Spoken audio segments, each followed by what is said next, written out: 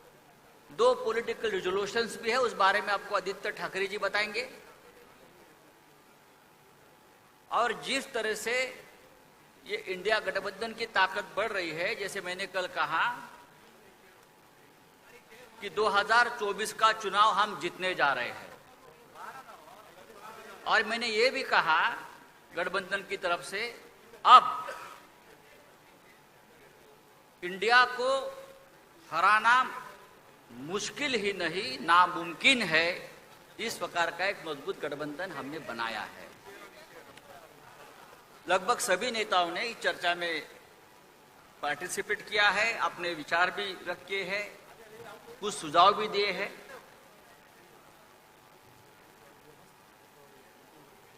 प्रमुख नेता आपसे डायलॉग करेंगे, उसके बाद आपके सवाल, बहुत ही सिलेक्टेड सवाल के जवाब दिया जाएगा, लेकिन ये आधा घंटे के ऊपर प्रेस कॉन्फ्रेंस नहीं चलेगी, आपको मैं बताना चाहता हूं।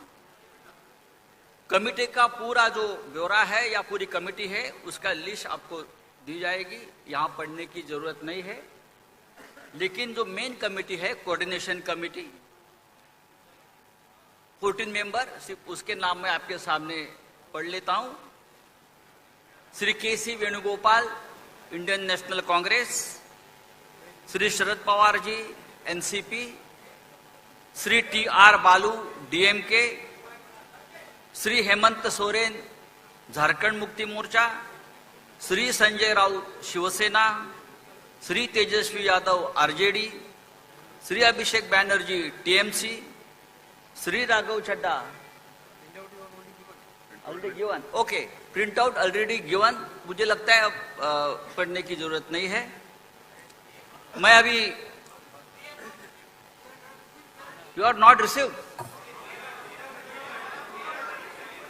तो ठीक है। Tejashwi Yadav RJD, Abhishek Banerjee TMC, Raghav Chadha AAP, Javed Ali Khan Samajwadi Party, Lallan Singh Janata Dal United, D Raja CPI, Omar Abdullah National Conference, Mehbooba Mufti PDP, CPI का नाम आ जाएगा, लेकिन बाकी जो कमेटी के जो नाम है आपके पास आ जाएंगे। मैं अब आज के जो स्पीकर्स है, मैं रिक्वेस्ट करूंगा इंडियन नेशनल कांग्रेस के अध्यक्ष हमारे नेता मल्लिकार्जुन खड़गे साहब को कि आप, सॉरी मैं नाम तो आपने दिया है, हाँ, मैं इस आज के इंडिया बैठक के होस्ट, 2 दिन से जो आप देख रहे हो ये पूरा मीटिंग का लीडरशिप, पहले रेजोल्यूशन आप कर रहे हो,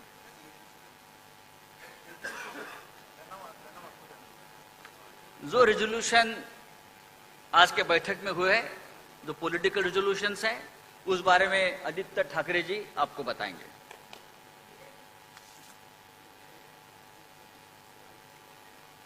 नमस्ते, जय हिंद।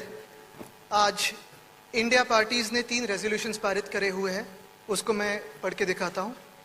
पहला रेजोल्यूशन ये है कि we the India parties hereby resolve to contest the forthcoming Lok Sabha elections together as far as possible.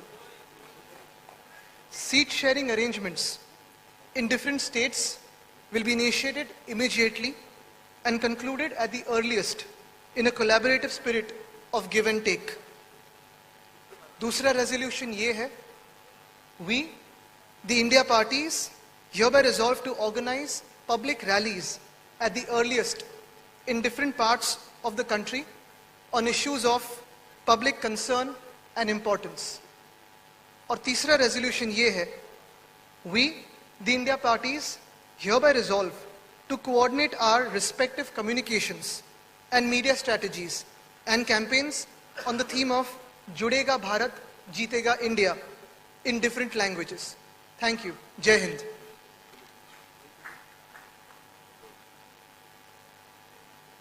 मैं इस इंडिया मीट के होस्ट शिवसेना सुप्रीमो उद्धव ठाकरे जी से विनती करूंगा कि आप ओपनिंग रिमार्क्स शुरुआत करें।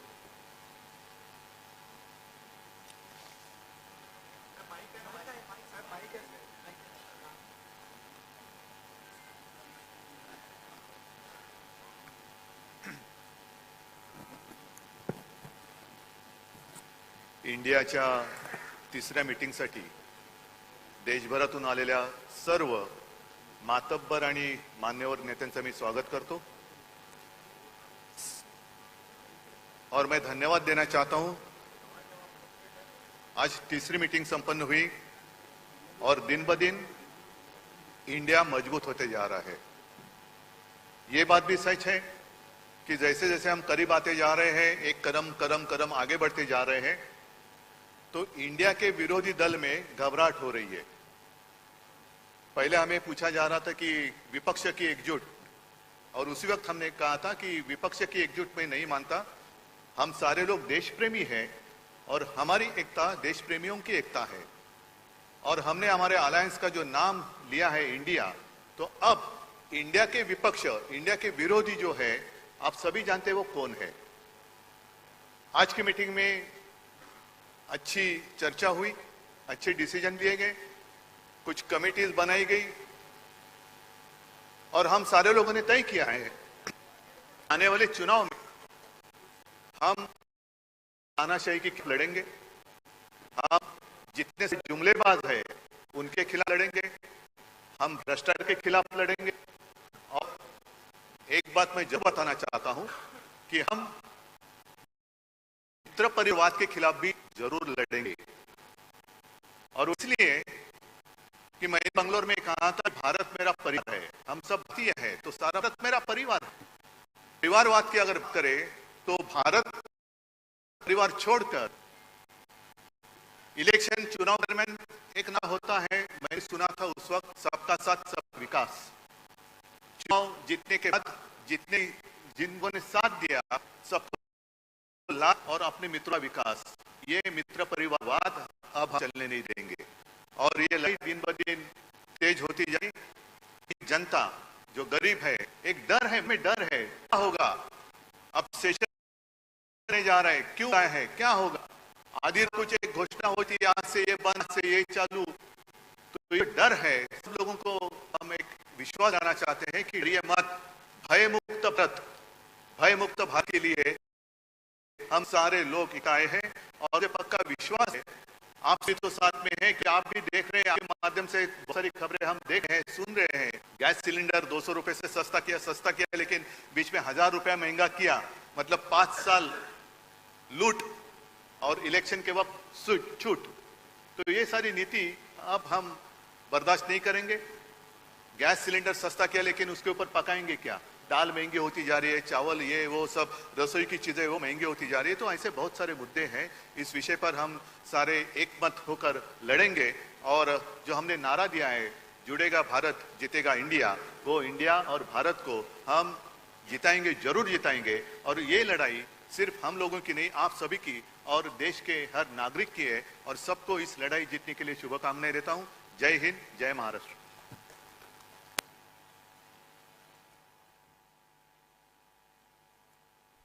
मैं अब कांग्रेस के अध्यक्ष, हमारे सबके नेता मल्लिकार्जुन खड़गे साहब को विनती करूंगा कि आप अपनी बात सामने रखें। माइक है ना वहाँ? है वहाँ माइक है, लेकिन साहब आ रहे हैं, कंफर्टेबल।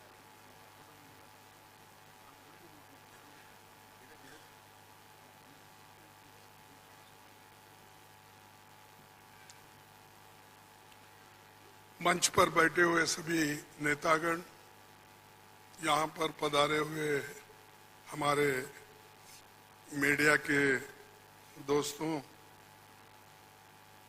सारे नाम लेने के वजह से यही बेहतर होगा कि जो कोई इस स्टेज पे बैठे हैं सभी को मैं नमस्ते करते हुए अपना 4 शब्द आपके सामने रखूंगा। आज की ये जो बैठक हुई, ये बहुत ही ठीक ढंग से सभी पार्टियों ने मिलके चलाया। इसका उद्देश्य क्या था, ये तो उद्धव ठाकरे जी ने कहा है और हम इसकी कोशिश बहुत दिन से कर रहे हैं। जब मैं बेंगलोर में था उस वक्त भी जो वहाँ पर मीटिंग हो गई थी, इससे पहले पटना में हो गई थी। उसके पहले तैयारी के लिए हमने मेरे घर पर भी राहुल साहब और नीतीश साहब, तेजस्वी और हमारे पवार साहब सभी मिलके एक बार बात किए।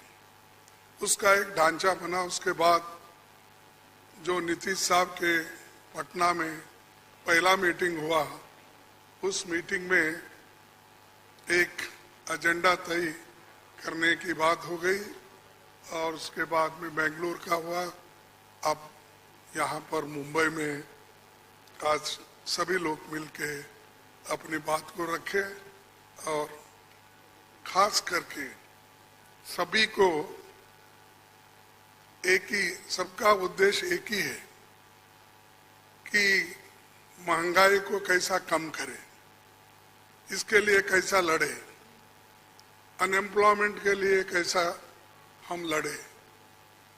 और इतने प्राइसेस जो बढ़ रहे पेट्रोल और डीजल के, और खास करके मोदी जी हमेशा 100 रुपए बढ़ाते हैं, 2 रुपए कम करते हैं।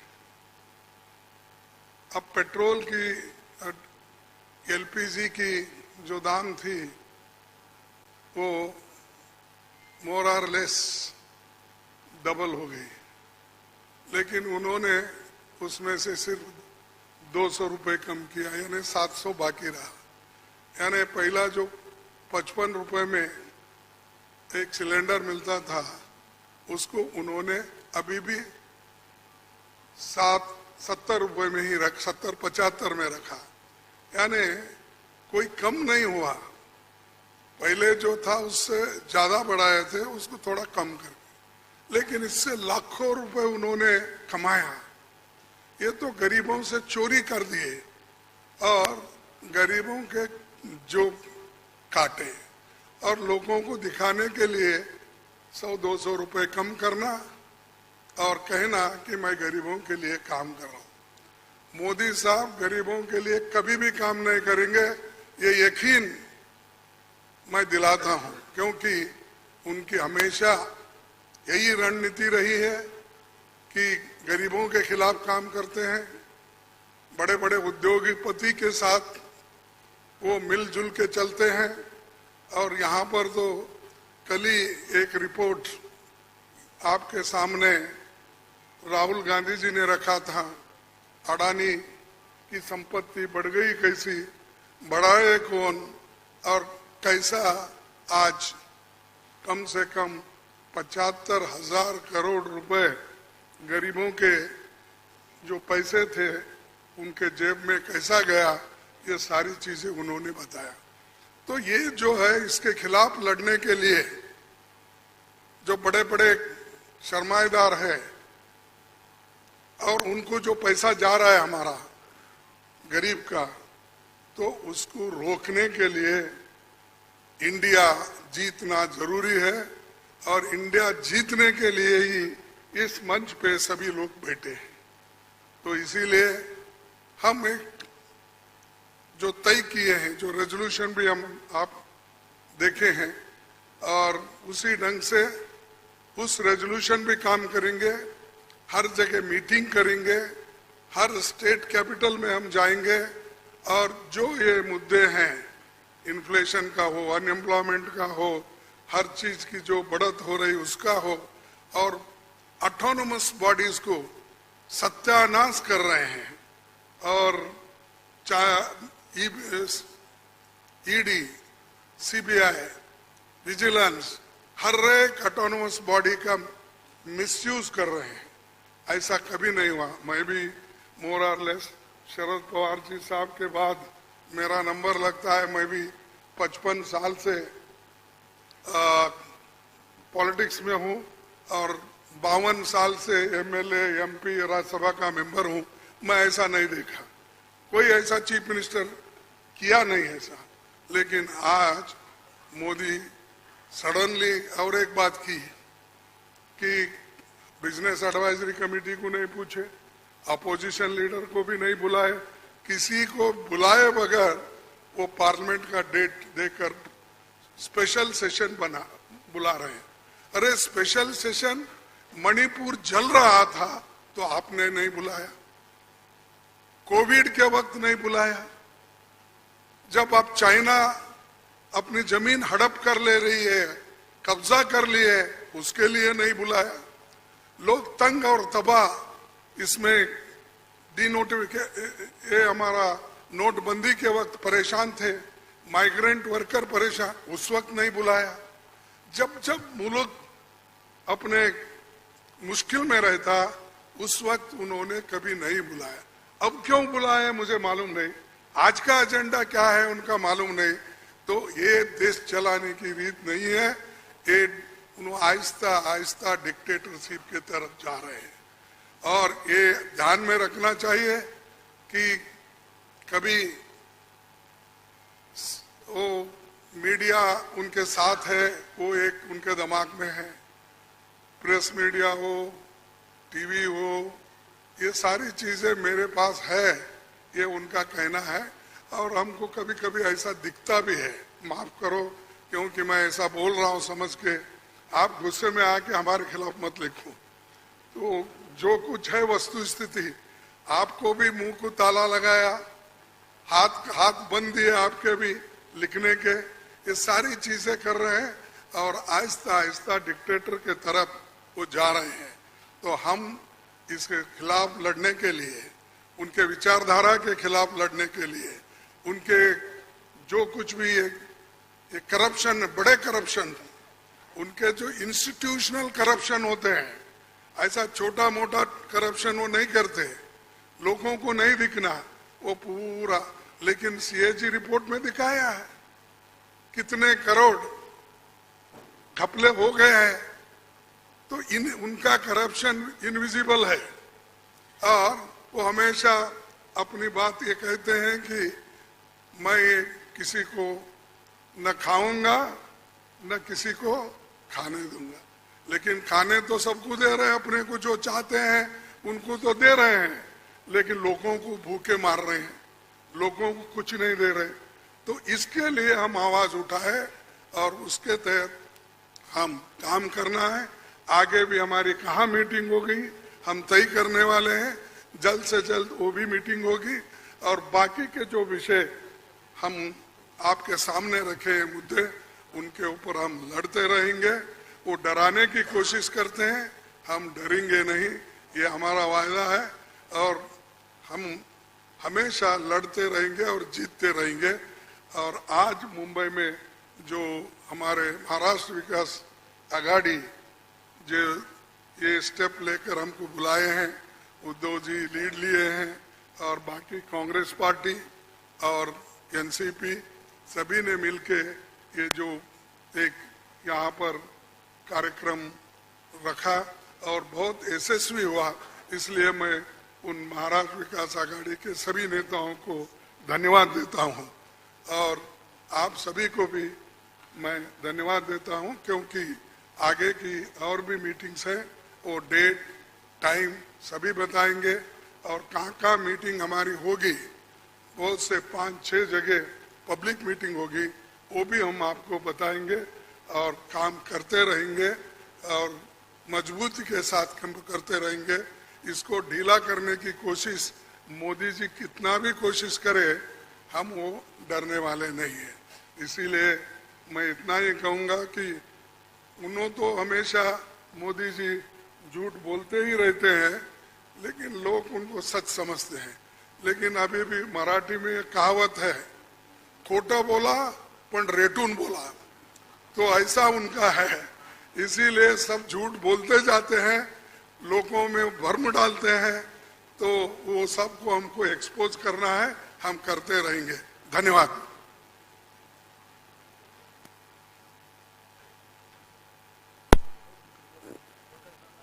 थैंक यू खड़गे साहब।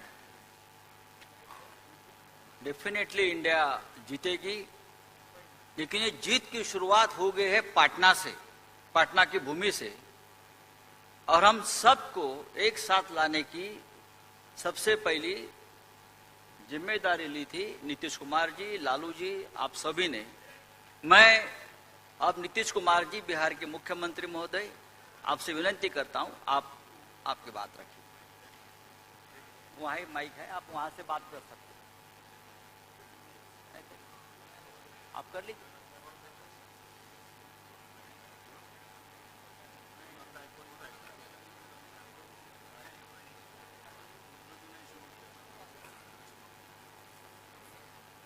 तो आप सब लोगों को मालूम है कि आज तीसरी मीटिंग हुई है। इसके पहले 2 मीटिंग हो चुकी है और सबके बारे में आपसे चर्चा की जा चुकी है, और बहुत अच्छे ढंग से कल से ही बातचीत हुई और आज मीटिंग हो गई। और पहले आपको चीज़ों के बारे में अनाउंस कर दिया गया कि इन सब चीज़ों के बारे में तय हो गया है, और अब नियमित रूप से अब जगह जगह जा करके हम लोग अपना प्रचार प्रसार का काम करते रहेंगे। तो ये सब आज तय हो गया, इसलिए इसके बारे में आपको बता दिए और बड़ी खुशी की बात है। और अब आप समझ लीजिए कि जितनी पार्टियां एकजुट होकर के काम कर रही हैं, तो आप अच्छी तरह जान लीजिए कि अब इसी का नतीजा होगा कि अभी जो केंद्र में हैं अब वो हारेंगे, अब वो जाएंगे, ये पक्का जान लीजिए। और अभी आपको बताया गया कि कैसे मीडिया पर ही कब्जा कर लिया है, कोई भी दूसरे की बात कम छपता है और ज्यादातर उन्हीं की बात छपते रहती। कितना काम पहले हुआ है, अलग अलग राज्यों ने कितना काम किया है दूसरे दूसरे पार्टियों ने, उसका कम छपता है। ये कम करते हैं और ज्यादा छपता रहता है, तभी तो आप लोगों पर कब्जा न है जी, तब तो उपाय है। और जब एक बार उनसे मुक्ति मिलेगी तो आप सब प्रेस वाले आजाद होइएगा और जो आपको उचित लगेगा वही लिखिएगा और वही बोलिएगा। ये बहुत जरूरी है। अगर प्रेस के लोग कुछ लिखते हैं, कहीं क्या काम हो रहा है, क्या ठीक नहीं हो रहा है, वो जब लिखते हैं तो उसका असर जनता पर कितना पड़ता है। और आजकल देख रहे हैं कोई काम नहीं कर रहे हैं और खाली उनका बड़ाई हो रहा है। आज जो राज्य वाला बेचारा जो काम कर रहा है उसकी चर्चा कम होती है। तो ये ना हो गया, इसलिए पटाइए। दूसरी चीज है, देश के इतिहास को ही बदलना चाहते हैं, तो हम लोग सब मिलकर के देश के इतिहास को नहीं बदलने देंगे, और सब मिल करके जो अपना देश है वो पूरा मजबूती के साथ होगा और समाज के हर तबके का उत्थान होगा और किसी की उपेक्षा नहीं होगी। तो इसीलिए सब मिल करके, और जानते भी न हैं, बहुत कोशिश चलते रहते हैं हिंदू मुस्लिम कुछ इधर उधर हो जाए, लेकिन सबको एकजुट होकर के न है जी, देश तो सबका है ना, तो सब एकजुट होकर के, तो सब मिल करके और सारा अच्छा काम कर रहे हैं, तो सबको लेकर के आगे बढ़ाना है।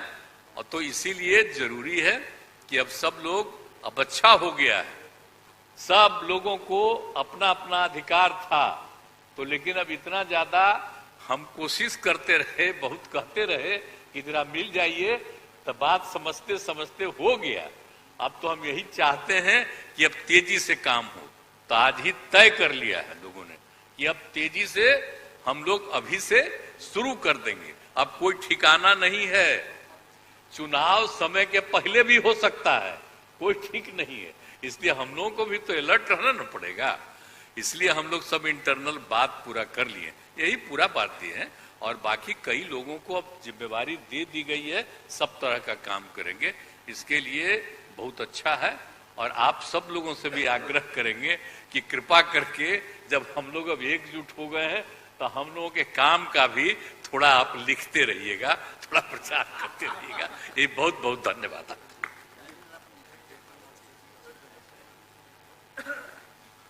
Honorable Chief Minister of Tamil Nadu, I request you to express your views. Stalin Saab.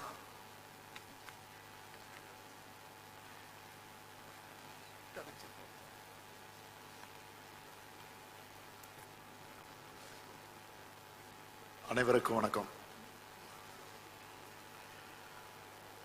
பாட்னாவில் 19 கட்சிகளோட கூட்டணி அமைச்சு அங்க முதல் கூட்டத்தை நடத்தணும். ஆக முதல் கூட்டத்தை பொறுத்த வரைக்கும் ஒற்றுமையாக இருந்து பாரதிய ஜனதா கட்சி ஆட்சிக்கு ஒரு முடிவு கட்ட வேண்டும் என்று முடிவு செஞ்சோம். அதை தொடர்ந்து இரண்டாவது கூட்டமாக பெங்களூர்ல நடத்தணும். அதுல இந்த கூட்டணிக்கு இந்தியா என்ற பெயரை சூட்டி அந்த பணியை தொடங்கணும். மூன்றாவதாக இந்த மும்பையில் 28 கட்சிகள் ஒன்று சேர்ந்து வலிமை மிக்க கூட்டணியாக இதை நாங்கள் நிரூபித்து காட்டிருக்கிறோம். நடைபெற்றுக் கொண்டிருக்கக்கூடிய பாரதிய ஜனதா கட்சி எப்படிப்பட்ட ஒரு சர்வாதிகார ஆட்சியை நடத்தி கொண்டிருக்கிறது என்பது உங்களுக்கெல்லாம் நல்லா தெரியும். அதில் இப்போ குறிப்பாக பிரதமராக இருக்க மோடி அவர்கள் எங்கே போனாலும் அது அரசு நிகழ்ச்சியாக இருந்தாலும் சரி, கட்சி நிகழ்ச்சியாக இருந்தாலும் சரி, அல்லது தனிப்பட்ட எந்த நிகழ்ச்சிக்கு போனாலும் அங்கெல்லாம் இந்த 9 வருஷமா செஞ்சிருக்கக்கூடிய சாதனைகளை பற்றி சொல்ல முடியாம சிறந்த ஆட்சி நடத்திக்கிட்டு இருக்கோங்கிறத வெளிப்படையாக சொல்ல முடியாத அளவுக்கு அவர் ஆளாகி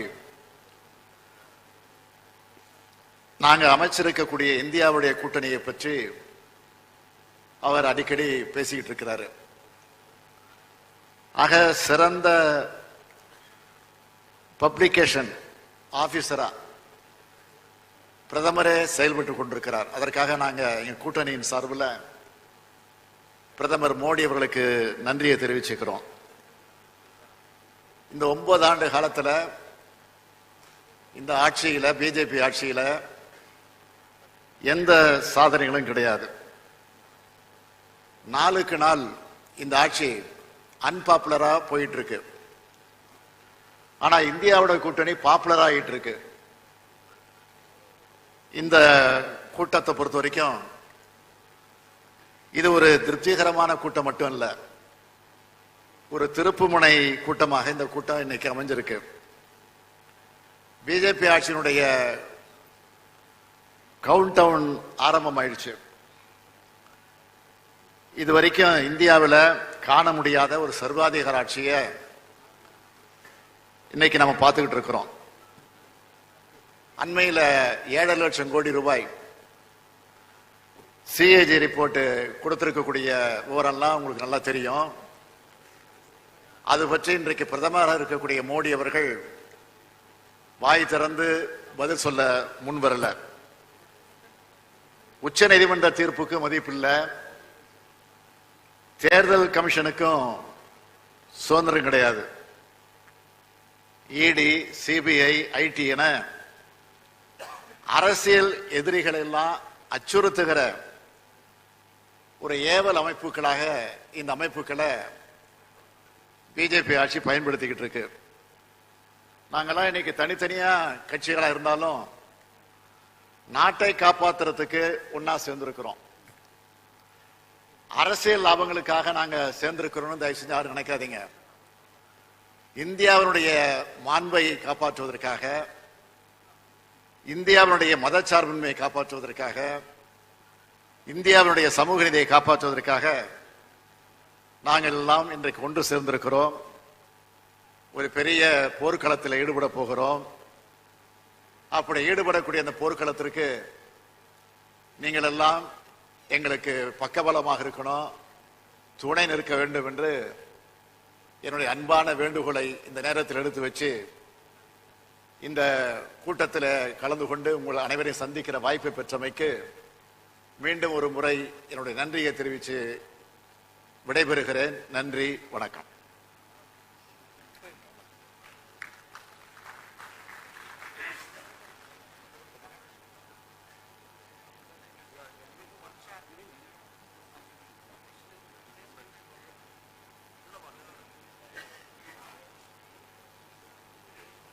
मैं अरविंद केजरीवाल जी को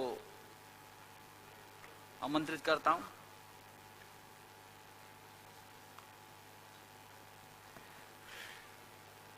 आप सब लोगों को मेरा नमस्कार। सबसे पहले मैं महाविकास आघाड़ी के ठाकरे साहब, पवार साहब और महाराष्ट्र कांग्रेस के नेताओं को बहुत बहुत बधाई और शुक्रिया अदा करना चाहता हूं इतनी शानदार 2 दिन की मीटिंग ऑर्गेनाइज करने के लिए।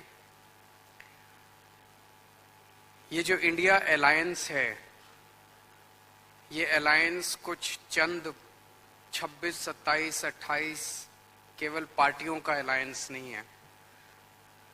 ये इंडिया अलायंस इस देश के 140 करोड़ लोगों का अलायंस है और ये लोग एक साथ आए हैं।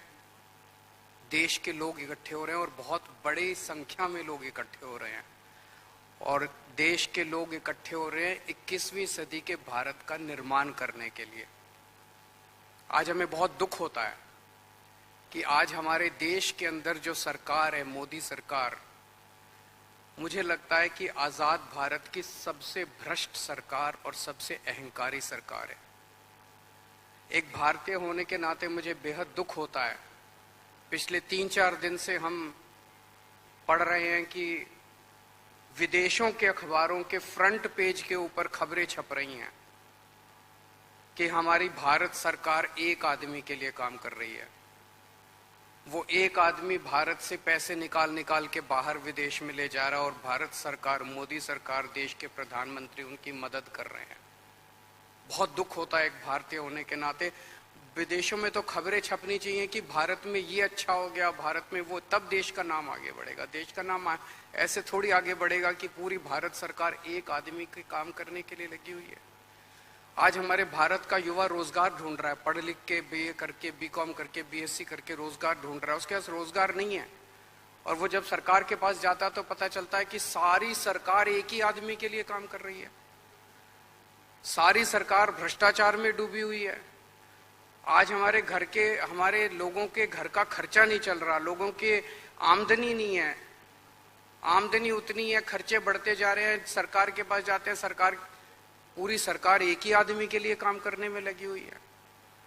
इससे ज्यादा अहंकारी सरकार आज तक कभी नहीं हुई और ये लोग अपने आप को भगवान से भी बड़ा समझने लग गए हैं और जब कोई आदमी अपने आप को भगवान से बड़ा समझने लगता है तो फिर उसका पतन भी जल्दी होता है। मुझे बेहद खुशी है कि इंडिया अलायंस में सब लोग आपस में जुड़ रहे हैं।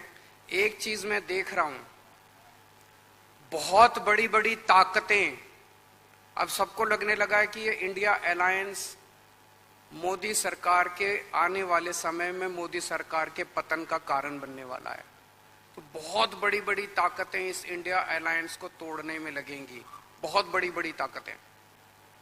पिछले कुछ दिनों से मैं देख रहा हूं, जबरदस्ती क्या दिखाया जाएगा, इसकी उसके से लड़ाई हो गई, उसकी उससे लड़ाई हो गई, जबरदस्ती दिखाने की कोशिश की जाएगी, जबरदस्ती दिखाने की कोशिश की जाए। मैं पिछली 3 मीटिंग अटेंड कर चुका, मैं आपको पूरी जिम्मेदारी के साथ कह सकता हूं, जितनी अच्छे से और जितने प्यार और मोहब्बत से सारी मीटिंग्स हुई हैं, किसी के साथ लड़ाई नहीं है। और यहाँ पे जितने लोग बैठे हैं कोई पद के लिए नहीं आया, सब 140 करोड़ लोगों के इस भारत देश को बचाने के लिए आए हैं, इसको तरक्की के रास्ते पे ले जाने के लिए आए हैं। कोई यहाँ पे पद के लिए नहीं आया है। सो मुझे बेहद खुशी है, 2 दिन की हमारी मीटिंग बहुत अच्छी रही और सबने आगे बढ़ के आज मीटिंग में जिम्मेदारियां ली हैं। किसी ने सीट शेयरिंग करवाने की जिम्मेदारी ली है, किसी ने मीडिया की जिम्मेदारी ली है, किसी ने सोशल मीडिया की जिम्मेदारी ली है, किसी ने कैंपेन डिजाइन करने की जिम्मेदारी ली है। मुझे पूरी उम्मीद है कि आने वाले समय के अंदर पूरा भारत इकट्ठा होगा और इस अहंकारी, भ्रष्टाचारी, तानाशाही सरकार का पतन का कारण बनेगा। बहुत बहुत शुक्रिया। भारत इकट्ठा हो रहा है, हो जाएगा। मैं अब आमंत्रित करता हूं हमारे प्रिय आदरणीय नेता लालू यादव जी।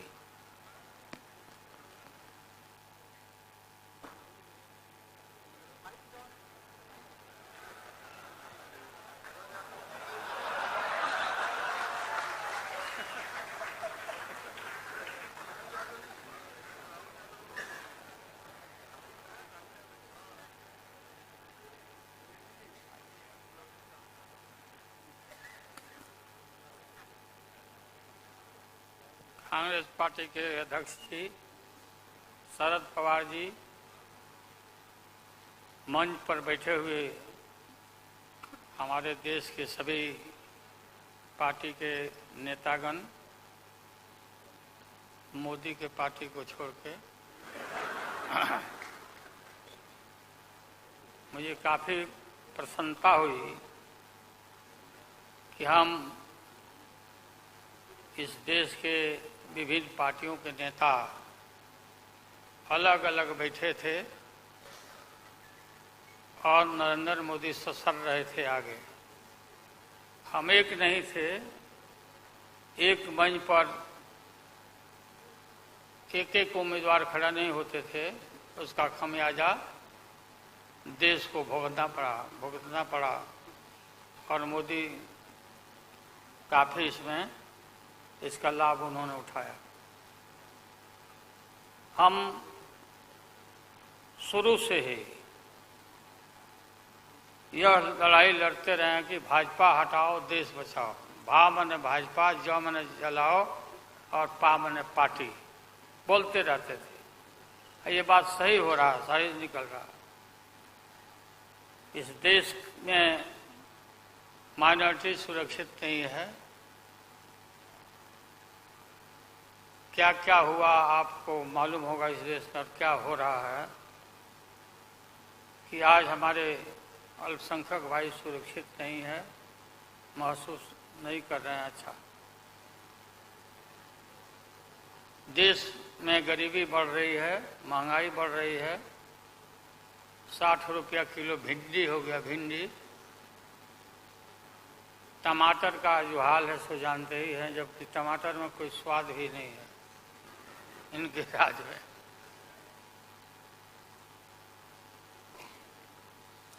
लगातार लड़ाई लड़ते लड़ते हम लोग आज इस मुकाम पर आए हैं कि अब हम सब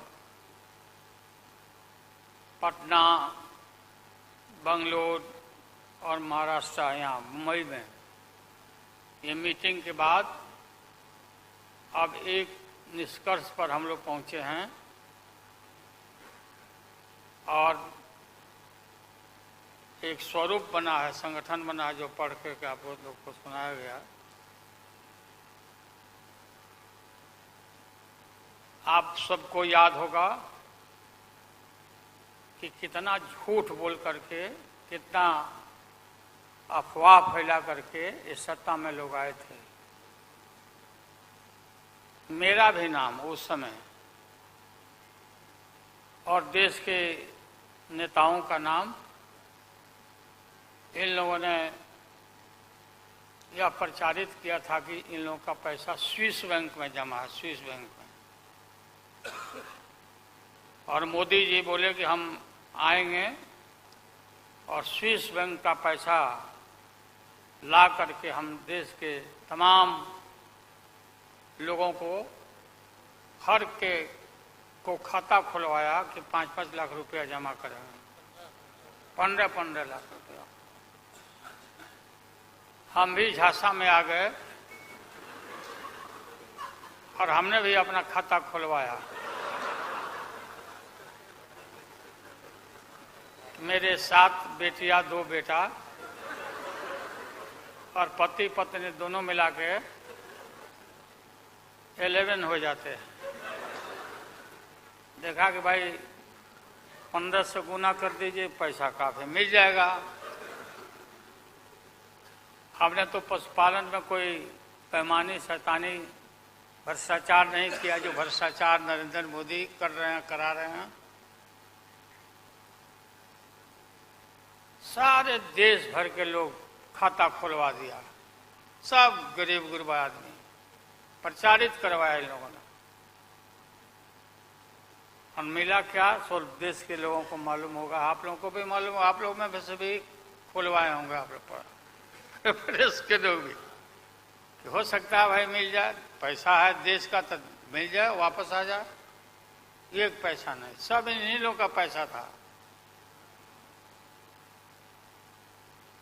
अभी काफ़ी जय जयकार हो रहा होना चाहिए, वैज्ञानिकों का होना चाहिए। चंद्रयान पर लोग गए, सब घूमे फिरे लोग, हमारे वैज्ञानिक, देश का नाम ऊंचा हुआ। अब हमने सुना है कि मोदी जी अब ये सोच रहे हैं, और इसीलिए पहले ही लोकसभा का मीटिंग भी सुना, बोला दिया है। हमने ये सुना, किसी जिम्मेवार आदमी ने कहा कि भाई हम लोग तो अब इतना देश के वैज्ञानिक आगे देश को ऊंचा कर दिए, दुनिया में नाम हो गया। हम अपील कर रहे हैं इसरो के वैज्ञानिकों से, अपने देश के वैज्ञानिकों से, कि भाई मोदी जी को पीछे नहीं रहना चाहिए। इनको चंद्रलोक से की बात छोड़ो, अब सूर्यलोक पर इनको पहुंचाओ। नरेंद्र मोदी पहुंच तो जाओ, हाँ, दुनिया भर में नाम हो जाएगा मोदी जी का। अमेरिका सब देश कहाँ पीछे छिटा जाएगा। राहुल गांधी जी घूमते रहते हैं अमेरिका में, कई देश में घूमे, इनको अवसर मिला है। तो ये भी देख लेंगे कि भाई मोदी जी सचमुच में देश का नाम करने के लिए अब ये चल पड़े हैं। आगे दशहरा के बाद इसकी तैयारी कर लें, हमारी शुभकामना है कि चले जाएं। इतनी गरीबी है, गुरबा लोग हैं, बेकारी है, चारों तरफ फैला हुआ है, और बोलते हैं कि देश आगे बढ़ गया, कि देश आगे बढ़ गया। देश के नेताओं को कोई भी ऐसा नेता नहीं छूटा है जिसको ईडी में, सीबीआई में ये ना फंसाए हों, सबको फंसा के। ये हम देखते थे, पहले के जमाना में सुनते थे कि जो बड़े लोग होते थे, सामंती लोग होते थे, वो गरीबों को और मिडिल क्लास के लोगों को मुकदमा में फंसा के और शासन करते थे। वही इनकी आदत हो गई है, और हम लोग डरने वाले नहीं हैं। हमने अपना किडनी ट्रांसप्लांट कराया है, कोई शौक से नहीं कराया है। डॉक्टरों ने कहा कि करा लो भाई। हमारी बेटी सिंगापुर में रहती है, उसने अपना किडनी दान दे दिया, जीवन दान दिया हमारी बेटी। और वहाँ इतना हम अपना शरीर का ऑपरेशन कराए हुए हैं, कोई ठिकाना नहीं। और पहले इस रोग के अलावा एशियन हार्ट इंस्टीट्यूट, डॉक्टर पंडा है यहाँ, नामी ग्रामी सर्जन हैं, 5-6 हमारा ऑपरेशन हो चुका है। लेकिन आप सबका आशीर्वाद और कृपा है कि हम जीवित हैं, और हम आगे भी हम काफ़ी, मेरा हौसला मजबूत है कि हम रहेंगे, और मोदी जी को हटा के ही हम दम लेंगे हम लोग। इसलिए हम लोगों ने संकल्प लिया है, बिल्कुल। और सुन ले मोदी जी, अब आप समझ लेना कि पहले से मैं आपसे लगता आ रहा हूँ, गुजरात के युद्ध के लड़ाई राइट के समय से आपके और आपके गुरु, कौन अध्यक्ष है वो? हाँ? नहीं, उनके पार्टी के अध्यक्ष जी अडवाणी जी को तो गिरफ्तार किया था, वो नहीं भाई। अरे अभी जो है मौजूद अमित शाह, बताओ, ही कहाँ के शाह नेता हो गए, कब का संघर्ष किया हुआ भाई। हम थे, राज्यसभा में थे उन दिनों में, भैरव सिंह शेखावत साहब जी उपराष्ट्रपति थे, और दंगा जब हुआ तो चारों तरफ देश और दुनिया भर में यूरोपियन कंट्री ने अपने नागरिकों को मना कर दिया कि मत जाना उधर, भारत में मत जाना। और इनका प्रवेश भी निषेध हो गया था विदेशों में। आप सब लोगों को मालूम है किस तरह का इनका इतिहास रहा है।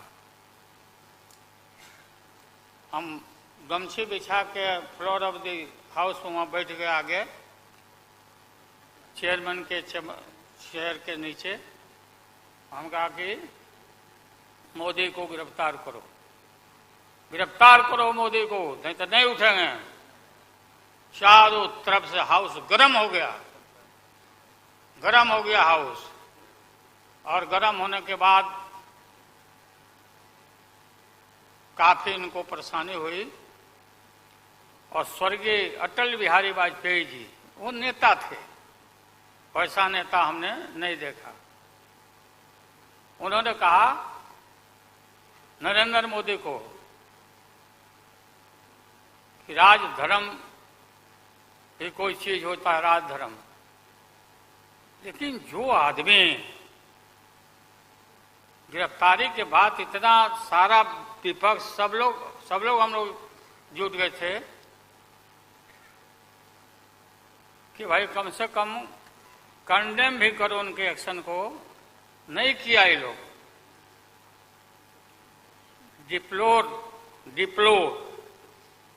डिप्लोर मतलब किया कि वो भी नहीं, अंदर से नहीं निकला इन लोगों को कि हम निंदा करें। इतने बड़े नरसंहार हुआ था, क्या क्या हुआ उसको दोहराने की जरूरत नहीं है। हम सब लोग ज्यादा भाषण नहीं, भाषण का तो मेरा, हमारे दीदी भी यहाँ बैठी हुई है, ममता दी निकल गई आज चले। तो सारे जो उस समय लोग थे हमारे साथी, बालू जी भी निकल गए।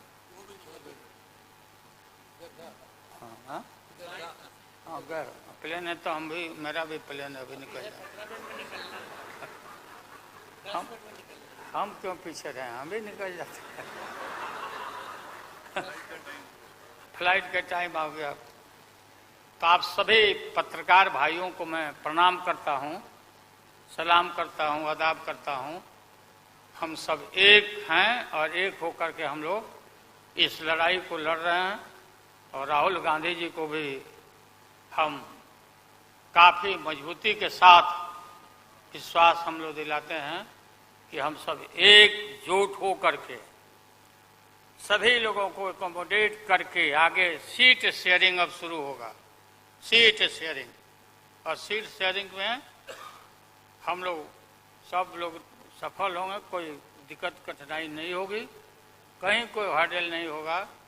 अपना कुछ नुकसान करके भी हम लोग इंडिया को, ये संघ है, हम लोग जिताएंगे और मोदी को हटाएंगे और देश को बचाएंगे।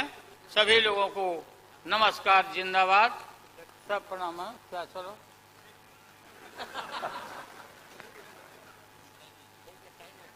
टाइम भी हो गया, तो नमस्ते सब लोगों को, प्रणाम। पवार साहब के लिए भी हम लोगों की शुभकामना है। आप पुराने नेता हैं, डटे रहिएगा, अपना पार्टी को मजबूत रखिए, हम लोग आपके साथ हैं।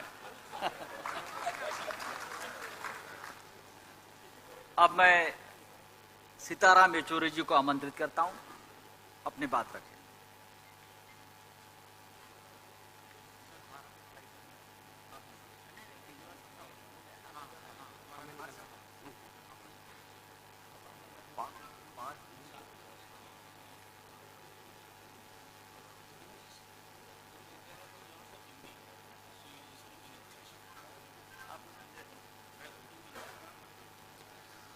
Well, you've all heard our leaders speak in Hindi, so you want me to speak in English or should I also continue in Hindi?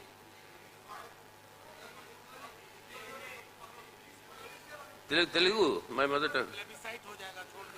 Huh? Well, you've heard the basic decisions here. India, this alliance is met, it is expanded. There are two more parties that have joined, and we think that more will join. And we have worked out the understandings on the basis of which the seat sharing will be done at the state levels. State level seat sharing, all the discussions will take place at the state level. अच्छा बताइए Lalu ji. Lalu ji,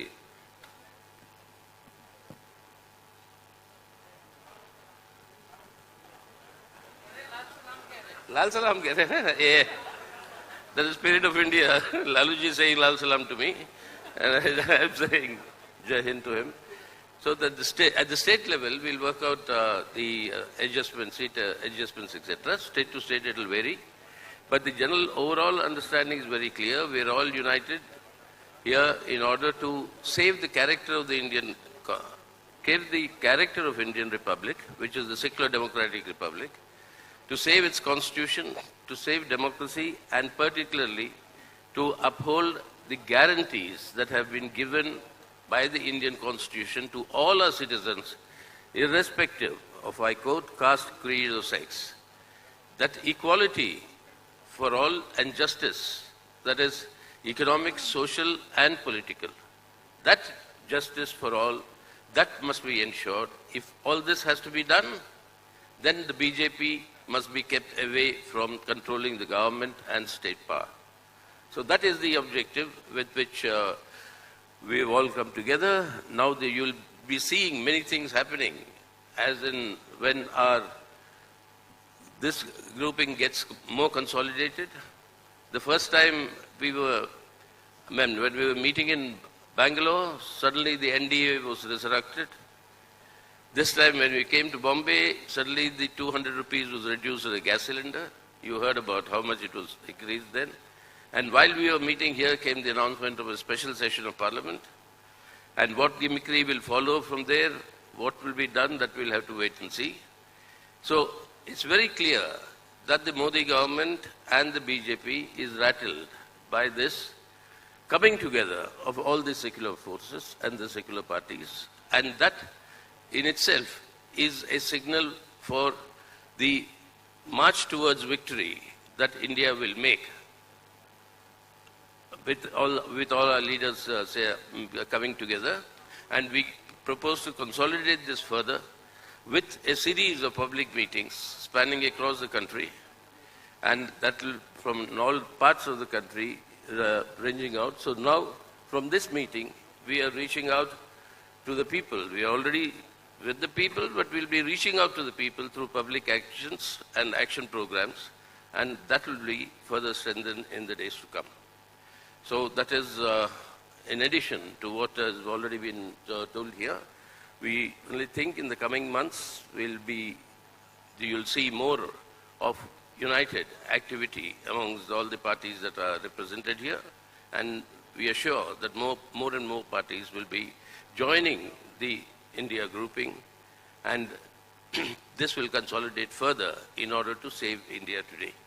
To saving India and then changing India for the better, that is the objective with which we all come together, and that is what we will ensure, and that is our assurance to the people of our country. Thank you. अब मैं आमंत्रित करता हूं आदरणीय प्रिय Rahul Gandhi ji.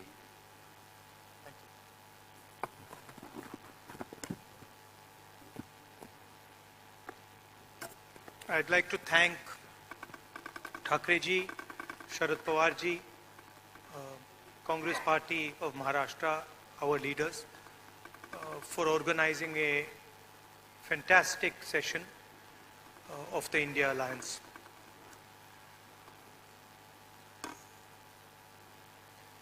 Two very big steps were taken. The most important thing to understand is that this stage represents 60% of the Indian population. If the parties on this stage unite, it is impossible for the BJP to win an election. So the task in front of us is to come together in the most efficient way possible. And two big steps have been taken in that regard. The first step is a coordination committee and committees under that committee. And the second step is a decision that we will expedite all seat sharing discussions and decisions and make them happen as soon as possible. These are two very, very powerful steps in ensuring that the India alliance defeats the BJP. The election is very, very clear. I did a press conference yesterday, and the nexus between the Prime Minister and a particular businessman is there for every single person to see. I mentioned yesterday in my press conference that the G20 is taking place, and it is very important for India's credibility, our nation's credibility, that the Prime Minister makes his position very clear and begins an inquiry on what has happened with regards to Mr. Adani. The Prime Minister and the BJP are a nexus of corruption. And that is the first thing that the India Alliance is going to demonstrate and prove. The idea behind Prime Minister Modi's government is to extract money from the poor people of this country and transfer it to a limited few. And so we are going to propose a clear path, development path.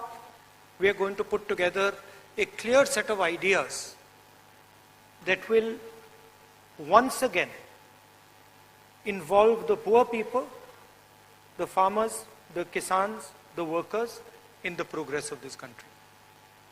I'd like to once again thank all the senior leaders, and I'm confident that the India Alliance will defeat the BJP.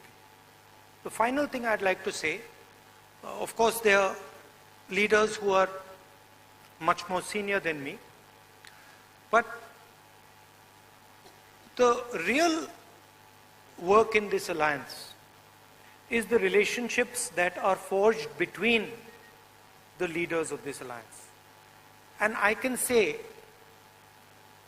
with confidence that these two meetings have done a huge amount in building the rapport between all the leaders and ensuring that all of us work together as one. I can see that there is flexibility among all the leaders in the way we are approaching things. There are differences, of course, but I am extremely impressed by the way those differences are minimized and ironed out. Thank you very much. Of course, I don't want to comment much about the press, but I think Laluji said it best. You're also in some ways restricted and chained, and India Alliance is working to free you from your chains. Thank you. Sorry, I forgot one thing. I forgot one thing, which is probably the most important thing. I spent a week in Ladakh. I went to Pangong Lake, right in front of where the Chinese are. And I had detailed discussions, probably the most detailed discussions that any politician outside Ladakh has had with the people of Ladakh. And specifically, the shepherds of Pangong Lake, the leaders of Pangong Lake, and the common people who live around Pangong Lake.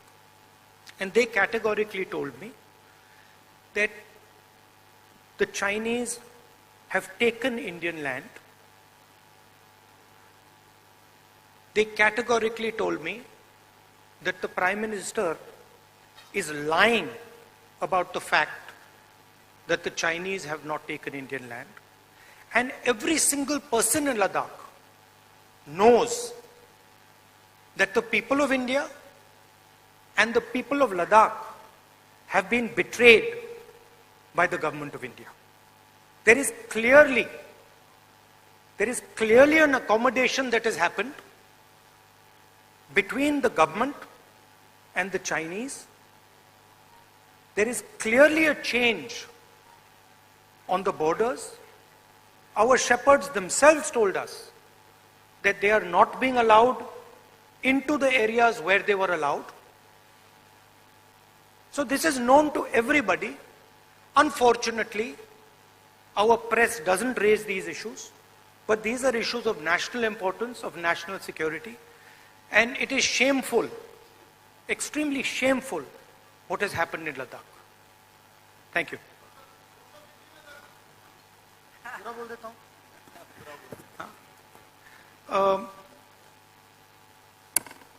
सबसे पहले मैं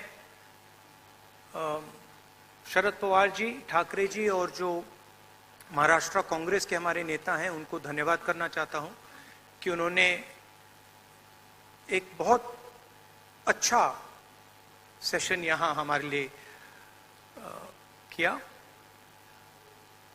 session में दो महत्वपूर्ण बातें decide की गई। पहले कि एक कोऑर्डिनेशन कमेटी होगी और दूसरी कि जल्दी से जल्दी जो सीट शेयरिंग का मामला है उसको हम डिस्कस करके उसमें हम रेजोल्यूशन निकाल देंगे।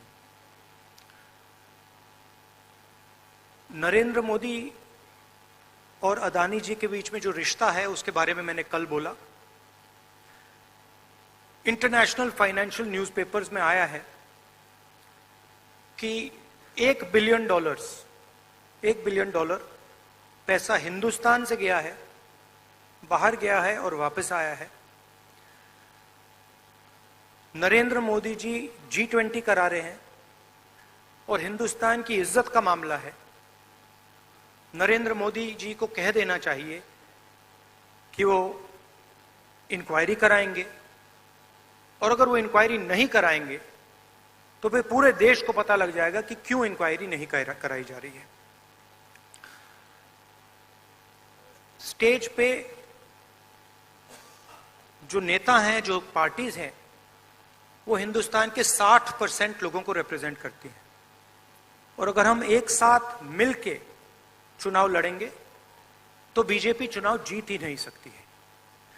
और मुझे बहुत खुशी हो रही है कि जो हमारी पार्टीज हैं, जो हमारे नेता हैं, उनके बीच में जो रैपोर है, जो फ्लेक्सिबिलिटी है, वो गहरी होती जा रही है। और मुझे लगता है कि इंडिया अलायंस बीजेपी को चुनाव में आसानी से हरा देगा।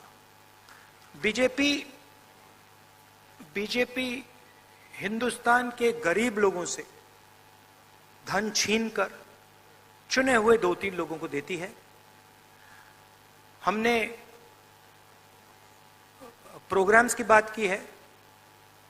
एक हम कमेटी बना रहे हैं जो पॉलिसीज के बारे में डिस्कशन करेगी, और जो हमारे किसान हैं, मजदूर हैं, गरीब लोग हैं, उनके लिए जो हमारा विजन है वो हम थोड़ी ही देर में हिंदुस्तान को, आप सबको दिखाएंगे। Thank you. इंडिया अलायंस के एक मजबूत स्तंभ आदरणीय शरद पवार जी।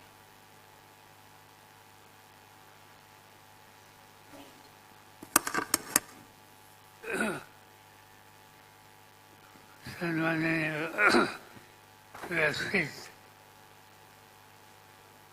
और साथियों, कल से हम देश के 28 पॉलिटिकल पार्टीज के नेता की जिनकी उपस्थिति 68 के आसपास थी, यहाँ बैठे, और कई दिनों से हमारे सबके मन में देश के सामने कोई गंभीर समस्या है, इस पर बहस करके आगे की नीति तय करने का काम ये 2 दिन के सेशन में हम लोगों ने किया। मैं शुरू में सभी पॉलिटिकल पार्टी जो बाहर से यहाँ आए, इनके यहाँ जो प्रबंध व्यवस्था करने की जिम्मेदारी उद्धव ठाकरे जी के नेतृत्व वाली शिवसेना हो, कांग्रेस पार्टी हो, राष्ट्रवादी कांग्रेस पार्टी हो, सभी साथियों ने अच्छी तरह से की और इसीलिए इन सभी नेता लोगों को मैं धन्यवाद देता हूँ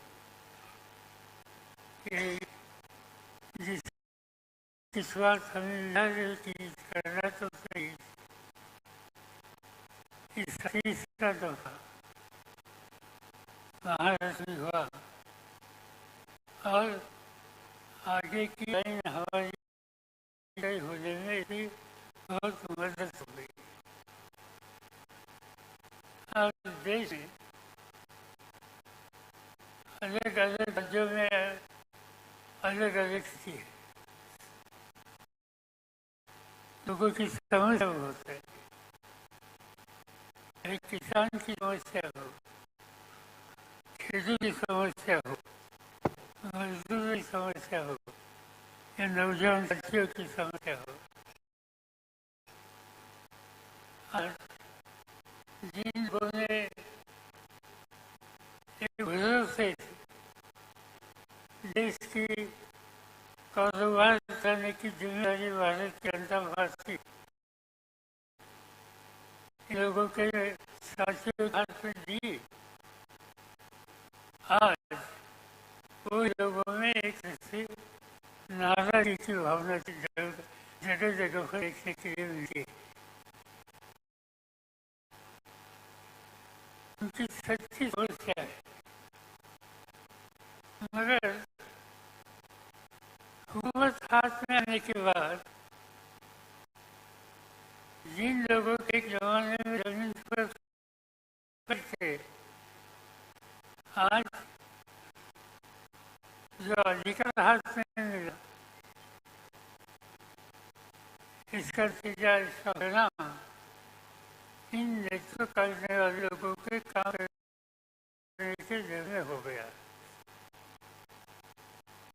आज हम लोग देखे हैं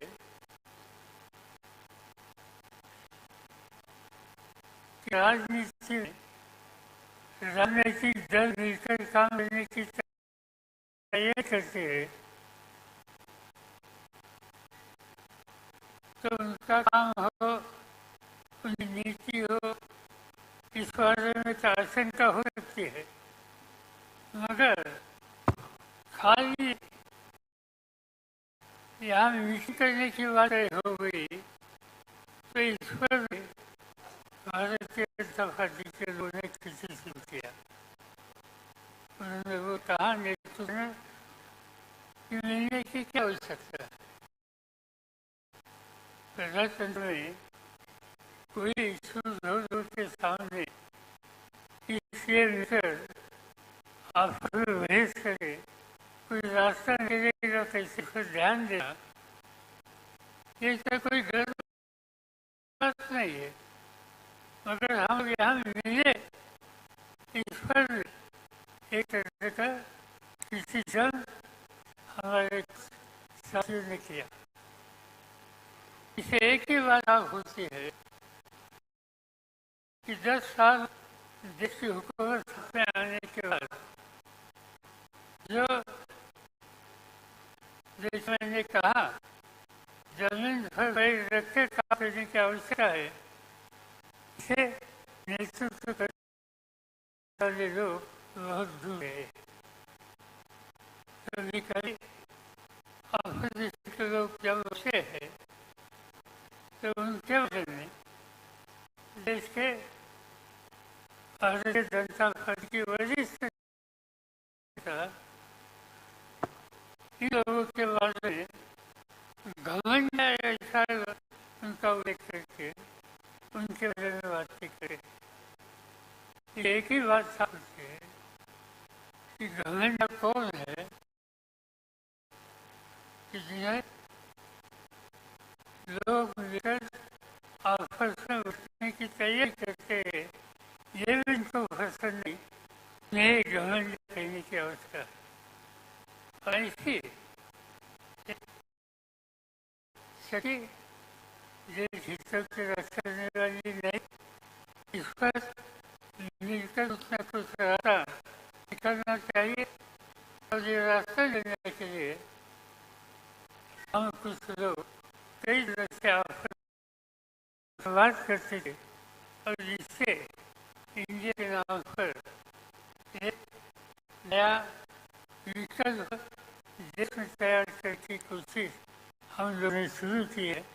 और इसका ही ये सम्मेलन यहाँ सम्मेलन था। मुझे खुशी है कि देश के लोगों ने जो कुछ करना चाहते इस बारे में एक गंभीरता से देखने की बात है। मीडिया ने ये जो कुछ कर रहे हैं ये देशवासियों के सामने अच्छी तरह से रखने के लिए काम किया। मैं इतना ही आपको वायदा करता हूँ, हम रुकेंगे नहीं, हम गलत रास्ते पर जाएंगे नहीं। गलत रास्ते पर जो जा रहे उनको ठीक रास्ते पर लाने के लिए और ठीक रास्ते पर आते ही तो उन्हें दूर करने के लिए जो कोई तरीके आवश्यकता है वो हम कंधे कंधे मिलाकर मिलकर हम करेंगे। और देशवासियों के सामने एक साफ सुथरा प्रदर्शन देने की जो आवश्यकता है, इसके लिए जो कुछ करना होगा वही करिए, इसे मैं कहना चाहता हूँ। ये समझने के लिए हमारे साथियों ने बहुत मेहनत की। तीनों बच्चे के नेताओं ने उनके साथियों ने मेहनत की। अनेक कई राज्यों से जो हमारे साथी यहाँ आ गए, मैं इन सभी को धन्यवाद देना चाहता हूँ कि ये अधिवेशन कामयाब होने के लिए सभी लोगों ने साथ की। ये सभी को मैं धन्यवाद देता हूँ, मीडिया को धन्यवाद देता हूँ। यहाँ जिन साथियों ने अच्छी तरह से इंतजाम किए, इन साथियों को धन्यवाद देता हूँ और आपसे रह लेता हूँ।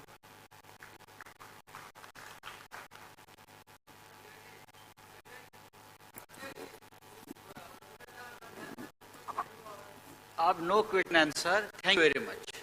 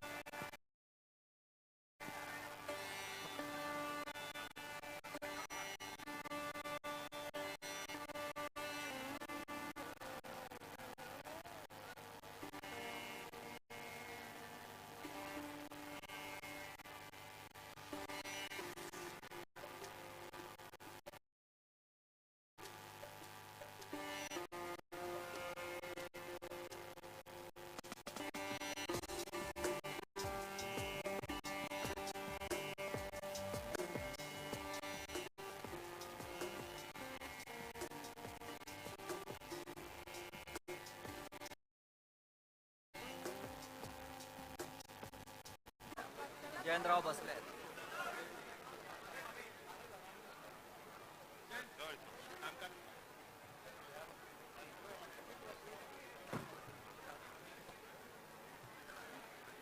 क्या हो गया मनोज?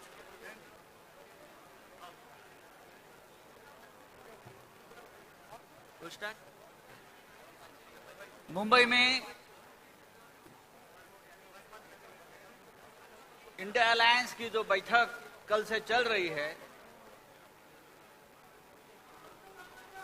वो आज अभी अभी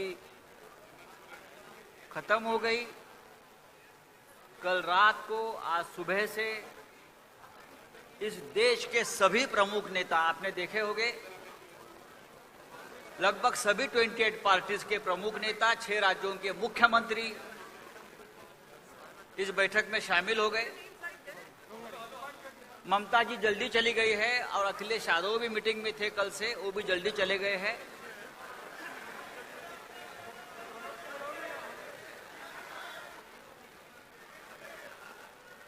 और इंडिया अलायंस जो हमारा गठबंधन है, वो गठबंधन बहुत ही मजबूती से उभर कर सामने आ रहा है.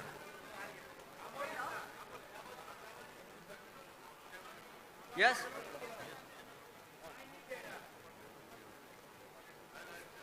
ये आवाज का आवाज क्या करेंगे? आपको सुनाई आ रहा है क्या? आप सुन सकते हैं, यहां नहीं सुन सकते. You can't hear.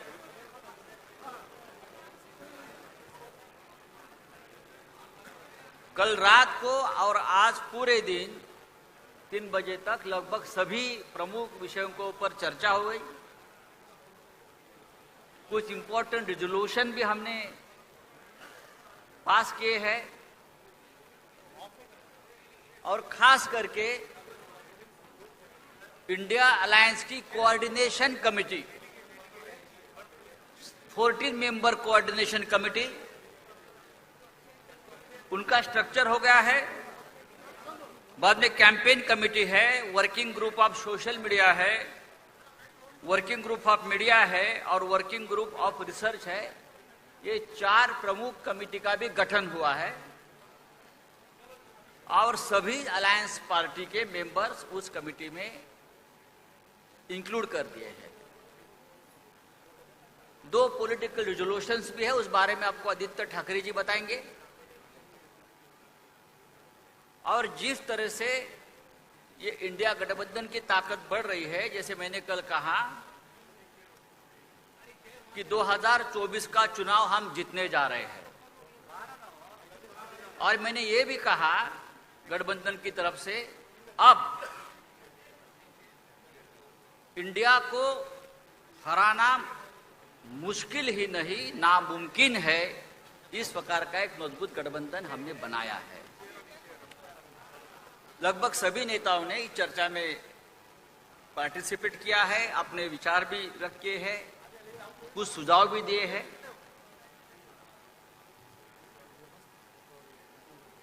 प्रमुख नेता आपसे डायलॉग करेंगे, उसके बाद आपके सवाल, बहुत ही सिलेक्टेड सवाल के जवाब दिया जाएगा. लेकिन ये आधा घंटे के ऊपर प्रेस कॉन्फ्रेंस नहीं चलेगी, आपको मैं बताना चाहता हूं.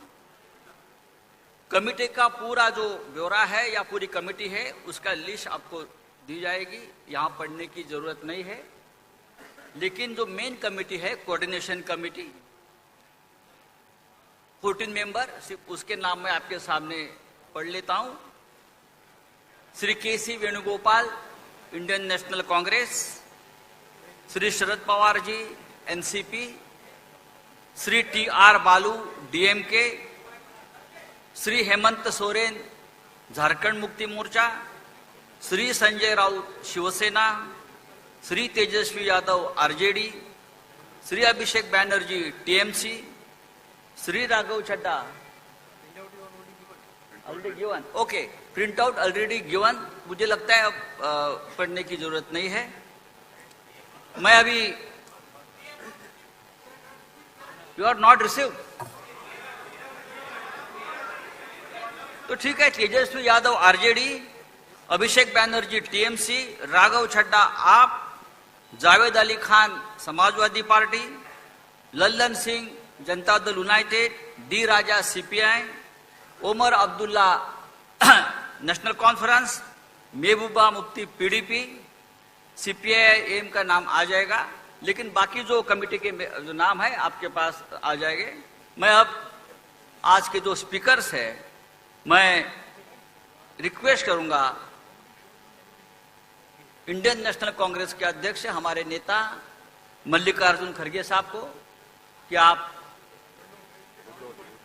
सॉरी मैं नाम तो आपने दिया है, हाँ मैं इस आज के इंडिया बैठक के होस्ट, 2 दिन से जो आप देख रहे हो ये पूरा मीटिंग का लीडरशिप, पहले रेजोल्यूशन आप कर रहे हो,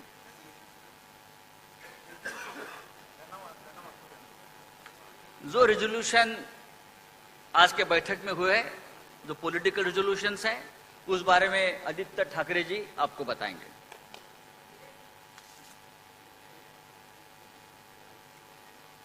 नमस्ते, जय हिंद। आज इंडिया पार्टीज ने 3 रेजोल्यूशंस पारित करे हुए हैं, उसको मैं पढ़ के दिखाता हूं। पहला रेजोल्यूशन ये है कि we the India parties hereby resolve to contest the forthcoming Lok Sabha elections together as far as possible. Seat sharing arrangements in different states will be initiated immediately and concluded at the earliest in a collaborative spirit of give and take. दूसरा resolution ये है, we, the India parties, hereby resolve to organize public rallies at the earliest in different parts of the country on issues of public concern and importance.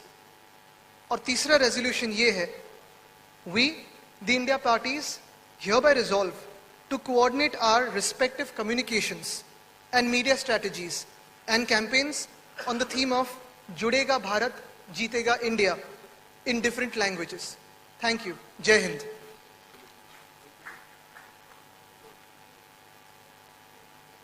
मैं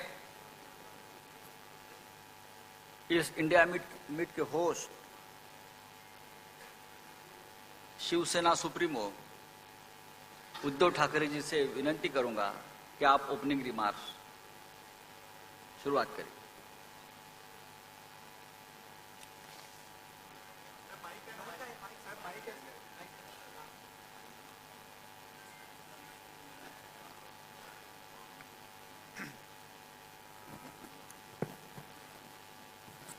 इंडियाच्या 3ऱ्या मीटिंगसाठी देशभरातून आलेल्या सर्व मातब्बर आणि मान्यवर नेत्यांचं मी स्वागत करतो और मैं धन्यवाद देना चाहता हूं। आज 3री मीटिंग संपन्न हुई और दिन ब दिन इंडिया मजबूत होते जा रहा है। ये बात भी सच है कि जैसे जैसे हम करीब आते जा रहे हैं, एक कदम आगे बढ़ते जा रहे हैं, तो इंडिया के विरोधी दल में घबराहट हो रही है। पहले हमें पूछा जा रहा था कि विपक्ष की एकजुट, और उसी वक्त हमने कहा था कि विपक्ष की एकजुट में नहीं मानता, हम सारे लोग देश प्रेमी हैं और हमारी एकता देश प्रेमियों की एकता है। और हमने हमारे अलायंस का जो नाम लिया है इंडिया, तो अब इंडिया के विपक्ष, इंडिया के विरोधी जो है, आप सभी जानते हैं वो कौन है। आज की मीटिंग में अच्छी चर्चा हुई, अच्छे डिसीजन लिए गए, कुछ कमिटीज बनाई गई और हम सारे लोगों ने तय किया है कि आने वाले चुनाव में हम तानाशाही के खिलाफ लड़ेंगे, हम जितने सारे जुमलेबाज हैं उनके खिलाफ लड़ेंगे, हम भ्रष्टाचार के खिलाफ लड़ेंगे। और एक बात मैं जरूर बताना चाहता हूं कि हम मित्र परिवारवाद के खिलाफ भी जरूर लड़ेंगे। और वो इसलिए कि मैंने बंगलोर में कहा था कि भारत मेरा परिवार है, हम सब भारतीय हैं, तो सारा भारत मेरा परिवार है। परिवारवाद की अगर बात करें तो भारत परिवार छोड़कर इलेक्शन चुनाव के दरमियान एक नारा होता है, मैंने भी सुना था उस वक्त, सबका साथ सबका विकास। चुनाव जीतने के बाद जितने भी जिन लोगों ने साथ दिया, सबको लात और अपने मित्रों का विकास, ये मित्र परिवारवाद अब हम चलने नहीं देंगे। और ये लड़ाई दिन ब दिन तेज होती जाएगी। पूरी जनता जो गरीब है, एक डर है, मन में डर है, क्या होगा, अब सेशन होने जा रहा है, क्यों बुलाए हैं, क्या होगा, आधी रात कुछ एक घोषणा हो जाती है, आज से ये बंद, आज से ये चालू। तो ये जो डर है, सब लोगों को हम एक विश्वास दिलाना चाहते हैं कि डरिए मत। भय मुक्त भारत के लिए हम सारे लोग इकट्ठा आए हैं और मुझे पक्का विश्वास है आप सभी तो साथ में हैं, क्योंकि आप भी देख रहे हैं, आपके माध्यम से बहुत सारी खबरें हम देख रहे हैं, सुन रहे हैं, कहां कैसे अत्याचार हो रहा है और सरकार जो है कुछ नहीं कर रही। एलपीजी गैस सिलेंडर 200 रुपए से सस्ता जरूर किया, लेकिन 2014 में उसकी जो कीमत थी, उसके बाद आज तक कितना दाम बढ़ाया गया था, वो लोगों के समझ में आ गई ये बात। गैस सिलेंडर 200 रुपए से सस्ता किया, लेकिन बीच में 1000 रुपया महंगा किया, मतलब 5 साल लूट और इलेक्शन के वक्त छूट। तो ये सारी नीति अब हम बर्दाश्त नहीं करेंगे। गैस सिलेंडर सस्ता किया, लेकिन उसके ऊपर पकाएंगे क्या, दाल महंगी होती जा रही है, चावल ये वो सब रसोई की चीजें वो महंगी होती जा रही है। तो ऐसे बहुत सारे मुद्दे हैं, इस विषय पर हम सारे एकमत होकर लड़ेंगे। और जो हमने नारा दिया है, जुड़ेगा भारत जीतेगा इंडिया, वो इंडिया और भारत को हम जिताएंगे, जरूर जिताएंगे। और ये लड़ाई सिर्फ हम लोगों की नहीं, आप सभी की और देश के हर नागरिक की है, और सबको इस लड़ाई जीतने के लिए शुभकामनाएं देता हूं। जय हिंद, जय महाराष्ट्र।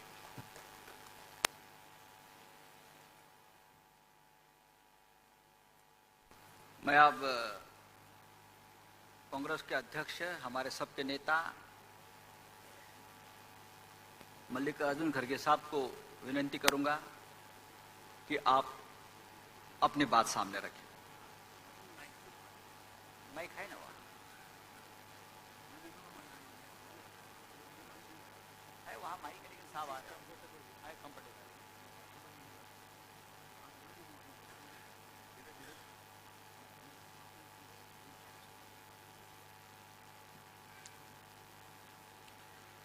मंच पर बैठे हुए सभी नेतागण, यहाँ पर पधारे हुए हमारे मीडिया के दोस्तों, सारे नाम लेने के वजह से यही बेहतर होगा कि जो कोई स्टेज पे बैठे हैं सभी को मैं नमस्ते करते हुए अपना 4 शब्द आपके सामने रखूंगा। आज की ये जो बैठक हुई, ये बहुत ही ठीक ढंग से सभी पार्टियों ने मिलकर चलाया। इसका उद्देश्य क्या था, ये तो उद्धव ठाकरे जी ने कहा है और हम इसकी कोशिश बहुत दिन से कर रहे हैं। जब मैं बेंगलोर में था, उस वक्त भी जो वहाँ पर मीटिंग हो गई थी, इससे पहले पटना में हो गई थी। उसके पहले तैयारी के लिए हमने मेरे घर पर भी राहुल साहब और नीतीश साहब, तेजस्वी और हमारे पवार साहब सभी मिलके एक बार बात किए। उसका एक ढांचा बना। उसके बाद जो नीतीश साहब के पटना में पहला मीटिंग हुआ, उस मीटिंग में ত্রিপুরা মথা দলের যে চেয়ারম্যান রয়েছে উনি এবং অনিমেষ বাবু মিলে একটা প্রেস মিট করেছে এবং তিনি বলেছেন যে তারা কাউকেই সাপোর্ট করছে না, তাদের দলের কর্মীদেরকে বলেছে যাদের খুশি তাদের ভোট সেটাই তো বলছি, এটা তাদের স্ট্র্যাটেজিক কথা হতে পারে, কিন্তু ময়দানে গ্রাউন্ড রিয়েলিটি হলো ত্রিপুরা মথা কর্মী এবং আমাদের কর্মীরা একসাথে এরা বাড়ি বাড়ি যাচ্ছে। এটা তাদের স্ট্র্যাটেজিক হতে পারে, এটা তাদের ব্যাপার, এরা তাদের বক্তব্য বলার জন্য স্বাধীন। অর্থাৎ তারা বলেননি বিজেপিকে ভোট দেওয়ার জন্য, স্বাধীনভাবে ভোট দেওয়ার জন্য। আমরা তো চাই স্বাধীনভাবেই ভোট দিক এবং গত বিধানসভা নির্বাচনে যে ভোট ভাগাভাগি হয়েছে এটা যাতে পুনরাবৃত্তি না ঘটে, আমরা এটাই চাই। না তিনি তো এও বলেছে যে সিপিএম এর সাথেও তিনি নেই, মানে শুধু মানে কর্মীরা যারা রয়েছে তাদের নিজের যার পছন্দ ফলাফলের সেটাই তো বলছি, এরা তো তাদের কর্মীরা তো বেশিরভাগ আমাদের কর্মীদের সাথে কাজ করছেন। না এই প্রেস মিটের পরে কি কোনো ধরনের প্রভাব পড়বে না মনে হচ্ছে? না না, কেন হবে, কেন হবে, হওয়ার তো কোনো কারণ নেই। আপনি তো বারে বারে মিটিং করেছিলেন অনিমেষ বাবুর সাথে। না না, এই জন্য তারা তো বলেননি সিপিএমকে ভোট না দেওয়ার জন্য তো বলেননি, এর মানেটা কি? না বলেই অনেক কথা বলেছেন, এটাই বুঝতে হবে। ঠিক আছে, কথা তো বলেছে যে এটা কিন্তু ওপেনলি বলেছে তারা, হ্যাঁ বলেনি, বলেছে তো, সেই দায়িত্ব পালন করুক, এইটাই আমরা চাই। ওকে, মনে হচ্ছে এটা হবে পালন, হ্যাঁ পালন হবে কি মনে হচ্ছে আপনার? তারা এটা হবে কি না, এটা তো বিবেক ভোটের কথা বলেছে। আমরা তো বিবেক ভোট যদি হয় আর বিজেপিকে যদি পরাস্ত করতে চায়, তাহলে বামফ্রন্ট ছাড়া তো অল্টারনেটিভ নেই, বামফ্রন্টই একমাত্র বিজেপি হারাতে পারে। কাজে এটাকে নিশ্চিত করার দায়িত্ব তাদের, আমরা তো তাদের কাছে এপিল দিয়েছি।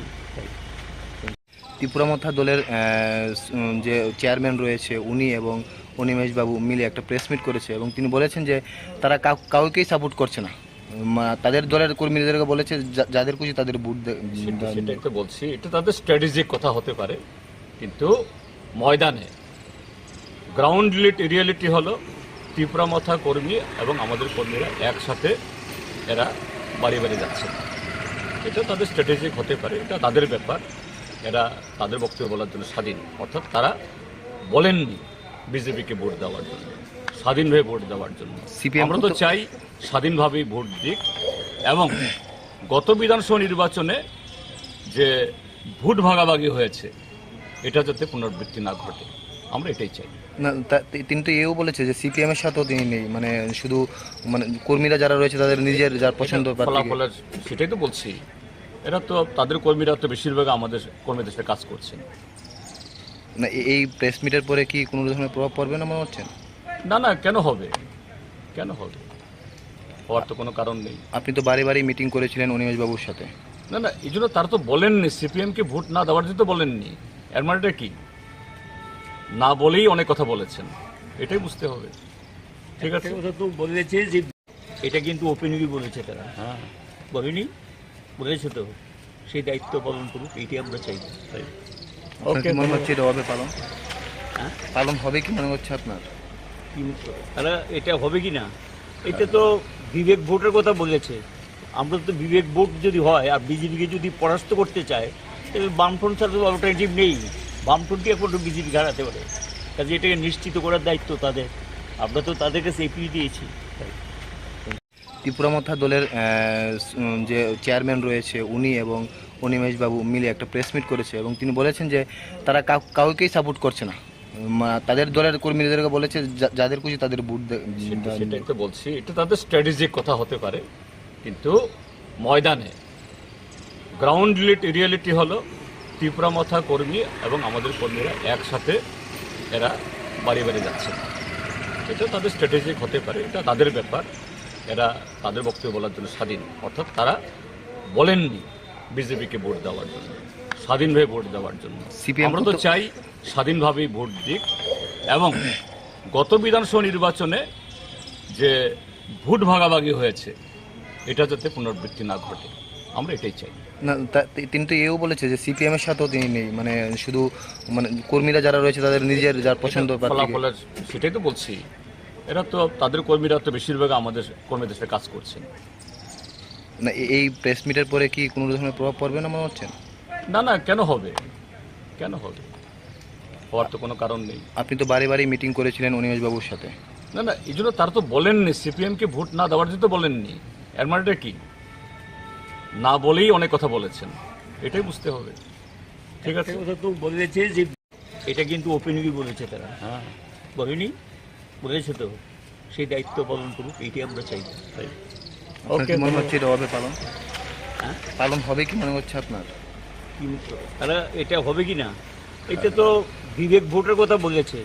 আমরা তো বিবেক ভোট যদি হয় আর বিজেপিকে যদি পরাস্ত করতে চায়, তাহলে বামফ্রন্ট ছাড়া তো অল্টারনেটিভ নেই, বামফ্রন্টই একমাত্র বিজেপি হারাতে পারে। কাজে এটাকে নিশ্চিত করার দায়িত্ব তাদের, আমরা তো তাদের কাছে এপিল দিয়েছি। ত্রিপুরা মথা দলের যে চেয়ারম্যান রয়েছে উনি এবং অনিমেষ বাবু মিলে একটা প্রেস মিট করেছে এবং তিনি বলেছেন যে তারা কাউকেই সাপোর্ট করছে না।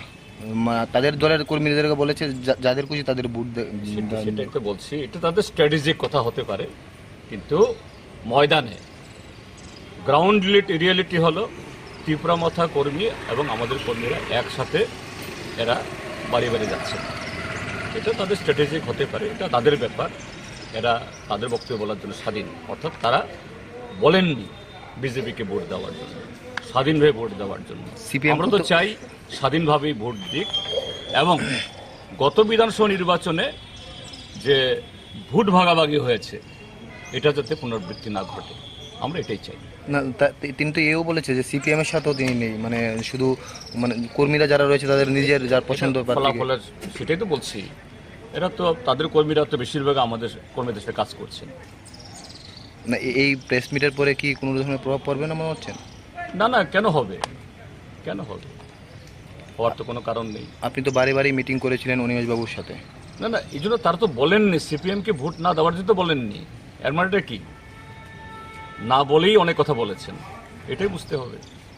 ঠিক আছে, ওটা তো বলেছে যে এটা কিন্তু ওপেনলি বলেছে তারা, হ্যাঁ বলেনি, বলেছে তো, সেই দায়িত্ব পালন করুক, এইটাই আমরা চাই।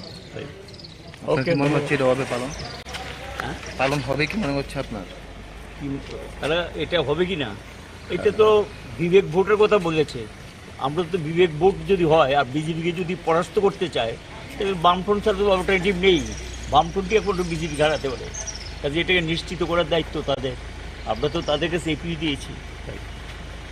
ত্রিপুরা মথা দলের যে চেয়ারম্যান রয়েছে উনি এবং অনিমেষ বাবু মিলে একটা প্রেস মিট করেছে এবং তিনি বলেছেন যে তারা কাউকেই সাপোর্ট করছে না।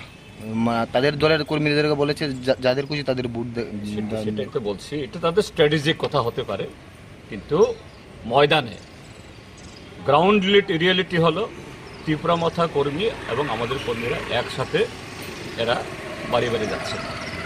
এটা তাদের স্ট্র্যাটেজিক হতে পারে, এটা তাদের ব্যাপার, এরা তাদের বক্তব্য বলার জন্য স্বাধীন। অর্থাৎ তারা বলেননি বিজেপিকে ভোট দেওয়ার জন্য, স্বাধীনভাবে ভোট দেওয়ার জন্য।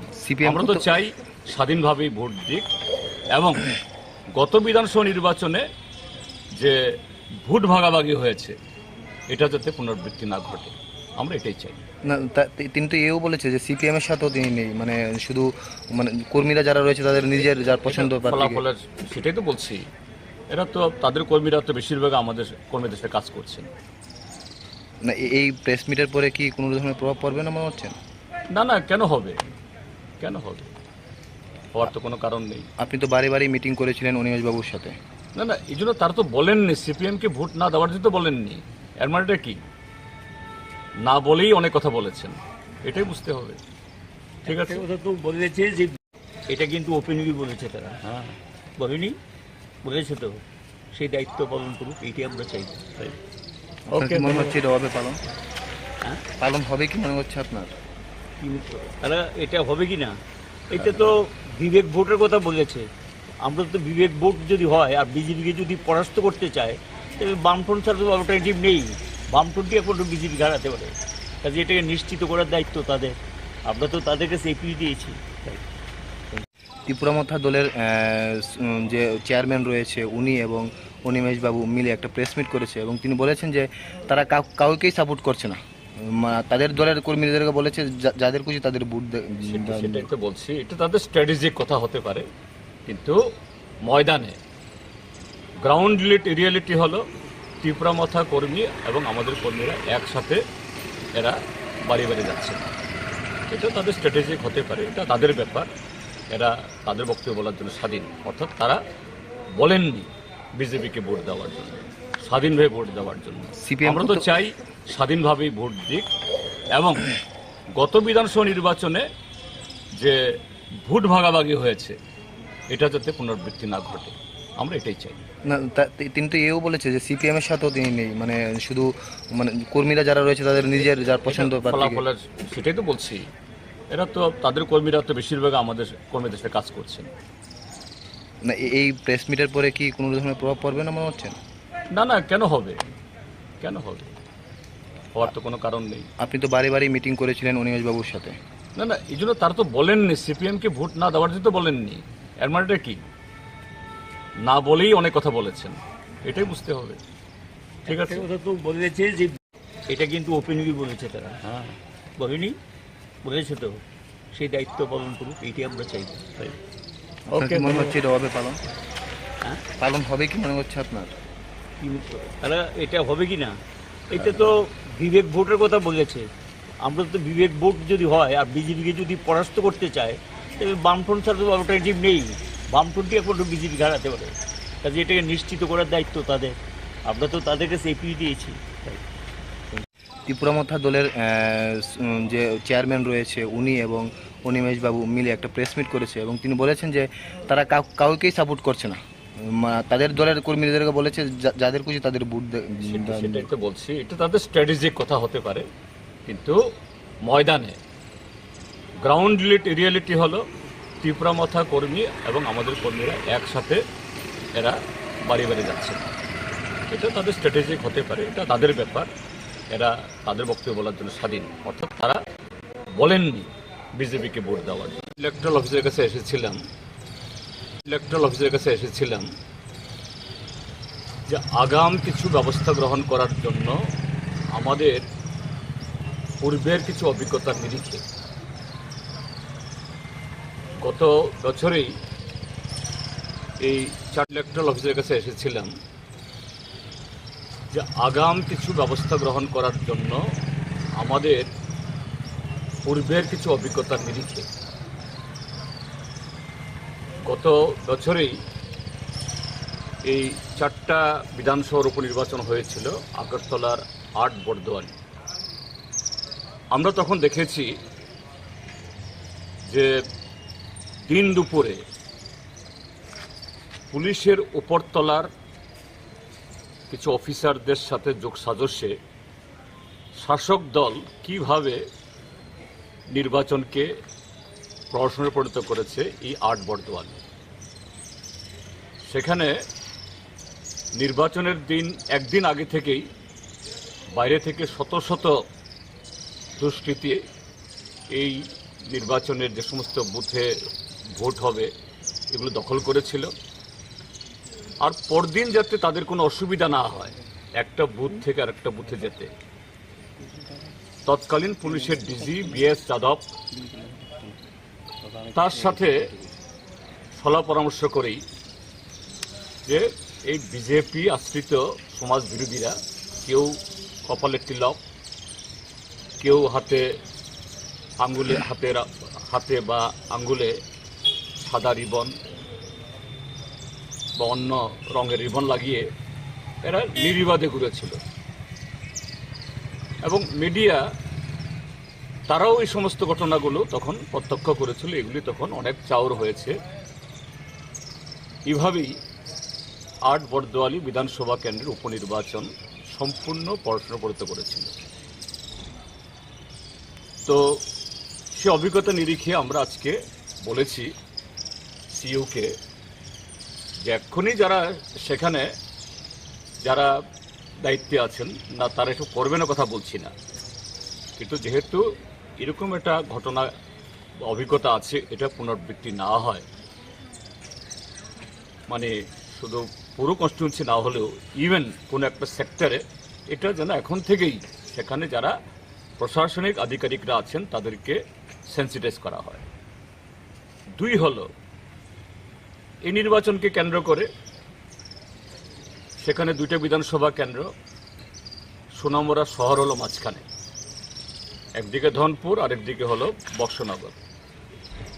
এই সোনামুড়া শহরের সমস্ত গেস্ট হাউস, হোটেল, বিয়ে বাড়ি গত 2 সপ্তাহ দখলে শত শত শাসক দলের লোকেরা সেখান থেকে অপারেট করছে, বহিরাগতরা,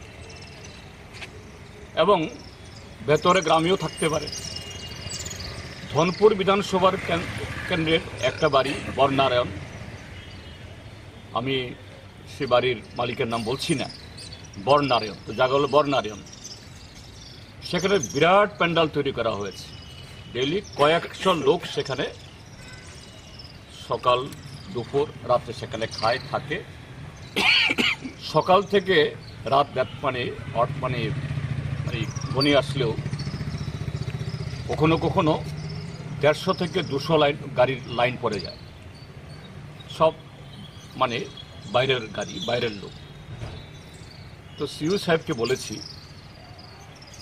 যে নির্বাচনী বিধি অনুযায়ী যেখানে নির্বাচন হবে সেখানে তো বহিরাগত কেউ থাকতে পারবে না, 48 ঘন্টা আগে থেকে তাদেরকে বের করে দিতে হবে। এটা যেন শুধুমাত্র কথার কথা না থাকে, শীঘ্র উদ্যোগ নেওয়া হয়। তার পাশাপাশি সোনামুড়া শহরের গেস্ট হাউস, হোটেল, বিয়েবাড়ি, শুধু তা নয়, বিশ্রামগঞ্জে পঞ্চায়েত ট্রেনিং ইনস্টিটিউট, এখানে একটা বিরাট বাড়ি বামফ্রন্ট সরকার তৈরি হয়েছিল, আমাদের কাছে রিপোর্ট সেখানেও অনেক লোক থাকছেন, হ্যাঁ বাড়িঘরে, এগুলো নজর দেওয়া হয়। তৃতীয় যে কথাটা বলছি আমরা, ত্রিপুরা যে এই বিজেপি আইপিএফটি জোট আসার পর গত লোকসভা নির্বাচন, তারপরে উপনির্বাচন, পঞ্চায়েত নির্বাচন, তারপরে নগর পঞ্চায়েত নির্বাচনগুলোতে যে অভিজ্ঞতা হয়েছে, যে পুলিং স্টেশন অর্থাৎ কোনো স্কুল বা কোনো অফিস যেখানে ভোট হবে তার বাইরে একটা কর্ডন করা হয়। সাধারণত দায়িত্বে থাকা নিরাপত্তা কর্মীরা ওই বুথে ঢোকার আগে সেখানে চেক করে, কিন্তু 200 মিটারের ভেতরে সেখানে চেক হয় না। কাজে সেই জায়গাতে ফেক ভোটার্সরা ঢুকে যায়, ঢুকে গিয়েই লাইন থেকে তারা জেনুইন ভোটারদেরকে থ্রেট করে, বের করে দেয়, মারধর করে, লাইন জ্যাম করে, অর্থাৎ বুথ জ্যাম করে, শেষ পর্যন্ত তারাই গিয়ে ঢুকে। তো সিইও সাহেবকে বলেছি আমরা যে নিরাপত্তা কর্মীরা যাতে এই 200 গজের ভেতরেই ঢোকার আগেই, পোলিং বুথের ভিতরে না শুধু আগেই, সেখানে যাতে তাদের এপিক কার্ড এবং এখন তো এই ইলেকট্রাল রোল অর্থাৎ ভোটার তালিকাতে ছবি থাকে, এই ছবি মিলিয়ে ঢোকায়। এটা যদি এনশিওর করতে পারে তাহলে এই জাতীয় 80% গোলমাল, ফেক ভোটার সেখানে আটকানো যায়। তো যে ধনপুর এবং বর্ষনগর দুটি হলো আন্তর্জাতিক সীমানায়। এই যে গেল ফেব্রুয়ারির ভোট, সেখানে ধনপুর বিধানসভা কেন্দ্রে ভবানীপুর, নিধয়া, এই সমস্ত এলাকাতে বেশ কিছু বুথে বহু সমাজদ্রোহীদেরকে এই কাঁটাতার উপর থেকেও এনে আমাদের বিরোধী ভোটারদেরকে থ্রেট করা হয়েছিল এবং গোলযোগ তৈরি করা হয়েছিল। তো এই আন্তর্জাতিক সীমানাও যাতে দুদিন আগে থেকে সিল করা হয়। আর সেনজিটিভ এলাকা, স্পর্শকাতর এসব জায়গায় শুধু বুথে সেখানে এই মোতায়েন করা না, বুথের বাইরেও যাতে আরও এক্সট্রা অ্যাডিশনাল পেট্রোলিং ফোর্স যেন থাকে এই জাতীয় ঘটনা এড়ানোর জন্য। তো সিইও সাহেব বলেছেন যে গত উপনির্বাচনের ঘটনা বলেছেন, তিনি কিছু কিছু জানেন, এটা যাতে পুনরাবৃত্তি না ঘটে এবং গত সাধারণ নির্বাচনে তার ভিত্তিতেই কিরণ গিত্তে সাহেব যখন সিইও ছিলেন তিনি বেশ কিছু ব্যবস্থা নিয়েছিলেন বলে সাধারণ নির্বাচনে ঠিক ততটা মানে এটা করতে পারেনি। দু একটা পকেটে হয়েছে ধনপুর এবং এরকম কয়েকটা কেন্দ্রে। তো এগুলি যেন হয় তিনি আশ্বস্ত করেছেন। যেহেতু উপনির্বাচন 60টা বিধানসভা কেন্দ্রে ভোট নেওয়া, 2টি বিধানসভা কেন্দ্রে, এবং তার হাতে যে ক্ষমতা এবং সেখানে যে সমস্ত অফিসাররা কাজ করছেন তাদের সাথে মিলে এই সমস্ত ঘটনাগুলি যাতে না হয়, পুনরাবৃত্তি না ঘটে, এটা সুনিশ্চিত করার জন্য তিনি আশ্বাস দিয়েছেন। তো আমরা আশা করি এবং ওয়েবকাস্টিং ভেতরে এবং বাইরে, শুধু ভেতরে যেখানে যেখানে পোলিং কক্ষ আছে ওইখানেই শুধু কাস্টিং করা না, বাইরেও যাতে এই বহিরাগতদের আনাগুন আছে কিনা দেখার জন্য তিনি বলেছেন এগুলো তারা করবে। দেখা যাক। যে আমাদের বক্তব্য হলো মানুষ কাকে ভোট দেবে বা মানুষকে ভোট দেওয়ার জন্য আমরা রাজনৈতিক দল আপিল করেছি, এটা এখন মানুষের চয়েস। কিন্তু মানুষ তার পছন্দ, তার চয়েস অনুযায়ী ভোট দেওয়ার ক্ষেত্রে যাতে কোনো রকম বাধা না পায়, নির্বাচন কমিশন সে ব্যবস্থা গ্রহণ করুক। ত্রিপুরা রাজ্যের নাগরিকদের তরফ থেকে, আমাদের পার্টির তরফ থেকে আমরা ভারতীয় নির্বাচন কমিশনের কাছ থেকে এটা আশা করি।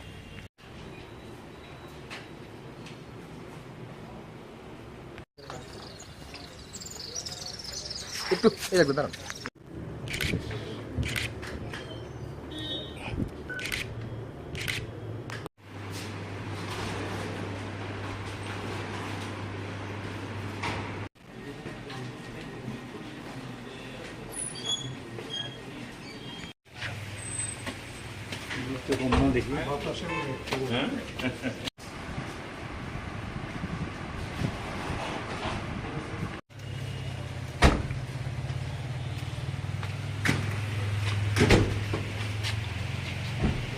এটা কিন্তু ওপেনলি বলেছে তারা, হ্যাঁ বলেনি, বলেছে তো, সেই দায়িত্ব পালন করুক, এইটাই আমরা চাইব।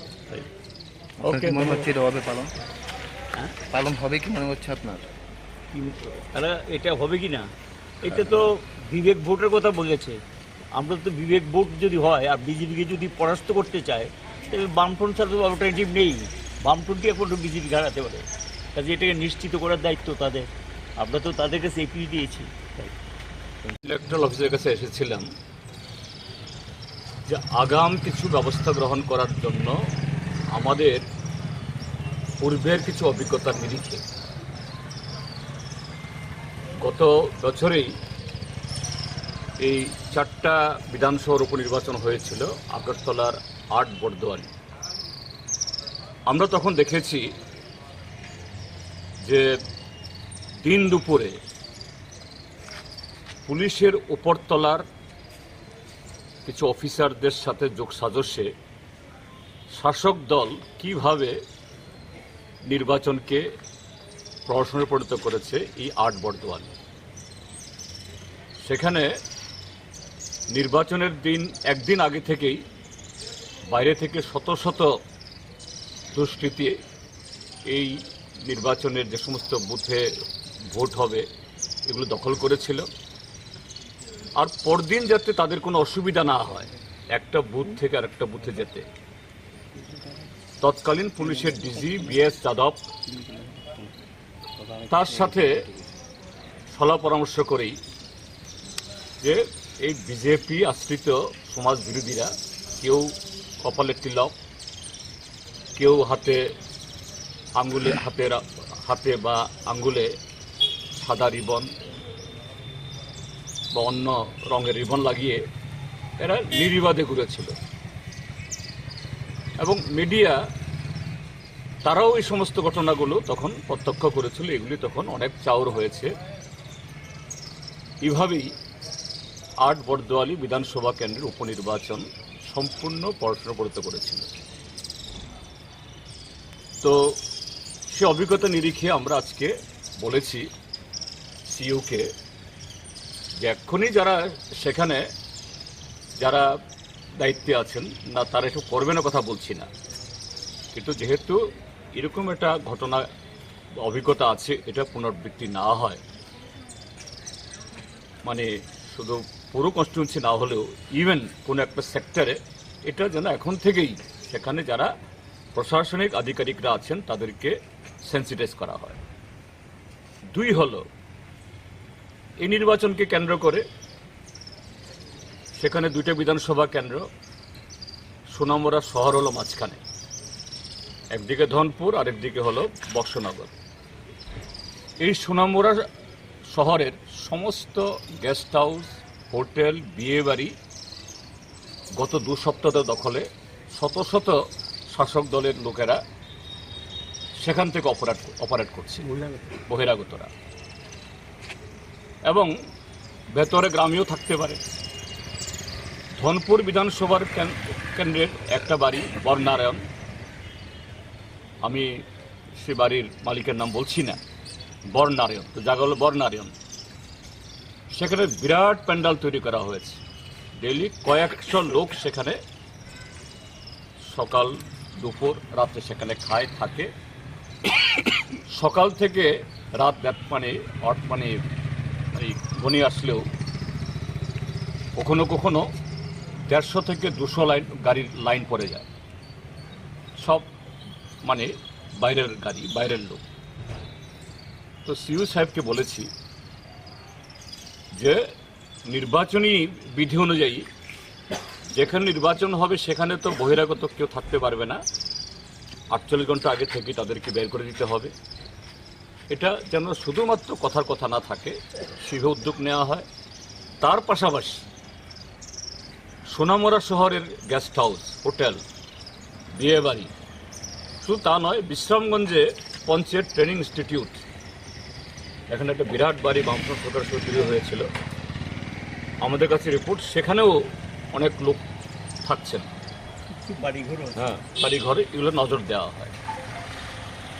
তৃতীয় যে কথাটা বলছি আমরা, ত্রিপুরা যে এই বিজেপি আইপিএফটি জোট আসার পর গত লোকসভা নির্বাচন, তারপরে উপনির্বাচন, পঞ্চায়েত নির্বাচন, তারপরে নগর পঞ্চায়েত নির্বাচনগুলোতে যে অভিজ্ঞতা হয়েছে, যে পোলিং স্টেশন অর্থাৎ কোনো স্কুল বা কোনো অফিস যেখানে ভোট হবে তার বাইরে একটা কর্ডন করা হয়।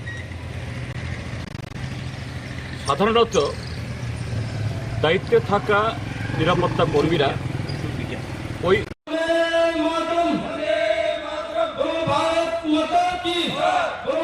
আমরা এই মহতি যোগদান সভা কাজ এক্ষুনি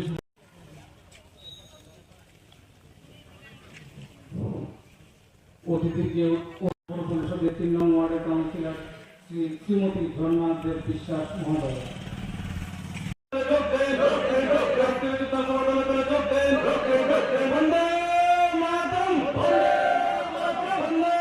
ভারতীয় জনতা পার্টি খোয়াই মণ্ডলের অন্তর্গত সিঙ্গিছড়া শক্তি কেন্দ্রে আমাদের 4টি বুথ নিয়ে এই শক্তি কেন্দ্রের 31 পরিবারের 106 জন ভোটার ভারতীয় জনতা পার্টিতে যোগদান করে। এর মধ্যে আমরা বলতে চাই যে আমাদের এই ত্রিপুরা রাজ্যে মুখ্যমন্ত্রী ডক্টর মানিক সাহা মহোদয়ের নেতৃত্বে যে উন্নয়ন কর্মযজ্ঞ চলছে এই ত্রিপুরা রাজ্যে, সবকা সাথ সবকা বিকাশ স্লোগানকে 100% কার্যকর করে দলমতের ঊর্ধ্বে উঠে যেভাবে আমাদের সরকার কাজ করে চলেছে, সেই কাজে উৎসাহিত হয়ে, সেই কাজে আকৃষ্ট হয়ে এবং উন্নয়ন কর্মযজ্ঞের সঙ্গে সামিল হতে আজকে এই 31 পরিবারের 106 জন ভোটার আমাদের সঙ্গে সামিল হয়েছে। নবাগতদের আমরা স্বাগত জানাই এবং আমরা আশা করি তাদের এই যে যোগদান পর্বের ফলে আমাদের ভারতীয় জনতা পার্টি এই অঞ্চলে আরও বেশি করে শক্তি সঞ্চয় করেছে এবং আগামী দিনে আমরা এই অঞ্চলে আরও বেশি করে শক্তি সঞ্চয় করে ভারতীয় জনতা পার্টিকে খোয়াই বিধানসভা কেন্দ্রে একটা উল্লেখযোগ্য জায়গায় নিয়ে যেতে তারা সহযোগিতা করবে এ প্রত্যাশা রাখছি।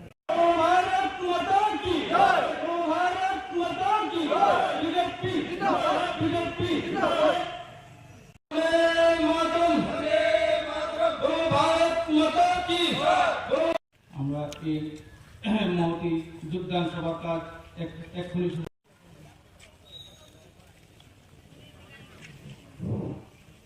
অতিথিকে পরিষদের 3 নং ওয়ার্ডের কাউন্সিলর শ্রীমতী ধর্মা দেব বিশ্বাস মহোদয়।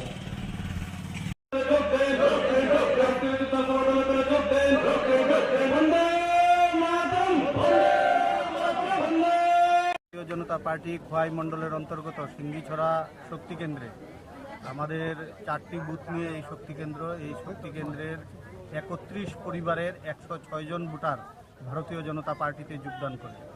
এর মধ্যে আমরা বলতে চাই যে আমাদের এই ত্রিপুরা রাজ্যে মুখ্যমন্ত্রী ডক্টর মানিক সাহা মহোদয়ের নেতৃত্বে যে উন্নয়ন কর্মযজ্ঞ চলছে এই ত্রিপুরা রাজ্যে, সবকা সাথ সবকা বিকাশ স্লোগানকে 100% কার্যকর করে দলমতের ঊর্ধ্বে উঠে যেভাবে আমাদের সরকার কাজ করে চলেছে, সেই কাজে উৎসাহিত হয়ে, সেই কাজে আকৃষ্ট হয়ে এবং উন্নয়ন কর্মযজ্ঞের সঙ্গে সামিল হতে আজকে এই 31 পরিবারের 106 জন ভোটার আমাদের সঙ্গে সামিল হয়েছে। নবাগতদের আমরা স্বাগত জানাই এবং আমরা আশা করি তাদের এই যে যোগদান পর্বের ফলে আমাদের ভারতীয় জনতা পার্টি এই অঞ্চলে আরও বেশি করে শক্তি সঞ্চয় করেছে এবং আগামী দিনে আমরা এই অঞ্চলে আরও বেশি করে শক্তি সঞ্চয় করে ভারতীয় জনতা পার্টিকে খোয়াই বিধানসভা কেন্দ্রে একটা উল্লেখযোগ্য জায়গায় নিয়ে যেতে তারা সহযোগিতা করবে এ প্রত্যাশা রাখছি।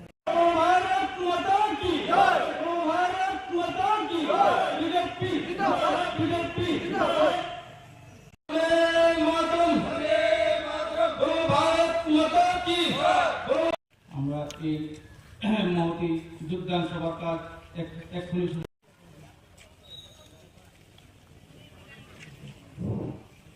অতিথিকে পৌর পরিষদের 3 নং ওয়ার্ডের কাউন্সিলর শ্রীমতী ঝর্ণা দেব বিশ্বাস মহোদয়।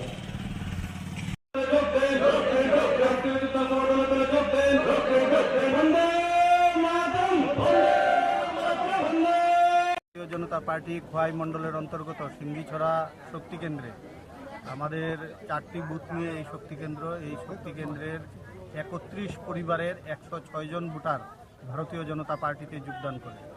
এর মধ্যে আমরা বলতে চাই যে আমাদের এই ত্রিপুরা রাজ্যে মুখ্যমন্ত্রী ডক্টর মানিক সাহা মহোদয়ের নেতৃত্বে যে উন্নয়ন কর্মযজ্ঞ চলছে এই ত্রিপুরা রাজ্যে, সবকা সাথ সবকা বিকাশ স্লোগানকে 100% কার্যকর করে দলমতের ঊর্ধ্বে উঠে যেভাবে আমাদের সরকার কাজ করে চলেছে সেই কাজে উৎসাহিত হয়ে, সেই কাজে আকৃষ্ট হয়ে এবং উন্নয়ন কর্মযজ্ঞের সঙ্গে সামিল হতে আজকে এই 31 পরিবারের 106 জন ভোটার আমাদের সঙ্গে সামিল হয়েছে। নবাগতদের আমরা স্বাগত জানাই এবং আমরা আশা করি তাদের এই যে যোগদান পর্বের ফলে আমাদের ভারতীয় জনতা পার্টি এই অঞ্চলে আরও বেশি করে শক্তি সঞ্চয় করেছে এবং আগামী দিনে আমরা এই অঞ্চলে আরও বেশি করে শক্তি সঞ্চয় করে ভারতীয় জনতা পার্টিকে খোয়াই বিধানসভা কেন্দ্রে একটা উল্লেখযোগ্য জায়গায় নিয়ে যেতে তারা সহযোগিতা করবে এ প্রত্যাশা রাখছি।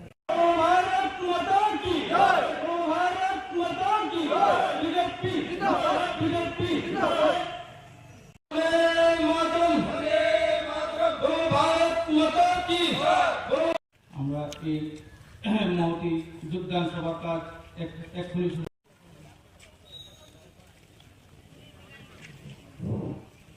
অতিথিকে পৌর পরিষদের 3 নং ওয়ার্ডের কাউন্সিলর শ্রীমতী ঝর্ণা দেব বিশ্বাস মহোদয়।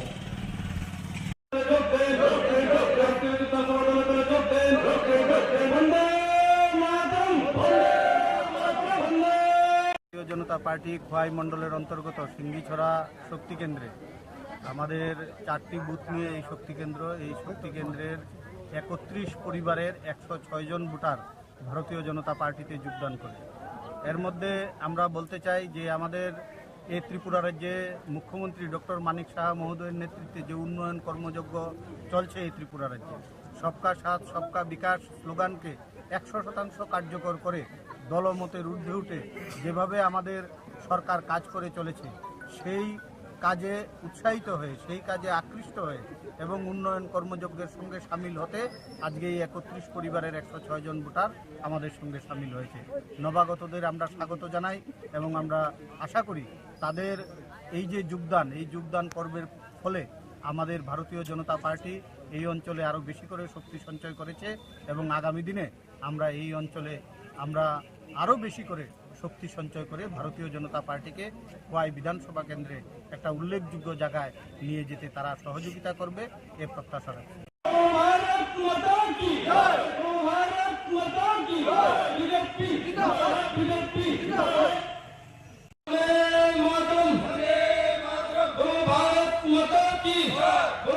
আমরা এই মহতি যোগদান সভার কাজ এক্ষুনি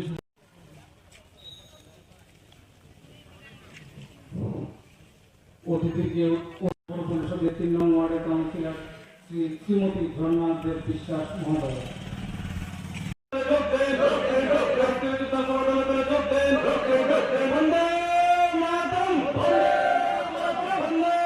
ভারতীয় জনতা পার্টি খোয়াই মণ্ডলের অন্তর্গত সিঙ্গিছড়া শক্তি কেন্দ্রে আমাদের 4টি বুথ নিয়ে এই শক্তি কেন্দ্রের 31 পরিবারের 106 জন ভোটার ভারতীয় জনতা পার্টিতে যোগদান করে। এর মধ্যে আমরা বলতে চাই যে আমাদের এই ত্রিপুরা রাজ্যে মুখ্যমন্ত্রী ডক্টর মানিক সাহা মহোদয়ের নেতৃত্বে যে উন্নয়ন কর্মযজ্ঞ চলছে এই ত্রিপুরা রাজ্যে, সবকা সাথ সবকা বিকাশ স্লোগানকে 100% কার্যকর করে দলমতের ঊর্ধ্বে উঠে যেভাবে আমাদের সরকার কাজ করে চলেছে সেই কাজে উৎসাহিত হয়ে, সেই কাজে আকৃষ্ট হয়ে এবং উন্নয়ন কর্মযজ্ঞের সঙ্গে সামিল হতে আজকে এই 31 পরিবারের 106 জন ভোটার আমাদের সঙ্গে সামিল হয়েছে। নবাগতদের আমরা স্বাগত জানাই এবং আমরা আশা করি তাদের এই যে যোগদান পর্বের ফলে আমাদের ভারতীয় জনতা পার্টি এই অঞ্চলে আরও বেশি করে শক্তি সঞ্চয় করেছে এবং আগামী দিনে আমরা এই অঞ্চলে আমরা আরও বেশি করে শক্তি সঞ্চয় করে ভারতীয় জনতা পার্টিকে খোয়াই বিধানসভা কেন্দ্রে একটা উল্লেখযোগ্য জায়গায় নিয়ে যেতে তারা সহযোগিতা করবে এ প্রত্যাশা রাখছি।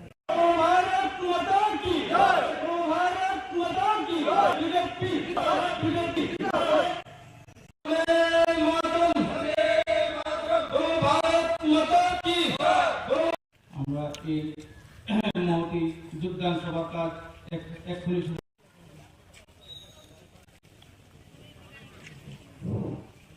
অতিথিকে পৌর পরিষদের 3 নং ওয়ার্ডের কাউন্সিলর শ্রীমতী ধর্মা দেব বিশ্বাস মহোদয়।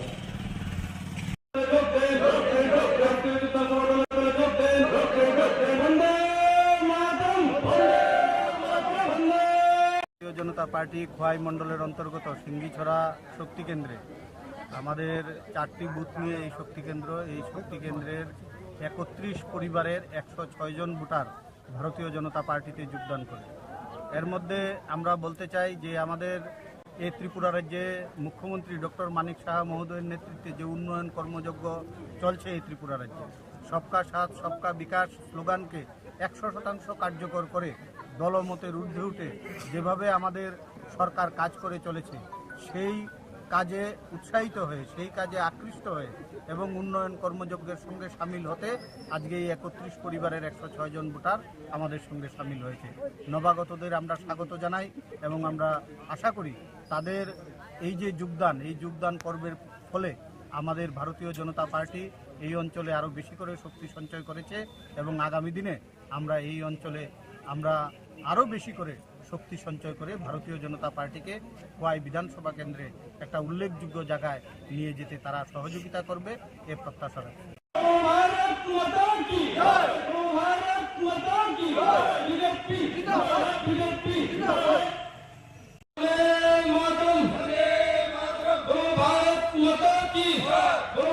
আমরা এই মহতি যোগদান সভা কাজ এক্ষুনি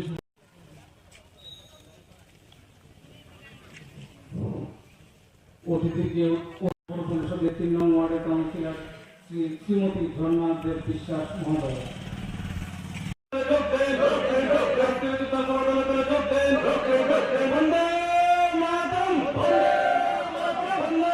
ভারতীয় জনতা পার্টি খোয়াই মণ্ডলের অন্তর্গত সিঙ্গিছড়া শক্তি কেন্দ্রে আমাদের 4টি বুথ নিয়ে এই শক্তি কেন্দ্রের 31 পরিবারের 106 জন ভোটার ভারতীয় জনতা পার্টিতে যোগদান করে।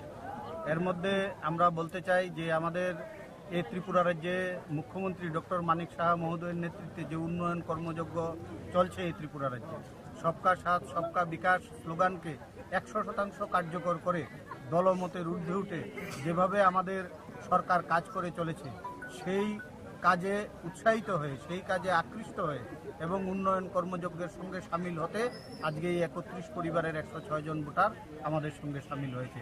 নবাগতদের আমরা স্বাগত জানাই এবং আমরা আশা করি তাদের এই যে যোগদান পর্বের ফলে আমাদের ভারতীয় জনতা পার্টি এই অঞ্চলে আরও বেশি করে শক্তি সঞ্চয় করেছে এবং আগামী দিনে আমরা এই অঞ্চলে আমরা আরও বেশি করে শক্তি সঞ্চয় করে ভারতীয় জনতা পার্টিকে খোয়াই বিধানসভা কেন্দ্রে একটা উল্লেখযোগ্য জায়গায় নিয়ে যেতে তারা সহযোগিতা করবে এ প্রত্যাশা রাখছি।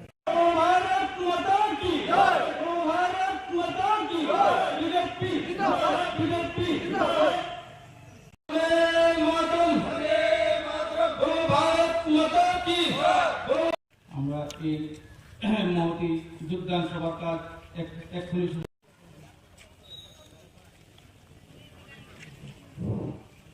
অতিথিকে পৌর পরিষদের 3 নং ওয়ার্ডের কাউন্সিলর শ্রীমতী ধর্মা দেব বিশ্বাস মহোদয়।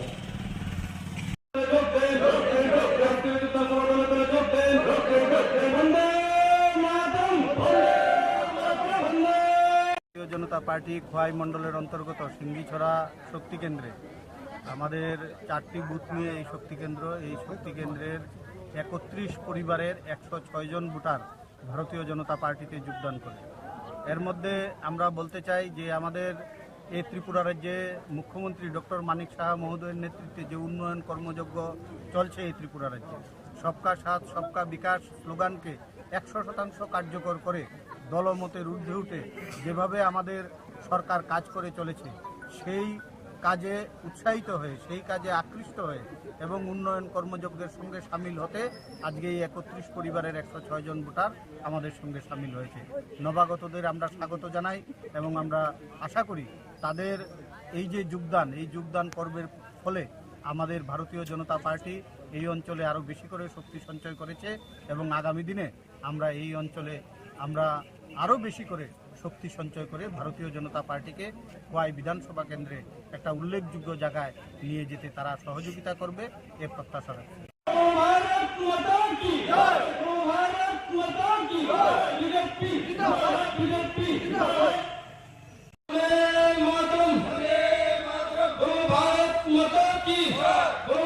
আমরা এই মহতি যোগদান সভা কাজ এক্ষুনি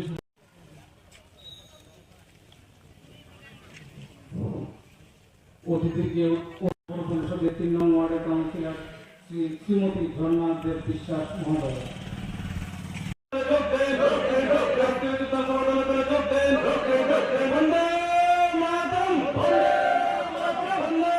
ভারতীয় জনতা পার্টি খোয়াই মণ্ডলের অন্তর্গত সিঙ্গিছড়া শক্তি কেন্দ্রে আমাদের 4টি বুথ নিয়ে এই শক্তি কেন্দ্রের 31 পরিবারের 106 জন ভোটার ভারতীয় জনতা পার্টিতে যোগদান করে। এর মধ্যে আমরা বলতে চাই যে আমাদের এই ত্রিপুরা রাজ্যে মুখ্যমন্ত্রী ডক্টর মানিক সাহা মহোদয়ের নেতৃত্বে যে উন্নয়ন কর্মযজ্ঞ চলছে এই ত্রিপুরা রাজ্যে, সবকা সাথ সবকা বিকাশ স্লোগানকে 100% কার্যকর করে দলমতের ঊর্ধ্বে উঠে যেভাবে আমাদের সরকার কাজ করে চলেছে সেই কাজে উৎসাহিত হয়ে, সেই কাজে আকৃষ্ট হয়ে এবং উন্নয়ন কর্মযজ্ঞের সঙ্গে সামিল হতে আজকে এই 31 পরিবারের 106 জন ভোটার আমাদের সঙ্গে সামিল হয়েছে। নবাগতদের আমরা স্বাগত জানাই এবং আমরা আশা করি তাদের এই যে যোগদান পর্বের ফলে আমাদের ভারতীয় জনতা পার্টি এই অঞ্চলে আরও বেশি করে শক্তি সঞ্চয় করেছে এবং আগামী দিনে আমরা এই অঞ্চলে আরও বেশি করে শক্তি সঞ্চয় করে ভারতীয় জনতা পার্টিকে খোয়াই বিধানসভা কেন্দ্রে একটা উল্লেখযোগ্য জায়গায় নিয়ে যেতে তারা সহযোগিতা করবে এ প্রত্যাশা রাখছি।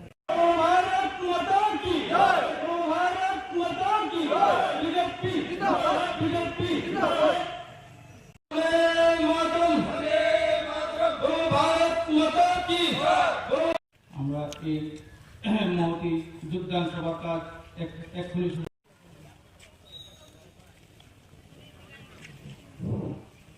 অতিথিকে পরিষদের 3 নং ওয়ার্ডের কাউন্সিলর শ্রীমতী ঝর্ণা দেব বিশ্বাস মহোদয়।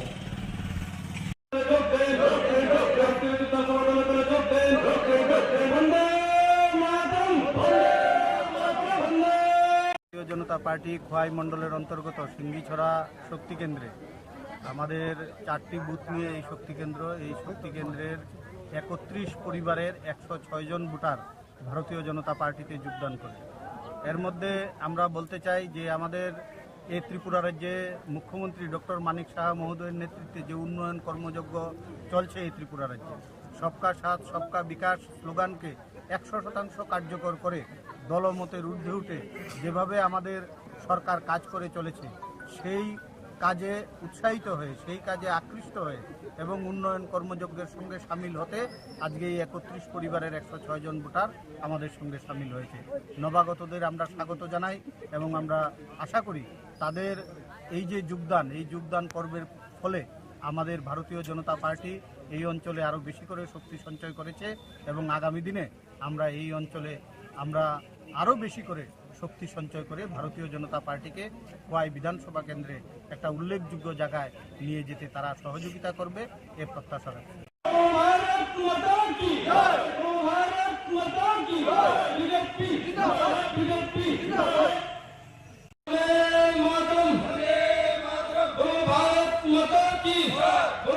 আমরা এই মহতি যোগদান সভা কাজ এক্ষুনি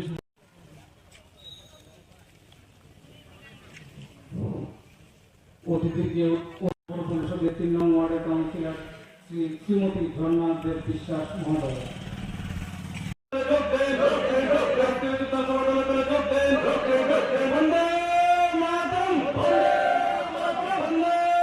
ভারতীয় জনতা পার্টি খোয়াই মণ্ডলের অন্তর্গত সিঙ্গিছড়া শক্তি কেন্দ্রে আমাদের 4টি বুথ নিয়ে এই শক্তি কেন্দ্রের 31 পরিবারের 106 জন ভোটার ভারতীয় জনতা পার্টিতে যোগদান করে।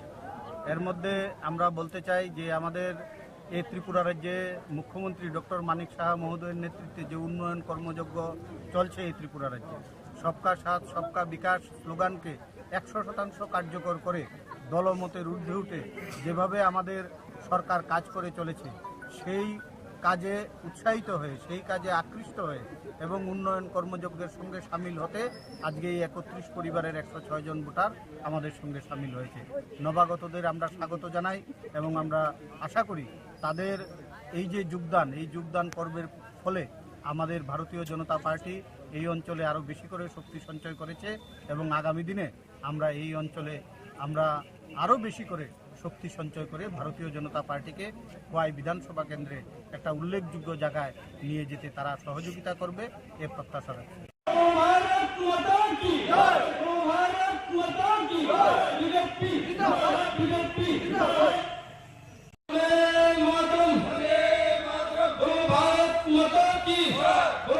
আমরা এই মহতি যোগদান সভার কাজ এক্ষুনি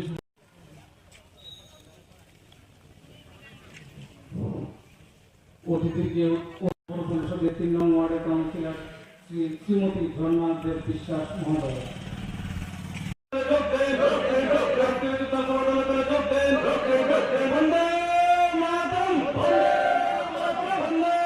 ভারতীয় জনতা পার্টি খোয়াই মণ্ডলের অন্তর্গত সিঙ্গিছড়া শক্তি কেন্দ্রে আমাদের 4টি বুথ নিয়ে এই শক্তি কেন্দ্রের 31 পরিবারের 106 জন ভোটার ভারতীয় জনতা পার্টিতে যোগদান করে।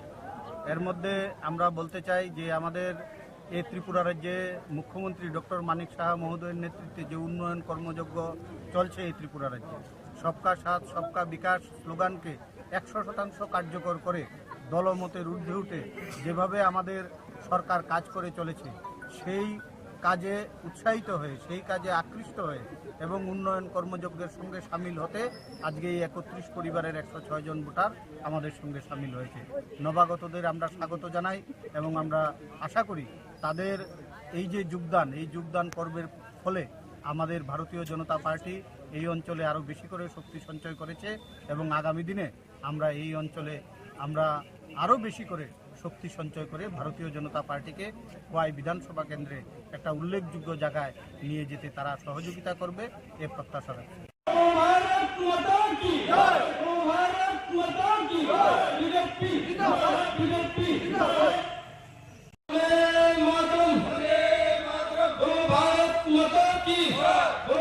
আমরা এই মহতি যোগদান সভার কাজ এক্ষুনি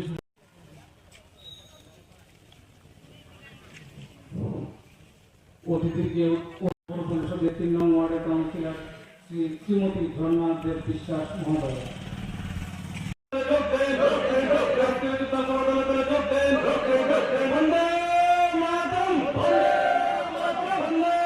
ভারতীয় জনতা পার্টি খোয়াই মণ্ডলের অন্তর্গত সিঙ্গিছড়া শক্তি কেন্দ্রে আমাদের 4টি বুথ নিয়ে এই শক্তি কেন্দ্রের 31 পরিবারের 106 জন ভোটার ভারতীয় জনতা পার্টিতে যোগদান করে।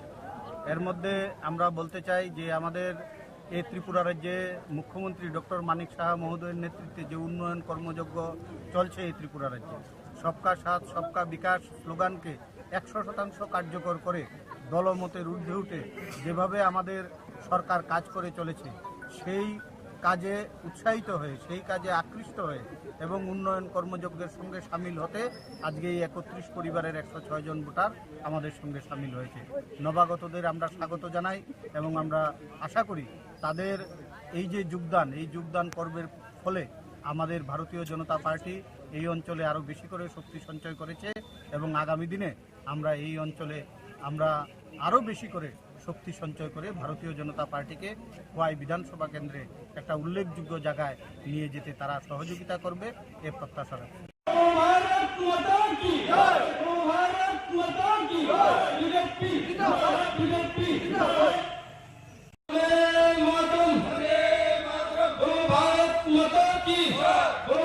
আমরা এই মহতি যোগদান সভার কাজ এক্ষুনি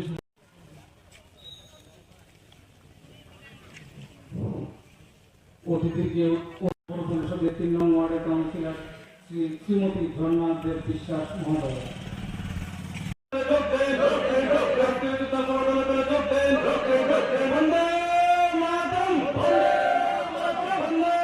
ভারতীয় জনতা পার্টি খোয়াই মণ্ডলের অন্তর্গত সিঙ্গিছড়া শক্তি কেন্দ্রে আমাদের 4টি বুথ নিয়ে এই শক্তি কেন্দ্রের 31 পরিবারের 106 জন ভোটার ভারতীয় জনতা পার্টিতে যোগদান করে। এর মধ্যে আমরা বলতে চাই যে আমাদের এই ত্রিপুরা রাজ্যে মুখ্যমন্ত্রী ডক্টর মানিক সাহা মহোদয়ের নেতৃত্বে যে উন্নয়ন কর্মযজ্ঞ চলছে এই ত্রিপুরা রাজ্যে, সবকা সাথ সবকা বিকাশ স্লোগানকে 100% কার্যকর করে দলমতের ঊর্ধ্বে উঠে যেভাবে আমাদের সরকার কাজ করে চলেছে সেই কাজে উৎসাহিত হয়ে, সেই কাজে আকৃষ্ট হয়ে এবং উন্নয়ন কর্মযজ্ঞের সঙ্গে সামিল হতে আজকে এই 31 পরিবারের 106 জন ভোটার আমাদের সঙ্গে সামিল হয়েছে। নবাগতদের আমরা স্বাগত জানাই এবং আমরা আশা করি তাদের এই যে যোগদান পর্বের ফলে আমাদের ভারতীয় জনতা পার্টি এই অঞ্চলে আরও বেশি করে শক্তি সঞ্চয় করেছে এবং আগামী দিনে আমরা এই অঞ্চলে আরও বেশি করে শক্তি সঞ্চয় করে ভারতীয় জনতা পার্টিকে খোয়াই বিধানসভা কেন্দ্রে একটা উল্লেখযোগ্য জায়গায় নিয়ে যেতে তারা সহযোগিতা করবে এ প্রত্যাশা রাখছি।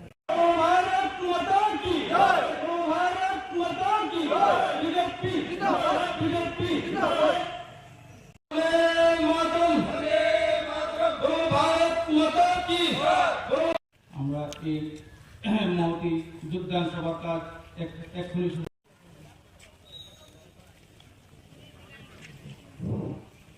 অতিথিকে পৌর পরিষদের 3 নং ওয়ার্ডের কাউন্সিলর শ্রীমতী ধর্মা দেব বিশ্বাস মহোদয়।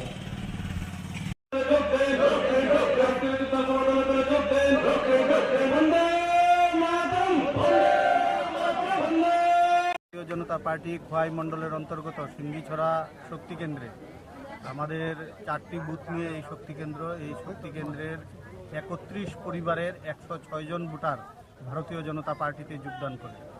এর মধ্যে আমরা বলতে চাই যে আমাদের এই ত্রিপুরা রাজ্যে মুখ্যমন্ত্রী ডক্টর মানিক সাহা মহোদয়ের নেতৃত্বে যে উন্নয়ন কর্মযজ্ঞ চলছে এই ত্রিপুরা রাজ্যে, সবকা সাথ সবকা বিকাশ স্লোগানকে 100% কার্যকর করে দলমতের ঊর্ধ্বে উঠে যেভাবে আমাদের সরকার কাজ করে চলেছে সেই কাজে উৎসাহিত হয়ে, সেই কাজে আকৃষ্ট হয়ে এবং উন্নয়ন কর্মযজ্ঞের সঙ্গে সামিল হতে আজকে এই 31 পরিবারের 106 জন ভোটার আমাদের সঙ্গে সামিল হয়েছে। নবাগতদের আমরা স্বাগত জানাই এবং আমরা আশা করি তাদের এই যে যোগদান পর্বের ফলে আমাদের ভারতীয় জনতা পার্টি এই অঞ্চলে আরও বেশি করে শক্তি সঞ্চয় করেছে এবং আগামী দিনে আমরা এই অঞ্চলে আরও বেশি করে শক্তি সঞ্চয় করে ভারতীয় জনতা পার্টিকে খোয়াই বিধানসভা কেন্দ্রে একটা উল্লেখযোগ্য জায়গায় নিয়ে যেতে তারা সহযোগিতা করবে এ প্রত্যাশা রাখছি।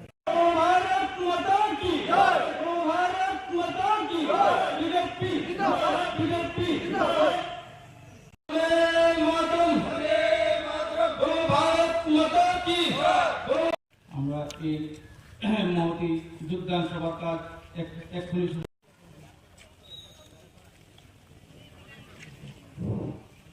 অতিথিকে পৌর পরিষদের 3 নং ওয়ার্ডের কাউন্সিলর শ্রীমতী ধর্মা দেব বিশ্বাস মহোদয়।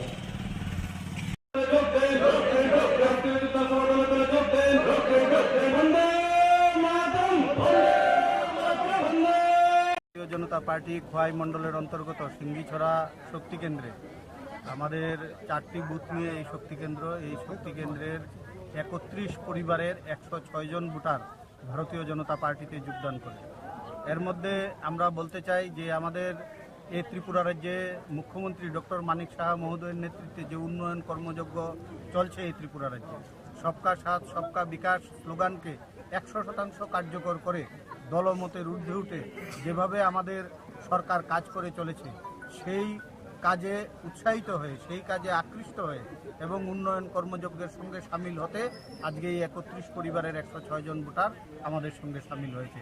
নবাগতদের আমরা স্বাগত জানাই এবং আমরা আশা করি তাদের এই যে যোগদান পর্বের ফলে আমাদের ভারতীয় জনতা পার্টি এই অঞ্চলে আরও বেশি করে শক্তি সঞ্চয় করেছে এবং আগামী দিনে আমরা এই অঞ্চলে আরও বেশি করে শক্তি সঞ্চয় করে ভারতীয় জনতা পার্টিকে খোয়াই বিধানসভা কেন্দ্রে একটা উল্লেখযোগ্য জায়গায় নিয়ে যেতে তারা সহযোগিতা করবে এ প্রত্যাশা রাখছি।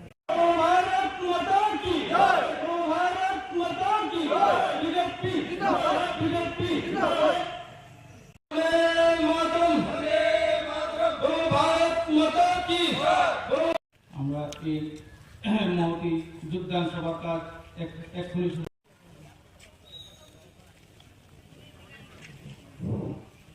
অতিথিকে পরিষদের 3 নং ওয়ার্ডের কাউন্সিলর শ্রীমতী ঝর্ণা দেব বিশ্বাস মহোদয়।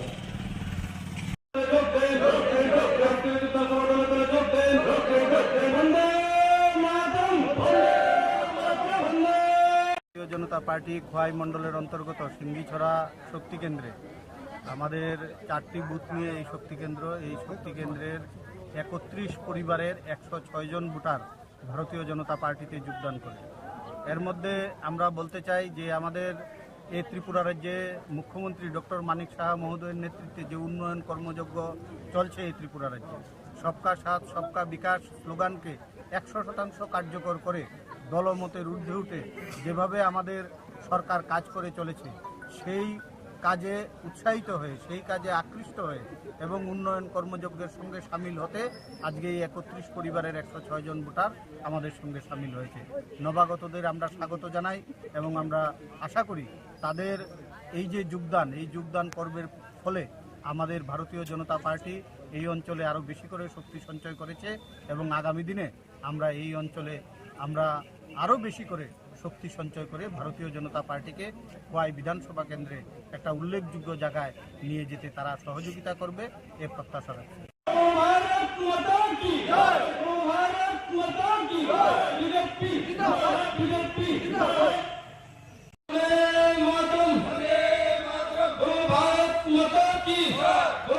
আমরা এই মহতি যোগদান সভার কাজ এক্ষুনি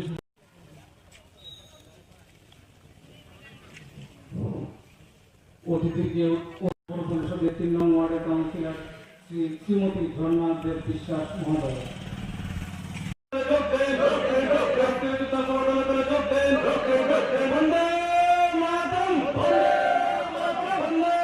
ভারতীয় জনতা পার্টি খোয়াই মণ্ডলের অন্তর্গত সিঙ্গিছড়া শক্তি কেন্দ্রে আমাদের 4টি বুথ নিয়ে এই শক্তি কেন্দ্রের 31 পরিবারের 106 জন ভোটার ভারতীয় জনতা পার্টিতে যোগদান করে।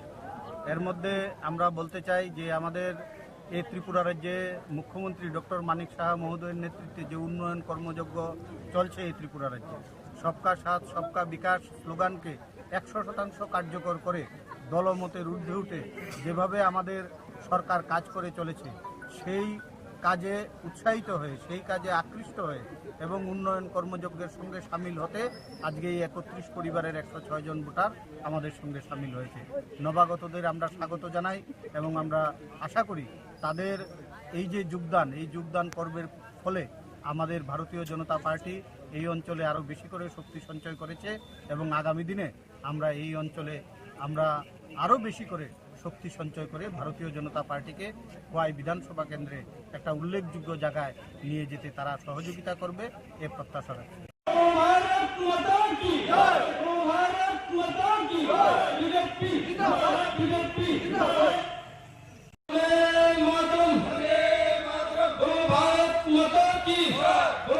আমরা এই মহতি যোগদান সভার কাজ এক্ষুনি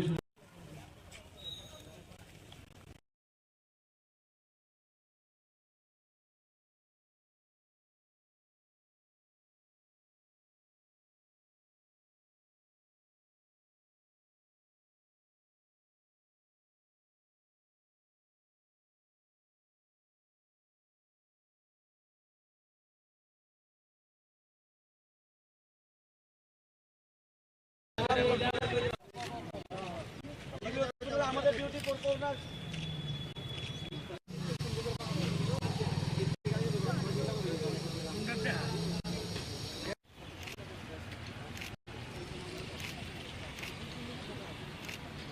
ডিউটি কন্টিনিউ করতে হবে, হসপিটালে কমিটি স্টাফদের প্রোগ্রাম ডিউটি করতে হবে। ডিউটি করে বেতন ভাতা পাচ্ছি না কেন, জবাব চাই, জবাব দাও। মাসে 4 মাস ডিউটি করে বেতন এখন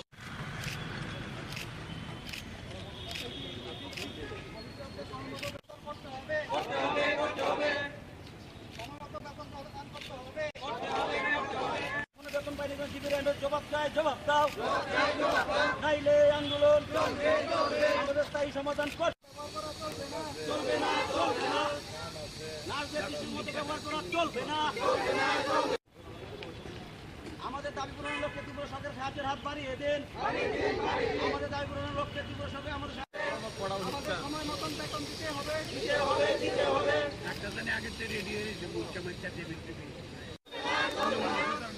আমাদের স্থায়ী সমাধান চাই, সমাধান করতে হবে।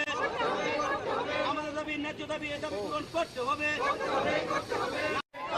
নইলে আন্দোলন আমাদের দাবি ন্যায্য দাবি, এ দাবি পূরণ করতে হবে। ভবিষ্যতের স্থায়ী সমাধান কি কারণে আজকে আপনারা এখানে আসছেন? जों दिनै हराव हायमानिंखाय माने दिनै जों बसर डिउटि खाय फैमानि दिनै कुनु ताबुक फानो रेसपन्स करिखो ओमफ्राय जों दिनै माने दिनै डिउटिनो कन्टिनिउ खालायथुं आबोनो जों बेतनबो जों रेगुलार माया 3-4 मास जों टंका बेतनबो ताबुक फानो मायाखो आबोन बागै दिन बेतनबो रिजागनांखुन आबोन बागै जों दिनै हराव रेलि खायो जों जरि दिनै सक्सेस जोंनि आंगाय जों तेबो परिबर्ते जों तेबो आन्दोलन खालायखांनायनि जों दिनै যখন করোনা মহামারী আসে প্যান্ডামিক টাইমে, তখন আমাদের স্টাফ নার্সরা আমরা জীবিত জীবন বাজি রেখে ডিউটি করেছি। দিনের পর দিন ডিউটি করার পর এখনো পর্যন্ত আমরা স্যালারিও পাইনি।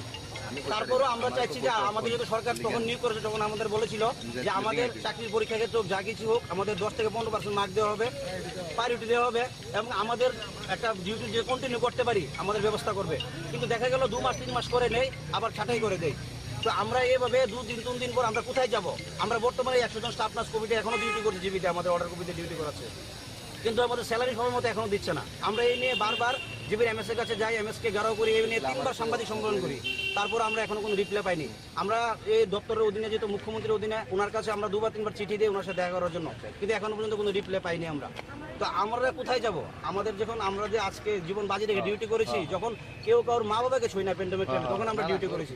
এখন আমাদের কোনো ইয়ে নেই, আমাদের কোনো লাইফের কোনো গ্যারান্টি নেই, তখন আমরা ডিউটি করেছি। এখন আমাদের পেছনে তাকে কেউ তাকাচ্ছে না আমাদের দিকে, তো আমরা কোথায় যাবো? দিনের পর দিন ধাক্কা খাচ্ছি। আমাদের বেতন বাধক সমান করতে হবে এবং আমাদের দাবি আমাদের যেন স্থায়ী ডিউটি দেওয়া হয় এখানে, এবং আমরা যে 100 স্টাফ আছে আমাদের স্থায়ী ডিউটি হতে হবে, না হলে আমরা পরবর্তী স্টেপ আমরা হাইকোর্টে কেস যেতে বাধ্য হবো। কারণ আমরা প্যান্ডেমিক টাইমে ডিউটি করেছি, আমরা এখন কেস যেতে বাধ্য হবো। কারণ আমরা চাইছি আলোচনার মাধ্যমে সরকার যে উন্নয়নমূলক কাজ করছে আমাদের দিকেও তাকা, কারণ আমরা তো প্যান্ডেমিক টাইমে ডিউটি করেছি, এখনো পর্যন্ত আমাদের কিছু করছে না আমাদের জন্য। আমরা তো ভালো পথ সরকারের সাথে সহযোগিতা হাত বাড়িয়ে স্বাস্থ্য দপ্তরের দিকে আমরা এগিয়ে যাচ্ছি, কিন্তু আমাদের জন্য কিছু করছে না। এম এর সাথে কথা হয়েছে, এমএস বলে আমি জানি না ভাই, ডিরেক্টরের সাথে কথা বলছি আমি জানি না, আমাদের ফান্ড দেয় না, আমাদের টাকা দেয় না, ফান্ড দেয় না, আমাদের স্যালারি কোথা থেকে দেবো? আমাদের ফান্ড দেয় না, টাকা দেয় না। একটা ইম্পর্টেন্ট দপ্তর স্বাস্থ্য দপ্তর, এখানে যদি বলে ফান্ড দেয় না, তাহলে আমরা কোথায় যাবো? রুগীরা কিভাবে ইয়ে করবে? নার্সের প্রচুর সংকট জীবিতে, তারপর আমাদের ডিউটি করাচ্ছে, আবার আমাদেরও স্যালারি দিচ্ছে না। 3 মাস 2 মাস করে ডিউটি করাচ্ছে, আবার ছাঁটাই করে দেয় ইচ্ছা করলে।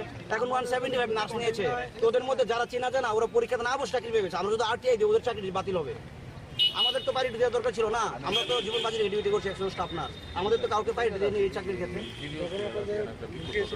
যখন ঢুকিয়েছিল তখন প্রাক্তন মুখ্যমন্ত্রী বিপ্লব দেব বলেছিল যে আমাদের কিছু একটা আমাদের জন্য করবে, আমাদের 20,000 টাকা স্যালারির বিনিময়ে ঢুকিয়েছিল।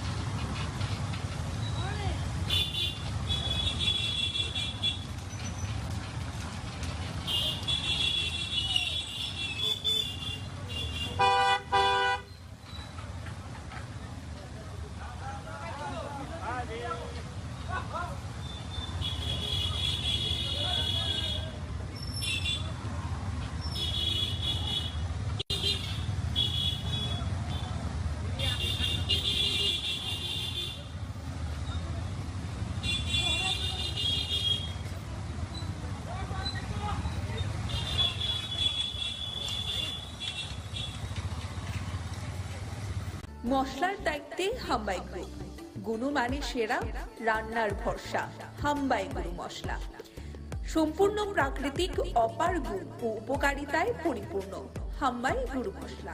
যদি কেমিক্যাল ফ্রি, কালার ফ্রি, প্রকৃত স্বাদের মশলা খেতে চান, তবে আপনার রান্নাঘরে চাই হাম্বাই গুরু মশলা। রান্নায় শুধুমাত্র তোমাকেই চাই হাম্বাই গুরু মশলা।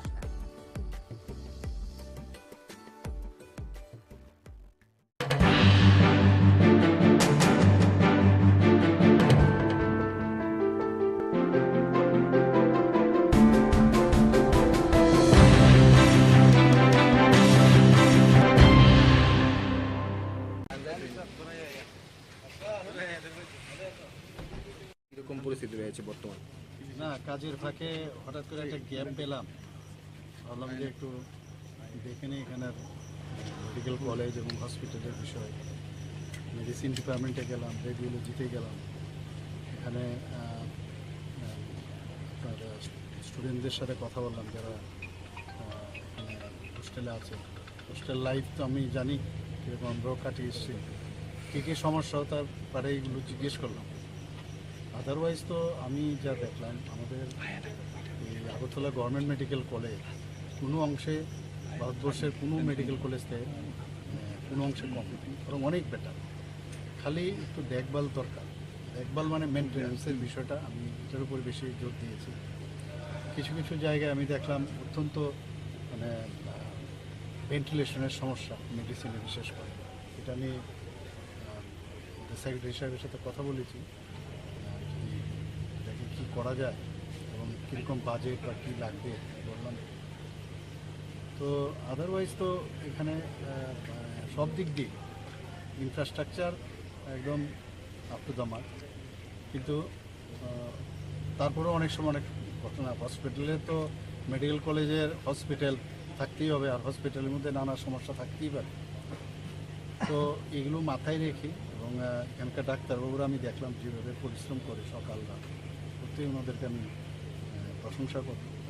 এবং ওনাদেরকে আমি বলেছি সরকার বা হেলথ ডিপার্টমেন্ট ওনাদের সাথে আছে, যখন যা সমস্যা হবে আমরা দেখব। স্যার, এক দুটো ওয়ার্ডে দেখা গেছে নার্সের সমস্যা রয়েছে, দুজন দিয়ে নার্সের তো আমরা নিচ্ছি, এর মধ্যে আমরা 175 জন ইলেকশনের মডেল কোড শেষে নিয়োগ করা হইল। তখন স্যার কোথাও দেখা গেছে আপনার সাথে রুগীর আত্মীয় পরিজনরা কথা বলেছি ওনাদের। তো দেখুন, যখন যে ভর্তি হয় না, তো যারা পেশেন্ট পার্টি তাদের মধ্যে একটা মানে খুব নিজেকে অসহায়ের একটা ফিলিংস চলে আসে। তো মনে হয় যে ডাক্তারবাবু দেখছে কি না, কী অবস্থা, সবসময় জানার একটা সবাইরই এটা। তো মানে ওনাদের সাথে প্রপারলি যদি কথা বলা যায়, অনেকটা কিন্তু সুবিধা হয়। আমি দেখলাম যে 1-2 পেশেন্ট বললো, অনেকে একটু বললো আমার একটু আর্থিকভাবে হেল্প করতো। আমি এগুলো দেখেছি এবং কথাও বলেছি কীভাবে কী করা যায়। যে সমস্যাগুলি উঠে এসেছে সেই সমস্যাগুলি কবে নাগাদ শেষ হতে পারে? মানে এই সমস্যা মানে সেই রকম তো কোনো সমস্যা নেই, নতুন নতুন ডিপার্টমেন্ট হয়েছে, সুপার স্পেশালিটি বিষয়গুলো এখানে আছে। এখন মানুষ তো ভালোভাবে পাচ্ছে, এখানে পরিষেবা পাচ্ছে, কিন্তু তারপরেও আমি বলবো শেষ নেই। ওখানে অনেক আর্মামেন্টেরিয়ামের মেডিকেল ইকুইপমেন্টস এখন অনেক ধরনের বেরিয়ে গেছে।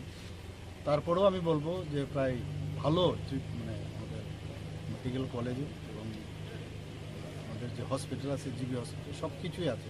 খালি আমি যেটা বললাম যে একটু জায়গাও এখন দেখলাম, আগে প্রথম আমি একবার যখন এসেছিলাম, এমনিতে তো পেশেন্ট দেখতে আসি অনেক সময়, এইবার আমি ভালো করে দেখলাম সেটা, তো জায়গাও বাড়ছে। অনেকটা বলেছিলাম যাতে মাটিতে না সই, তো সেই ব্যবস্থাটাও আমি দেখলাম আগের তুলনায় অনেক কমে গেছে।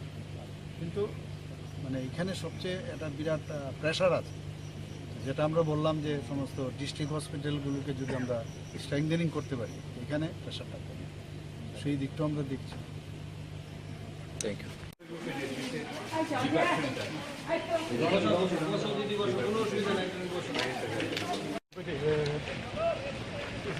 এখানে একটা স্টিমার এইটা করতো, ঠিক আছে, করতে যে এসে 11টার সময় ঢুকাইছে, 11টার সময় ঢুকানোর সময় 11টার থেকে 12টা, 1টা, 2টা কত মিনিটে স্যার তারা জিবি রেফার করছে। রেফার করানোর পরে জিবি কোনো স্যার কোনো ডায়েরি মেনটেন নেই, কোনো ডায়েরি মেনটেন নেই, কিচ্ছু নেই। এরা ফোনে স্যার না আইসিউতে স্যার রাখছে। আইসিউ স্যার আমরা প্রথম দিচ্ছি, আমরা ঘুমে সব করছে না। তো এমন একটা ছেলে আমরা দেখতে বসে বাইক এসে করলাম, এই মনে হয় মারা উদিপুরে আইসি, এমন একটা ছেলে আমরা মারা গেছে, উদিপুর স্যার এরা মারা গেছে। তারা কী করছে, 10টা ইঞ্জেকশন লেগেছে স্যার, লিখেছে তারা ইঞ্জেকশন দেয় আর বুকটাকে এমনি করতেছে। আর ছেলের বাবা স্যার ফাউডের দিকে এখন ঠান্ডা হয়ে গেছে। তারপরে হেরা কি করছে, রুগীদের দিয়া স্যার তারা ভালো হয়ে গেছে। উদিপুরের যে লোকটি মানে যে ডাক্তারবাবুরা আইছিল,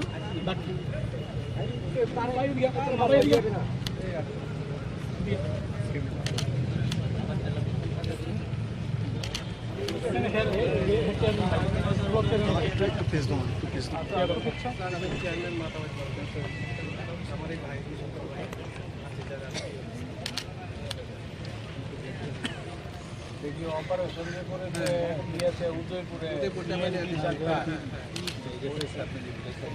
হ্যাঁ হ্যাঁ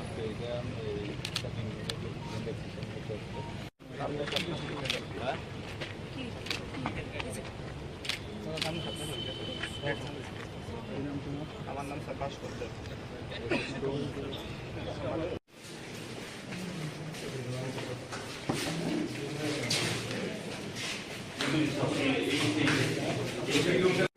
অ্যাকচুয়ালি স্যার সন্ধ্যার সময় আমরা বন্ধ হয়ে যাচ্ছি, 5টা করে দিয়ে বন্ধ, দিনের বেলায় চলে।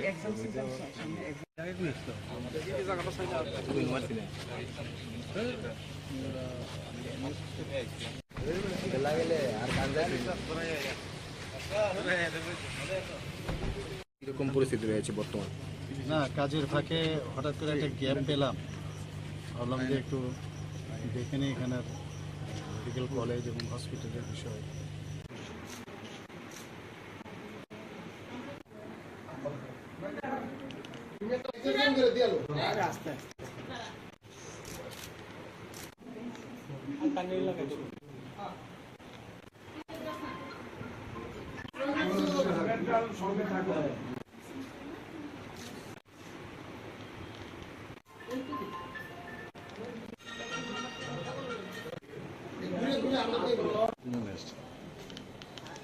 আমরা আজকে এসেছি রাখি বন্ধন উৎসবকে কেন্দ্র করে।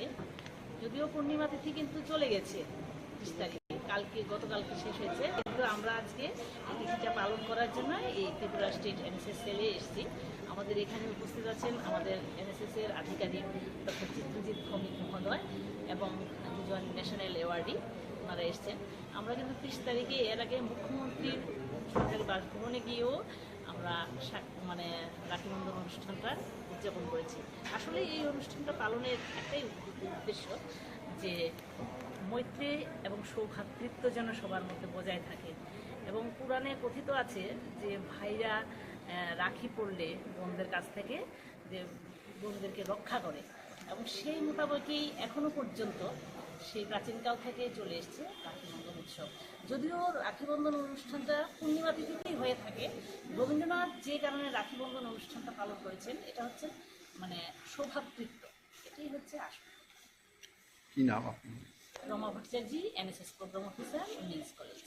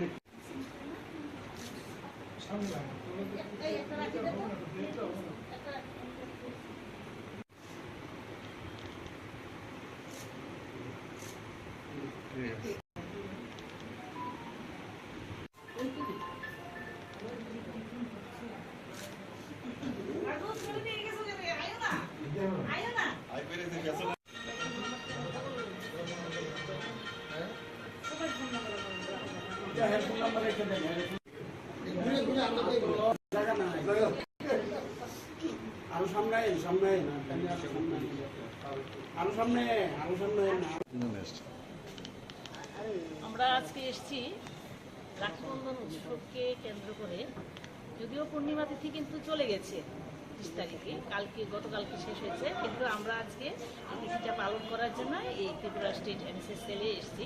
আমাদের এখানে উপস্থিত আছেন আমাদের এনএসএস এর আধিকারিক ডক্টর চিত্রজিৎ ভৌমিক মহোদয় এবং দুজন ন্যাশনাল অ্যাওয়ার্ডি, ওনারা এসছেন। আমরা কিন্তু 30 তারিখে এর আগে মুখ্যমন্ত্রীর সরকারি বাসভবনে গিয়েও আমরা মানে রাখি বন্ধন অনুষ্ঠানটা উদযাপন করেছি। আসলে এই অনুষ্ঠানটা পালনের একটাই উদ্দেশ্য যে মৈত্রী এবং সৌভ্রাতৃত্ব যেন সবার মধ্যে বজায় থাকে। এবং পুরাণে কথিত আছে যে ভাইরা রাখি পড়লে বোনদের কাছ থেকে যে বোনদেরকে রক্ষা করে, এবং সেই মোতাবেকই এখনো পর্যন্ত সেই প্রাচীনকাল থেকে চলে এসছে রাখি বন্ধন উৎসব। যদিও রাখি বন্ধন অনুষ্ঠানটা পূর্ণিমা তিথিতেই হয়ে থাকে, রবীন্দ্রনাথ যে কারণে রাখি বন্ধন অনুষ্ঠানটা পালন করেছেন এটা হচ্ছে মানে সৌভ্রাতৃত্ব, এটাই হচ্ছে আসল। কি নাম আপনি?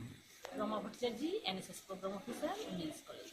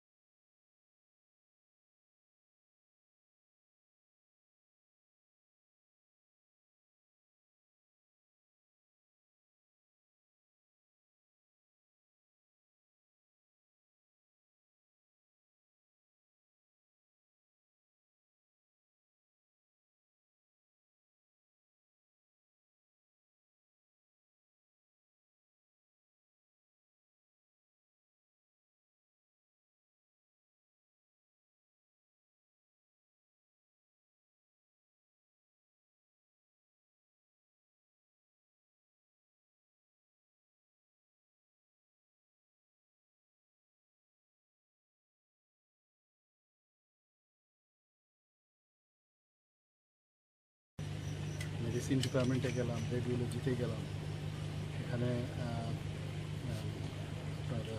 স্টুডেন্টদের সাথে কথা বললাম যারা এখানে হোস্টেলে আছে। হোস্টেল লাইফ তো আমি জানি যেরকম আমরাও কাটিয়ে এসেছি, কী কী সমস্যা তার পারে এইগুলো জিজ্ঞেস করলাম।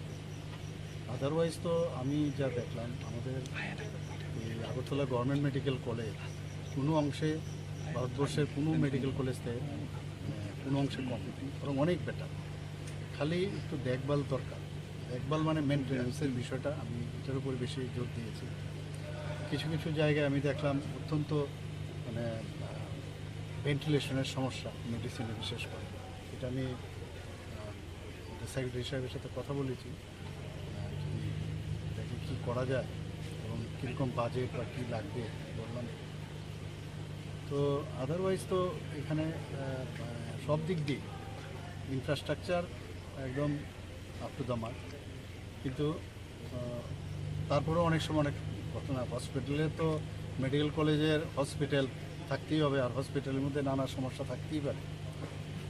তো এগুলো মাথায় রেখে এবং এখানকার ডাক্তারবাবুরা আমি দেখলাম যেভাবে পরিশ্রম করে সকাল রাত, সত্যি ওনাদেরকে আমি প্রশংসা করি।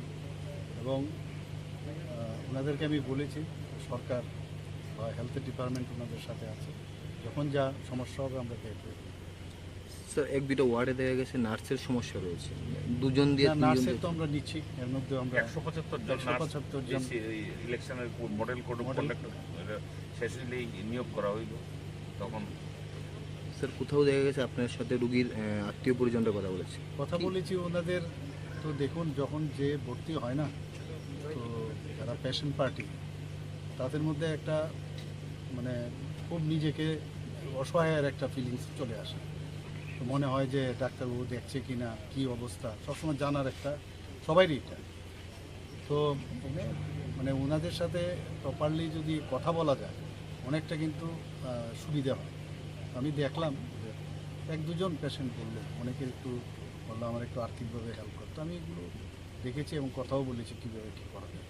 যে সমস্যাগুলি উঠে এসেছে সেই সমস্যাগুলি কবে নাগাদ শেষ হতে পারে? মানে এই সমস্যা মানে সেই রকম তো কোনো সমস্যা নেই। নতুন নতুন ডিপার্টমেন্ট হয়েছে, সুপার স্পেশালিটি বিষয়গুলো এখানে আছে। এখন মানুষ তো ভালোভাবে ইয়ে পাচ্ছে, এখানে পরিষেবা পাচ্ছে, কিন্তু তারপরেও আমি বলবো শেষ নেই।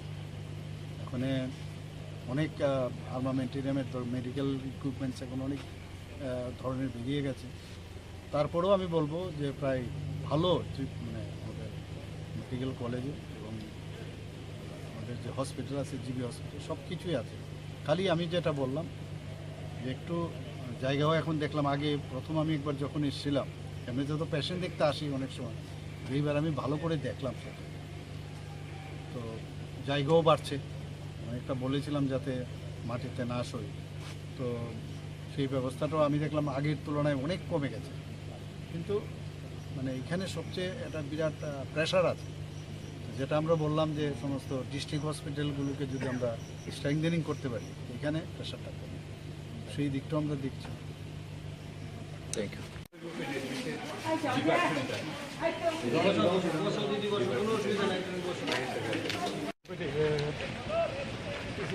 এখানে একটা স্টিমার এইটা করতো, ঠিক আছে, করতে যাই সেটা 11টার সময় ঢুকাইছে। 11টার সময় ঢুকানোর সময় 11টার থেকে 12টা, 1টা, 2টা কত মিনিটে স্যার তারা জিবি রেফার করছে। রেফার করার পরে জিবি কোনো স্যার কোনো ডায়েরি মেনটেন নেই, কোনো ডায়েরি মেনটেন নেই, কিচ্ছু নেই। তারা ফোনে স্যার না আইসিউতে স্যার রাখছে। আইসিউ স্যার আমরা প্রথম দিচ্ছি, আমরা ঘুমিয়ে সব করছিলাম। তো এমন একটা ছেলে আমরা দেখতে বসে বাইক এসে করলাম, এই মনে হয় মারা উদিপুর আইসি, এমন মনে একটা ছেলে আমরা মারা গেছে। উদিপুর স্যার এটা মারা গেছে। তারা কী করছে 10টা ইঞ্জেকশন লেগেছে স্যার, লিখেছি তারা ইঞ্জেকশন দেয় আর বুকটারে এমনি করতেছে এমনি মতো। আর ছেলের বাবা স্যার হাওড়ির দিকে এখন ঠান্ডা হয়ে গেছে। তারপরে হেরা কি হচ্ছে রুগীদের দিয়া স্যার তারা ভালো হয়ে গেছে। উদিপুরের যে লোকটি মানে যে ডাক্তারবাবুরা আইছিল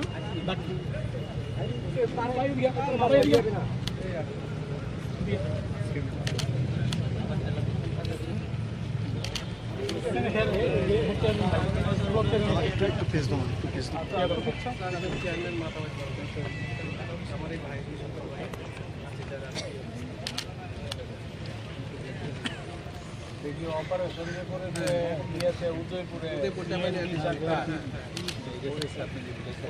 হ্যাঁ হ্যাঁ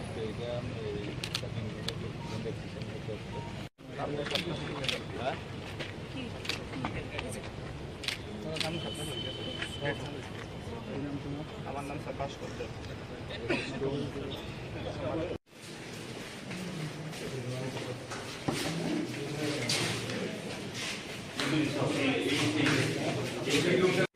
অ্যাকচুয়ালি স্যার সন্ধ্যার সময় আমরা বন্ধ হয়ে যাচ্ছি 5টার পরে থেকে বন্ধ দিনের বেলায় চলে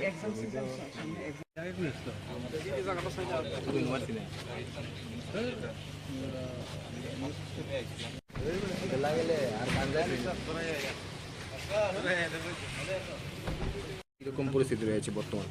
না, কাজের ফাঁকে হঠাৎ করে একটা গ্যাপ পেলাম, ভাবলাম যে একটু দেখে নিই এখানের মেডিকেল কলেজ এবং হসপিটালের বিষয়।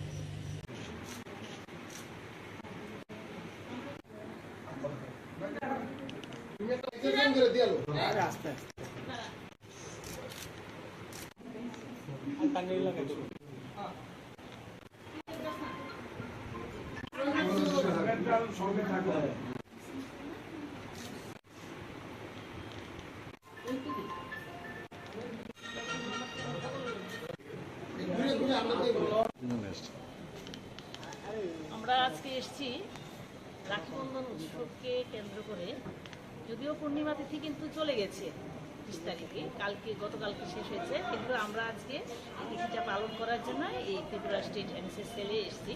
আমাদের এখানে উপস্থিত আছেন আমাদের এনএসএস এর আধিকারিক ডক্টর চিত্রজিৎ ভৌমিক মহোদয় এবং দুজন ন্যাশনাল অ্যাওয়ার্ডি ওনারা এসছেন।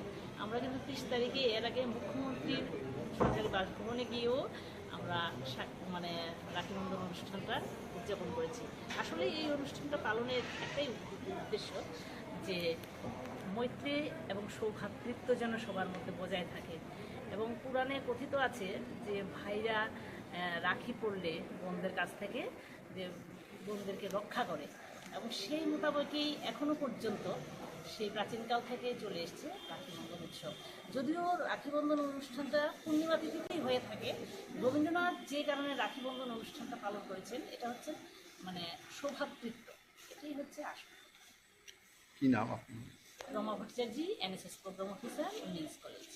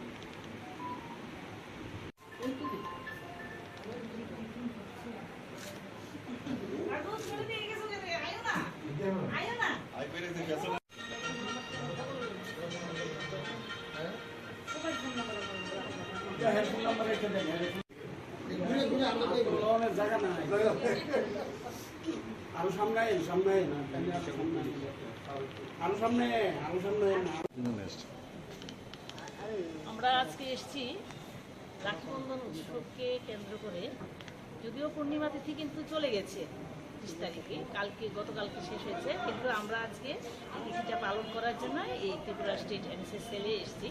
আমাদের এখানে উপস্থিত আছেন আমাদের এনএসএস এর আধিকারিক ডক্টর চিত্রজিৎ ভৌমিক মহোদয় এবং দুজন ন্যাশনাল অ্যাওয়ার্ডি ওনারা এসছেন। আমরা কিন্তু 30 তারিখে এর আগে মুখ্যমন্ত্রীর সরকারি বাসভবনে গিয়েও আমরা রাখি বন্ধন অনুষ্ঠানটা উদযাপন করেছি। আসলে এই অনুষ্ঠানটা পালনের একটাই উদ্দেশ্য যে মৈত্রী এবং সৌভ্রাতৃত্ব যেন সবার মধ্যে বজায় থাকে, এবং পুরাণে কথিত আছে যে ভাইরা রাখি পড়লে বোনদের কাছ থেকে যে বোনদেরকে রক্ষা করে, এবং সেই মোতাবেকই এখনো পর্যন্ত সেই প্রাচীনকাল থেকে চলে এসছে রাখি বন্ধন উৎসব। যদিও রাখি বন্ধন অনুষ্ঠানটা পূর্ণিমা তিথিতেই হয়ে থাকে, রবীন্দ্রনাথ যে কারণে রাখি বন্ধন অনুষ্ঠানটা পালন করেছেন এটা হচ্ছে মানে সৌভ্রাতৃত্ব, এটাই হচ্ছে আসল। কি নাম আপনার? Rama Bhattacharya, NSS programme officer, women's college.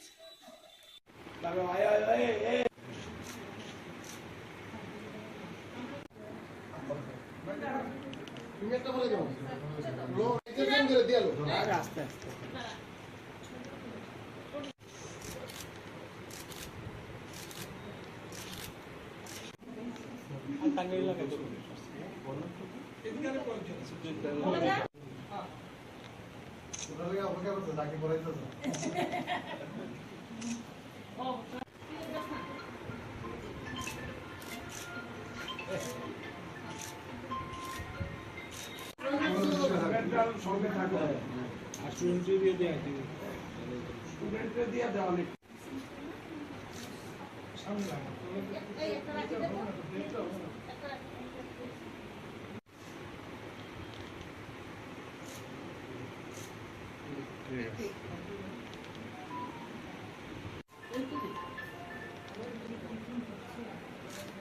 মশলার দায়িত্বে হাম্বাই গ্রুপ, গুণমানে সেরা, রান্নার ভরসা। হাম্বাই গুরু মশলা সম্পূর্ণ প্রাকৃতিক, অপার গুণ ও উপকারিতায় পরিপূর্ণ। হাম্বাই গুরু মশলা। যদি কেমিক্যাল ফ্রি, কালার ফ্রি, প্রকৃত স্বাদের মশলা খেতে চান তবে আপনার রান্নাঘরে চাই হাম্বাই গুরু মশলা। রান্নায় শুধুমাত্র তোমাকেই চাই হাম্বাই গুরু মশলা।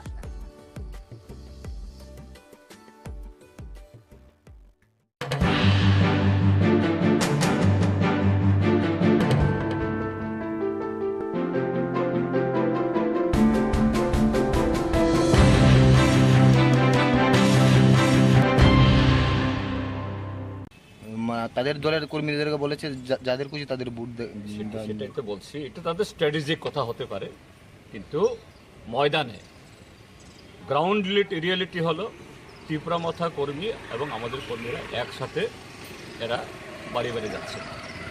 এটা তাদের স্ট্র্যাটেজিক হতে পারে, এটা তাদের ব্যাপার, এরা তাদের বক্তব্য বলার জন্য স্বাধীন। অর্থাৎ তারা বলেননি বিজেপিকে ভোট দেওয়ার জন্য, স্বাধীনভাবে ভোট দেওয়ার জন্য। আমরা তো চাই স্বাধীনভাবেই ভোট দিক এবং গত বিধানসভা নির্বাচনে যে ভোট ভাগাভাগি হয়েছে এটা যাতে পুনরাবৃত্তি না ঘটে, আমরা এটাই চাই। না, তিনি তো এও বলেছে যে সিপিএম এর সাথেও তিনি নেই, মানে শুধু মানে কর্মীরা যারা রয়েছে তাদের নিজের যার পছন্দ ফলাফলের, সেটাই তো বলছি, এরা তো তাদের কর্মীরা তো বেশিরভাগ আমাদের কর্মীদের সাথে কাজ করছেন না। এই প্রেস মিটের পরে কি কোনো ধরনের প্রভাব পড়বে না মনে হচ্ছে? না না, কেন হবে, কেন হবে, হওয়ার তো কোনো কারণ নেই। আপনি তো বারে বারে মিটিং করেছিলেন অনিমেষ বাবুর সাথে। না না, এই জন্য তারা তো বলেননি সিপিএমকে ভোট না দেওয়ার জন্য তো বলেননি, এর মানেটা কি? না বলেই অনেক কথা বলেছেন, এটাই বুঝতে হবে। ঠিক আছে, কথা তো বলেছে যে এটা কিন্তু ওপেনলি বলেছে তারা, হ্যাঁ বলেনি, বলেছে তো, সেই দায়িত্ব পালন করুক, এইটাই আমরা চাই। তাই ওকে, মনে হচ্ছে এটা হবে পালন, হ্যাঁ পালন হবে কি মনে হচ্ছে আপনার? তারা এটা হবে কি না, এটা তো বিবেক ভোটের কথা বলেছে। আমরা তো বিবেক ভোট যদি হয় আর বিজেপিকে যদি পরাস্ত করতে চায় তবে বামফ্রন্ট ছাড়া তো অল্টারনেটিভ নেই, বামফ্রন্টই একমাত্র বিজেপি হারাতে পারে। কাজে এটাকে নিশ্চিত করার দায়িত্ব তাদের, আমরা তো তাদের কাছে এপিল দিয়েছি। ত্রিপুরা মাথা দলের যে চেয়ারম্যান রয়েছে উনি এবং অনিমেষ বাবু মিলে একটা প্রেস মিট করেছে এবং তিনি বলেছেন যে তারা কাউকেই সাপোর্ট করছে না, তাদের দলের কর্মীদেরকে বলেছে যাদের খুশি তাদের ভোট। সেটাই তো বলছি, এটা তাদের স্ট্র্যাটেজিক কথা হতে পারে, কিন্তু ময়দানে গ্রাউন্ড রিয়েলিটি হলো ত্রিপুরা মাথা কর্মী এবং আমাদের কর্মীরা একসাথে এরা বাড়ি বাড়ি যাচ্ছে। এটা তাদের স্ট্র্যাটেজিক হতে পারে, এটা তাদের ব্যাপার, এরা তাদের বক্তব্য বলার জন্য স্বাধীন। অর্থাৎ তারা বলেননি বিজেপিকে ভোট দেওয়ার জন্য, স্বাধীনভাবে ভোট দেওয়ার জন্য।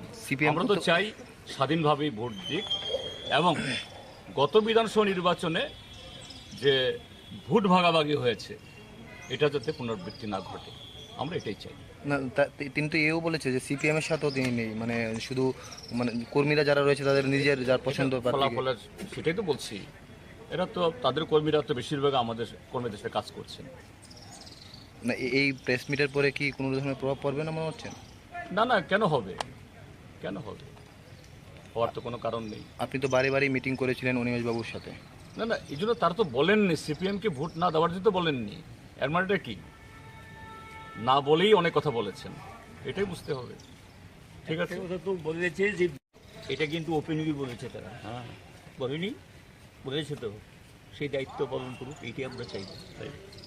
ওকে, মনে হচ্ছে এটা হবে পালন? হ্যাঁ, পালন হবে কি মনে হচ্ছে আপনার?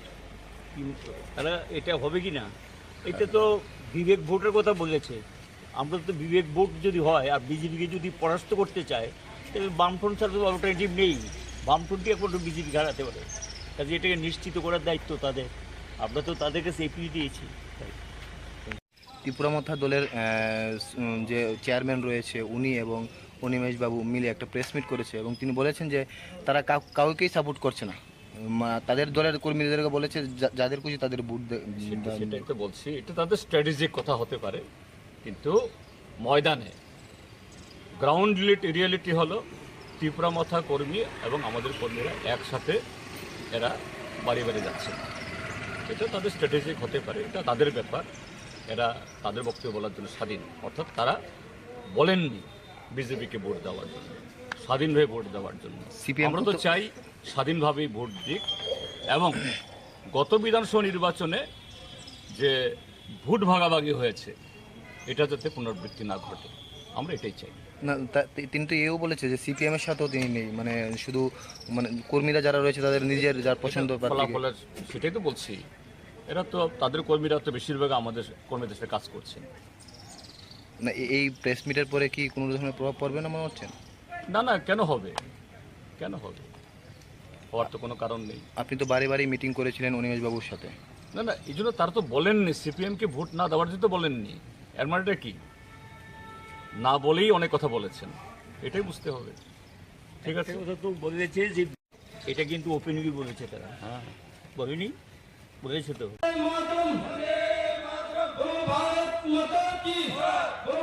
আমরা এই মহতি যোগদান সভার কাজ এক্ষুনি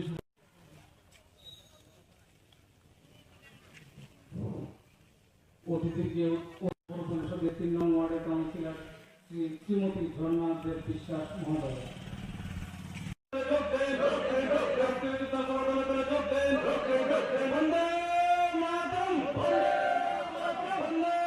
ভারতীয় জনতা পার্টি খোয়াই মণ্ডলের অন্তর্গত সিঙ্গিছড়া শক্তি কেন্দ্রে আমাদের 4টি বুথ নিয়ে এই শক্তি কেন্দ্রের 31 পরিবারের 106 জন ভোটার ভারতীয় জনতা পার্টিতে যোগদান করে।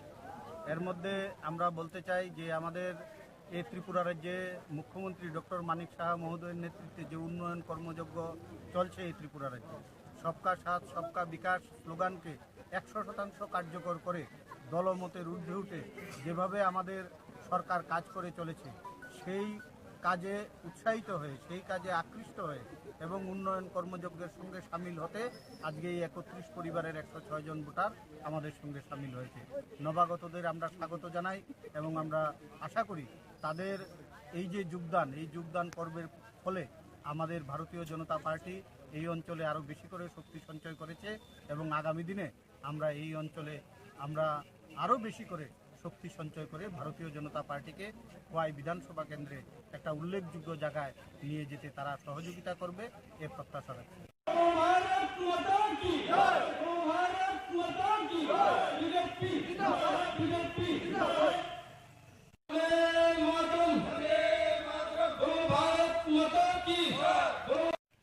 মশলার দায়িত্বে হাম্বাই গ্রুপ, গুণমানে সেরা, রান্নার ভরসা, হাম্বাই গুরু মশলা। সম্পূর্ণ প্রাকৃতিক অপার গুণ ও উপকারিতায় পরিপূর্ণ হাম্বাই গুরু মশলা। যদি কেমিক্যাল ফ্রি, কালার ফ্রি, প্রকৃত স্বাদের মশলা খেতে চান তবে আপনার রান্নাঘরে চাই হাম্বাই গুরু মশলা। রান্নায় শুধুমাত্র তোমাকেই চাই হাম্বাই গুরু মশলা।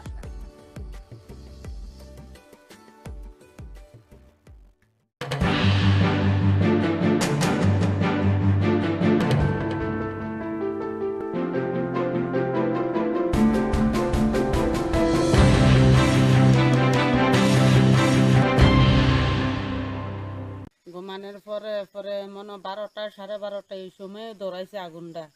দৌড়ানোর পরে আমি টের পাইছি, পাই এসে যে 1:30 বাজে। এরপরে উঠতে এসে যে আমার সাহস কুলাইতে আছে না, বাইজনের লেগে 6-7 জন দাঁড়াই রয়েছে এইদিকে, আর পাও দিয়ে এইভাবে যারা দিতে আছে, আমি জোতা শব্দ পাইতে আছি। পাই আসে যে আমার ফুলা ওই এদিকে তার জাডার বাড়ির থাহে, শুরু থেকে তার জাডার বাড়ির ঘুমা। ফুলারে ফোন করে আসে যে কইছি বাড়িতে মরিল, কেডা জানি আগুন ধরাই দিছে, আগুন জানি কই লাগছে। ফুলা এরপরে আইতে আছে, তার জাডা তো বাইরে লই আসে যে আইসে। আইনের পরে আমি তারপরে তারা এদিক দিয়ে দৌড়াইয়া গেছি, 6-7 জন। একজনের মিছিল। এরপরে রাত্রে ফায়ার সার্ভিস আইছেনি বা পুলিশ আইছেনি? ফায়ার সার্ভিসের নাম্বার আসলো না। আপনার নাম কিটা? আমার নাম লুৎফা বেগম। আপনার স্বামীর নাম? ফুল মিয়া। থানাতে জানাইছেন রাত্রে? থানাত জানাইছি, রাত্র 2:30টার সময় গেছি। কিটা কইছে? তারা কইছে সকালে আইয়া দেখবো। কিটা হইছে বলি আপনার এনো? কইছে বলতে কালকে রাত্র আমি 11টা 11:30টার সময় ঘুমাইছি। ঘুমানোর পরে মনে 12টা 12:30 এই সময় দৌড়াইছে আগুনটা। দৌড়ানোর পরে আমি টের পাইছি, পাই এসে যে 1:30 বাজে। এরপরে উঠতে এসে যে আমার সাহস কুলাইতে আছে না, বাইজনের লেগে 6-7 জন দাঁড়াই রয়েছে এইদিকে, আর পাও দিয়ে এইভাবে যারা দিতে আছে, আমি জোতা শব্দ পাইতে আছি। পাই আসে যে আমার ফুলা ওই এদিকে তার জাডার বাড়ির থাহে, শুরু থেকে তার জাডার বাড়ির ঘুমা। ফুলারে ফোন করে আসে যে কইছি বাড়িতে মরিল, কেডা জানি আগুন ধরাই দিছে, আগুন জানি কই লাগছে। ফুলা এরপরে আইতে আছে, তার জাডা তো বাইরে লই আসে যে আইসে। আইনের পরে আমি তারপরে তারা এদিক দিয়ে দৌড়াইয়া গেছি, 6-7 জন। একজনের মিছিল। এরপরে রাত্রে ফায়ার সার্ভিস আইছেনি বা পুলিশ আইছেনি? ফায়ার সার্ভিসের নাম্বার আসলো না। আপনার নাম কিটা? আমার নাম লুৎফা বেগম। আপনার স্বামীর নাম? ফুল মিয়া। থানাতে জানাইছেন রাত্রে? থানাত জানাইছি, রাত্র 2:30টার সময় গেছি। কিটা কইছে? তারা কইছে সকালে আইয়া দেখবো। কিটা হইছে বলি আপনার এনো? কইছে বলতে কালকে রাত্র আমি 11টা 11:30টার সময় ঘুমাইছি। ঘুমানোর পরে মনে 12টা 12:30 এই সময় দৌড়াইছে আগুনটা। দৌড়ানোর আমাদের ডিউটি করবো না।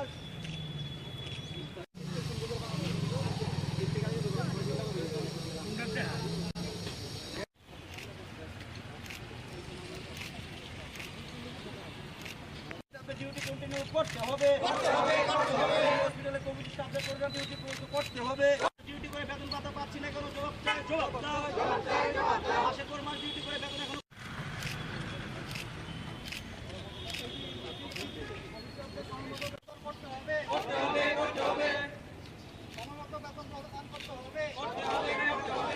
বেতন পাইনি, জবাব চাই, জবাব দাও।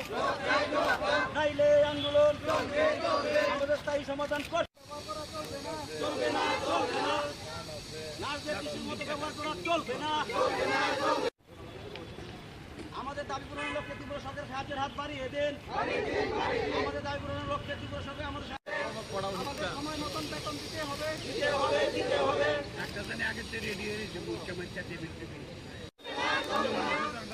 আমাদের স্থায়ী সমাধান চাই, সমাধান করতে হবে। আমাদের দাবি ন্যায্য দাবি, এ দাবি পূরণ করতে হবে। নইলে আন্দোলন আমাদের দাবি ন্যায্য দাবি, এ দাবি পূরণ করতে হবে। কোভিড স্থায়ী সমাধান।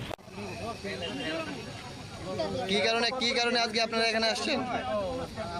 जों दिनै हराव हायमानिंके माने दिनै जों बसर डिउटि खाय फैमानि दिनै कोनो ताबुक फानो रेसपन्ड करिखो ओमफ्राय जों दिनै माने दिनै डिउटि न कन्टिनिउ खालायथुं आबोनो जों बेतनबो जों रेगुलार माया 3-4 मास जों टंका बेतनबो ताबुक फानो मायाखो आबोन बागै दिन बेतनबो रोजागनांखुन आबोन बागै जों दिनै हराव रेलि खायो जों जरि दिनै साक्सेस यांगा जों तेबो परिबर्ते जों तेबो आन्दोलन खालायखांनायनि जों दिनै যখন করোনা মহামারী আসে প্যান্ডামিক টাইমে, তখন আমাদের স্টাফ নার্সরা আমরা জীবিত জীবন বাজি রেখে ডিউটি করেছি। দিনের পর দিন ডিউটি করার পর এখনো পর্যন্ত আমরা স্যালারিও পাইনি। তারপরও আমরা চাইছি যে আমাদের যেহেতু সরকার তখন নিয়োগ করেছে, তখন আমাদের বলেছিল যে আমাদের চাকরির পরীক্ষা ক্ষেত্রে যা কিছু হোক আমাদের 10 থেকে 15% মার্ক দেওয়া হবে, প্রায়োরিটি দেওয়া হবে এবং আমাদের একটা ডিউটি যে কন্টিনিউ করতে পারি আমাদের ব্যবস্থা করবে। কিন্তু দেখা গেল 2 মাস 3 মাস করে নেই, আবার ছাঁটাই করে দেয়। তো তো আমরা এইভাবে 2-3 দিন পর আমরা কোথায় যাব? আমরা বর্তমানে 100 জন স্টাফ নার্স কমিটি এখনো ডিউটি করছে, জিবিতে আমাদের অর্ডার কপিতে ডিউটি করাচ্ছে, কিন্তু আমাদের স্যালারি সময় মতো এখনো দিচ্ছে না। আমরা এই নিয়ে বারবার জিবির এমএস এর কাছে যাই, এমএস কে গাড়াও করি, এই নিয়ে 3বার সাংবাদিক সম্মেলন করি, তারপর আমরা এখনো কোনো রিপ্লাই পাইনি।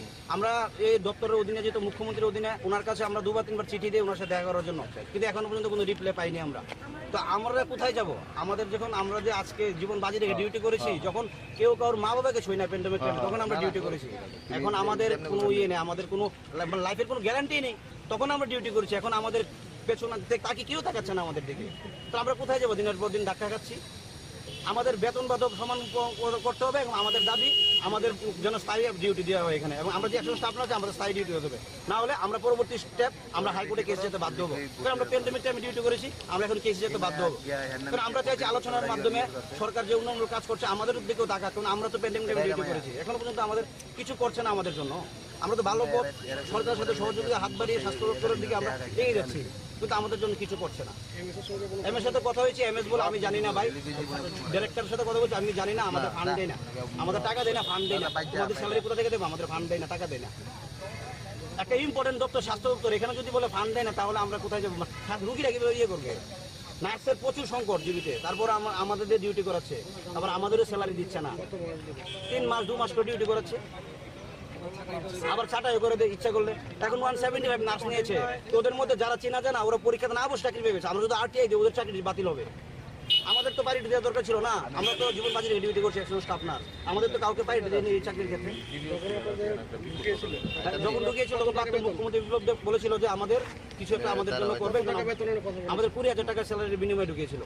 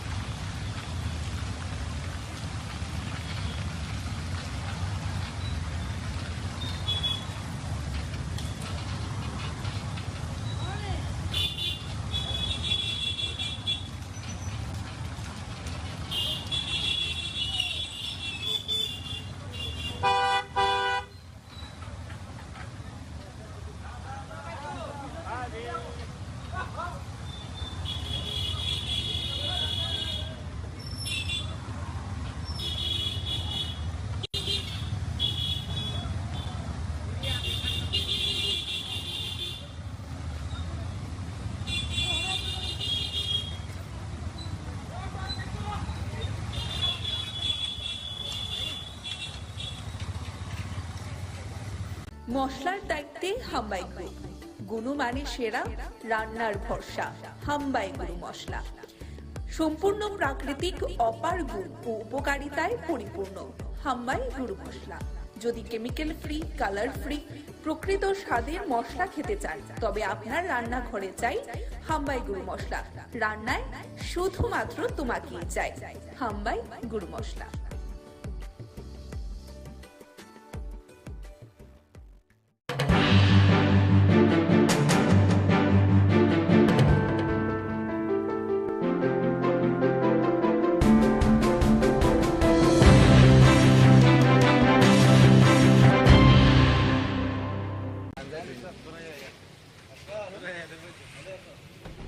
এরকম পরিস্থিতি রয়েছে বর্তমান?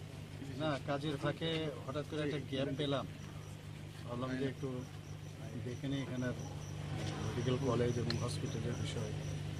মেডিসিন ডিপার্টমেন্টে গেলাম, রেডিওলজিতে গেলাম, এখানে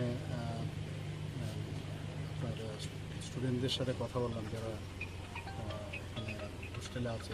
হোস্টেল লাইফ তো আমি জানি কীরকম, আমরাও কাটিয়ে এসেছি, কী কী সমস্যা তার পারে এইগুলো জিজ্ঞেস করলাম।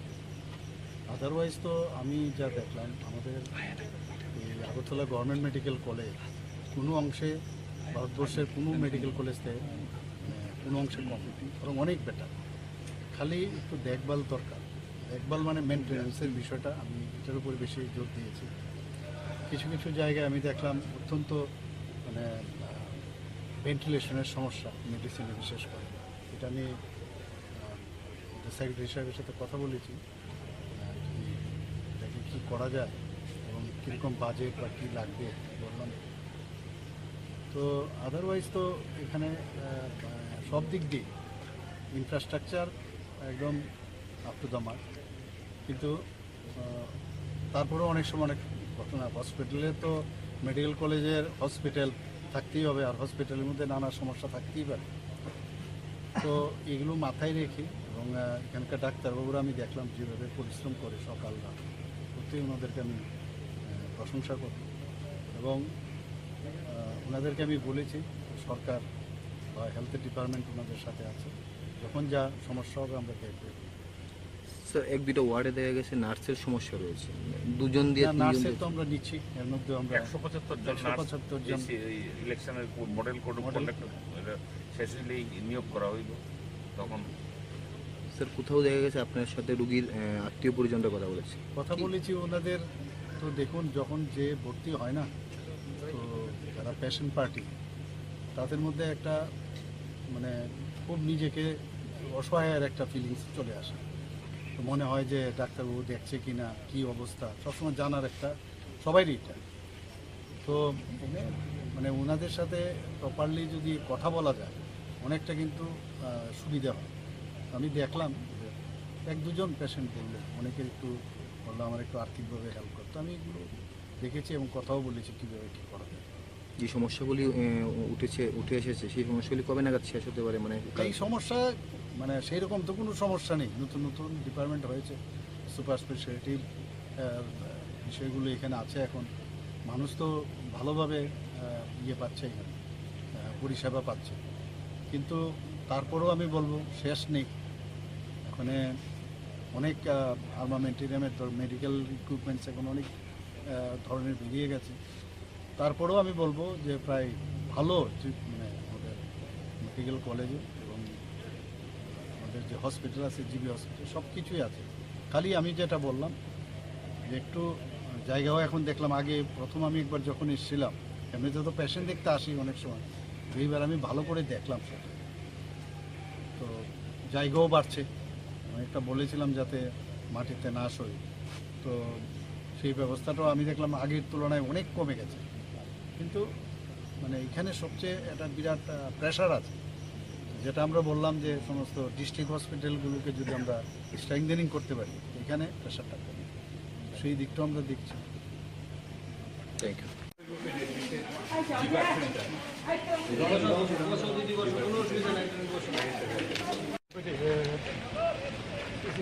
এখানে একটা টিউমার এইটা করতে, ঠিক আছে, করতে যে এসে 11টার সময় ঢুকাইছে, 11টার সময় ঢুকানোর সময় 11টা থেকে 12টা, 1টা, 2টা কত মিনিটে স্যার তারা জিবি রেফার করছে, রেফার করানোর পরে জিবি কোনো স্যার কোনো ডায়েরি মেনটেন নেই, কোনো ডায়েরি মেনটেন নেই, কিচ্ছু নেই। এরা ফোনে স্যার না আইসিউতে স্যার রাখছে। আইসিউ স্যার আমরা প্রথম দেখি আমরা ঘুমে সব করছে না। তো এমন একটা ছেলে আমরা দেখতে বসে বাইক এসে তো করলাম এই মনে হয় মারা উদিপুর থেকে আইসি এমন একটা ছেলে আমরা মারা গেছে। উদিপুর স্যার এরা মারা গেছে। তারা কী করছে 10টা ইঞ্জেকশন লিখছে স্যার, লিখেছি তারা ইঞ্জেকশন যায় আর বুকটাকে এমনি করতেছে এমনি। আর ছেলের বাবা স্যার ফাউডির দিকে একবার ঠান্ডা হয়ে গেছে। তারপরে হেরা কি হচ্ছে রুগীদের দিয়া স্যার তারা ফালা হয়ে গেছে। উদিপুরের যে লোকটি মানে যে ডাক্তারবাবুরা আইছিল ডাক্তার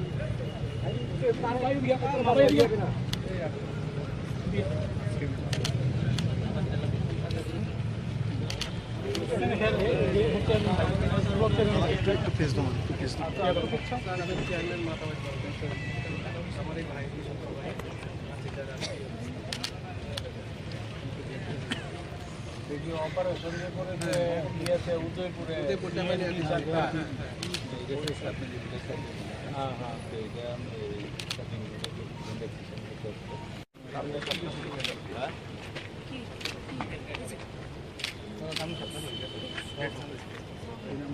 আমার নাম প্রকাশ করতে।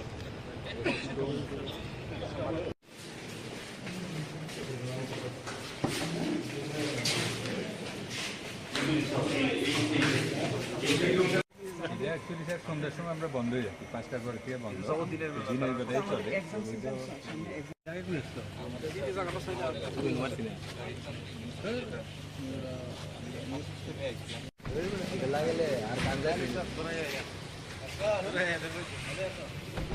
এরকম পরিস্থিতি রয়েছে বর্তমান। না, কাজের ফাঁকে হঠাৎ করে একটা গ্যাপ পেলাম, ভাবলাম যে একটু দেখে নিই এখানের মেডিকেল কলেজ এবং হসপিটালের বিষয়।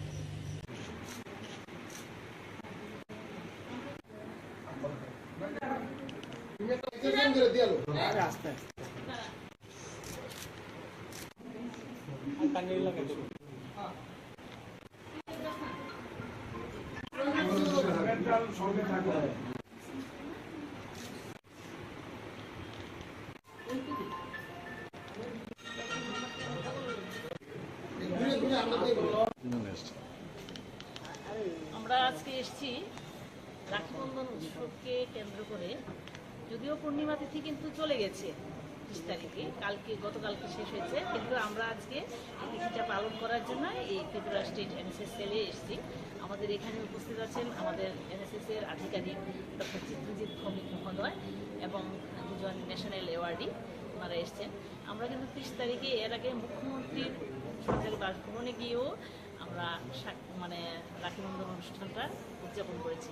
আসলে এই অনুষ্ঠানটা পালনের একটাই উদ্দেশ্য যে মৈত্রী এবং সৌভ্রাতৃত্ব যেন সবার মধ্যে বজায় থাকে। এবং পুরাণে কথিত আছে যে ভাইরা রাখি পড়লে বোনদের কাছ থেকে যে বোনদেরকে রক্ষা করে, এবং সেই মোতাবেকই এখনো পর্যন্ত সেই প্রাচীনকাল থেকে চলে এসছে রাখি বন্ধন উৎসব। যদিও রাখি বন্ধন অনুষ্ঠানটা পূর্ণিমা তিথিতেই হয়ে থাকে, রবীন্দ্রনাথ যে কারণে রাখি বন্ধন অনুষ্ঠানটা পালন করেছেন এটা হচ্ছে মানে সৌভ্রাতৃত্ব, এটাই হচ্ছে আসল। কি নাম আপনি? Rama Bhattacharya, NSS programme officer, women's college.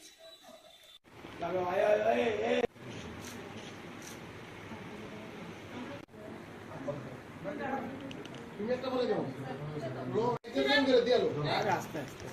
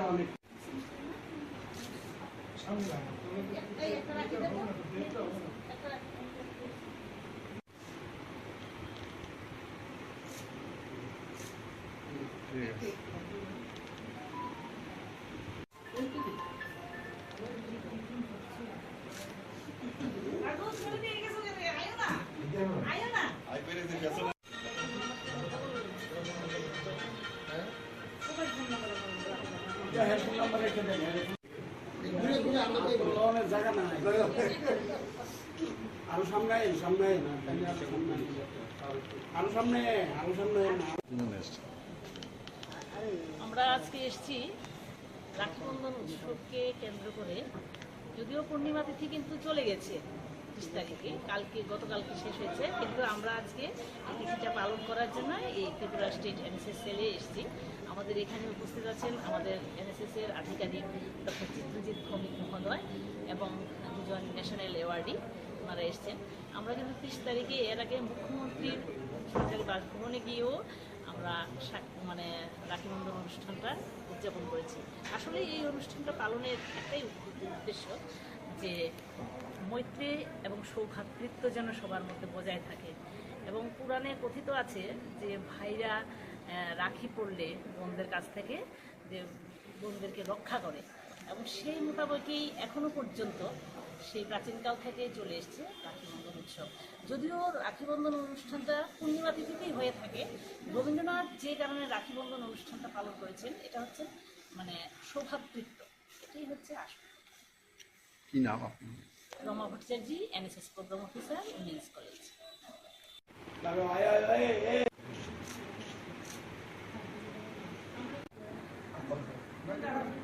তুমি একটা বলে যাও লো এক্সেশন করে দিয়ালো আস্তে আস্তে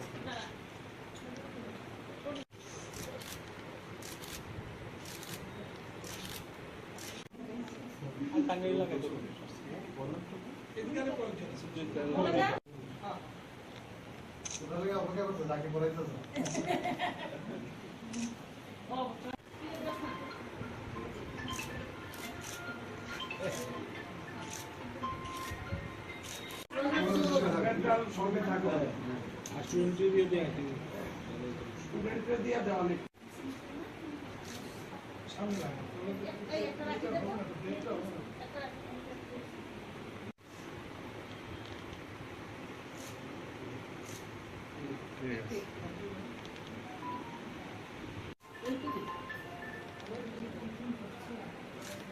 মশলার দায়িত্বে হাম্বাই গ্রুপ, গুণমানে সেরা, রান্নার ভরসা।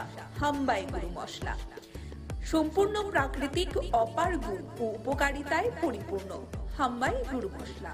যদি কেমিক্যাল ফ্রি, কালার ফ্রি, প্রকৃত স্বাদের মশলা খেতে চান, তবে আপনার রান্নাঘরে চাই হাম্বাই গুরু মশলা। রান্নায় শুধুমাত্র তোমাকেই চাই হাম্বাই গুরু মশলা।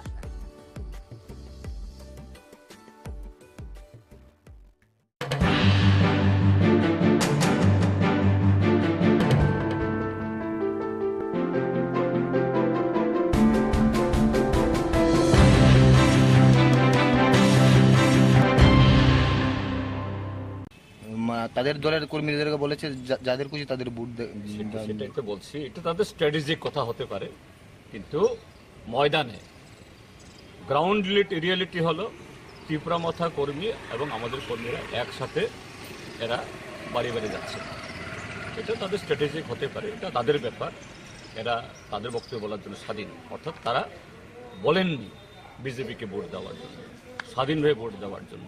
আমরা তো চাই স্বাধীনভাবেই ভোট দিক, এবং গত বিধানসভা নির্বাচনে যে ভোট ভাগাভাগি হয়েছে এটা যাতে পুনরাবৃত্তি না ঘটে, আমরা এটাই চাই। না, তিনি তো এও বলেছে যে সিপিএম এর সাথেও তিনি নেই, শুধু কর্মীরা যারা রয়েছে তাদের নিজের যার পছন্দ ফলাফলের, সেটাই তো বলছি।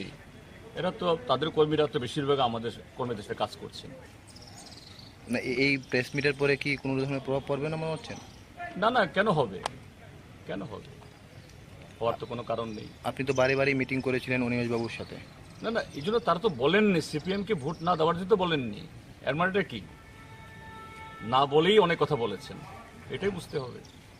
ঠিক আছে, কথা তো বলেছে যে এটা কিন্তু ওপেনলি বলেছে তারা। হ্যাঁ, বলেনি, বলেছে তো, সেই দায়িত্ব পালন করুক, এইটাই আমরা চাই।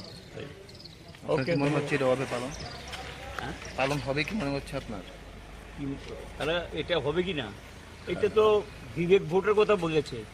আমরা তো বিবেক ভোট যদি হয় আর বিজেপিকে যদি পরাস্ত করতে চায়, তাহলে বামফ্রন্ট ছাড়া তো অল্টারনেটিভ নেই। বামফ্রন্টই এখন বিজেপি হারাতে পারে, কাজে এটাকে নিশ্চিত করার দায়িত্ব তাদের। আমরা তো তাদেরকে সেফটি দিয়েছি। ত্রিপুরামথা দলের যে চেয়ারম্যান রয়েছে উনি এবং অনিমেষ বাবু মিলে একটা প্রেস মিট করেছে এবং তিনি বলেছেন যে তারা কাউকেই সাপোর্ট করছে না। তাদের দলের কর্মীদেরকে বলেছে যাদের খুশি তাদের ভোট সেটাই তো বলছি, এটা তাদের স্ট্র্যাটেজিক কথা হতে পারে, কিন্তু ময়দানে গ্রাউন্ড রিয়েলিটি হলো ত্রিপুরামথা কর্মী এবং আমাদের কর্মীরা একসাথে এরা বাড়ি বাড়ি যাচ্ছে। এটা তাদের স্ট্র্যাটেজিক হতে পারে, এটা তাদের ব্যাপার, এরা তাদের বক্তব্য বলার জন্য স্বাধীন। অর্থাৎ তারা বলেননি বিজেপিকে ভোট দেওয়ার জন্য, স্বাধীনভাবে ভোট দেওয়ার জন্য। আমরা তো চাই স্বাধীনভাবেই ভোট দিক এবং গত বিধানসভা নির্বাচনে যে ভোট ভাগাভাগি হয়েছে এটা যাতে পুনরাবৃত্তি না ঘটে, আমরা এটাই চাই।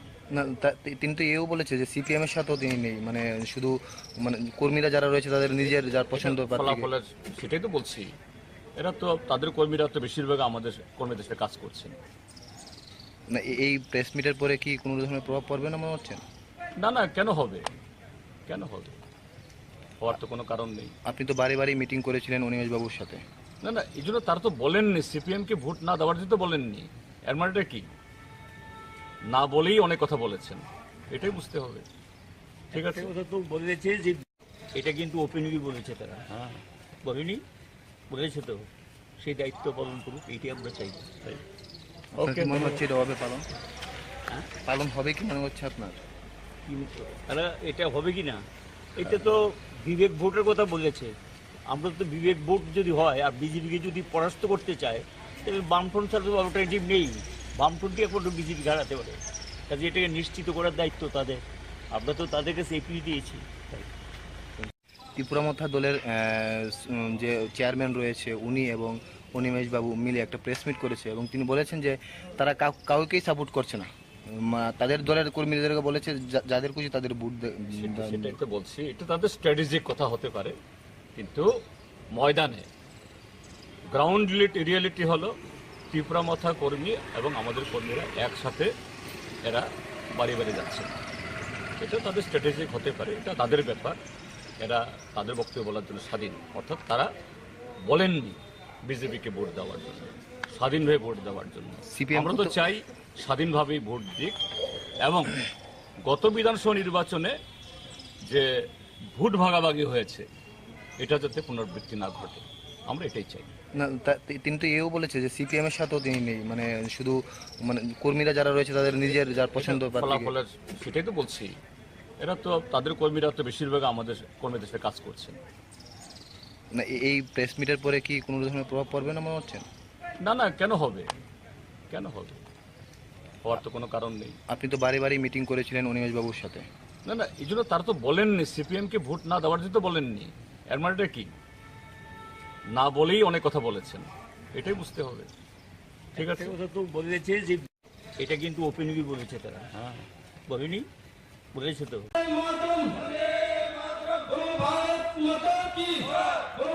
আমরা এই মহতি যোগদান সভার কাজ এক্ষুনি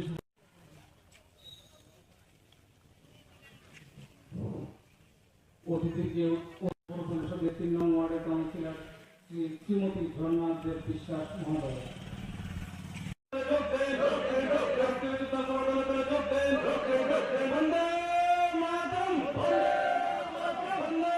ভারতীয় জনতা পার্টি খোয়াই মণ্ডলের অন্তর্গত সিঙ্গিছড়া শক্তি কেন্দ্রে আমাদের 4টি বুথ নিয়ে এই শক্তি কেন্দ্রের 31 পরিবারের 106 জন ভোটার ভারতীয় জনতা পার্টিতে যোগদান করে। এর মধ্যে আমরা বলতে চাই যে আমাদের এই ত্রিপুরা রাজ্যে মুখ্যমন্ত্রী ডক্টর মানিক সাহা মহোদয়ের নেতৃত্বে যে উন্নয়ন কর্মযজ্ঞ চলছে এই ত্রিপুরা রাজ্যে, সবকা সাথ সবকা বিকাশ স্লোগানকে 100% কার্যকর করে দলমতের ঊর্ধ্বে উঠে যেভাবে আমাদের সরকার কাজ করে চলেছে সেই কাজে উৎসাহিত হয়ে, সেই কাজে আকৃষ্ট হয়ে এবং উন্নয়ন কর্মযজ্ঞের সঙ্গে সামিল হতে আজকে এই 31 পরিবারের 106 জন ভোটার আমাদের সঙ্গে সামিল হয়েছে।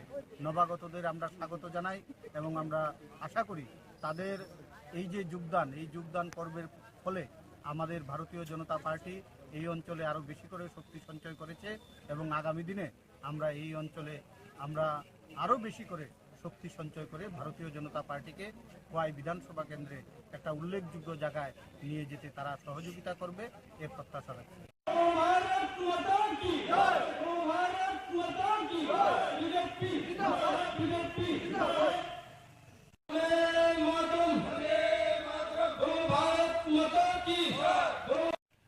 মশলার দায়িত্বে হাম্বাই গ্রুপ, গুণমানে সেরা, রান্নার ভরসা। হাম্বাই গুরু মশলা সম্পূর্ণ প্রাকৃতিক, অপার গুণ ও উপকারিতায় পরিপূর্ণ। হাম্বাই গুরু মশলা। যদি কেমিক্যাল ফ্রি, কালার ফ্রি, প্রকৃত স্বাদের মশলা খেতে চান, তবে আপনার রান্নাঘরে চাই হাম্বাই গুরু মশলা। রান্নায় শুধুমাত্র তোমাকেই চাই হাম্বাই গুরু মশলা।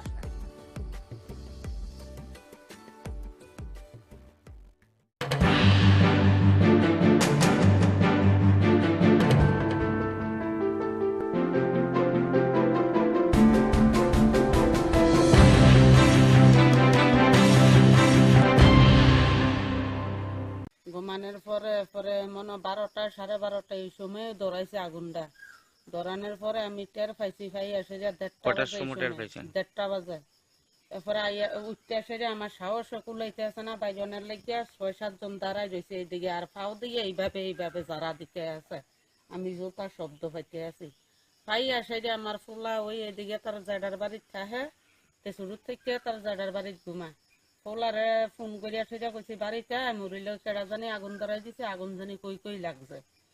ফুলা এরপরে আইতে আছে, তার জাডা তো বাইরে লই আসে যে আইছে। আইনের পরে আমি তারপরে তারা এদিক দিয়ে দৌড়াইয়া গেছি 6-7 জন।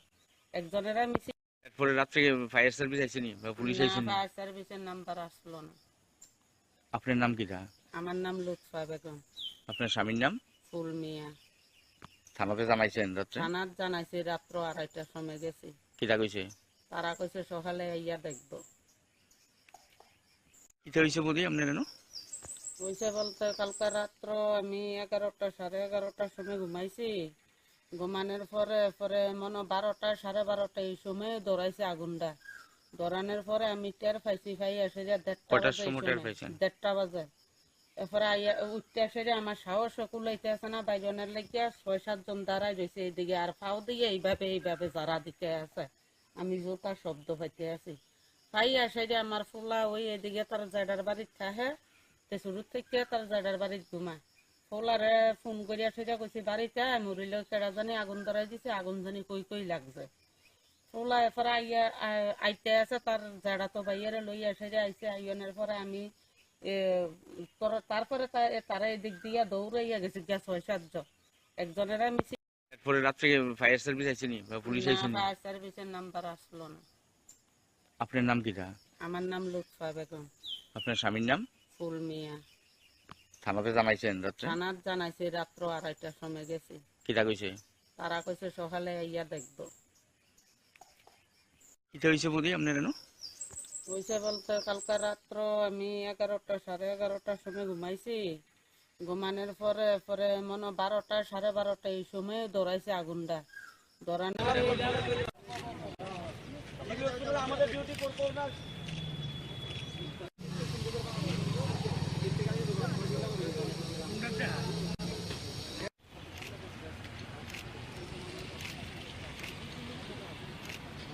ডিউটি কন্টিনিউ করতে হবে, হসপিটালে কোভিড স্টাফদের প্রোগ্রাম ডিউটি করতে হবে। ডিউটি করে বেতন ভাতা পাচ্ছি না কেন, জবাব দাও। মাসে 4 মাস ডিউটি করে বেতন এখন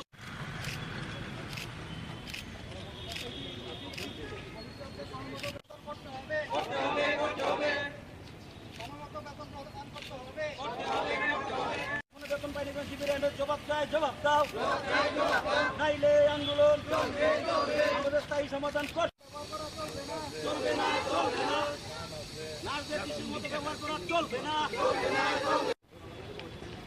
আমাদের দাবি পূরণের লক্ষ্যে তীব্র সরকারের সাহায্যের হাত বাড়িয়ে দেন। আমাদের দাবি পূরণের লক্ষ্যে তীব্র সরকার আমাদের সময় মতন বেতন দিতে হবে।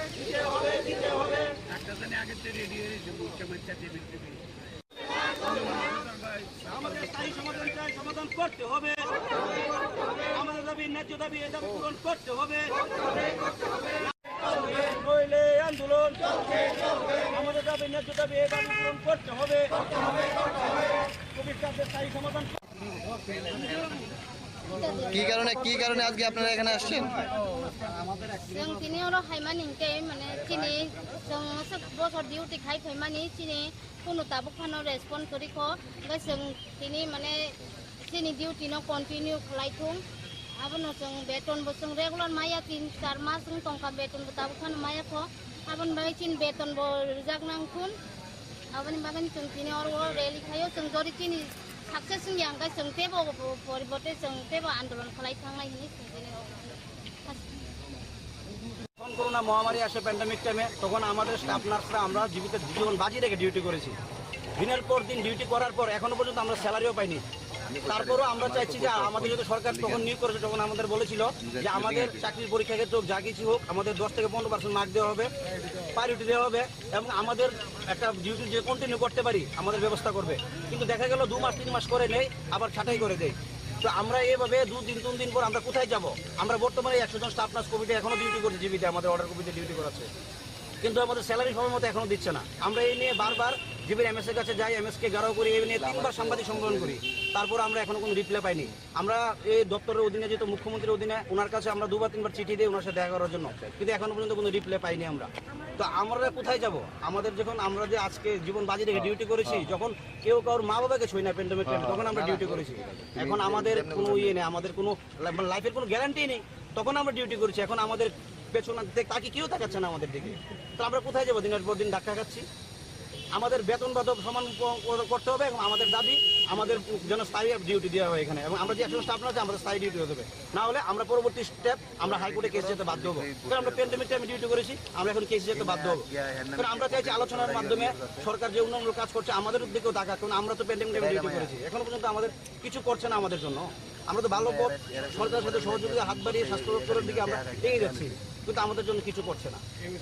এমএস সাথে কথা হয়েছে, এমএস বলে আমি জানি না ভাই, ডিরেক্টরের সাথে কথা বলছি আমি জানি না, আমাদের ফান্ড দেয় না, আমাদের টাকা দেয় না, ফান্ড দেয় না, আমাদের স্যালারি কোথা থেকে দেবো? আমাদের ফান্ড দেয় না, টাকা দেয় না। একটা ইম্পর্টেন্ট দপ্তর স্বাস্থ্য দপ্তর, এখানে যদি বলে ফান্ড দেয় না তাহলে আমরা কোথায় যাবো? রুগীরা কিভাবে ইয়ে করবে? নার্সের প্রচুর সংকট জীবিতে, তারপর আমাদের ডিউটি করাচ্ছে, আবার আমাদেরও স্যালারি দিচ্ছে না, 3 মাস 2 মাস করে ডিউটি করাচ্ছে, আবার ছাটাই করে দেয় ইচ্ছা করলে। এখন 175 নার্স নিয়েছে, তো ওদের মধ্যে যারা চেনা জানা ওরা পরীক্ষাতে না বসে চাকরি পেয়েছে, আমরা যদি আরটিআই দিই ওদের চাকরি বাতিল হবে। আমাদের তো প্রায়োরিটি দেওয়া দরকার ছিল না, আমরা তো জীবন বাজি রেখে ডিউটি করছি একজন স্টাফ নার্স, আমাদের তো কাউকে প্রায়োরিটি দেয়নি এই চাকরির ক্ষেত্রে। যখন ঢুকিয়েছিল তখন প্রাক্তন মুখ্যমন্ত্রী বিপ্লব দেব বলেছিল যে আমাদের কিছু একটা আমাদের জন্য করবে, আমাদের 20,000 টাকা স্যালারির বিনিময়ে ঢুকিয়েছিল।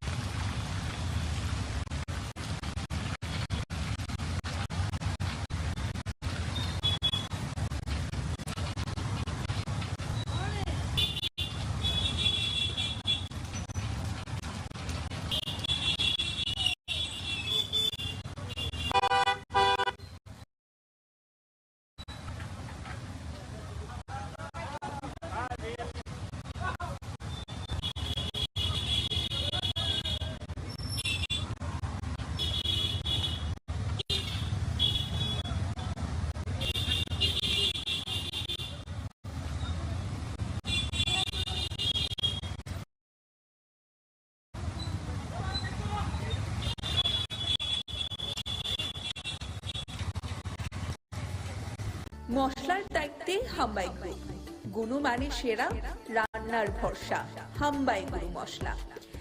সম্পূর্ণ প্রাকৃতিক অপার গুণ ও উপকারিতায় পরিপূর্ণ হাম্বাই গুরু মশলা। যদি কেমিক্যাল ফ্রি, কালার ফ্রি, প্রকৃত স্বাদের মশলা খেতে চান তবে আপনার রান্নাঘরে চাই হাম্বাই গুরু মশলা।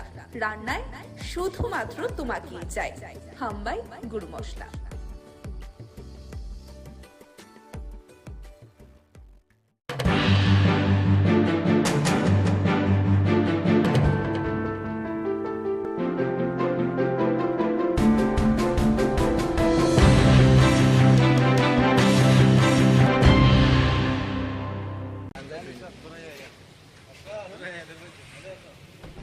এরকম পরিস্থিতি রয়েছে বর্তমান? না, কাজের ফাঁকে হঠাৎ করে একটা গ্যাপ পেলাম, ভাবলাম যে একটু দেখে নিই এখানের মেডিকেল কলেজ এবং হসপিটালের বিষয়। মেডিসিন ডিপার্টমেন্টে গেলাম, রেডিওলজিতে গেলাম, এখানে আপনার স্টুডেন্টদের সাথে কথা বললাম যারা এখানে হোস্টেলে আছে। হোস্টেল লাইফ তো আমি জানি যেরকম আমরাও কাটিয়ে এসেছি, কী কী সমস্যা তার পারে এইগুলো জিজ্ঞেস করলাম। আদারওয়াইজ তো আমি যা দেখলাম আমাদের এই আগরতলা গভর্নমেন্ট মেডিকেল কলেজ কোনো অংশে ভারতবর্ষের কোনো মেডিকেল কলেজ থেকে কোনো অংশে কম, বরং অনেক বেটার। খালি একটু দেখভাল দরকার। দেখভাল মানে মেনটেন্যান্সের বিষয়টা আমি এটার উপর বেশি জোর দিয়েছি। কিছু কিছু জায়গায় আমি দেখলাম অত্যন্ত মানে ভেন্টিলেশনের সমস্যা মেডিসিনে বিশেষ করে। এটা আমি সেক্রেটারি সাহেবের সাথে কথা বলেছি, দেখি কী করা যায় এবং কীরকম বাজেট বা কী লাগবে বললাম। তো আদারওয়াইজ তো এখানে সব দিক দিয়ে ইনফ্রাস্ট্রাকচার একদম আপ টু দ্য মার্ক, কিন্তু তারপরেও অনেক সময় অনেক ঘটনা। হসপিটালে তো মেডিকেল কলেজের হসপিটাল থাকতেই হবে, আর হসপিটালের মধ্যে নানা সমস্যা থাকতেই পারে। তো এগুলো মাথায় রেখে এবং এখানকার ডাক্তারবাবুরা আমি দেখলাম যেভাবে পরিশ্রম করে সকাল রাত, সত্যিই ওনাদেরকে আমি প্রশংসা করি এবং ওনাদেরকে আমি বলেছি সরকার বা হেলথ ডিপার্টমেন্ট ওনাদের সাথে আছে, যখন যা সমস্যা হবে আমরা দেখব। স্যার, এক দুটো ওয়ার্ডে দেখা গেছে নার্সের সমস্যা রয়েছে, দুজন দিয়ে নার্সের তো আমরা নিচ্ছি, এর মধ্যে আমরা 175 জন ইলেকশনের মডেল কোড অফ কন্ডাক্ট শেষে নিয়োগ করা হইল। তখন স্যার কোথাও দেখা গেছে আপনার সাথে রুগীর আত্মীয় পরিজনরা কথা বলেছে? কথা বলেছি ওনাদের। তো দেখুন, যখন যে ভর্তি হয় না, তো যারা পেশেন্ট পার্টি তাদের মধ্যে একটা মানে খুব নিজেকে অসহায়ের একটা ফিলিংস চলে আসে। তো মনে হয় যে ডাক্তারবাবু দেখছে কি না, কী অবস্থা, সবসময় জানার একটা সবাইরই এটা। তো মানে ওনাদের সাথে প্রপারলি যদি কথা বলা যায় অনেকটা কিন্তু সুবিধা হয়। আমি দেখলাম এক দুজন পেশেন্ট বললো, অনেকের একটু বললো আমার একটু আর্থিকভাবে হেল্প করতো। আমি এগুলো দেখেছি এবং কথাও বলেছি কীভাবে কী করা যায়। যে সমস্যাগুলি উঠে এসেছে সেই সমস্যাগুলি কবে নাগাদ শেষ হতে পারে? মানে এই সমস্যা মানে সেই রকম তো কোনো সমস্যা নেই, নতুন নতুন ডিপার্টমেন্ট হয়েছে, সুপার স্পেশালিটি বিষয়গুলো এখানে আছে। এখন মানুষ তো ভালোভাবে ইয়ে পাচ্ছে, এখানে পরিষেবা পাচ্ছে, কিন্তু তারপরেও আমি বলবো শেষ নেই। এখানে অনেক আর্মামেন্টেরিয়ামের মেডিকেল ইকুইপমেন্টস এখন অনেক ধরনের বেরিয়ে গেছে। তারপরেও আমি বলবো যে প্রায় ভালো মানে আমাদের মেডিকেল কলেজে এবং আমাদের যে হসপিটাল আছে, জিবি হসপিটাল, সব কিছুই আছে। খালি আমি যেটা বললাম যে একটু জায়গাও এখন দেখলাম, আগে প্রথম আমি একবার যখন এসেছিলাম, এমনি তো পেশেন্ট দেখতে আসি অনেক সময়, এইবার আমি ভালো করে দেখলাম সেটা। তো জায়গাও বাড়ছে, অনেকটা বলেছিলাম যাতে মাটিতে না সই, তো সেই ব্যবস্থাটাও আমি দেখলাম আগের তুলনায় অনেক কমে গেছে।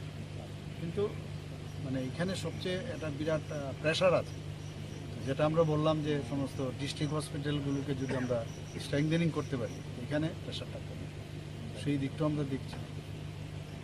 Thank you.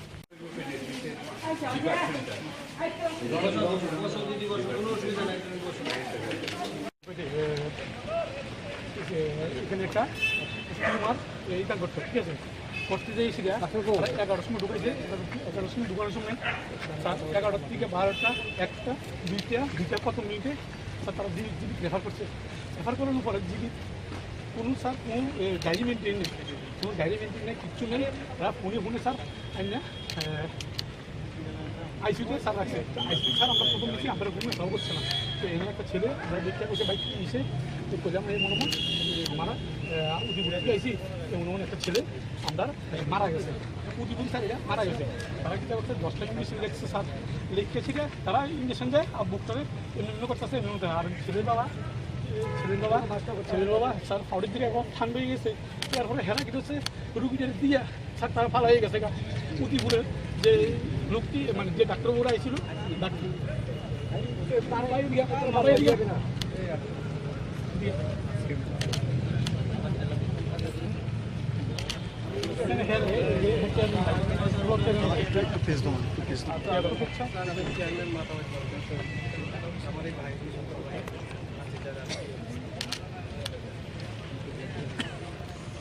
অপারেশন করে দিয়েছে উদয়পুরে। হ্যাঁ হ্যাঁ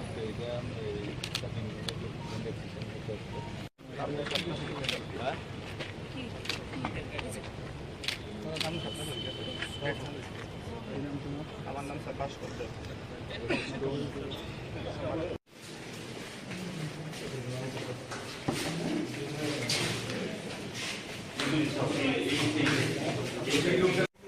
অ্যাকচুয়ালি স্যার সন্ধ্যার সময় আমরা বন্ধ হয়ে যাচ্ছি, 5টা করে থেকে বন্ধ, দিনের বেলায় চলে।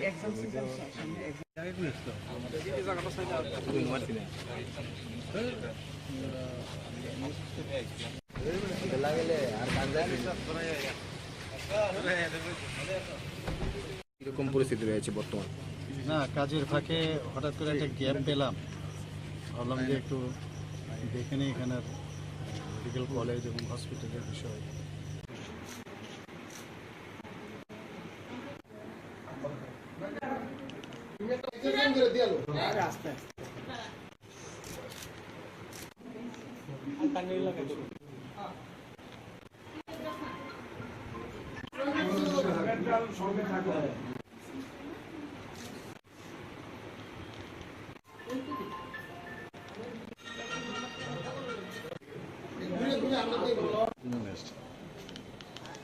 আমরা আজকে এসেছি রাখি বন্ধন উৎসবকে কেন্দ্র করে। যদিও পূর্ণিমা তিথি কিন্তু চলে গেছে 30 তারিখে, গতকালকে শেষ হয়েছে, কিন্তু আমরা আজকে এই তিথিটা পালন করার জন্য এই ত্রিপুরা স্টেট এনএসএস সেলে এসেছি। আমাদের এখানে উপস্থিত আছেন আমাদের এনএসএস এর আধিকারিক ডক্টর চিত্রজিৎ ভৌমিক মহোদয় এবং দুজন ন্যাশনাল অ্যাওয়ার্ডি ওনারা এসছেন। আমরা কিন্তু 30 তারিখে এর আগে মুখ্যমন্ত্রীর সরকারি বাসভবনে গিয়েও আমরা মানে রাখি বন্ধন অনুষ্ঠানটা উদযাপন করেছি। আসলে এই অনুষ্ঠানটা পালনের একটাই উদ্দেশ্য যে মৈত্রী এবং সৌভ্রাতৃত্ব যেন সবার মধ্যে বজায় থাকে। এবং পুরাণে কথিত আছে যে ভাইরা রাখি পড়লে বোনদের কাছ থেকে যে বোনদেরকে রক্ষা করে, এবং সেই মোতাবেকই এখনো পর্যন্ত সেই প্রাচীনকাল থেকে চলে এসছে রাখি বন্ধন উৎসব। যদিও রাখি বন্ধন অনুষ্ঠানটা পূর্ণিমা তিথিতেই হয়ে থাকে, রবীন্দ্রনাথ যে কারণে রাখি বন্ধন অনুষ্ঠানটা পালন করেছেন এটা হচ্ছে মানে সৌভ্রাতৃত্ব, এটাই হচ্ছে আসল। কি নাম আপনার? Rama Bhattacharya, NSS programme officer, women's college.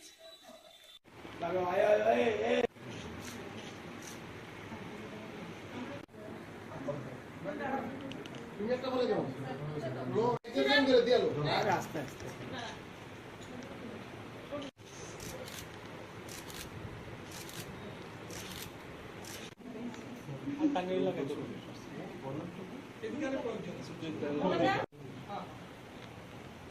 অপেক্ষা করতে তাকে পড়াইতেছে।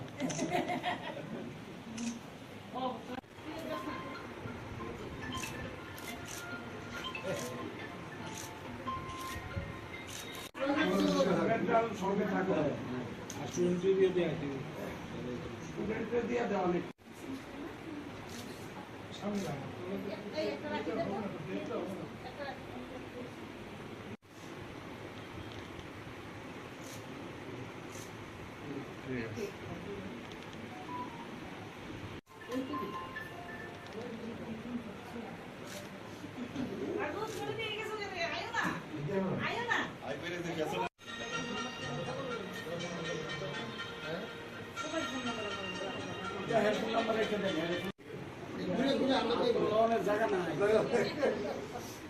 আরো সামনে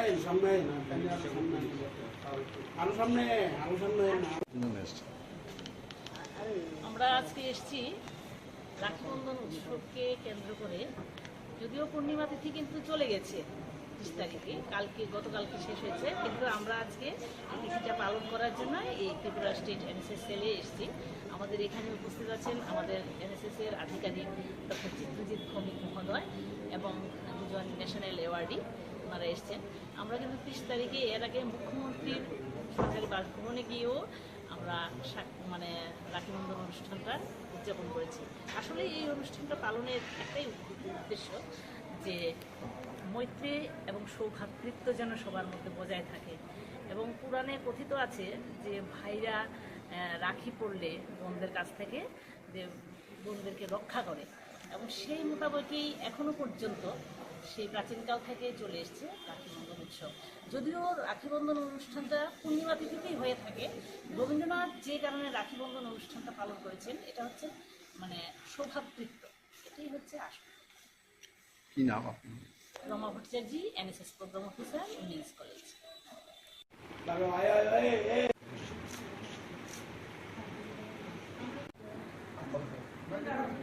তুমি একটা বলে দাও লো এক্সেশন করে দিয়ালো আস্তে আস্তে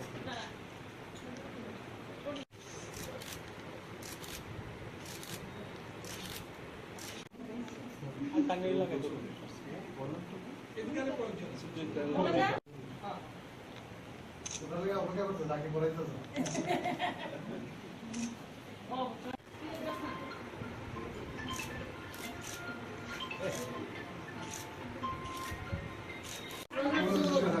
সঙ্গে থাকো আর স্টুডেন্টকে দিয়ে দেয় স্টুডেন্টকে দিয়ে দেওয়া অনেক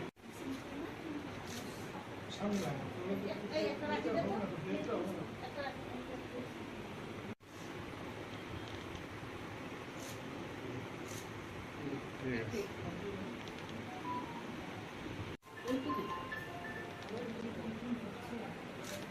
মশলার দায়িত্বে হাম্বাই গ্রুপ, গুণমানে সেরা, রান্নার ভরসা হাম্বাই গুরু মশলা।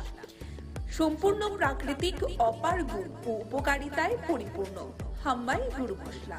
যদি কেমিক্যাল ফ্রি, কালার ফ্রি, প্রকৃত স্বাদের মশলা খেতে চান তবে আপনার রান্নাঘরে চাই হাম্বাই গুরু মশলা। রান্নায় শুধুমাত্র তোমাকেই চাই হাম্বাই গুরু মশলা।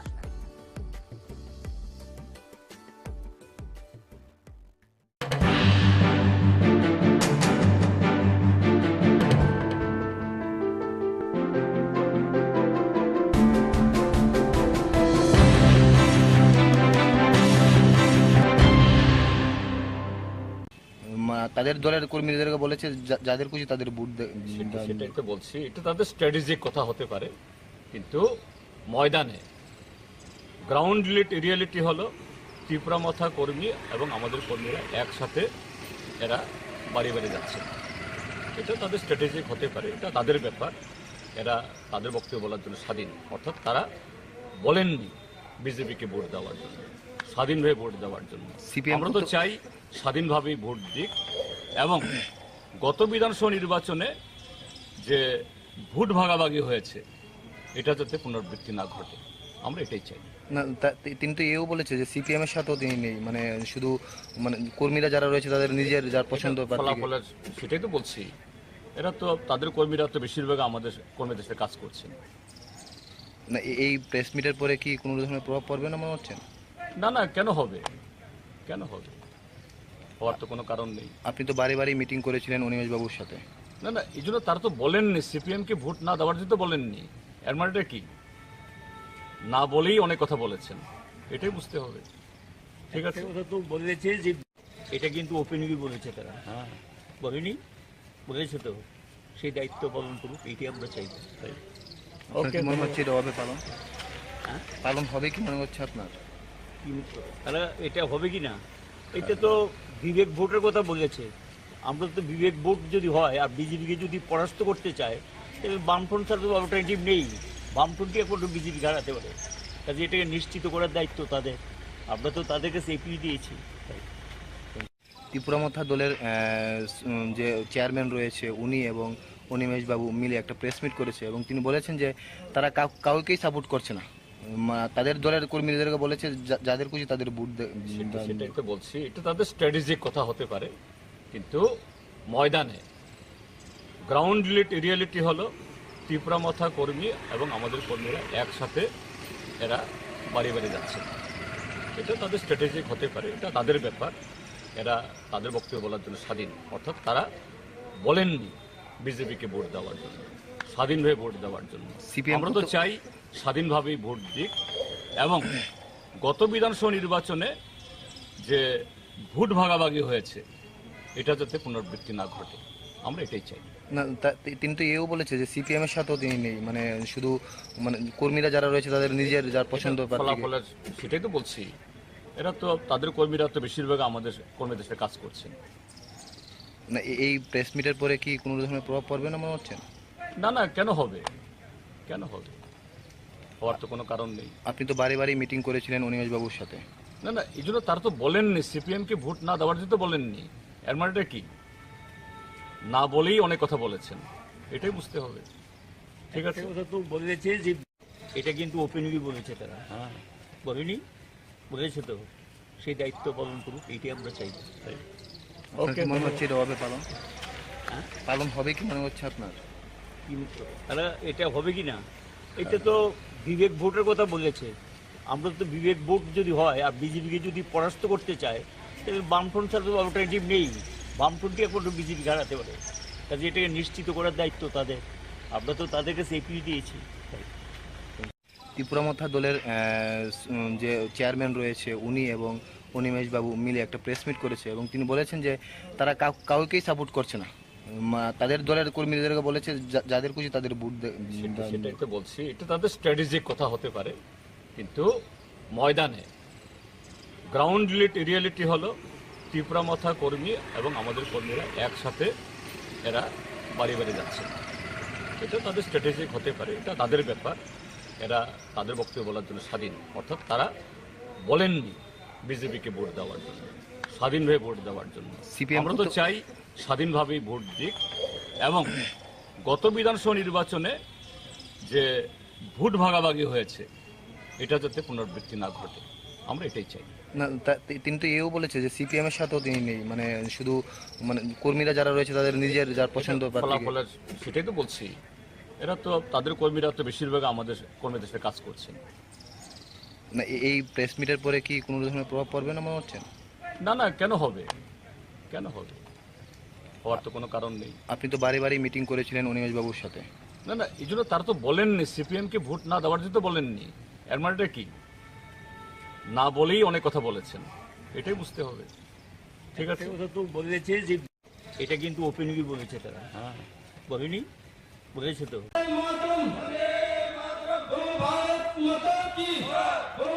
আমরা এই মহতি যোগদান সভার কাজ এক্ষুনি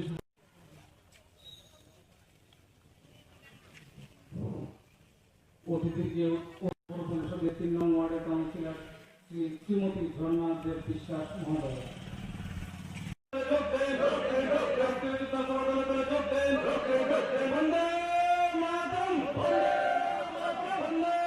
ভারতীয় জনতা পার্টি খোয়াই মণ্ডলের অন্তর্গত সিঙ্গিছড়া শক্তি কেন্দ্রে আমাদের 4টি বুথ নিয়ে এই শক্তি কেন্দ্রের 31 পরিবারের 106 জন ভোটার ভারতীয় জনতা পার্টিতে যোগদান করে। এর মধ্যে আমরা বলতে চাই যে আমাদের এই ত্রিপুরা রাজ্যে মুখ্যমন্ত্রী ডক্টর মানিক সাহা মহোদয়ের নেতৃত্বে যে উন্নয়ন কর্মযজ্ঞ চলছে এই ত্রিপুরা রাজ্যে, সবকা সাথ সবকা বিকাশ স্লোগানকে 100% কার্যকর করে দলমতের ঊর্ধ্বে উঠে যেভাবে আমাদের সরকার কাজ করে চলেছে সেই কাজে উৎসাহিত হয়ে, সেই কাজে আকৃষ্ট হয়ে এবং উন্নয়ন কর্মযজ্ঞের সঙ্গে সামিল হতে আজকে এই 31 পরিবারের 106 জন ভোটার আমাদের সঙ্গে সামিল হয়েছে। নবাগতদের আমরা স্বাগত জানাই এবং আমরা আশা করি তাদের এই যে যোগদান পর্বের ফলে আমাদের ভারতীয় জনতা পার্টি এই অঞ্চলে আরও বেশি করে শক্তি সঞ্চয় করেছে এবং আগামী দিনে আমরা এই অঞ্চলে আমরা আরও বেশি করে শক্তি সঞ্চয় করে ভারতীয় জনতা পার্টিকে খোয়াই বিধানসভা কেন্দ্রে একটা উল্লেখযোগ্য জায়গায় নিয়ে যেতে তারা সহযোগিতা করবে এ প্রত্যাশা রাখছি।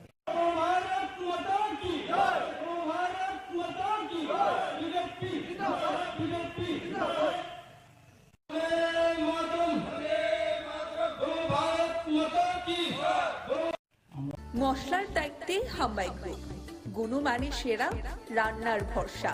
হাম্বাই গুরু মশলা সম্পূর্ণ প্রাকৃতিক, অপার গুণ ও উপকারিতায় পরিপূর্ণ। হাম্বাই গুরু মশলা। যদি কেমিক্যাল ফ্রি, কালার ফ্রি, প্রকৃত স্বাদের মশলা খেতে চান তবে আপনার রান্নাঘরে চাই হাম্বাই গুরু মশলা। রান্নায় শুধুমাত্র তোমাকেই চাই হাম্বাই গুরু মশলা।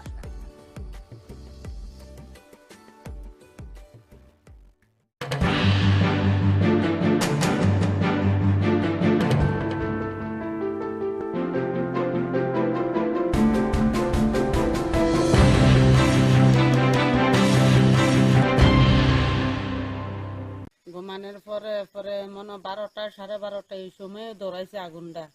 দৌড়ানোর পরে আমি টের পাইছি, পাই এসে যে 1:30 বাজে। এরপরে উঠতে এসে যে আমার সাহস কুলাইতে আছে না, বাইজনের লেগে 6-7 জন দাঁড়াই রয়েছে এইদিকে, আর ফাও দিয়ে এইভাবে যারা দিতে আছে। আমি জোরটা শব্দ পাইতে আছি, পাই আসে যে আমার ফুলা ওই এদিকে তার জাডার বাড়ির থাকে, শুরু থেকে তার জাডার বাড়ির ঘুমায়। পোলারে ফোন করে সেটা কইছি বাড়িতে মরিল, কেডা জানি আগুন ধরাই দিছে, আগুন জানি কই লাগছে। পোলা এরপরে আইতে আছে, তার জাডা তো বাইরে লই আসে যে আইছে। আইনের পরে আমি তারপরে তারা এদিক দিয়া দৌড়াইয়া গেছি, গ্যাস 6-7 জন। একজনের মিছিল। এরপরে রাত্রে ফায়ার সার্ভিস আইছেনি বা পুলিশ আইছেনি? ফায়ার সার্ভিসের নাম্বার আসলো না। আপনার নাম কিটা? আমার নাম লুৎফা বেগম। আপনার স্বামীর নাম? ফুল মিয়া। থানাতে জানাইছেন? রাত্রে থানার জানাইছে, রাত্র 2:30টার সময় গেছি। কিটা কইছে? তারা কইছে সকালে ইয়া দেখবো। কিটা হইছে বলি আপনার কেন? কইছে বলতে কালকে রাত্র আমি 11টা 11:30টার সময় ঘুমাইছি। ঘুমানোর পরে মনে 12টা 12:30 এই সময় দৌড়াইছে আগুনটা। দৌড়ানোর পরে আমি টের পাইছি, পাই এসে যে 1:30 বাজে।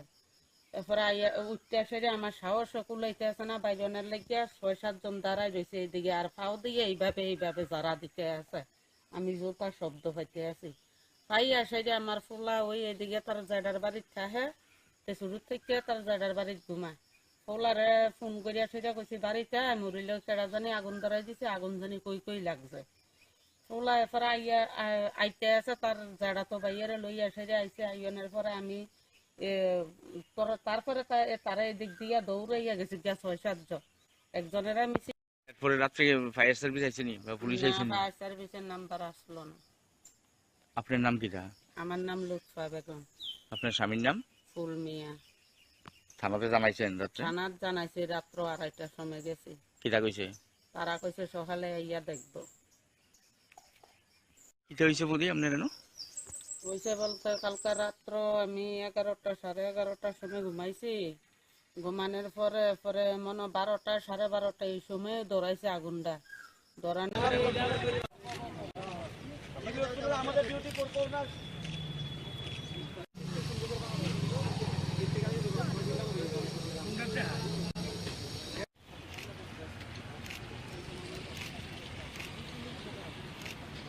ডিউটি কন্টিনিউ করতে হবে। হসপিটালে কোভিড স্টাফদের প্রোগ্রাম ডিউটি করতে হবে। ডিউটি করে বেতন ভাতা পাচ্ছি না, কেন জবাব চাই, জবাব দাও। মাসে 4 মাস ডিউটি করে বেতন এখন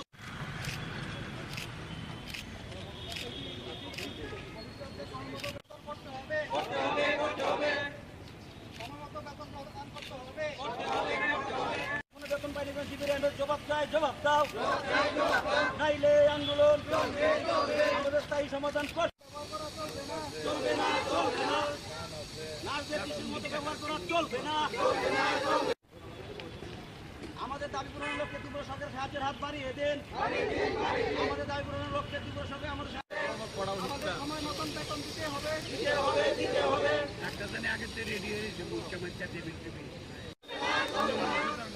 আমাদের স্থায়ী সমাধান চাই, সমাধান করতে হবে।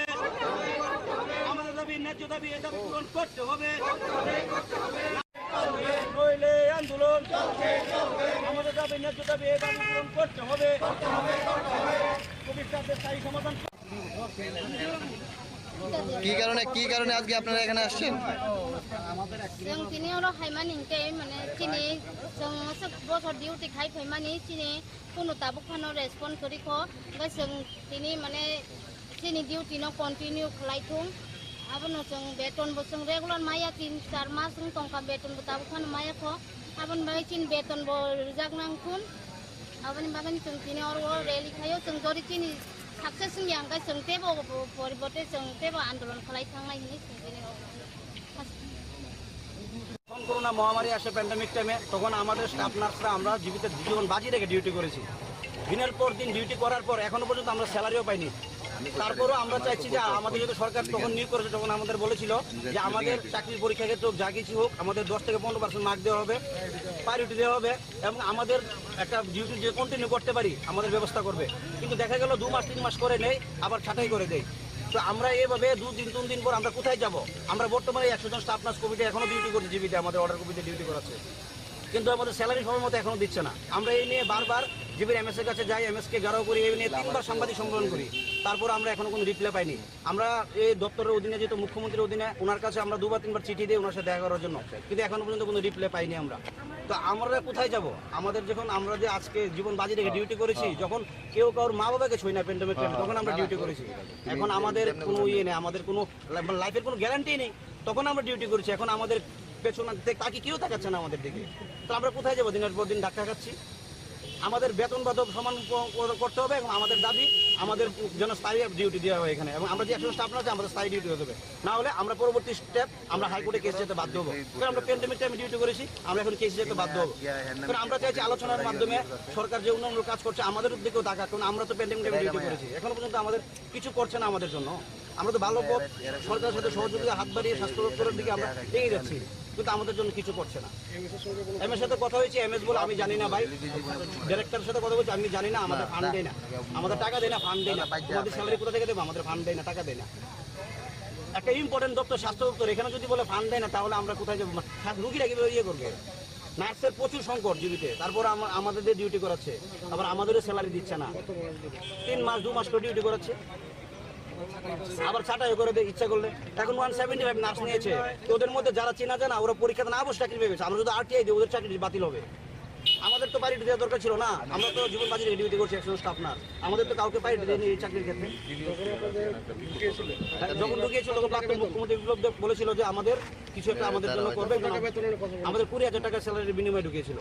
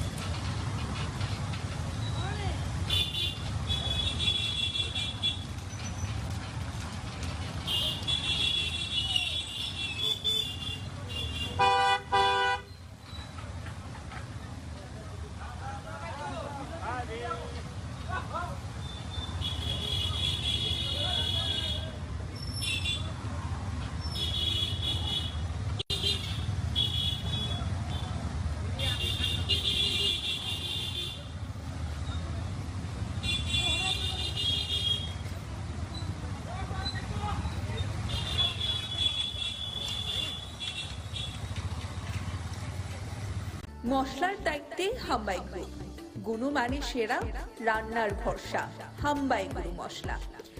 সম্পূর্ণ প্রাকৃতিক অপার গুণ ও উপকারিতায় পরিপূর্ণ হাম্বাই গুরু মশলা। যদি কেমিক্যাল ফ্রি, কালার ফ্রি, প্রকৃত স্বাদের মশলা খেতে চান তবে আপনার রান্নাঘরে চাই হাম্বাই গুরু মশলা। রান্নায় শুধুমাত্র তোমাকেই চাই হাম্বাই গুরু মশলা।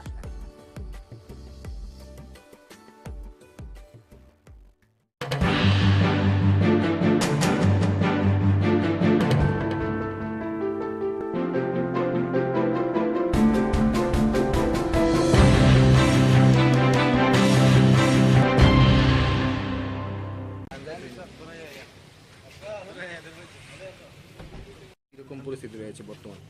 না, কাজের ফাঁকে হঠাৎ করে একটা গ্যাপ পেলাম, ভাবলাম যে একটু দেখে নিই এখানের মেডিকেল কলেজ এবং হসপিটালের বিষয়। মেডিসিন ডিপার্টমেন্টে গেলাম, রেডিওলজিতে গেলাম, এখানে আপনার স্টুডেন্টদের সাথে কথা বললাম যারা এখানে হোস্টেলে আছে। হোস্টেল লাইফ তো আমি জানি যেরকম আমরাও কাটিয়ে এসেছি, কী কী সমস্যা তার পারে এইগুলো জিজ্ঞেস করলাম। আদারওয়াইজ তো আমি যা দেখলাম আমাদের এই আগরতলা গভর্নমেন্ট মেডিকেল কলেজ কোনো অংশে ভারতবর্ষের কোনো মেডিকেল কলেজ থেকে কোনো অংশে কম, বরং অনেক বেটার। খালি একটু দেখভাল দরকার। দেখভাল মানে মেনটেন্যান্সের বিষয়টা আমি এটার উপর বেশি জোর দিয়েছি। কিছু কিছু জায়গায় আমি দেখলাম অত্যন্ত মানে ভেন্টিলেশনের সমস্যা মেডিসিনে বিশেষ করে। এটা আমি সেক্রেটারি সাহেবের সাথে কথা বলেছি, দেখি কী করা যায় এবং কীরকম বাজেট বা কী লাগবে বললাম। তো আদারওয়াইজ তো এখানে সব দিক দিয়ে ইনফ্রাস্ট্রাকচার একদম আপ টু দ্য মার্ক, কিন্তু তারপরেও অনেক সময় অনেক ঘটনা। হসপিটালে তো মেডিকেল কলেজের হসপিটাল থাকতেই হবে, আর হসপিটালের মধ্যে নানা সমস্যা থাকতেই পারে। তো এগুলো মাথায় রেখে এবং এখানকার ডাক্তারবাবুরা আমি দেখলাম যেভাবে পরিশ্রম করে সকাল রাত, সত্যিই ওনাদেরকে আমি প্রশংসা করি। এবং ওনাদেরকে আমি বলেছি সরকার বা হেলথ ডিপার্টমেন্ট ওনাদের সাথে আছে, যখন যা সমস্যা হবে আমরা দেখব। স্যার, এক দুটো ওয়ার্ডে দেখা গেছে নার্সের সমস্যা রয়েছে, দুজন দিয়ে নার্সের তো আমরা নিচ্ছি, এর মধ্যে আমরা 175 জন ইলেকশনের মডেল কোড অফ কন্ডাক্ট শেষ হলেই নিয়োগ করা হইল। তখন স্যার কোথাও দেখা গেছে আপনার সাথে রুগীর আত্মীয় পরিজনরা কথা বলেছে? কথা বলেছি ওনাদের। তো দেখুন, যখন যে ভর্তি হয় না, তো যারা পেশেন্ট পার্টি তাদের মধ্যে একটা মানে খুব নিজেকে অসহায়ের একটা ফিলিংস চলে আসে। তো মনে হয় যে ডাক্তারবাবু দেখছে কি না, কী অবস্থা, সবসময় জানার একটা সবাইরই এটা। তো মানে ওনাদের সাথে প্রপারলি যদি কথা বলা যায় অনেকটা কিন্তু সুবিধা হয়। আমি দেখলাম যে এক দুজন পেশেন্ট বললো, অনেকের একটু বললো আমার একটু আর্থিকভাবে হেল্প করতো। আমি এগুলো দেখেছি এবং কথাও বলেছি কীভাবে কী করা যায়। যে সমস্যাগুলি উঠে এসেছে সেই সমস্যাগুলি কবে নাগাদ শেষ হতে পারে? মানে এই সমস্যা মানে সেই রকম তো কোনো সমস্যা নেই। নতুন নতুন ডিপার্টমেন্ট হয়েছে, সুপার স্পেশালিটি বিষয়গুলো এখানে আছে। এখন মানুষ তো ভালোভাবে পাচ্ছে, এখানে পরিষেবা পাচ্ছে, কিন্তু তারপরেও আমি বলবো শেষ নেই। এখানে অনেক আর্মামেন্টেরিয়ামের মেডিকেল ইকুইপমেন্টস এখন অনেক ধরনের বেরিয়ে গেছে। তারপরেও আমি বলবো যে প্রায় ভালো মানে আমাদের মেডিকেল কলেজে এবং আমাদের যে হসপিটাল আছে, জিবি হসপিটাল, সব কিছুই আছে। খালি আমি যেটা বললাম যে একটু জায়গাও এখন দেখলাম, আগে প্রথম আমি একবার যখন এসেছিলাম এমনিতে তো পেশেন্ট দেখতে আসি অনেক সময়, এইবার আমি ভালো করে দেখলাম সেটা। তো জায়গাও বাড়ছে, আমি একটা বলেছিলাম যাতে মাটিতে না সই, তো সেই ব্যবস্থাটাও আমি দেখলাম আগের তুলনায় অনেক কমে গেছে। কিন্তু মানে এখানে সবচেয়ে একটা বিরাট প্রেশার আছে, যেটা আমরা বললাম যে সমস্ত ডিস্ট্রিক্ট হসপিটালগুলোকে যদি আমরা স্ট্রেংথেনিং করতে পারি এখানে প্রেশারটা কমে, সেই দিকটাও আমরা দেখছি। Thank you.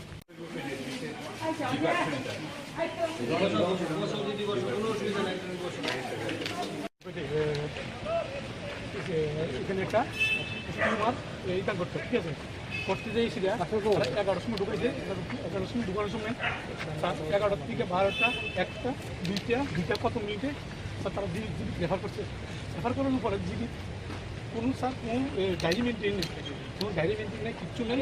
তারা ফোনে স্যার আমি না আইসিউতে স্যার রাখছে। আইসিউ স্যার আমরা প্রথম দেখি আমরা ঘুমে ভালো করছে না। তো এখানে একটা ছেলে আমরা দেখতে বসে বাইক এসে করলাম মনে হয় মারা উদিপুর থেকে আইসি মনে একটা ছেলে আমরা মারা গেছে, উদিপুর স্যার এরা মারা গেছে। তারা কিন্তু করছে 10টা ইংলিশ লিখছে স্যার, লিখতে শিখে তারা ইঞ্জেকশন দেয় আর বুকটারে এমনি করতেছে এমনি। আর ছেলের বাবা স্যার ফাউডের দিকে এখন ফান্ড হয়ে গেছে। তারপরে হেরা কি হচ্ছে রুগীদের দিয়া স্যার তারা পালা হয়ে গেছে। উদিপুরের যে লোকটি মানে যে ডাক্তারবাবুরা আইছিল ডাক্তার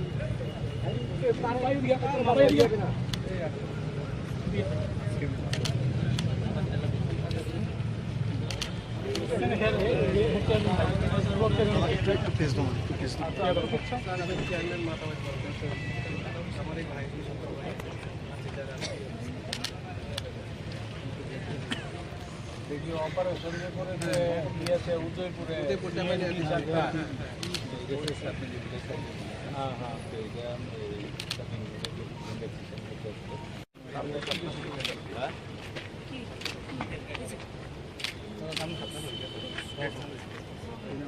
আমার নাম প্রকাশ করছে।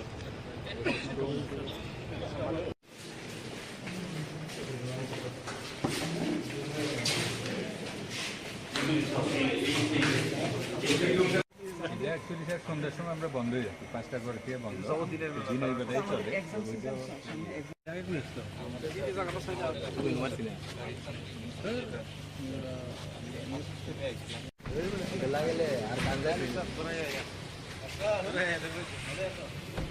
কিরকম পরিস্থিতি রয়েছে বর্তমান? না, কাজের ফাঁকে হঠাৎ করে একটা গ্যাপ পেলাম, ভাবলাম যে একটু দেখে নিই এখানের মেডিকেল কলেজ এবং হসপিটালের বিষয়।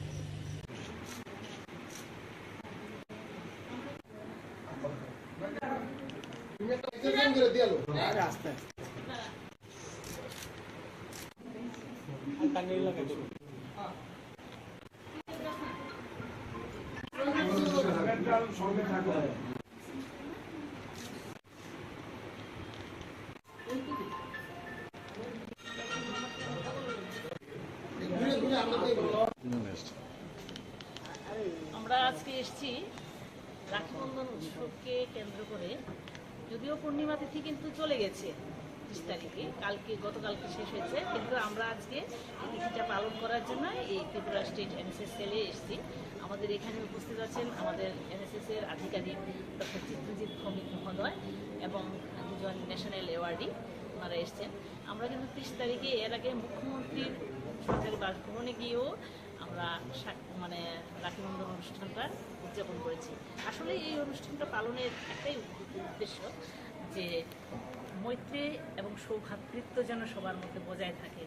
এবং পুরাণে কথিত আছে যে ভাইরা রাখি পড়লে বোনদের কাছ থেকে যে বোনদেরকে রক্ষা করে, এবং সেই মোতাবেকই এখনো পর্যন্ত সেই প্রাচীনকাল থেকে চলে এসছে রাখি বন্ধন উৎসব। যদিও রাখি বন্ধন অনুষ্ঠানটা পূর্ণিমা তিথিতেই হয়ে থাকে, রবীন্দ্রনাথ যে কারণে রাখি বন্ধন অনুষ্ঠানটা পালন করেছেন এটা হচ্ছে মানে সৌভ্রাতৃত্ব, এটাই হচ্ছে আসল। কি নাম আপনি? Rama Bhattacharya, NSS programme officer, women's college.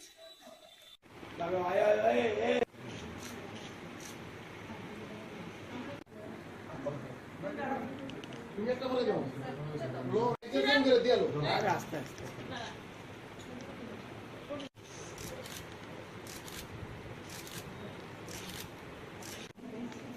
Tangail লাগাই দেবো এদিকে আমি পৌঁছে ওটা লাগে অপেক্ষা করতে তাকে পড়াইতো না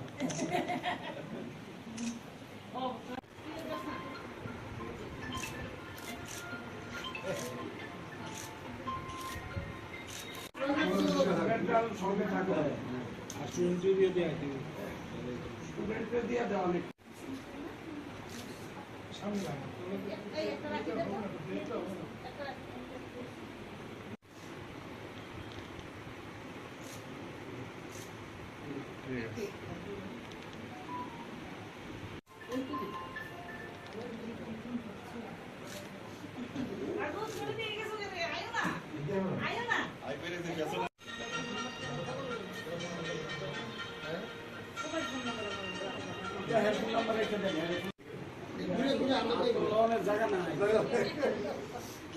আরো সামনে সামনে আরো সামনে আরো সামনে আমরা আজকে এসেছি রাখি বন্ধন উৎসবকে কেন্দ্র করে, যদিও পূর্ণিমা তিথি কিন্তু চলে গেছে 30 তারিখে, গতকালকে শেষ হয়েছে, কিন্তু আমরা আজকে এই তিথিটা পালন করার জন্য এই ত্রিপুরা স্টেট এনএসএস সেলে এসেছি। আমাদের এখানে উপস্থিত আছেন আমাদের এনএসএস এর আধিকারিক ডক্টর চিত্রজিৎ ভৌমিক মহোদয় এবং দুজন ন্যাশনাল অ্যাওয়ার্ডি, ওনারা এসছেন। আমরা কিন্তু 30 তারিখে এর আগে মুখ্যমন্ত্রীর সরকারি বাসভবনে গিয়েও আমরা মানে রাখি বন্ধন অনুষ্ঠানটা উদযাপন করেছি। আসলে এই অনুষ্ঠানটা পালনের একটাই উদ্দেশ্য যে মৈত্রী এবং সৌভ্রাতৃত্ব যেন সবার মধ্যে বজায় থাকে, এবং পুরাণে কথিত আছে যে ভাইরা রাখি পড়লে বোনদের কাছ থেকে যে বোনদেরকে রক্ষা করে, এবং সেই মোতাবেকই এখনো পর্যন্ত সেই প্রাচীনকাল থেকে চলে এসছে রাখি বন্ধন উৎসব। যদিও রাখি বন্ধন অনুষ্ঠানটা পূর্ণিমা তিথিতেই হয়ে থাকে, রবীন্দ্রনাথ যে কারণে রাখি বন্ধন অনুষ্ঠানটা পালন করেছেন এটা হচ্ছে মানে সৌভ্রাতৃত্ব, এটাই হচ্ছে আসল। কি নাম আপনার? Rama Bhattacharya, NSS programme officer, women's college.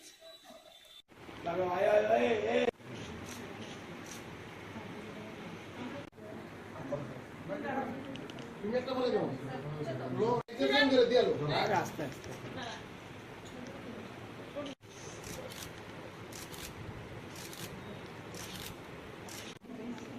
কানে লাগাই দাও এদিকে পৌঁছে ওরা লাগা অপেক্ষা করতে তাকে পড়াইতেছ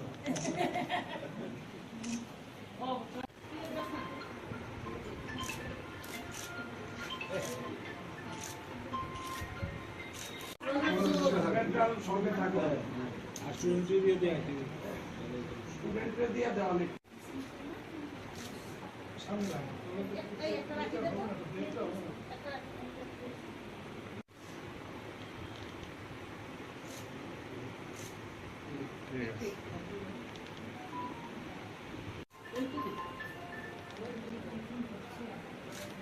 মশলার দায়িত্বে হাম্বাই গ্রুপ, গুণমানে সেরা, রান্নার ভরসা। হাম্বাই গুরু মশলা সম্পূর্ণ প্রাকৃতিক, অপার গুণ ও উপকারিতায় পরিপূর্ণ। হাম্বাই গুরু মশলা। যদি কেমিক্যাল ফ্রি, কালার ফ্রি, প্রকৃত স্বাদের মশলা খেতে চান তবে আপনার রান্নাঘরে চাই হাম্বাই গুরু মশলা। রান্নায় শুধুমাত্র তোমাকেই চাই হাম্বাই গুরু মশলা।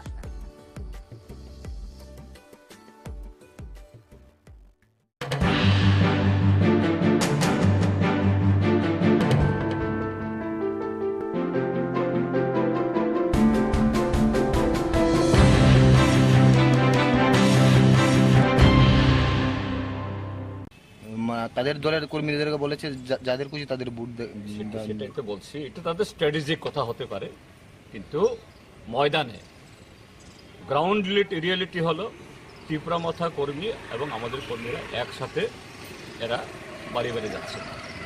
এটা তাদের স্ট্র্যাটেজিক হতে পারে, এটা তাদের ব্যাপার, এরা তাদের বক্তব্য বলার জন্য স্বাধীন। অর্থাৎ তারা বলেননি বিজেপিকে ভোট দেওয়ার জন্য, স্বাধীনভাবে ভোট দেওয়ার জন্য। আমরা তো চাই স্বাধীনভাবেই ভোট দিক, এবং গত বিধানসভা নির্বাচনে যে ভোট ভাগাভাগি হয়েছে এটা যাতে পুনরাবৃত্তি না ঘটে, আমরা এটাই চাই। না, তিনি তো এও বলেছে যে সিপিএম এর সাথেও তিনি নেই, মানে শুধু মানে কর্মীরা যারা রয়েছে তাদের নিজের যার পছন্দ ফলাফলের, সেটাই তো বলছি। এরা তো তাদের কর্মীরা তো বেশিরভাগ আমাদের কর্মীদের সাথে কাজ করছেন না। এই প্রেস মিটের পরে কি কোনো ধরনের প্রভাব পড়বে না মনে হচ্ছে? না না, কেন হবে, কেন হবে, হওয়ার তো কোনো কারণ নেই। আপনি তো বাড়ি বাড়ি মিটিং করেছিলেন অনিমেষ বাবুর সাথে। না না, এই জন্য তারা তো বলেননি সিপিএম কে ভোট না দেওয়ার জন্য তো বলেননি। এর মানেটা কি? না বলেই অনেক কথা বলেছেন, এটাই বুঝতে হবে। ঠিক আছে, কথা তো বলেছে যে এটা কিন্তু ওপেনলি বলেছে তারা। হ্যাঁ, বলেনি, বলেছে তো, সেই দায়িত্ব পালন করুক, এইটাই আমরা চাই। ওকে, মনে হচ্ছে এটা হবে পালন, পালন হবে কি মনে হচ্ছে আপনার? তাহলে এটা হবে কি না, এটা তো বিবেক ভোটের কথা বলেছে। আমরা তো বিবেক ভোট যদি হয় আর বিজেপিকে যদি পরাস্ত করতে চায় তাহলে বামফ্রন্ট ছাড়া তো অল্টারনেটিভ নেই। বামফ্রন্টকে এখন বিজেপি হারাতে পারে, কাজে এটাকে নিশ্চিত করার দায়িত্ব তাদের। আমরা তো তাদেরকে সেফটি দিয়েছি। ত্রিপুরা মথা দলের যে চেয়ারম্যান রয়েছে উনি এবং অনিমেষ বাবু মিলে একটা প্রেস মিট করেছে এবং তিনি বলেছেন যে তারা কাউকেই সাপোর্ট করছে না। তাদের দলের কর্মীদেরকে বলেছে যাদের খুশি তাদের ভোট সেটাই তো বলছি, এটা তাদের স্ট্র্যাটেজিক কথা হতে পারে, কিন্তু ময়দানে গ্রাউন্ড রিয়েলিটি হলো তীব্রমাথা কর্মী এবং আমাদের কর্মীরা একসাথে এরা বাড়ি বাড়ি যাচ্ছে। এটা তাদের স্ট্র্যাটেজিক হতে পারে, এটা তাদের ব্যাপার, এরা তাদের বক্তব্য বলার জন্য স্বাধীন। অর্থাৎ তারা বলেননি বিজেপিকে ভোট দেওয়ার জন্য, স্বাধীনভাবে ভোট দেওয়ার জন্য। আমরা তো চাই স্বাধীনভাবেই ভোট দিক এবং গত বিধানসভা নির্বাচনে যে ভোট ভাগাভাগি হয়েছে এটা যাতে পুনরাবৃত্তি না ঘটে, আমরা এটাই চাই। না, তিনি তো এও বলেছে যে সিপিএম এর সাথেও তিনি নেই, মানে শুধু মানে কর্মীরা যারা রয়েছে তাদের নিজের যার পছন্দ ফলাফলের, সেটাই তো বলছি, এরা তো তাদের কর্মীরা তো বেশিরভাগ আমাদের কর্মীদের সাথে কাজ করছেন। না, এই প্রেস মিটের পরে কি কোনো ধরনের প্রভাব পড়বে না মনে হচ্ছে? না না, কেন হবে, কেন হবে, হওয়ার তো কোনো কারণ নেই। আপনি তো বাড়ি বাড়ি মিটিং করেছিলেন অনিমেষ বাবুর সাথে। না না, এই জন্য তারা তো বলেননি সিপিএমকে ভোট না দেওয়ার জন্য, তো বলেননি। এর মানেটা কি? না বলেই অনেক কথা বলেছেন, এটাই বুঝতে হবে। ঠিক আছে, কথা তো বলেছে যে এটা কিন্তু ওপেনলি বলেছে তারা, হ্যাঁ বলেনি, বলেছে তো, সেই দায়িত্ব পালন করুক, এইটাই আমরা চাই। ওকে, মনে হচ্ছে এটা হবে পালন, পালন হবে কি মনে হচ্ছে আপনার?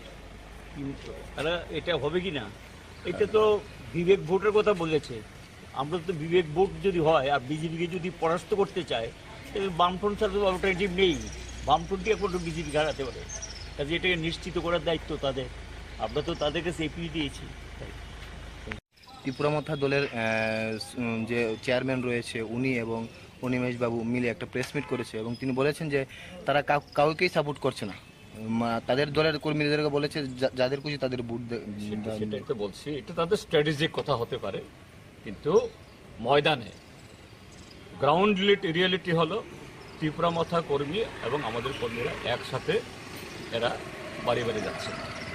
এটা তাদের স্ট্র্যাটেজিক হতে পারে, এটা তাদের ব্যাপার, এরা তাদের বক্তব্য বলার জন্য স্বাধীন। অর্থাৎ তারা বলেননি বিজেপিকে ভোট দেওয়ার জন্য, স্বাধীনভাবে ভোট দেওয়ার জন্য। আমরা তো চাই স্বাধীনভাবেই ভোট দিক এবং গত বিধানসভা নির্বাচনে যে ভোট ভাগাভাগি হয়েছে এটা যাতে পুনরাবৃত্তি না ঘটে, আমরা এটাই চাই। না, তিনি তো এও বলেছে যে সিপিএম এর সাথেও তিনি নেই, মানে শুধু মানে কর্মীরা যারা রয়েছে তাদের নিজের যার পছন্দ ফলাফলের, সেটাই তো বলছি, এরা তো তাদের কর্মীরা তো বেশিরভাগ আমাদের কর্মীদের সাথে কাজ করছেন।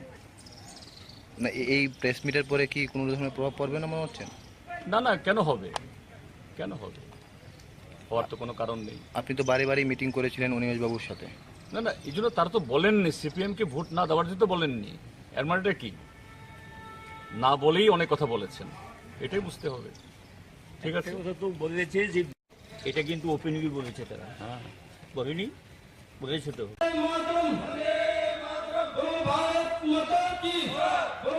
আমরা এই মহতি যোগদান সভার কাজ এক্ষুনি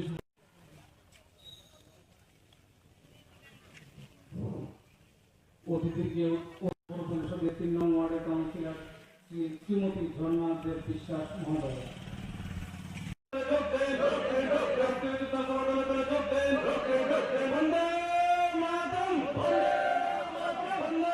ভারতীয় জনতা পার্টি খোয়াই মণ্ডলের অন্তর্গত সিঙ্গিছড়া শক্তি কেন্দ্রে আমাদের 4টি বুথ নিয়ে এই শক্তি কেন্দ্রের 31 পরিবারের 106 জন ভোটার ভারতীয় জনতা পার্টিতে যোগদান করে। এর মধ্যে আমরা বলতে চাই যে আমাদের এই ত্রিপুরা রাজ্যে মুখ্যমন্ত্রী ডক্টর মানিক সাহা মহোদয়ের নেতৃত্বে যে উন্নয়ন কর্মযজ্ঞ চলছে এই ত্রিপুরা রাজ্যে, সবকা সাথ সবকা বিকাশ স্লোগানকে 100% কার্যকর করে দলমতের ঊর্ধ্বে উঠে যেভাবে আমাদের সরকার কাজ করে চলেছে সেই কাজে উৎসাহিত হয়ে, সেই কাজে আকৃষ্ট হয়ে এবং উন্নয়ন কর্মযজ্ঞের সঙ্গে সামিল হতে আজকে এই 31 পরিবারের 106 জন ভোটার আমাদের সঙ্গে সামিল হয়েছে। নবাগতদের আমরা স্বাগত জানাই এবং আমরা আশা করি তাদের এই যে যোগদান পর্বের ফলে আমাদের ভারতীয় জনতা পার্টি এই অঞ্চলে আরও বেশি করে শক্তি সঞ্চয় করেছে এবং আগামী দিনে আমরা এই অঞ্চলে আমরা আরও বেশি করে শক্তি সঞ্চয় করে ভারতীয় জনতা পার্টিকে খোয়াই বিধানসভা কেন্দ্রে একটা উল্লেখযোগ্য জায়গায় নিয়ে যেতে তারা সহযোগিতা করবে এর প্রত্যাশা রাখছি।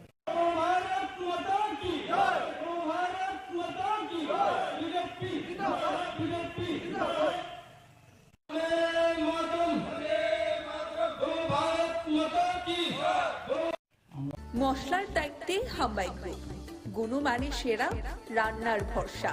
হাম্বাই গুরু মশলা সম্পূর্ণ প্রাকৃতিক, অপার গুণ ও উপকারিতায় পরিপূর্ণ। হাম্বাই গুরু মশলা। যদি কেমিক্যাল ফ্রি, কালার ফ্রি, প্রকৃত স্বাদের মশলা খেতে চান, তবে আপনার রান্নাঘরে চাই হাম্বাই গুরু মশলা। রান্নায় শুধুমাত্র তোমাকেই চাই হাম্বাই গুরু মশলা।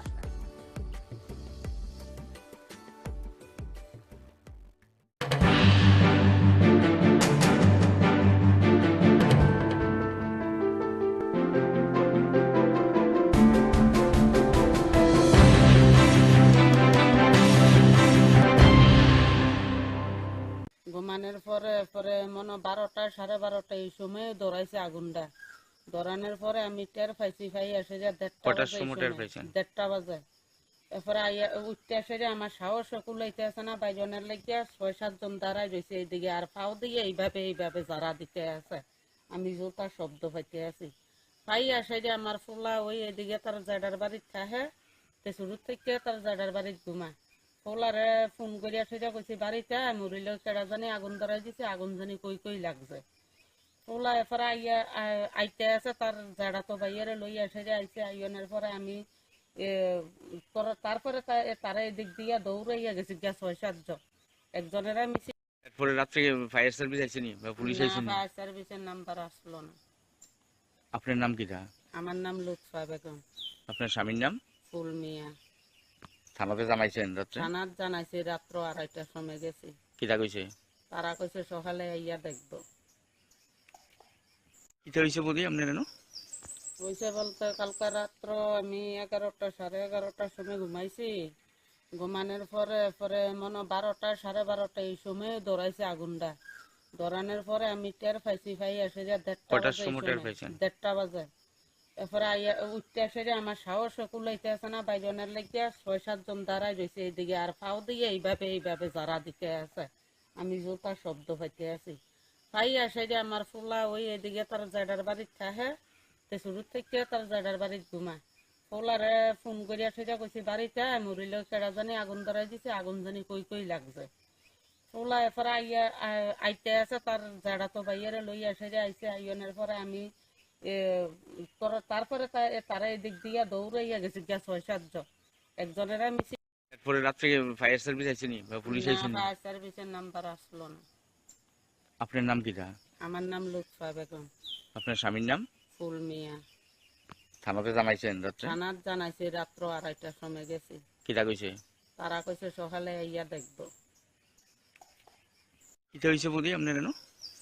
হইছে বলতে কালকে রাত্র আমি 11টা 11:30টার সময় ঘুমাইছি। ঘুমানোর পরে মনে 12টা 12:30 এই সময় দৌড়াইছে আগুনটা। দৌড়ানোর আমাদের ডিউটি করবো না।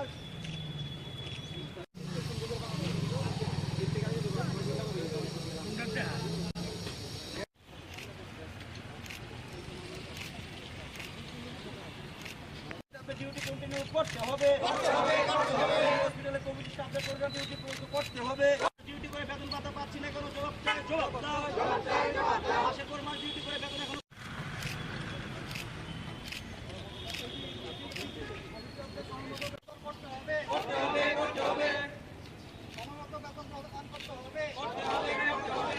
বেতন পাইনি, জবাব দাও, নাইলে আন্দোলন আমাদের স্থায়ী সমাধান চলবে না। নার্সদের কিছুর মতো ব্যবহার করা চলবে না। আমাদের দাবি পূরণের লক্ষ্যে তীব্র সরকার সাহায্যের হাত বাড়িয়ে দেন। আমাদের দাবি পূরণের লক্ষ্যে তীব্র সরকার আমাদের সময় মতন বেতন দিতে হবে।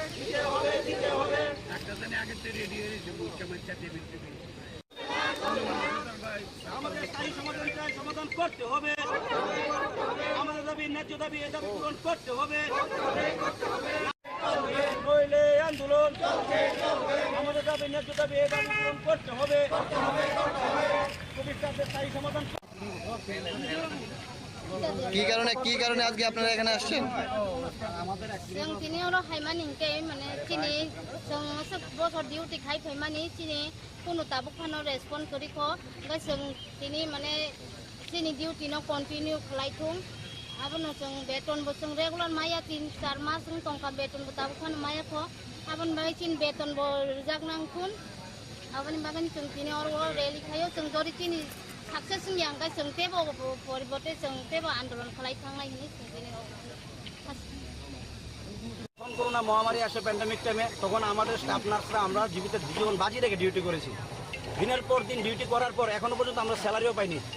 তারপরও আমরা চাইছি যে আমাদের যেহেতু সরকার তখন নিয়োগ করেছে তখন আমাদের বলেছিল যে আমাদের চাকরির পরীক্ষা ক্ষেত্রে যা কিছু হোক আমাদের 10-15% মার্ক দেওয়া হবে, প্রায়োরিটি দেওয়া হবে এবং আমাদের একটা ডিউটি যে কন্টিনিউ করতে পারি আমাদের ব্যবস্থা করবে। কিন্তু দেখা গেল 2 মাস 3 মাস করে নেই আবার ছাঁটাই করে দেয়। তো আমরা এর 2 দিন 3 দিন পর কোথায় যাব? বর্তমানে 100 জন নার্স কোভিডে এখনো জীবিত আমাদের অর্ডার দিয়ে ডিউটি করাচ্ছে কিন্তু আমাদের স্যালারি সময় মতো এখনো দেয় না। আমরা এই নিয়ে এবার জিবির কাছে যাই এমএস কেউ করি এই নিয়ে সাংবাদিক সম্মেলন করি তারপর আমরা এখন রিপ্লাই পাইনি। আমরা এই যত দিনে যেহেতু মুখ্যমন্ত্রী না ওনার কাছে আমরা 3বার চিঠি দিয়ে ওনার দেখা করার জন্য এখনো পর্যন্ত কোনো রিপ্লাই নেই। আমরা কোথায় আমাদের যখন আজকে বাজি রেখে ডিউটি করেছি যখন কেউ মা বাবাকে ছুঁই না পেরে তখন আমরা ডিউটি করেছি। এখন আমাদের কোনো আমাদের কোনো লাইফের কোনো গ্যারান্টি তখন আমরা ডিউটি করেছি। এখন আমাদের পেছনে তাকিয়েও দেখাচ্ছে না আমাদের। আমরা দিনের পর দিন দেখাচ্ছি আমাদের বেতন সমান করতে হবে এবং আমাদের যেন স্থায়ী ডিউটি হবে এখানে এবং আমরা যে স্টাফ আছে আমাদের স্থায়ী হতে হবে না আমরা পরবর্তী আমরা হাইকোর্টে কেস বাধ্য হবো। আমি ডিউটি করি আমরা এখন কেসে বাধ্য হবো। আমরা চাইছি আলোচনার মাধ্যমে সরকার উন্নয়ন কাজ করছে আমাদের দিকেও দেখা কারণ আমরা প্যান্ডেমিক এখনো পর্যন্ত আমাদের কিছু করছে না আমার জন্য সাথে সহযোগিতা হারিয়ে স্বাস্থ্য দপ্তরের দিকে এগিয়ে যাচ্ছি কিন্তু আমাদের জন্য কি করছে না। এমএস সাথে করছি এমএস বলে আমি জানা ভাই ডাইরেক্টরের সাথে কথা বলি জানি না আমাদের দেয় না আমাদের কাছে দেয় না ফান্ড দেয় না আমাদের স্যালারি কোথা থেকে আমাদের ফান্ড দেয় না টাকা একটা দপ্তর স্বাস্থ্য দপ্তর যদি বলে ফান্ড দেয় না হলে আমরা কোথায় যাবো রুগী রাখবে প্রচুর সংকট তারপর আমাদের ডিউটি করাচ্ছে আবার আমাদেরও স্যালারি দিচ্ছে না 3 মাস করে ডিউটি করাচ্ছে আবার করে দেয় ইচ্ছা করলে এখন 170 নার্স নিয়েছে ওদের মধ্যে যারা চেনে না ওরা পরীক্ষা না চাকরি পেয়েছে আমরা যদি 8 দিই ওদের চাকরি বাতিল আমাদের তো বাইরে দেওয়া দরকার না আমরা তো বাজিরে ডিউটি করছি স্টাফ নার্স আমাদের কাউকে বাইরে দেয়নি এই ক্ষেত্রে যখন গিয়েছিল তখন বলেছে আমাদের কি আমাদের জন্য করবে 20,000 টাকা স্যালারি নিয়ে ঢুকিয়েছিল।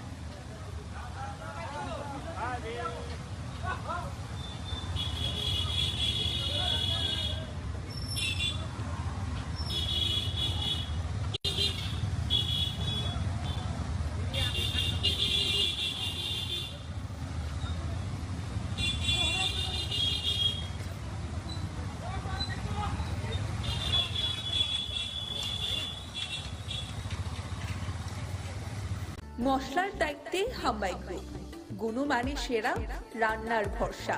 হাম্বাই গুরু মশলা সম্পূর্ণ প্রাকৃতিক, অপার গুণ ও উপকারিতায় পরিপূর্ণ।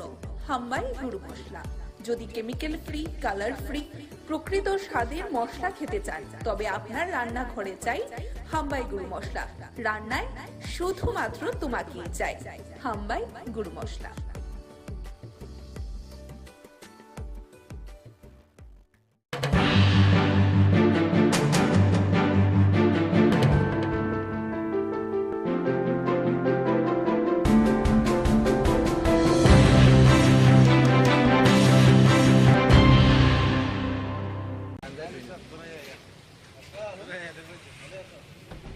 এরকম পরিস্থিতি রয়েছে বর্তমান। না, কাজের ফাঁকে হঠাৎ করে একটা গ্যাপ পেলাম, ভাবলাম যে একটু দেখে নিই এখানের মেডিকেল কলেজ এবং হসপিটালের বিষয়। মেডিসিন ডিপার্টমেন্টে গেলাম, রেডিওলজিতে গেলাম, এখানে স্টুডেন্টদের সাথে কথা বললাম যারা এখানে হোস্টেলে আছে। হোস্টেল লাইফ তো আমি জানি এরকম আমরাও কাটিয়ে এসেছি, কী কী সমস্যা তার পারে এইগুলো জিজ্ঞেস করলাম। আদারওয়াইজ তো আমি যা দেখলাম আমাদের এই আগরতলা গভর্নমেন্ট মেডিকেল কলেজ কোনো অংশে ভারতবর্ষের কোনো মেডিকেল কলেজ থেকে কোনো অংশে কম্পিটিভ, বরং অনেক বেটার। খালি একটু দেখভাল দরকার। দেখভাল মানে মেনটেন্যান্সের বিষয়টা আমি এটার উপরে বেশি জোর দিয়েছি। কিছু কিছু জায়গায় আমি দেখলাম অত্যন্ত মানে ভেন্টিলেশনের সমস্যা মেডিসিনে বিশেষ করে। এটা আমি সেক্রেটারি সাহেবের সাথে কথা বলেছি, দেখি কী করা যায় এবং কীরকম বাজেট বা কী লাগবে বললাম। তো আদারওয়াইজ তো এখানে সব দিক দিয়ে ইনফ্রাস্ট্রাকচার একদম আপ টু দ্য মার্ক, কিন্তু তারপরেও অনেক সময় অনেক ঘটনা। হসপিটালে তো মেডিকেল কলেজের হসপিটাল থাকতেই হবে, আর হসপিটালের মধ্যে নানা সমস্যা থাকতেই পারে।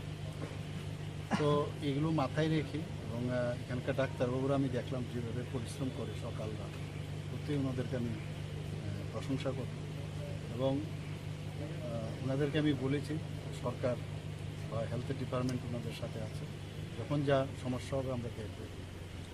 স্যার, এক দুটো ওয়ার্ডে দেখা গেছে নার্সের সমস্যা রয়েছে, দুজন দিয়ে নার্সের তো আমরা নিচ্ছি, এর মধ্যে আমরা 175 জন ইলেকশনের মডেল কোড অফ কন্ডাক্ট শেষে নিয়োগ করা হইল। তখন স্যার কোথাও দেখা গেছে আপনার সাথে রুগীর আত্মীয় পরিজনরা কথা বলেছি ওনাদের।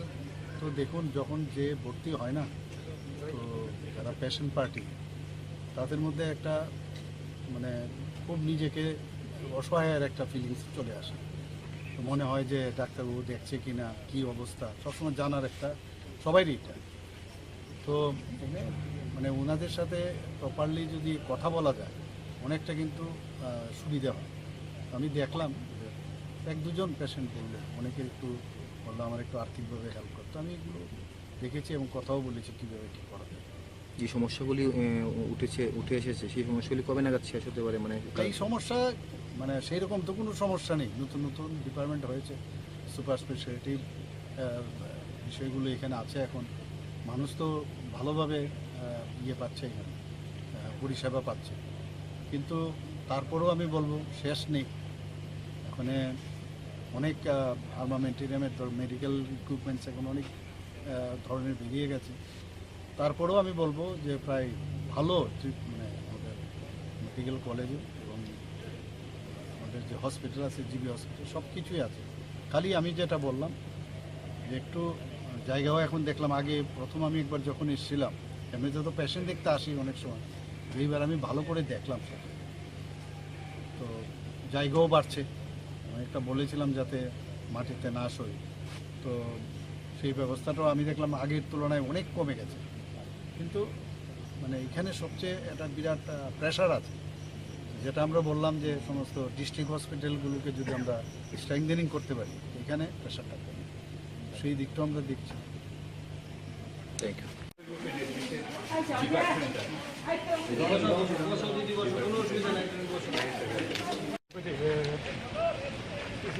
এখানে একটা স্টিমার এইটা করতে, ঠিক আছে, করতে যাই সেটা 11টার সময় ঢুকাইছে, 11টার সময় ঢুকানোর সময় 11টা থেকে 12টা, 1টা, 2টা কত মিনিটে স্যার তারা জিবি রেফার করছে, রেফার করানোর পরে জিবি কোনো স্যার কোনো ডায়েরি মেনটেন নেই, কোনো ডায়েরি মেনটেন নেই, কিচ্ছু নেই। তারা ফোনে স্যার না আইসিউতে স্যার রাখছে। আইসিউ স্যার আমরা প্রথম দিচ্ছি আমরা ঘুমে সব করছে না। তো এমন একটা ছেলে আমরা দেখতে বসে বাইক এসে তো করলাম এই মনে হয় আমরা উদিপুর থেকে আইসি এমন একটা ছেলে আমরা মারা গেছে, উদিপুর স্যার এটা মারা গেছে। তারা কী করছে 10টা ইঞ্জেকশন লেগেছে স্যার, লিখেছি তারা ইঞ্জেকশন দেয় আর বুকটারে এমনি করতেছে এমনি মধ্যে। আর ছেলের বাবা স্যার ফাউডের দিকে এবং ঠান্ডা হয়ে গেছে। তারপরে হেরা কি হচ্ছে রুগীদের দিয়া স্যার তারা ভালো হয়ে গেছে গা। উদিপুরের যে লোকটি মানে যে ডাক্তারবাবুরা আইছিল ডাক্তার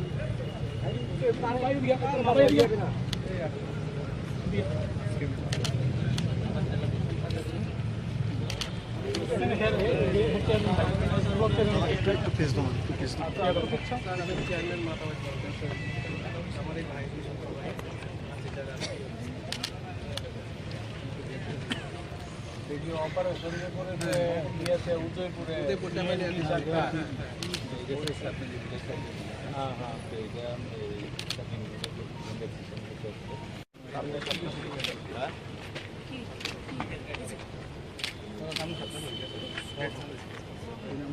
আমার নাম প্রকাশ করতে।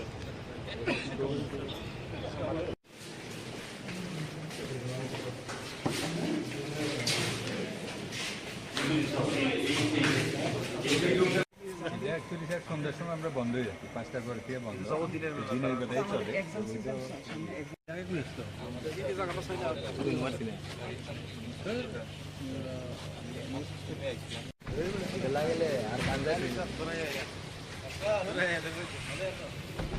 এরকম পরিস্থিতি রয়েছে বর্তমান।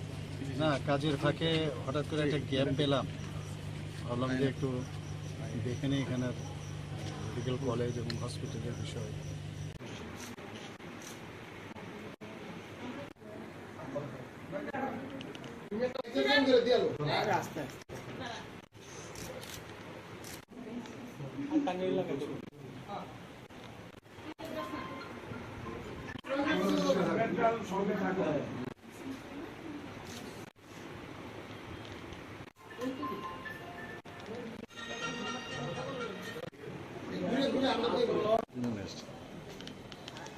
আমরা আজকে এসেছি রাখি বন্ধন উৎসবকে কেন্দ্র করে।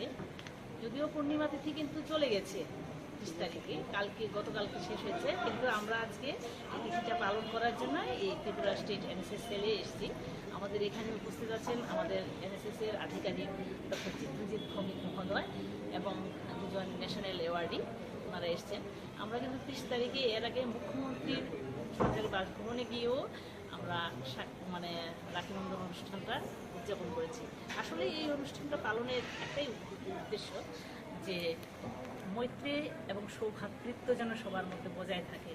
এবং পুরাণে কথিত আছে যে ভাইরা রাখি পড়লে বোনদের কাছ থেকে যে বোনদেরকে রক্ষা করে, এবং সেই মোতাবেকই এখনো পর্যন্ত সেই প্রাচীনকাল থেকে চলে এসছে রাখি বন্ধন উৎসব। যদিও রাখি বন্ধন অনুষ্ঠানটা পূর্ণিমা তিথিতেই হয়ে থাকে, রবীন্দ্রনাথ যে কারণে রাখি বন্ধন অনুষ্ঠানটা পালন করেছেন এটা হচ্ছে মানে সৌভ্রাতৃত্ব, এটাই হচ্ছে আসল। কি নাম আপনার? Rama Bhattacharya, NSS programme officer, women's college.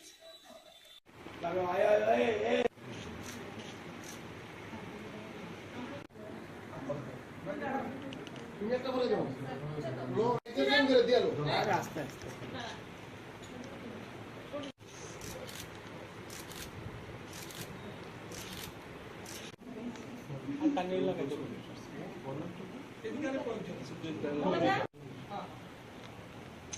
অপেক্ষা করতো তাকে বলাইতো।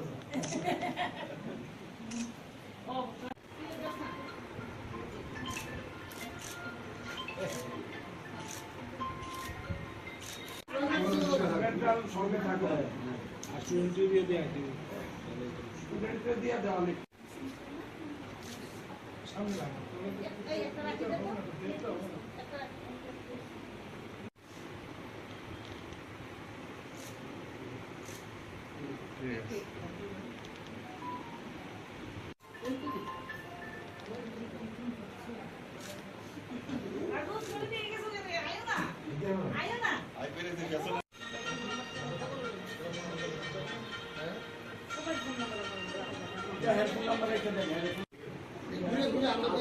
জায়গা না আরো সামনে সামনে আরো সামনে আমরা আজকে এসেছি রাখিবন্ধন উৎসবকে কেন্দ্র করে, যদিও পূর্ণিমা তিথি কিন্তু চলে গেছে 30 তারিখে, গতকালকে শেষ হয়েছে, কিন্তু আমরা আজকে এই তিথিটা পালন করার জন্য এই ত্রিপুরা স্টেট এনএসএস সেলে এসেছি। আমাদের এখানে উপস্থিত আছেন আমাদের এনএসএস এর আধিকারিক ডক্টর চিত্রজিৎ ভৌমিক মহোদয় এবং দুজন ন্যাশনাল অ্যাওয়ার্ডি, ওনারা এসছেন। আমরা কিন্তু 30 তারিখে এর আগে মুখ্যমন্ত্রীর সরকারি বাসভবনে গিয়েও আমরা মানে রাখিবন্ধন অনুষ্ঠানটা উদযাপন করেছি। আসলে এই অনুষ্ঠানটা পালনের একটাই উদ্দেশ্য যে মৈত্রী এবং সৌভ্রাতৃত্ব যেন সবার মধ্যে বজায় থাকে, এবং পুরাণে কথিত আছে যে ভাইরা রাখি পড়লে বোনদের কাছ থেকে যে বোনদেরকে রক্ষা করে, এবং সেই মোতাবেকই এখনো পর্যন্ত সেই প্রাচীনকাল থেকে চলে এসছে রাখিবন্ধন উৎসব। যদিও রাখিবন্ধন অনুষ্ঠানটা পূর্ণিমা তিথিতেই হয়ে থাকে, রবীন্দ্রনাথ যে কারণে রাখিবন্ধন অনুষ্ঠানটা পালন করেছেন এটা হচ্ছে মানে সৌভ্রাতৃত্ব, এটাই হচ্ছে আসল।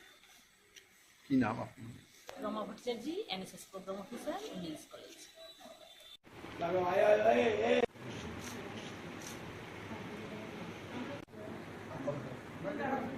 তুমি একটা বলে যাও লোক এক্সাম করে দিয়ালো আস্তে আস্তে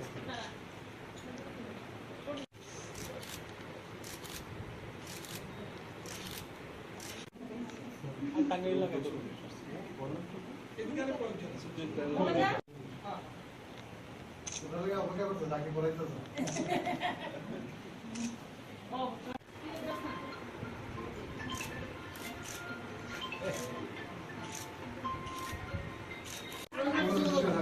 সঙ্গে থাকো আর ইন্টারভিউ দিয়ে স্টুডেন্টকে দিয়ে দেওয়া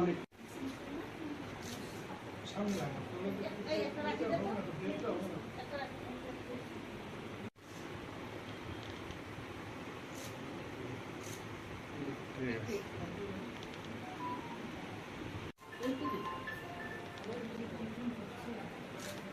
মশলার দায়িত্বে হাম্বাই গ্রুপ, গুণমানে সেরা, রান্নার ভরসা হাম্বাই গুরু মশলা।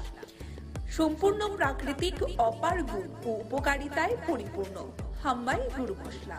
যদি কেমিক্যাল ফ্রি, কালার ফ্রি, প্রকৃত স্বাদের মশলা খেতে চান তবে আপনার রান্নাঘরে চাই হাম্বাই গুরু মশলা।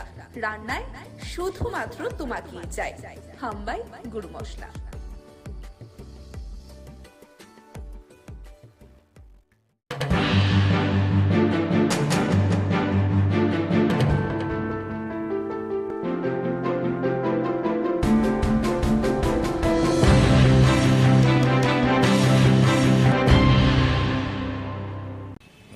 তাদের দলের কর্মীদেরকে বলেছে যাদের খুশি তাদের ভোট সেটাই তো বলছি, এটা তাদের স্ট্র্যাটেজিক কথা হতে পারে, কিন্তু ময়দানে গ্রাউন্ড রিয়েলিটি হলো ত্রিপুরা মাথা কর্মী এবং আমাদের কর্মীরা একসাথে এরা বাড়ি বাড়ি যাচ্ছে। এটা তাদের স্ট্র্যাটেজিক হতে পারে, এটা তাদের ব্যাপার, এরা তাদের বক্তব্য বলার জন্য স্বাধীন। অর্থাৎ তারা বলেননি বিজেপিকে ভোট দেওয়ার জন্য, স্বাধীনভাবে ভোট দেওয়ার জন্য। আমরা তো চাই স্বাধীনভাবেই ভোট দিক, এবং গত বিধানসভা নির্বাচনে যে ভোট ভাগাভাগি হয়েছে এটা যাতে পুনরাবৃত্তি না ঘটে, আমরা এটাই চাই। না, তিনি তো এও বলেছে যে সিপিএম এর সাথেও তিনি নেই, মানে শুধু মানে কর্মীরা যারা রয়েছে তাদের নিজের যার পছন্দ ফলাফলের, সেটাই তো বলছি। এরা তো তাদের কর্মীরা তো বেশিরভাগ আমাদের কর্মীদের সাথে কাজ করছেন না। এই প্রেস মিটের পরে কি কোনো ধরনের প্রভাব পড়বে না মনে হচ্ছে? না না, কেন হবে, কেন হবে, হওয়ার তো কোনো কারণ নেই। আপনি তো বারে বারে মিটিং করেছিলেন অনিমেষ বাবুর সাথে। না না, এই জন্য তারা তো বলেননি সিপিএমকে ভোট না দেওয়ার জন্য তো বলেননি। এর মানেটা কি? না বলেই অনেক কথা বলেছেন, এটাই বুঝতে হবে। ঠিক আছে, ওটা তো বলেছে যে এটা কিন্তু ওপেনলি বলেছে তারা। হ্যাঁ বলেনি, বলেছে তো, সেই দায়িত্ব পালন করুক, এইটাই আমরা চাই। মনে হচ্ছে এটা হবে পালন? হ্যাঁ পালন হবে কি মনে হচ্ছে আপনার? তারা এটা হবে কি না, এটা তো বিবেক ভোটের কথা বলেছে। আমরা তো বিবেক ভোট যদি হয় আর বিজেপিকে যদি পরাস্ত করতে চায় তবে বামফ্রন্ট ছাড়া তো অল্টারনেটিভ নেই। বামফ্রন্টই একমাত্র বিজেপি হারাতে পারে, কাজে এটাকে নিশ্চিত করার দায়িত্ব তাদের। আমরা তো তাদের কাছে এপিই দিয়েছি। ত্রিপুরামথা দলের যে চেয়ারম্যান রয়েছে উনি এবং অনিমেষ বাবু মিলে একটা প্রেস মিট করেছে এবং তিনি বলেছেন যে তারা কাউকেই সাপোর্ট করছে না। তাদের দলের কর্মীদেরকে বলেছে যাদের খুশি তাদের ভোট সেটাই তো বলছি, এটা তাদের স্ট্র্যাটেজিক কথা হতে পারে, কিন্তু ময়দানে গ্রাউন্ড রিয়েলিটি হলো ত্রিপুরামথা কর্মী এবং আমাদের কর্মীরা একসাথে এরা বাড়ি বাড়ি যাচ্ছে। এটা তাদের স্ট্র্যাটেজিক হতে পারে, এটা তাদের ব্যাপার, এরা তাদের বক্তব্য বলার জন্য স্বাধীন। অর্থাৎ তারা বলেননি বিজেপিকে ভোট দেওয়ার জন্য, স্বাধীনভাবে ভোট দেওয়ার জন্য। আমরা তো চাই স্বাধীনভাবেই ভোট দিক এবং গত বিধানসভা নির্বাচনে যে ভোট ভাগাভাগি হয়েছে এটা যাতে পুনরাবৃত্তি না ঘটে, আমরা এটাই চাই। না, তিনি তো এও বলেছে যে সিপিএম এর সাথেও তিনি নেই, মানে শুধু মানে কর্মীরা যারা রয়েছে তাদের নিজের যার পছন্দ ফলাফলের, সেটাই তো বলছি, এরা তো তাদের কর্মীরা তো বেশিরভাগ আমাদের কর্মীদের সাথে কাজ করছেন। না, এই প্রেস মিটের পরে কি কোনো ধরনের প্রভাব পড়বে না মনে হচ্ছে? না না, কেন হবে, কেন হবে, হওয়ার তো কোনো কারণ নেই। আপনি তো বারে বারে মিটিং করেছিলেন অনিমেষ বাবুর সাথে। না না, এই জন্য তারা তো বলেননি সিপিএমকে ভোট না দেওয়ার জন্য তো বলেননি। এর মানেটা কি? না বলেই অনেক কথা বলেছেন, এটাই বুঝতে হবে।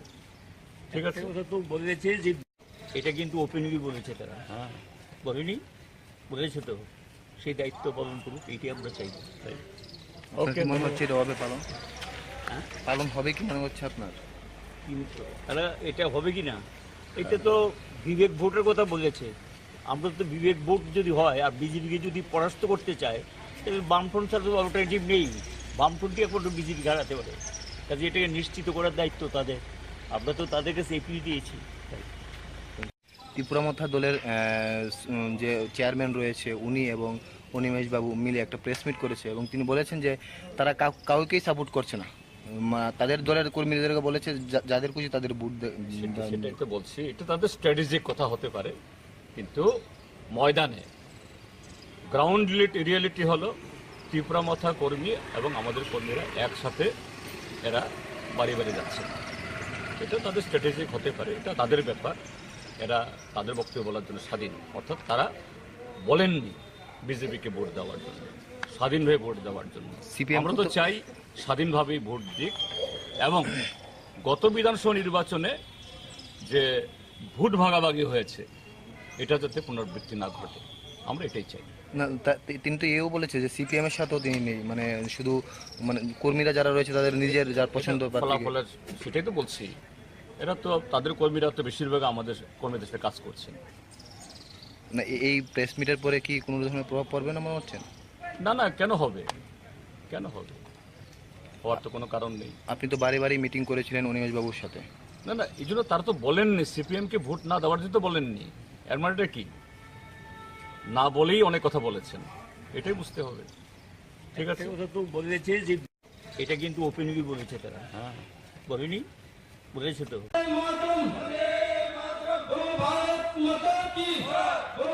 আমরা এই মহতি যোগদান সভার কাজ এক্ষুনি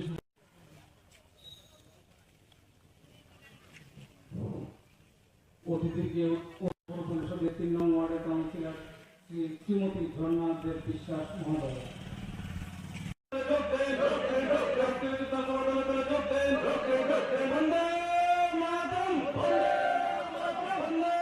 ভারতীয় জনতা পার্টি খোয়াই মণ্ডলের অন্তর্গত সিঙ্গিছড়া শক্তি কেন্দ্রে আমাদের 4টি বুথ নিয়ে এই শক্তি কেন্দ্রের 31 পরিবারের 106 জন ভোটার ভারতীয় জনতা পার্টিতে যোগদান করে।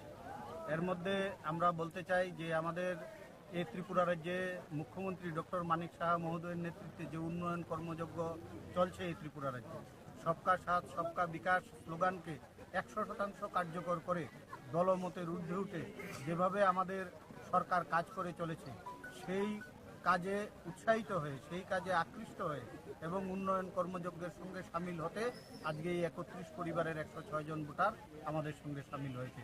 নবাগতদের আমরা স্বাগত জানাই এবং আমরা আশা করি তাদের এই যে যোগদান পর্বের ফলে আমাদের ভারতীয় জনতা পার্টি এই অঞ্চলে আরও বেশি করে শক্তি সঞ্চয় করেছে এবং আগামী দিনে আমরা এই অঞ্চলে আমরা আরও বেশি করে শক্তি সঞ্চয় করে ভারতীয় জনতা পার্টিকে খোয়াই বিধানসভা কেন্দ্রে একটা উল্লেখযোগ্য জায়গায় নিয়ে যেতে তারা সহযোগিতা করবে এ প্রত্যাশা রাখছি।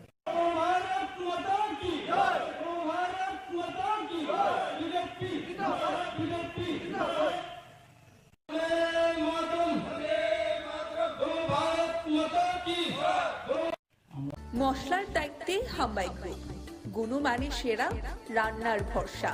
হাম্বাই গুরু মশলা সম্পূর্ণ প্রাকৃতিক, অপার গুণ ও উপকারিতায় পরিপূর্ণ। হাম্বাই গুরু মশলা। যদি কেমিক্যাল ফ্রি, কালার ফ্রি, প্রকৃত স্বাদের মশলা খেতে চান তবে আপনার রান্নাঘরে চাই হাম্বাই গুরু মশলা। রান্নায় শুধুমাত্র তোমাকেই চাই হাম্বাই গুরু মশলা।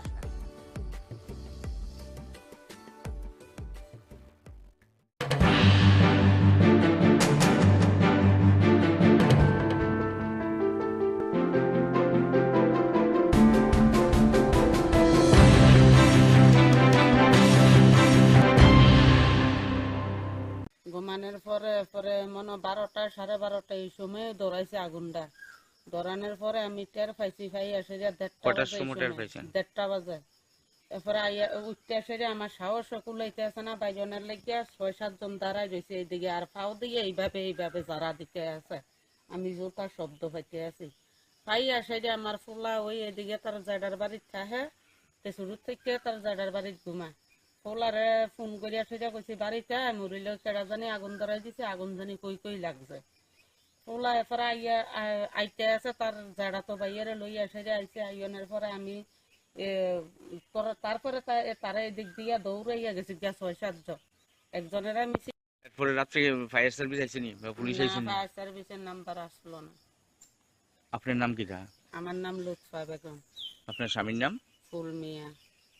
থানাতে জানাইছেন রাত্রে? থানাত জানাইছি, রাত্র 2:30টার সময় গেছি। কিটা কইছে? তারা কইছে সকালে আইয়া দেখবো। কিটা হইছে বলি আপনার কেন? কইছে বলতে কালকে রাত্র আমি 11টা 11:30টার সময় ঘুমাইছি। ঘুমানোর পরে মনে 12টা 12:30 এই সময় দৌড়াইছে আগুনটা। দৌড়ানোর পরে আমি টের পাইছি, পাই এসে যে 1:30 বাজে। এরপরে উঠতে এসে যে আমার সাহস কুলাইতে আছে না, বাইজনের লেগে 6-7 জন দাঁড়াই রয়েছে এইদিকে, আর পাও দিয়ে এইভাবে যারা দিতে আছে। আমি জোরটা শব্দ পাইতে আছি, পাই আসে যে আমার ফুলা ওই এদিকে তার জায়গার বাড়ির থাহে, শুরু থেকে তার জায়গার বাড়ির ঘুমায়। ফুলারে ফোন করে আসে যে কইছি বাড়িতে মরিল, কেডা জানি আগুন ধরাই দিছে, আগুন জানি কই লাগছে।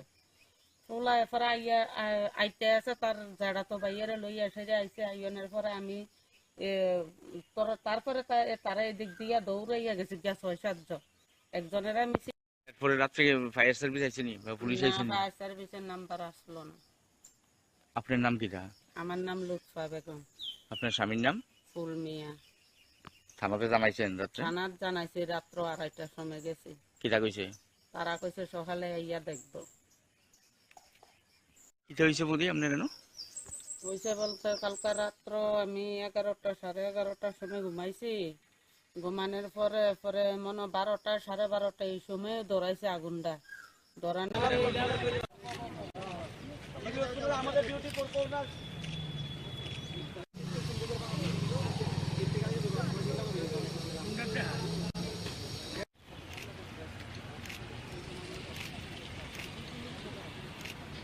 ডিউটি কন্টিনিউ করতে হবে, হসপিটালে কমিটি স্টাফদের প্রোগ্রাম ডিউটি করতে হবে।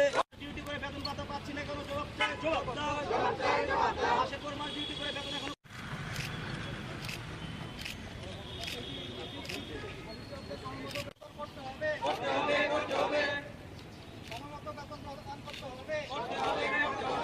বেতন পাইলে জবাব দাও, নাইলে আন্দোলন আমাদের স্থায়ী সমাধান চলবে না।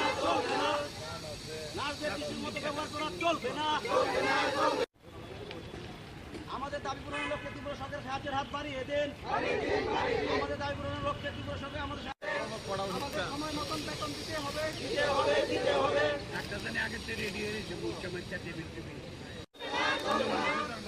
আমাদের স্থায়ী সমাধান চাই, সমাধান করতে হবে।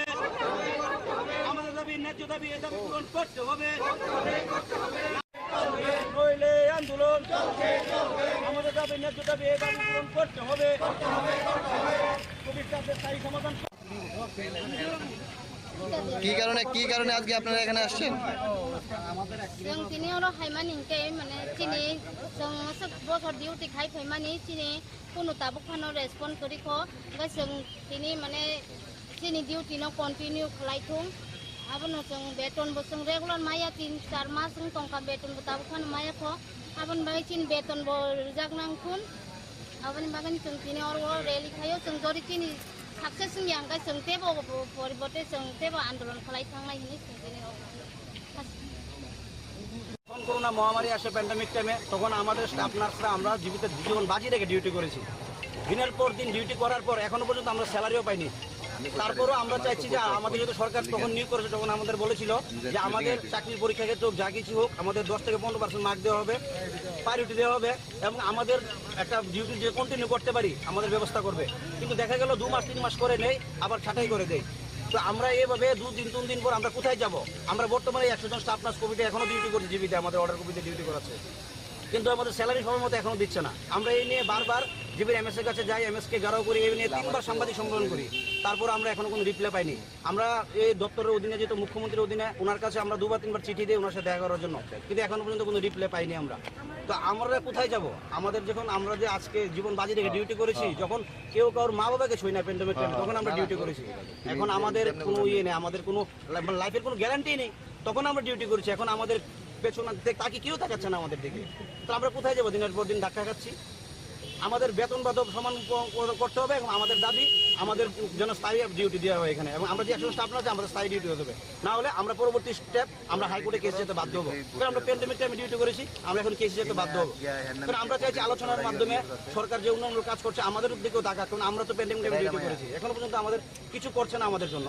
আমরা তো ভালো সরকারের সাথে সহযোগিতা হাত বাড়িয়ে স্বাস্থ্য দপ্তরের দিকে আমরা এগিয়ে যাচ্ছি, কিন্তু আমাদের জন্য কিছু করছে না। এমএস সাথে কথা হয়েছে, এমএস বলে আমি জানি না ভাই, ডিরেক্টরের সাথে কথা বলছি আমি জানি না, আমাদের ফান্ড দেয় না, আমাদের টাকা দেয় না, ফান্ড দেয় না, আমাদের স্যালারি কোথা থেকে দেবো? আমাদের ফান্ড দেয় না, টাকা দেয় না। একটা ইম্পর্টেন্ট দপ্তর স্বাস্থ্য দপ্তর, এখানে যদি বলে ফান্ড দেয় না তাহলে আমরা কোথায় যাবো? রুগীরা কিভাবে ইয়ে করবে? নার্সের প্রচুর সংকট জীবিতে, তারপর আমাদের ডিউটি করাচ্ছে, আবার আমাদেরও স্যালারি দিচ্ছে না, 3 মাস 2 মাস করে ডিউটি করাচ্ছে, আবার ছাটাই করে দেয় ইচ্ছা করলে। এখন 175 নার্স নিয়েছে, তো ওদের মধ্যে যারা চেনা জানা ওরা পরীক্ষাতে না বসে চাকরি পেয়ে গেছে। আমরা যদি আরটিআই দিই ওদের চাকরি বাতিল হবে। আমাদের তো প্রায়োরিটি দেওয়া দরকার ছিল না, আমরা তো জীবন বাজি ডিউটি করছি 100 স্টাফ নার্স, আমাদের তো কাউকে প্রায়োরিটি দেয়নি এই চাকরির ক্ষেত্রে। যখন ঢুকিয়েছিল তখন প্রাক্তন মুখ্যমন্ত্রী বিপ্লব দেব বলেছিল যে আমাদের কিছু একটা আমাদের জন্য করবে, আমাদের 20,000 টাকা স্যালারির বিনিময়ে ঢুকিয়েছিল।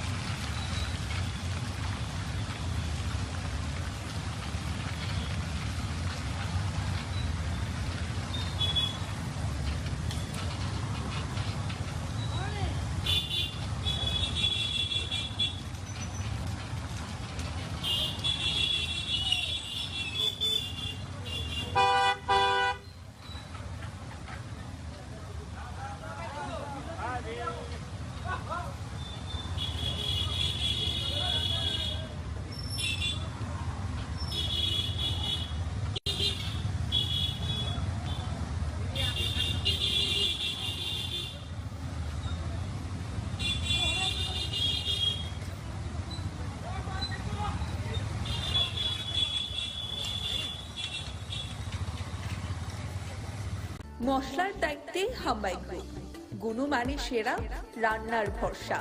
হাম্বাই গুরু মশলা সম্পূর্ণ প্রাকৃতিক, অপার গুণ ও উপকারিতায় পরিপূর্ণ। হাম্বাই গুরু মশলা।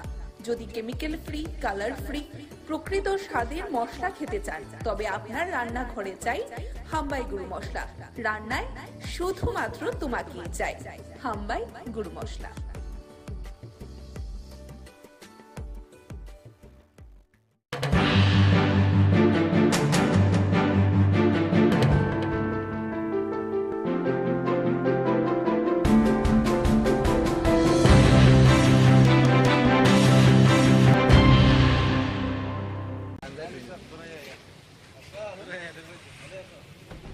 এরকম পরিস্থিতি রয়েছে বর্তমান?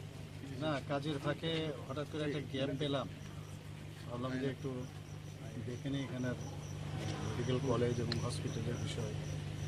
মেডিসিন ডিপার্টমেন্টে গেলাম, রেডিওলজিতে গেলাম, এখানে আপনার স্টুডেন্টদের সাথে কথা বললাম যারা এখানে হোস্টেলে আছে। হোস্টেল লাইফ তো আমি জানি কীরকম, আমরাও কাটিয়ে এসেছি, কী কী সমস্যা তারপরে এইগুলো জিজ্ঞেস করলাম। আদারওয়াইজ তো আমি যা দেখলাম, আমাদের এই আগরতলা গভর্নমেন্ট মেডিকেল কলেজ কোনো অংশে ভারতবর্ষের কোনো মেডিকেল কলেজ থেকে কোনো অংশে কম, বরং অনেক বেটার। খালি একটু দেখভাল দরকার। দেখভাল মানে মেনটেন্যান্সের বিষয়টা আমি এটার উপরে বেশি জোর দিয়েছি। কিছু কিছু জায়গায় আমি দেখলাম অত্যন্ত মানে ভেন্টিলেশনের সমস্যা মেডিসিনে বিশেষ করে। এটা আমি সেক্রেটারি সাহেবের সাথে কথা বলেছি, দেখি কী করা যায় এবং কীরকম বাজেট বা কী লাগবে বললাম। তো আদারওয়াইজ তো এখানে সব দিক দিয়ে ইনফ্রাস্ট্রাকচার একদম আপ টু দ্য মার্ক, কিন্তু তারপরেও অনেক সময় অনেক ঘটনা। হসপিটালে তো মেডিকেল কলেজের হসপিটাল থাকতেই হবে, আর হসপিটালের মধ্যে নানা সমস্যা থাকতেই পারে। তো এগুলো মাথায় রেখে এবং এখানকার ডাক্তারবাবুরা আমি দেখলাম যেভাবে পরিশ্রম করে সকাল রাত, সত্যিই ওনাদেরকে আমি প্রশংসা করি। এবং ওনাদেরকে আমি বলেছি সরকার বা হেলথ ডিপার্টমেন্ট ওনাদের সাথে আছে, যখন যা সমস্যা হবে আমরা দেখব।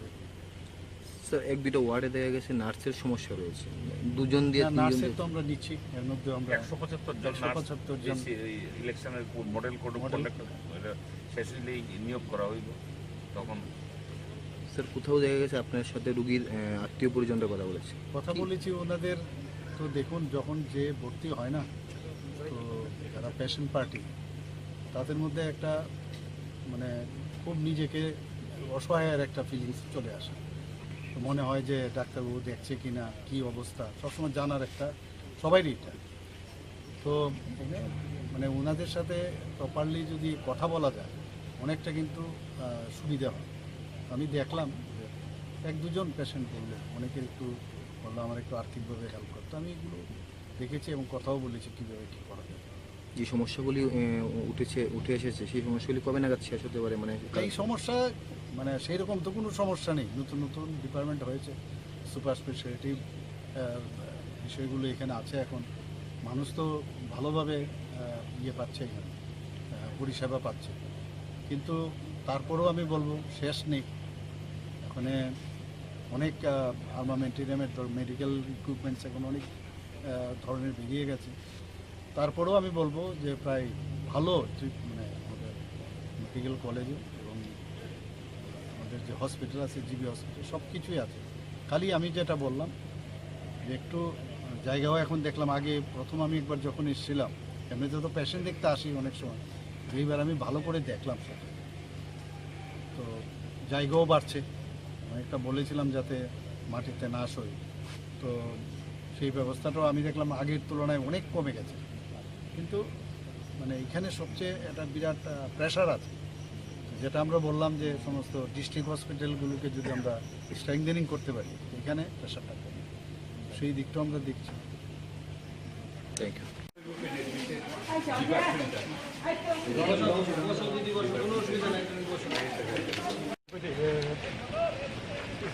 এখানে একটা স্টিমার এইটা করতে, ঠিক আছে, করতে যাই সেটা 11টার সময় ঢুকাইছে, 11টার সময় ঢুকানোর সময় 11টার থেকে 12টা 1টা 2টা কত মিনিটে স্যার তারা জিবি রেফার করছে। রেফার করানোর পরে জিবি কোনো স্যার কোনো ডায়েরি মেনটেন নেই, কোনো ডায়েরি মেনটেন নেই, কিচ্ছু নেই। এরা ফোনে স্যার না আইসিউতে স্যার রাখছে। আইসিউ স্যার আমরা প্রথম দেখি আমরা ঘুমে ভালো করছে না। তো এমন একটা ছেলে আমরা দেখতে বসে বাইক এসে করলাম এই মনে মারা উদিপুর আইসি এমন একটা ছেলে আমরা মারা গেছে। উদিপুর স্যার এরা মারা গেছে। তারা কী করছে 10টা ইঞ্জেকশন লিখছে স্যার, লিখে শিখে তারা ইঞ্জেকশন দেয় আর বুকটারে এমনি করতেছে এমনি। আর ছেলের বাবা স্যার ফাউডির দিকে এখন ঠান্ডা হয়ে গেছে। তারপরে হেরা কি হচ্ছে রুগীদের দিয়ে স্যার তারা ভালো হয়ে গেছে। উদিপুরের যে লোকটি মানে যে ডাক্তারবাবুরা আইছিল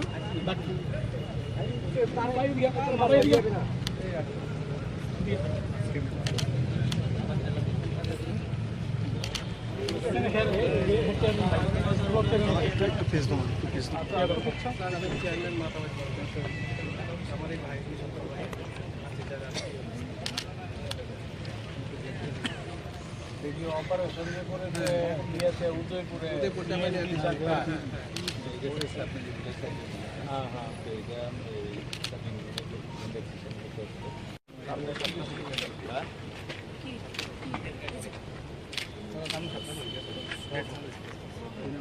আমার নাম স্যার ভাস্কর্য।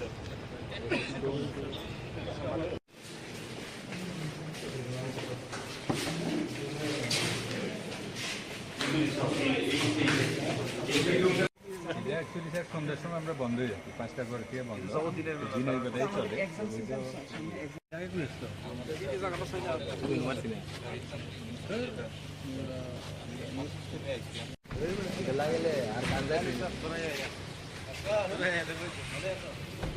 এরকম পরিস্থিতি রয়েছে বর্তমান।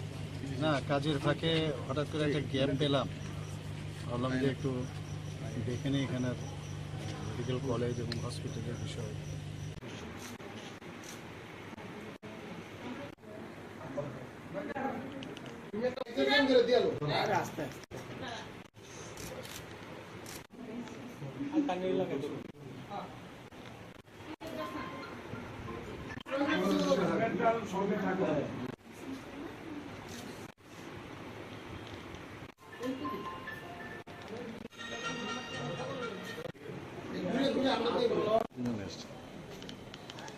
আমরা আজকে এসেছি রাখি বন্ধন উৎসবকে কেন্দ্র করে। যদিও পূর্ণিমা তিথি কিন্তু চলে গেছে 30 তারিখে, গতকালকে শেষ হয়েছে, কিন্তু আমরা আজকে এই তিথিটা পালন করার জন্য এই ত্রিপুরা স্টেট এনএসএস সেলে এসেছি। আমাদের এখানে উপস্থিত আছেন আমাদের এনএসএস এর আধিকারিক ডক্টর চিত্রজিৎ ভৌমিক মহোদয় এবং দুজন ন্যাশনাল অ্যাওয়ার্ডি, ওনারা এসছেন। আমরা কিন্তু 30 তারিখে এর আগে মুখ্যমন্ত্রীর সরকারি বাসভবনে গিয়েও আমরা মানে রাখি বন্ধন অনুষ্ঠানটা উদযাপন করেছি। আসলে এই অনুষ্ঠানটা পালনের একটাই উদ্দেশ্য যে মৈত্রী এবং সৌভ্রাতৃত্ব যেন সবার মধ্যে বজায় থাকে। এবং পুরাণে কথিত আছে যে ভাইরা রাখি পড়লে বোনদের কাছ থেকে যে বোনদেরকে রক্ষা করে, এবং সেই মোতাবেকই এখনো পর্যন্ত সেই প্রাচীনকাল থেকে চলে এসছে রাখি বন্ধন উৎসব। যদিও রাখি বন্ধন অনুষ্ঠানটা পূর্ণিমা তিথিতেই হয়ে থাকে, রবীন্দ্রনাথ যে কারণে রাখি বন্ধন অনুষ্ঠানটা পালন করেছেন এটা হচ্ছে মানে সৌভ্রাতৃত্ব, এটাই হচ্ছে আসল। কি নাম আপনি? Rama Bhattacharya, NSS programme officer, women's college.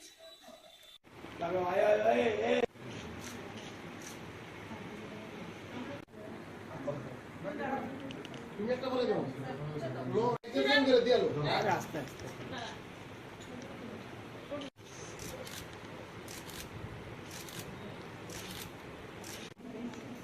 Tangail লাগাই দেবো এদিকে পৌঁছে ওরা অপেক্ষা করতে তাকে পড়াইতো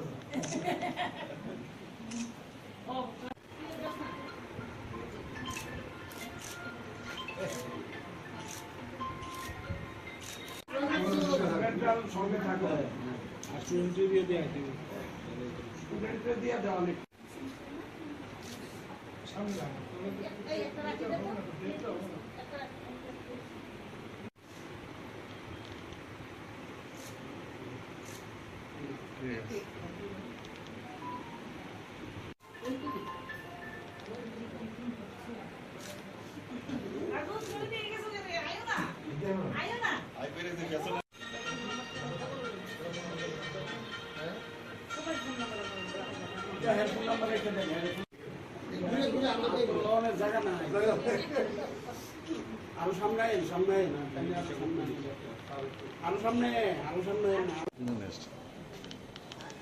আমরা আজকে এসেছি রাখি বন্ধন উৎসবকে কেন্দ্র করে, যদিও পূর্ণিমা তিথি কিন্তু চলে গেছে 30 তারিখে, গতকালকে শেষ হয়েছে, কিন্তু আমরা আজকে এই তিথিটা পালন করার জন্য এই ত্রিপুরা স্টেট এনএসএস সেলে এসেছি।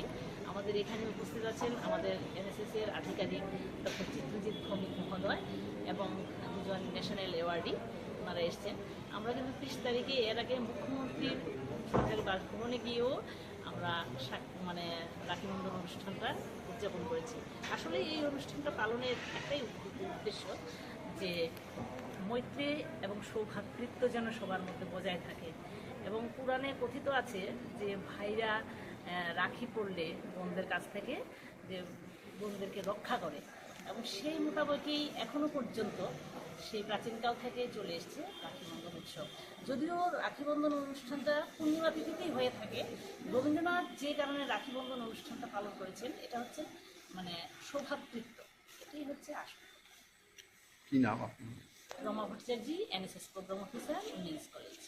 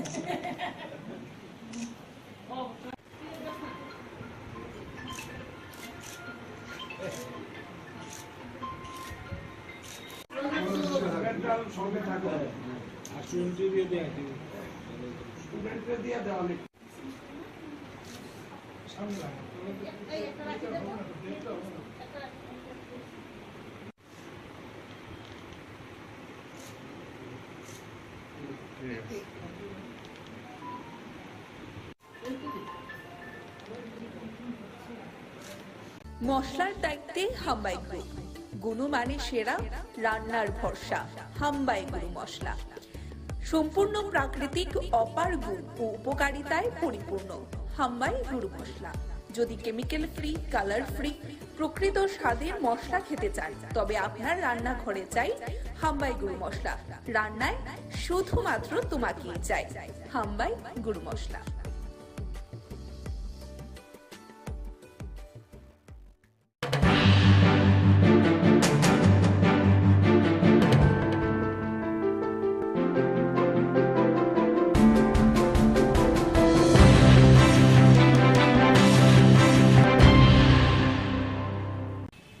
তাদের দলের কর্মীদেরকে বলেছে যাদের খুশি তাদের ভোট সেটাই তো বলছি, এটা তাদের স্ট্র্যাটেজিক কথা হতে পারে, কিন্তু ময়দানে গ্রাউন্ড রিয়েলিটি হলো ত্রিপুরা মথা কর্মী এবং আমাদের কর্মীরা একসাথে এরা বাড়ি বাড়ি যাচ্ছে। এটা তাদের স্ট্র্যাটেজিক হতে পারে, এটা তাদের ব্যাপার, এরা তাদের বক্তব্য বলার জন্য স্বাধীন। অর্থাৎ তারা বলেননি বিজেপিকে ভোট দেওয়ার জন্য, স্বাধীনভাবে ভোট দেওয়ার জন্য। আমরা তো চাই স্বাধীনভাবেই ভোট দিক, এবং গত বিধানসভা নির্বাচনে যে ভোট ভাগাভাগি হয়েছে এটা যাতে পুনরাবৃত্তি না ঘটে, আমরা এটাই চাই। না, তিনি তো এও বলেছে যে সিপিএম এর সাথেও তিনি নেই, মানে শুধু কর্মীরা যারা রয়েছে তাদের নিজের যার পছন্দ। ফলাফলের সেটাই তো বলছি, এরা তো তাদের কর্মীরা তো বেশিরভাগ আমাদের কর্মীদের সাথে কাজ করছেন না। এই প্রেস মিটের পরে কি কোনো ধরনের প্রভাব পড়বে না মনে হচ্ছে? না না, কেন হবে, কেন হবে, হওয়ার তো কোনো কারণ নেই। আপনি তো বারে বারে মিটিং করেছিলেন অনিমেষ বাবুর সাথে। না না, এই জন্য তারা তো বলেননি সিপিএমকে ভোট না দেওয়ার জন্য, তো বলেননি। এর মানেটা কি? না বলেই অনেক কথা বলেছেন, এটাই বুঝতে হবে। ঠিক আছে, তো বলেছে যে এটা কিন্তু ওপেনলি বলেছে তারা, হ্যাঁ বলেনি, বলেছে তো, সেই দায়িত্ব পালন করুক, এইটাই আমরা চাই। ওকে, মনে হচ্ছে এটা হবে পালন, হ্যাঁ পালন হবে কি মনে হচ্ছে আপনার? তাহলে এটা হবে কি না, এটা তো বিবেক ভোটের কথা বলেছে। আমরা তো বিবেক ভোট যদি হয় আর বিজেপিকে যদি পরাস্ত করতে চায়, তাহলে বামফ্রন্ট ছাড়া তো অল্টারনেটিভ নেই। বামফ্রন্টই একমাত্র বিজেপি হারাতে পারে, কাজে এটাকে নিশ্চিত করার দায়িত্ব তাদের। আমরা তো তাদেরকে সেফটি দিয়েছি। ত্রিপুরা মথা দলের যে চেয়ারম্যান রয়েছে উনি এবং অনিমেষ বাবু মিলে একটা প্রেস মিট করেছে এবং তিনি বলেছেন যে তারা কাউকেই সাপোর্ট করছে না। তাদের দলের কর্মীদেরকে বলেছে যাদের খুশি তাদের ভোট সেটাই তো বলছি, এটা তাদের স্ট্র্যাটেজিক কথা হতে পারে, কিন্তু ময়দানে গ্রাউন্ড রিয়েলিটি হলো ত্রিপুরা মথা কর্মী এবং আমাদের কর্মীরা একসাথে এরা বাড়ি বাড়ি যাচ্ছে। এটা তাদের স্ট্র্যাটেজিক হতে পারে, এটা তাদের ব্যাপার। এরা তাদের বক্তব্য বলার জন্য স্বাধীন, অর্থাৎ তারা বলেননি বিজেপিকে ভোট দেওয়ার জন্য, স্বাধীনভাবে ভোট দেওয়ার জন্য। আমরা তো চাই স্বাধীনভাবেই ভোট দিক এবং গত বিধানসভা নির্বাচনে যে ভোট ভাগাভাগি হয়েছে এটা যাতে পুনরাবৃত্তি না ঘটে, আমরা এটাই চাই। না, তিনি তো এও বলেছে যে সিপিএম এর সাথেও তিনি নেই, মানে শুধু মানে কর্মীরা যারা রয়েছে তাদের নিজের যার পছন্দ ফলাফলের, সেটাই তো বলছি, এরা তো তাদের কর্মীরা তো বেশিরভাগ আমাদের কর্মীদের সাথে কাজ করছেন। না, এই প্রেস মিটের পরে কি কোনো ধরনের প্রভাব পড়বে না মনে হচ্ছে? না না, কেন হবে, কেন হবে, হওয়ার তো কোনো কারণ নেই। আপনি তো বাড়ি বাড়ি মিটিং করেছিলেন অনিমেষ বাবুর সাথে। না না, এই জন্য তারা তো বলেননি সিপিএম কে ভোট না দেওয়ার জন্য তো বলেননি। এর মানেটা কি, না বলেই অনেক কথা বলেছেন, এটাই বুঝতে হবে। ঠিক আছে, কথা তো বলেছে যে এটা কিন্তু ওপেনলি বলেছে তারা, হ্যাঁ বলেনি, বলেছে তো, সেই দায়িত্ব পালন করুক, এইটাই আমরা চাই। ওকে, মনে হচ্ছে এটা হবে পালন, হ্যাঁ পালন হবে কি মনে হচ্ছে আপনার? তাহলে এটা হবে কি না, এটা তো বিবেক ভোটের কথা বলেছে। আমরা তো বিবেক ভোট যদি হয় আর বিজেপিকে যদি পরাস্ত করতে চায়, তাহলে বামফ্রন্ট ছাড়া তো অল্টারনেটিভ নেই। বামফ্রন্টই একমাত্র বিজেপি হারাতে পারে, কাজে এটাকে নিশ্চিত করার দায়িত্ব তাদের। আমরা তো তাদেরকে সেফটি দিয়েছি। ত্রিপুরা মথা দলের যে চেয়ারম্যান রয়েছে উনি এবং অনিমেষ বাবু মিলে একটা প্রেস মিট করেছে এবং তিনি বলেছেন যে তারা কাউকেই সাপোর্ট করছে না। তাদের দলের কর্মীদেরকে বলেছে যাদের খুশি তাদের ভোট সেটাই তো বলছি, এটা তাদের স্ট্র্যাটেজিক কথা হতে পারে, কিন্তু ময়দানে গ্রাউন্ড রিয়েলিটি হলো ত্রিপুরা মথা কর্মী এবং আমাদের কর্মীরা একসাথে এরা বাড়ি বাড়ি যাচ্ছে। এটা তাদের স্ট্র্যাটেজিক হতে পারে, এটা তাদের ব্যাপার। এরা তাদের বক্তব্য বলার জন্য স্বাধীন, অর্থাৎ তারা বলেননি বিজেপিকে ভোট দেওয়ার জন্য, স্বাধীনভাবে ভোট দেওয়ার জন্য। আমরা তো চাই স্বাধীনভাবেই ভোট দিক এবং গত বিধানসভা নির্বাচনে যে ভোট ভাগাভাগি হয়েছে এটা যাতে পুনরাবৃত্তি না ঘটে, আমরা এটাই চাই। না, তিনি তো এও বলেছে যে সিপিএম এর সাথেও তিনি নেই, মানে শুধু মানে কর্মীরা যারা রয়েছে তাদের নিজের যার পছন্দ ফলাফলের, সেটাই তো বলছি, এরা তো তাদের কর্মীরা তো বেশিরভাগ আমাদের কর্মীদের সাথে কাজ করছেন। না, এই প্রেস মিটের পরে কি কোনো ধরনের প্রভাব পড়বে না মনে হচ্ছে? না না, কেন হবে, কেন হবে, হওয়ার তো কোনো কারণ নেই। আপনি তো বাড়ি বাড়ি মিটিং করেছিলেন অনিমেষ বাবুর সাথে। না না, এই জন্য তারা তো বলেননি সিপিএম কে ভোট না দেওয়ার জন্য তো বলেননি। এর মানেটা কি, না বলেই অনেক কথা বলেছেন, এটাই বুঝতে হবে। ঠিক আছে, কথা তো বলেছে যে এটা কিন্তু ওপেনলি বলেছে তারা, হ্যাঁ বলেনি, বলেছে তো।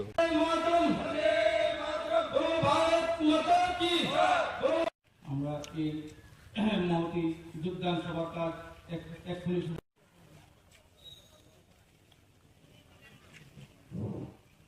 অতিথিকে পরিষদের 3 নং ওয়ার্ডের কাউন্সিলর শ্রীমতী ঝর্ণা দেব বিশ্বাস মহোদয়।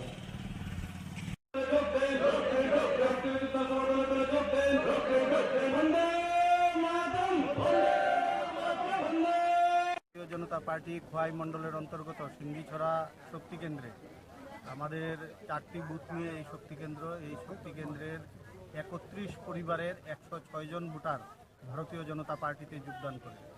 এর মধ্যে আমরা বলতে চাই যে আমাদের এই ত্রিপুরা রাজ্যে মুখ্যমন্ত্রী ডক্টর মানিক সাহা মহোদয়ের নেতৃত্বে যে উন্নয়ন কর্মযজ্ঞ চলছে এই ত্রিপুরা রাজ্যে, সবকা সাথ সবকা বিকাশ স্লোগানকে 100% কার্যকর করে দলমতের ঊর্ধ্বে উঠে যেভাবে আমাদের সরকার কাজ করে চলেছে, সেই কাজে উৎসাহিত হয়ে, সেই কাজে আকৃষ্ট হয়ে এবং উন্নয়ন কর্মযজ্ঞের সঙ্গে সামিল হতে আজকে এই 31 পরিবারের 106 জন ভোটার আমাদের সঙ্গে সামিল হয়েছে। নবাগতদের আমরা স্বাগত জানাই এবং আমরা আশা করি তাদের এই যে যোগদান পর্বের ফলে আমাদের ভারতীয় জনতা পার্টি এই অঞ্চলে আরও বেশি করে শক্তি সঞ্চয় করেছে এবং আগামী দিনে আমরা এই অঞ্চলে আরও বেশি করে শক্তি সঞ্চয় করে ভারতীয় জনতা পার্টিকে খোয়াই বিধানসভা কেন্দ্রে একটা উল্লেখযোগ্য জায়গায় নিয়ে যেতে তারা সহযোগিতা করবে এ প্রত্যাশা রাখছি।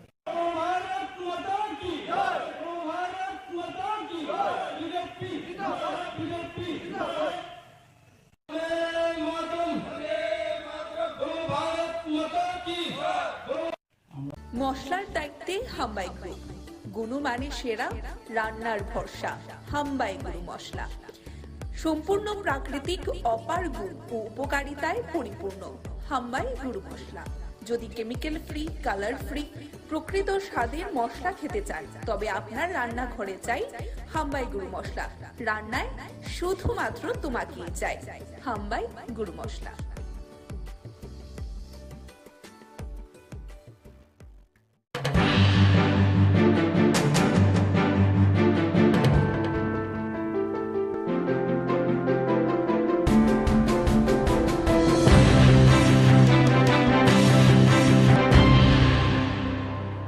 ঘুমানোর পরে মনে 12টা 12:30 এই সময় দৌড়াইছে আগুনটা।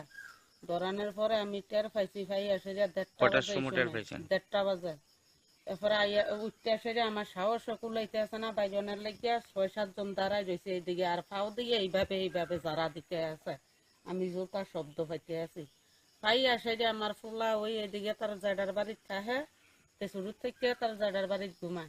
ফুলারে ফোন করে আসে যে কইছি বাড়িতে মরিলেও কেডা জানি আগুন ধরাই দিছে, আগুন জানি কই লাগছে।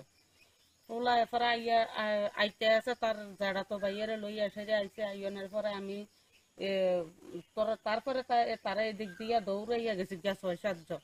একজনের মিছিল এরপরে রাত্রে ফায়ার সার্ভিস আইছেনি বা পুলিশ আইছেনি? ফায়ার সার্ভিসের নাম্বার আসলো না। আপনার নাম কি? আমার নাম লুৎফা বেগম। আপনার স্বামীর নাম? ফুল মিয়া। থানাতে জানাইছেন? রাত্রে থানাত জানাইছি, রাত্র 2:30টার সময় গেছি। কিটা কইছে? তারা কইছে সকালে আইয়া দেখবো। কিটা হইছে বলি আপনার কেন হইছে বলতে কালকে রাত্র আমি 11টা 11:30টার সময় ঘুমাইছি। ঘুমানোর পরে মনে 12টা 12:30 এই সময় দৌড়াইছে আগুনটা। দৌড়ানোর পরে আমি টের পাইছি, এসে যে 1:30 বাজে। এরপরে উঠতে এসে যে আমার সাহস কুলাইতে আছে না, বাইজনের লেগে 6-7 জন দাঁড়াই রয়েছে এইদিকে, আর ফাও দিয়ে এইভাবে যারা দিতে আছে। আমি জোতা শব্দ পাইতে আছি, আসে যে আমার ফুলা ওই এদিকে তার জায়গার বাড়ির থাকে, শুরু থেকে তার জায়গার বাড়ির ঘুমা। ফুলারে ফোন করে আসে যে কইছি বাড়িতে মরিলেও কেডা জানি আগরাই দিছে, আগুন কই লাগছে। এরপরে আইতে তার জায়গা তো বেড়ে লই আসে যে আইনের পরে আমি তারপরে দিক দিয়ে দৌড়িয়া গেছি 6-7 জন। এরপরে রাত্রে ফায়ার সার্ভিস আইছেনি? পুলিশ আইছেনি? ফায়ার সার্ভিসের নাম্বার আসলো না। আপনার নাম কি? আমার নাম লুৎফা বেগম। আপনার স্বামী? ফুল মিয়া। থানাতে জানাইছেন? থানাত জানাই, রাত্র 2:30টার সময় গেছি। কইছে সকালে আইয়া দেখবো। কি হইছে বলি আপনার? হইছে বলতে কাল রাত্র আমি 11টা 11:30টার সময় ঘুমাইছি। ঘুমানোর পরে 12টা 12:30 এই সময় দৌড়াইছে আগুনটা। আমাদের ডিউটি করবো না।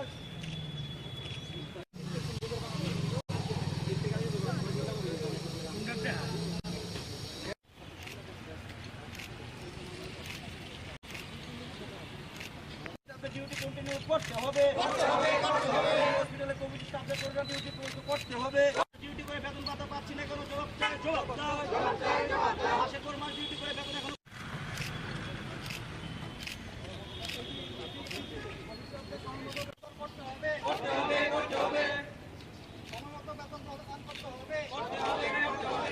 বেতন পাইনি, জবাব দাও। নাইলে আন্দোলন আমাদের স্থায়ী সমাধান চলবে না। নার্সদের কিছুর মতো ব্যবহার করা চলবে না। আমাদের দাবি পূরণের লক্ষ্যে তীব্র সরকারের সাহায্যের হাত বাড়িয়ে দেন। আমাদের দাবি পূরণের লক্ষ্যে তীব্র সরকার আমাদের সময় মতন বেতন দিতে হবে।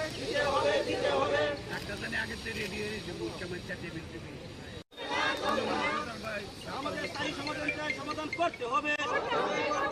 আমাদের দাবি ন্যায্য দাবি, এই দাবি পূরণ করতে হবে। নইলে আন্দোলন আমাদের দাবি ন্যায্য দাবি, এই দাবি পূরণ করতে হবে। ভবিষ্যতের স্থায়ী সমাধান। কি কারণে আজকে আপনারা এখানে আসছেন?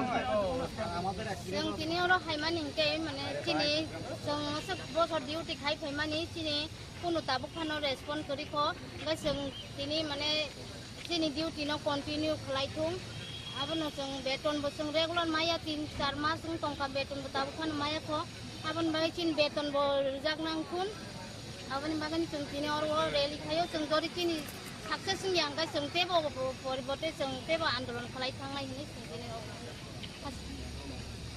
যখন করোনা মহামারী আসে প্যান্ডামিক টাইমে, তখন আমাদের স্টাফ নার্সরা আমরা জীবন বাজি রেখে ডিউটি করেছি। দিনের পর দিন ডিউটি করার পর এখনো পর্যন্ত আমরা স্যালারিও পাইনি।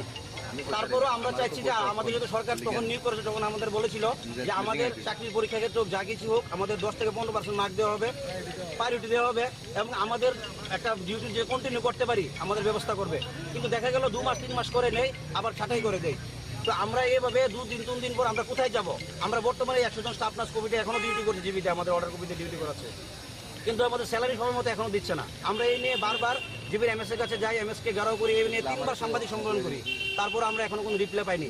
আমরা এই দপ্তরের অধীনে যেহেতু মুখ্যমন্ত্রীর অধীনে, ওনার কাছে আমরা 2 বা 3বার চিঠি দিই ওনার সাথে দেখা করার জন্য, কিন্তু এখনো পর্যন্ত কোনো রিপ্লাই পাইনি আমরা। তো আমরা কোথায় যাব? আমাদের যখন আমরা যে আজকে জীবন বাজি রেখে ডিউটি করেছি, যখন কেউ কারোর মা বাবাকে ছুঁই না প্যান্ডামিক টাইমে, তখন আমরা ডিউটি করেছি। এখন আমাদের কোনো ইয়ে নেই, আমাদের কোনো লাইফের কোনো গ্যারান্টি নেই, তখন আমরা ডিউটি করেছি। এখন আমাদের পেছনে তাকে কেউ তাকাচ্ছে না আমাদের দিকে, তো আমরা কোথায় যাবো? দিনের পর দিন ধাক্কা খাচ্ছি। আমাদের বেতন বাধব সমান করতে হবে এবং আমাদের দাবি আমাদের যেন স্থায়ী ডিউটি দেওয়া হয় এখানে, এবং আমরা যে 100 স্টাফ আছে আমাদের স্থায়ী ডিউটি হতে হবে, না হলে আমরা পরবর্তী স্টেপ আমরা হাইকোর্টে কেস যেতে বাধ্য হবো। কারণ আমরা প্যান্ডামিক টাইমে ডিউটি করেছি, আমরা এখন কেস যেতে বাধ্য হবো। কারণ আমরা চাইছি আলোচনার মাধ্যমে সরকার যে উন্নয়নমূলক কাজ করছে আমাদের দিকেও দেখা, কারণ আমরা তো প্যান্ডামিক টাইমে ডিউটি করেছি, এখনো পর্যন্ত আমাদের কিছু করছে না আমাদের জন্য। আমরা তো ভালো পথ সরকারের সাথে সহযোগিতা হাত বাড়িয়ে স্বাস্থ্য দপ্তরের দিকে আমরা এগিয়ে যাচ্ছি, কিন্তু আমাদের জন্য কিছু করছে না। এমএস সাথে কথা হয়েছে, এমএস বলে আমি জানি না ভাই, ডাইরেক্টরের সাথে কথা বলছি আমি জানি না, আমাদের ফান্ড দেয় না, আমাদের টাকা দেয় না, ফান্ড দেয় না, আমাদের স্যালারি কোথা থেকে দেবো? আমাদের ফান্ড দেয় না, টাকা দেয় না। একটা ইম্পর্টেন্ট দপ্তর স্বাস্থ্য দপ্তর, এখানে যদি বলে ফান্ড দেয় না, তাহলে আমরা কোথায় যাবো? রুগীরা কিভাবে ইয়ে করবে? নার্সের প্রচুর সংকট জীবিতে, তারপর আমাদের ডিউটি করাচ্ছে, আবার আমাদেরও স্যালারি দিচ্ছে না। 3 মাস 2 মাস করে ডিউটি করাচ্ছে, আবার ছাঁটাই করে দেয় ইচ্ছা করলে। এখন 175 নার্স নিয়েছে, তো ওদের মধ্যে যারা চেনা জানা ওরা পরীক্ষাতে না বসে চাকরি পেয়েছে। আমরা যদি আরটিআই দিই ওদের চাকরি বাতিল হবে। আমাদের তো প্রায়োরিটি দেওয়ার দরকার ছিল না, আমরা তো জীবন বাজি রেখে ডিউটি করছি 100 স্টাফ নার্স, আমাদের তো কাউকে প্রায়োরিটি দেয়নি এই চাকরির ক্ষেত্রে। যখন ঢুকিয়েছিল তখন প্রাক্তন মুখ্যমন্ত্রী বিপ্লব দেব বলেছিল যে আমাদের কিছু একটা আমাদের জন্য করবে, আমাদের 20,000 টাকা স্যালারির বিনিময়ে ঢুকিয়েছিল।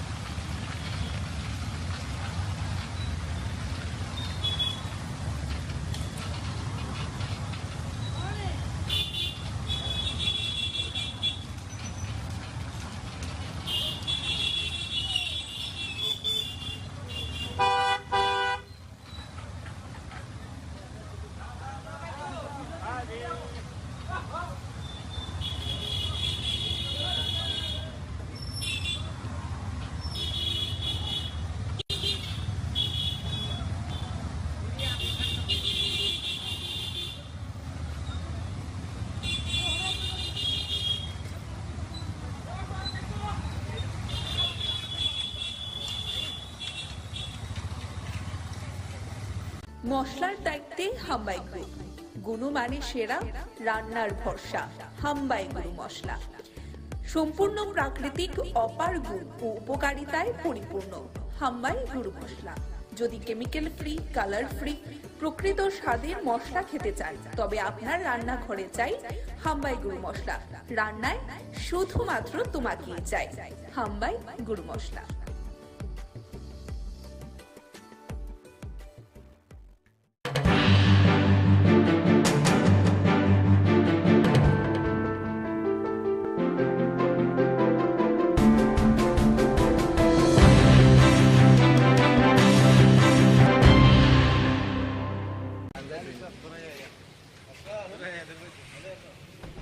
এরকম পরিস্থিতি রয়েছে বর্তমান। না, কাজের ফাঁকে হঠাৎ করে একটা গ্যাপ পেলাম, ভাবলাম যে একটু দেখে নিই এখানের মেডিকেল কলেজ এবং হসপিটালের বিষয়।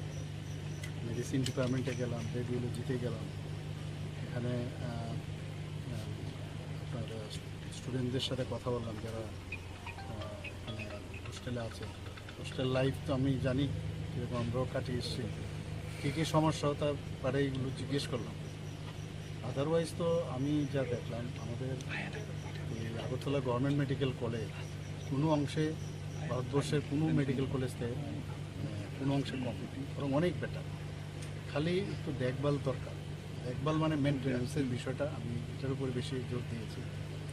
কিছু কিছু জায়গায় আমি দেখলাম অত্যন্ত মানে ভেন্টিলেশনের সমস্যা মেডিসিনে বিশেষ করে। এটা আমি সেক্রেটারি সাহেবের সাথে কথা বলেছি, দেখি কী করা যায় এবং কীরকম বাজেট বা কী লাগবে বললাম।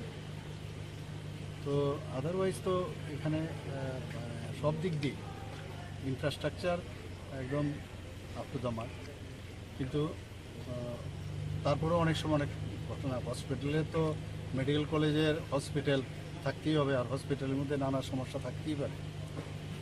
তো এগুলো মাথায় রেখে এবং এখানকার ডাক্তারবাবুরা আমি দেখলাম যেভাবে পরিশ্রম করে সকাল রাত, সত্যিই ওনাদেরকে আমি প্রশংসা করি।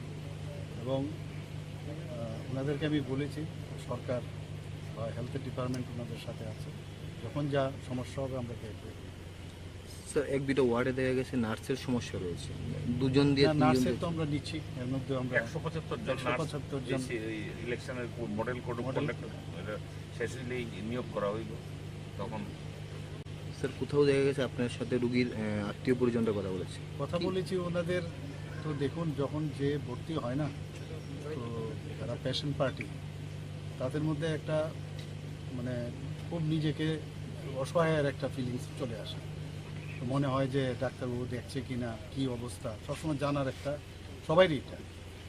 তো মানে ওনাদের সাথে প্রপারলি যদি কথা বলা যায় অনেকটা কিন্তু সুবিধা হয়। আমি দেখলাম যে এক দুজন পেশেন্ট বললো, অনেকের একটু বললো আমার একটু আর্থিকভাবে হেল্প করতো। আমি এগুলো দেখেছি এবং কথাও বলেছি কীভাবে কী করা যায়।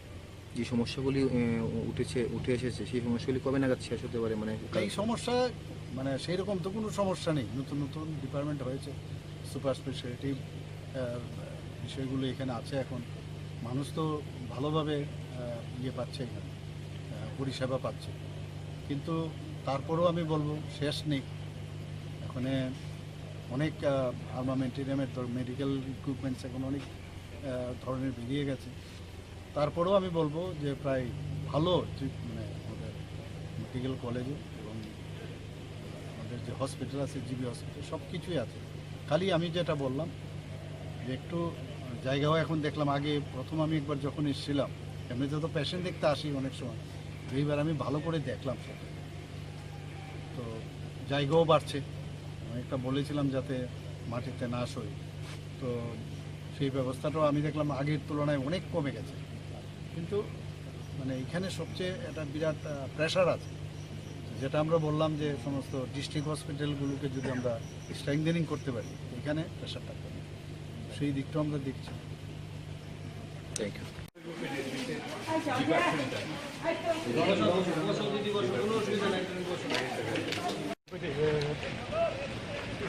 এখানে একটা স্টিমার এইটা করতো, ঠিক আছে, করতে যাই সেটা 11টার সময় ঢুকাইছে। 11টার সময় ঢুকানোর সময় 11টা থেকে 12টা, 1টা, 2টা কত মিনিটে স্যার তারা জীবিত রেফার করছে, রেফার করার উপরে জীবিত কোনো স্যার কোনো ডায়েরি মেনটেন নেই, কোনো ডায়েরি মেনটেন নেই, কিচ্ছু নেই। এরা ফোনে স্যার না আইসিউতে স্যার রাখছে, আইসিউ স্যার আমরা প্রথম দিচ্ছি আমরা ঘুমিয়ে ভালো করছে না। তো এমন একটা ছেলে আমরা দেখতে বসে বাইক এসে তো করলাম এই মনে হয় আমরা উদিপুর থেকে আইসি এমন একটা ছেলে আমরা মারা গেছে, উদিপুর স্যার এরা মারা গেছে।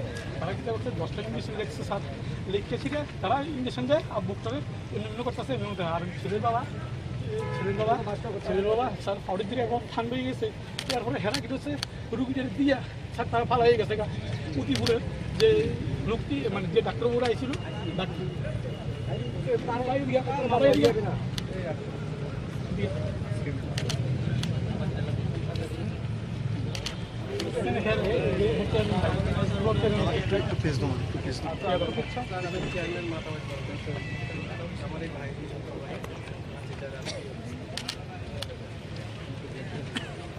দেখি অপারেশন করে দিয়েছে উদয়পুরে। হ্যাঁ হ্যাঁ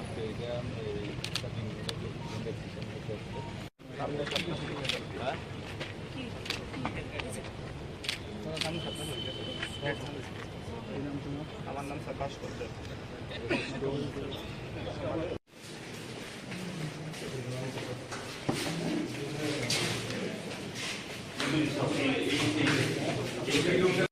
অ্যাকচুয়ালি স্যার সন্ধ্যার সময় আমরা বন্ধ হয়ে যাচ্ছি, 5টা করে থেকে বন্ধ, দিন ওই কথাই চলে।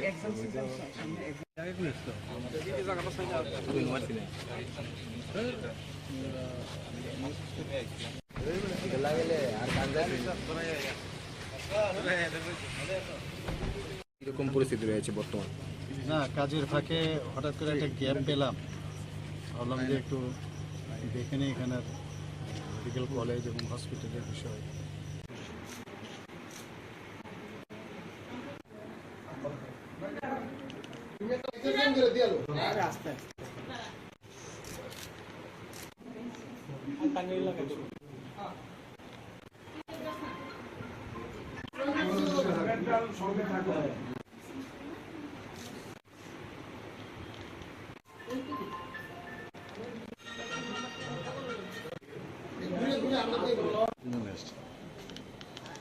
আমরা আজকে এসেছি রাখি বন্ধন উৎসবকে কেন্দ্র করে, যদিও পূর্ণিমা তিথি কিন্তু চলে গেছে 30 তারিখে, গতকালকে শেষ হয়েছে, কিন্তু আমরা আজকে এই তিথিটা পালন করার জন্য এই ত্রিপুরা স্টেট এনএসএস সেলে এসেছি।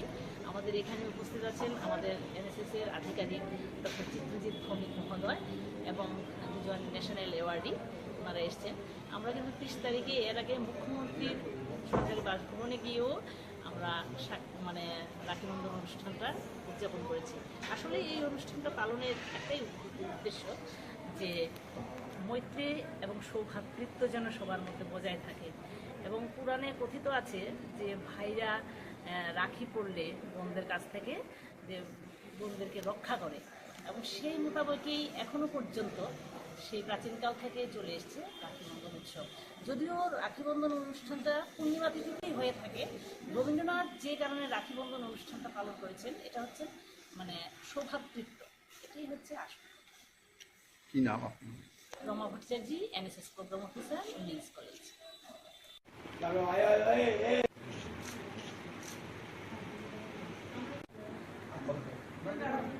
তুমি একটা বলে যাও লোক এক্সেশন করে দিয়ালো আস্তে আস্তে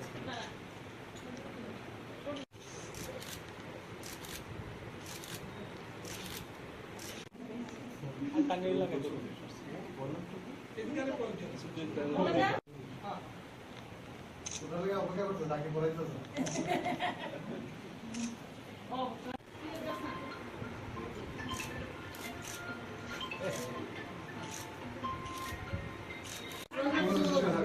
সঙ্গে থাকবে আর স্টুডেন্ট দিয়ে দেয়া স্টুডেন্ট দিয়ে দেওয়া অনেক সামনে এই একটা রাখি দেবো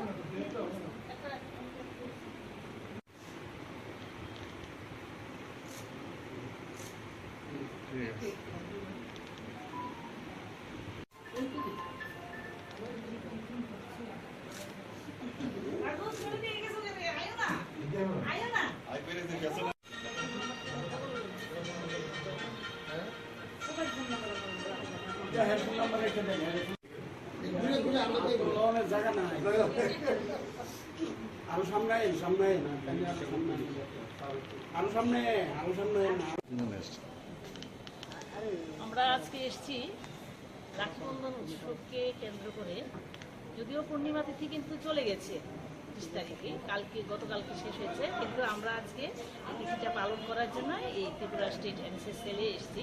আমাদের এখানে উপস্থিত আছেন আমাদের এনএসএস এর আধিকারিক ডক্টর চিত্রজিৎ ভৌমিক মহোদয় এবং দুজন ন্যাশনাল অ্যাওয়ার্ডি, ওনারা এসছেন। আমরা কিন্তু 30 তারিখে এর আগে মুখ্যমন্ত্রীর সরকারি বাসভবনে গিয়েও আমরা মানে রাখিবন্ধন অনুষ্ঠানটা উদযাপন করেছি। আসলে এই অনুষ্ঠানটা পালনের একটাই উদ্দেশ্য যে মৈত্রী এবং সৌভ্রাতৃত্ব যেন সবার মধ্যে বজায় থাকে, এবং পুরাণে কথিত আছে যে ভাইরা রাখি পড়লে বোনদের কাছ থেকে যে বোনদেরকে রক্ষা করে, এবং সেই মোতাবেকই এখনো পর্যন্ত সেই প্রাচীনকাল থেকে চলে এসছে রাখিবন্ধন উৎসব। যদিও রাখিবন্ধন অনুষ্ঠানটা পূর্ণিমা তিথিতেই হয়ে থাকে, রবীন্দ্রনাথ যে কারণে রাখিবন্ধন অনুষ্ঠানটা পালন করেছেন এটা হচ্ছে মানে সৌভ্রাতৃত্ব, এটাই হচ্ছে আসল। কি নাম আপনার? Rama Bhattacharya, NSS programme officer, women's college.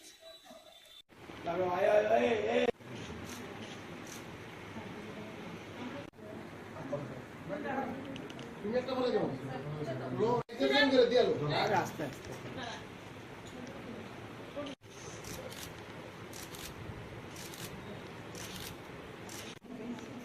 Tangail লাগা তো এদিকে পৌঁছে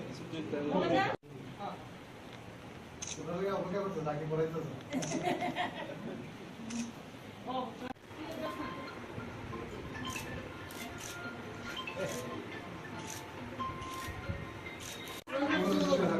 সঙ্গে থাকবে আর ইন্টারভিউ দিয়ে স্টুডেন্টকে দিয়ে দেওয়া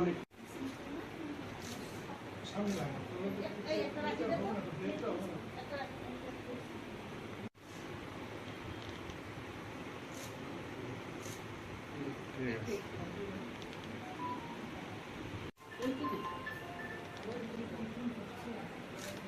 মশলার দায়িত্বে হাম্বাই গ্রুপ, গুণমানে সেরা, রান্নার ভরসা হাম্বাই গুরু মশলা।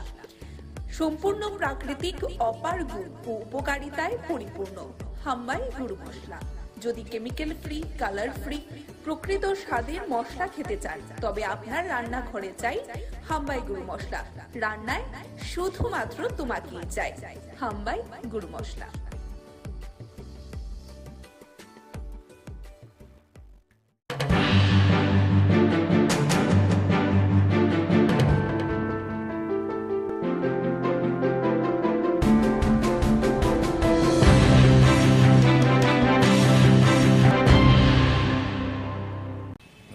তাদের দলের কর্মীদেরকে বলেছে যাদের খুশি তাদের ভোট সেটাই তো বলছি, এটা তাদের স্ট্র্যাটেজিক কথা হতে পারে, কিন্তু ময়দানে গ্রাউন্ড রিয়েলিটি হলো ত্রিপুরা মাথা কর্মী এবং আমাদের কর্মীরা একসাথে এরা বাড়ি বাড়ি যাচ্ছে।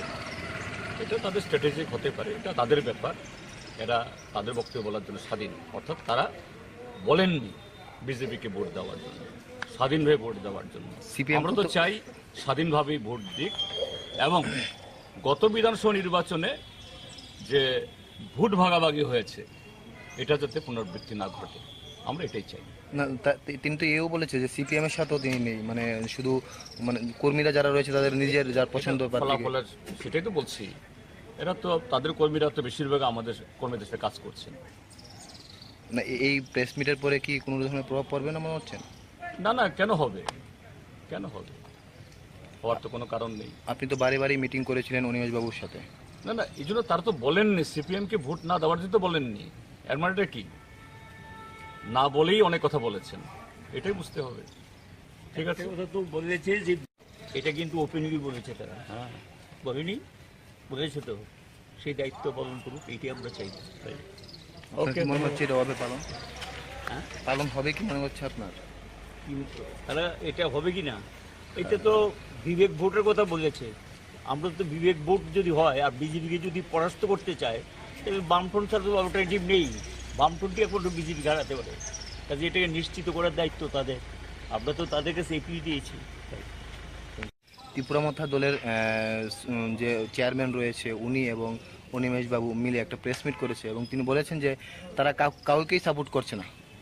তাদের দলের কর্মীদেরকে বলেছে যাদের খুশি তাদের ভোট সেটাই তো বলছি, এটা তাদের স্ট্র্যাটেজিক কথা হতে পারে, কিন্তু ময়দানে গ্রাউন্ড রিয়েলিটি হলো ত্রিপুরা মথা কর্মী এবং আমাদের কর্মীরা একসাথে এরা বাড়ি বাড়ি যাচ্ছে। এটা তাদের স্ট্র্যাটেজিক হতে পারে, এটা তাদের ব্যাপার, এরা তাদের বক্তব্য বলার জন্য স্বাধীন। অর্থাৎ তারা বলেননি বিজেপিকে ভোট দেওয়ার জন্য, স্বাধীনভাবে ভোট দেওয়ার জন্য।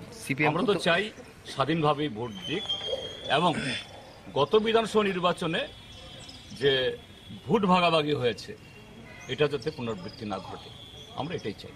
না, তিনি তো এও বলেছে যে সিপিএম এর সাথেও তিনি নেই, মানে শুধু মানে কর্মীরা যারা রয়েছে তাদের নিজের যার পছন্দ ফলাফলের, সেটাই তো বলছি, এরা তো তাদের কর্মীরা তো বেশিরভাগ আমাদের কর্মীদের সাথে কাজ করছেন না। এই প্রেস মিটের পরে কি কোনো ধরনের প্রভাব পড়বে না মনে হচ্ছে? না না, কেন হবে, কেন হবে, হওয়ার তো কোনো কারণ নেই। আপনি তো বারে বারে মিটিং করেছিলেন অনিমেষ বাবুর সাথে। না না, এই জন্য তারা তো বলেননি সিপিএমকে ভোট না দেওয়ার জন্য তো বলেননি। এর মানেটা কি?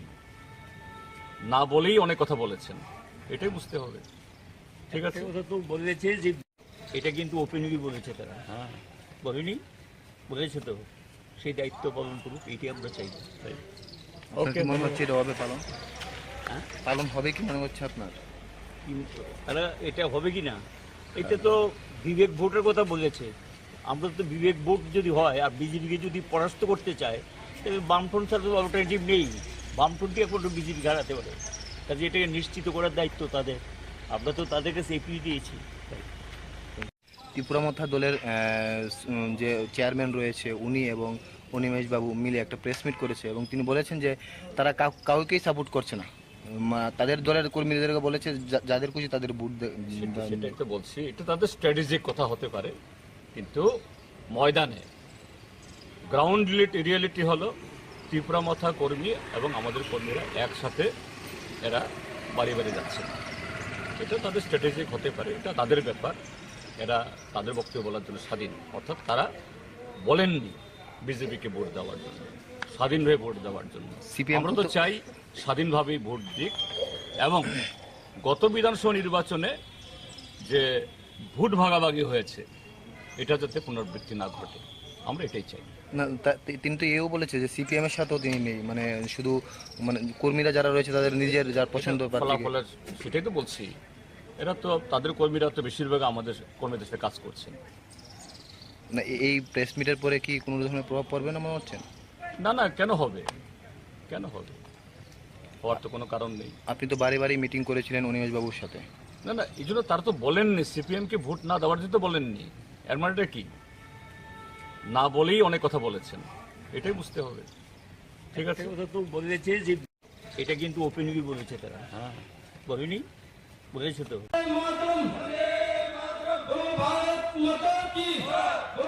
আমরা এই মহতি যোগদান সভা কাজ এক্ষুনি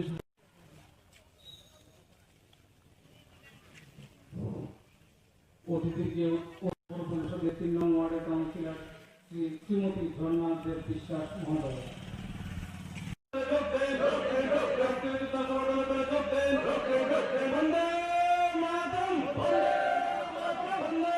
ভারতীয় জনতা পার্টি খোয়াই মণ্ডলের অন্তর্গত সিঙ্গিছড়া শক্তি কেন্দ্রে আমাদের 4টি বুথ নিয়ে এই শক্তি কেন্দ্রের 31 পরিবারের 106 জন ভোটার ভারতীয় জনতা পার্টিতে যোগদান করে। এর মধ্যে আমরা বলতে চাই যে আমাদের এই ত্রিপুরা রাজ্যে মুখ্যমন্ত্রী ডক্টর মানিক সাহা মহোদয়ের নেতৃত্বে যে উন্নয়ন কর্মযজ্ঞ চলছে এই ত্রিপুরা রাজ্যে, সবকা সাথ সবকা বিকাশ স্লোগানকে 100% কার্যকর করে দলমতের ঊর্ধ্বে উঠে যেভাবে আমাদের সরকার কাজ করে চলেছে সেই কাজে উৎসাহিত হয়ে, সেই কাজে আকৃষ্ট হয়ে এবং উন্নয়ন কর্মযজ্ঞের সঙ্গে সামিল হতে আজকে এই 31 পরিবারের 106 জন ভোটার আমাদের সঙ্গে সামিল হয়েছে। নবাগতদের আমরা স্বাগত জানাই এবং আমরা আশা করি তাদের এই যে যোগদান পর্বের ফলে আমাদের ভারতীয় জনতা পার্টি এই অঞ্চলে আরও বেশি করে শক্তি সঞ্চয় করেছে এবং আগামী দিনে আমরা এই অঞ্চলে আমরা আরও বেশি করে শক্তি সঞ্চয় করে ভারতীয় জনতা পার্টিকে খোয়াই বিধানসভা কেন্দ্রে একটা উল্লেখযোগ্য জায়গায় নিয়ে যেতে তারা সহযোগিতা করবে এ প্রত্যাশা রাখছি।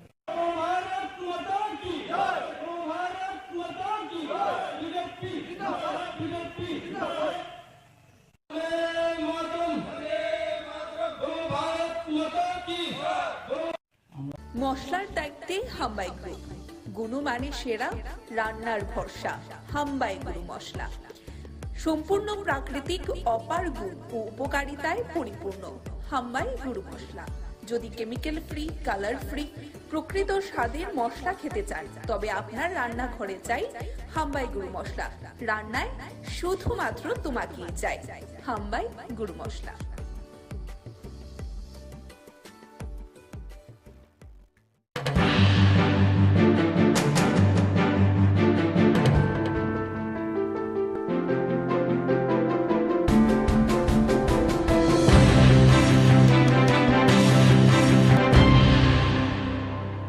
ঘুমানোর পরে পরে মনে 12টা 12:30 এই সময় দৌড়াইছে আগুনটা। দৌড়ানোর পরে আমি টের পাইছি, পাই এসে যে 1:30 বাজে। এরপরে উঠতে এসে যে আমার সাহস কুলাইতে আছে না, বাইজনের লেগে 6-7 জন দাঁড়াই রয়েছে এইদিকে, আর ফাও দিয়ে এইভাবে যারা দিতে আছে। আমি জোরটা শব্দ পাইতে আছি, পাই আসে যে আমার ফুলা ওই এদিকে তার জাডার বাড়ির থাকে, শুরু থেকে তার জাডার বাড়ির ঘুমায়। ফুলারে ফোন করিয়া সেটা কইছি বাড়িতে মরিল, কেডা জানি আগুন ধরাই দিছে, আগুন জানি কই লাগছে। ফুলা এরপরে আইতে আছে, তার জাডা তো বাইরে লই আসে যে আইছে। আইনের পরে আমি তারপরে তারা এদিক দিয়া দৌড়াইয়া গেছি, 6-7 জন। একজনের মিছি এরপরে রাত্রে ফায়ার সার্ভিস আইছেনি বা পুলিশ আইছেনি? ফায়ার সার্ভিসের নাম্বার আসলো না। আপনার নাম কি? আমার নাম লুৎফা বেগম। আপনার স্বামীর নাম? ফুল মিয়া। থানাতে জানাইছেন রাত্রে? থানাত জানাইছি, রাত্র 2:30টার সময় গেছি। কিটা কইছে? তারা কইছে সকালে আইয়া দেখবো। কিটা হইছে বলি আপনার কেন? কইছে বলতে কালকে রাত্র আমি 11টা 11:30টার সময় ঘুমাইছি। ঘুমানোর পরে মনে 12টা 12:30 এই সময় দৌড়াইছে আগুনটা। দৌড়ানোর পরে আমি টের পাইছি, পাই এসে যে 1:30 বাজে। এরপরে উঠতে এসে যে আমার সাহস কুলাইতে আছে না, বাইজনের লেগে 6-7 জন দাঁড়াই রয়েছে এইদিকে, আর ফাও দিয়ে এইভাবে যারা দিতে আছে। আমি জোরটা শব্দ পাইতে আছি, পাই আসে যে আমার ফুলা ওই এদিকে তার জাডার বাড়ির থাকে, শুরু থেকে তার জাডার বাড়ির ঘুমায়। ফুলারে ফোন করিয়া সেটা কইছি বাড়িতে মরিল, কেডা জানি আগুন ধরাই দিছে, আগুন জানি কই লাগছে। ফুলা এরপরে আইতে আছে, তার জাডা তো বাইরে লই আসে যে আইছে। আইনের পরে আমি তারপরে তারা এদিক দিয়া দৌড়াইয়া গেছি, 6-7 জন। একজনের মিছি। এরপরে রাত্রে ফায়ার সার্ভিস আইছেনি বা পুলিশ আইছেনি? ফায়ার সার্ভিসের নাম্বার আসলো না। আপনার নাম কি? আমার নাম লুৎফা বেগম। আপনার স্বামীর নাম? ফুল মিয়া। থানাতে জানাইছেন রাত্রে? থানাত জানাইছি, রাত্র 2:30টার সময় গেছি। কিটা কইছে? তারা কইছে সকালে আইয়া দেখবো। কিটা হইছে বলি আপনার কেন? কইছে বলতে কালকে রাত্র আমি 11টা 11:30টার সময় ঘুমাইছি। ঘুমানোর পরে মনে 12টা 12:30 এই সময় দৌড়াইছে আগুনটা। দৌড়ানোর আমাদের ডিউটি করবো না।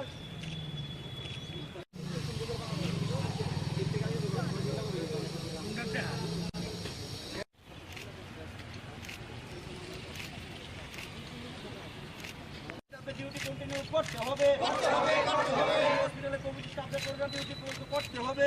ডিউটি করে বেতন ভাতা পাচ্ছি না কেন? জবাব দাও। মাসে 4 মাস ডিউটি করে বেতন এখন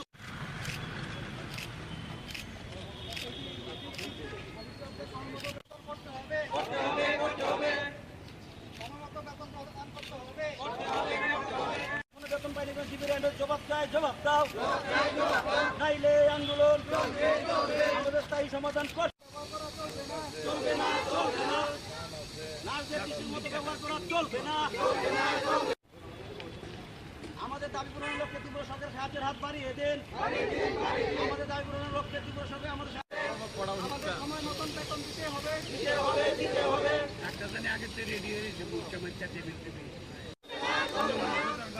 আমাদের স্থায়ী সমাধান চাই, সমাধান করতে হবে।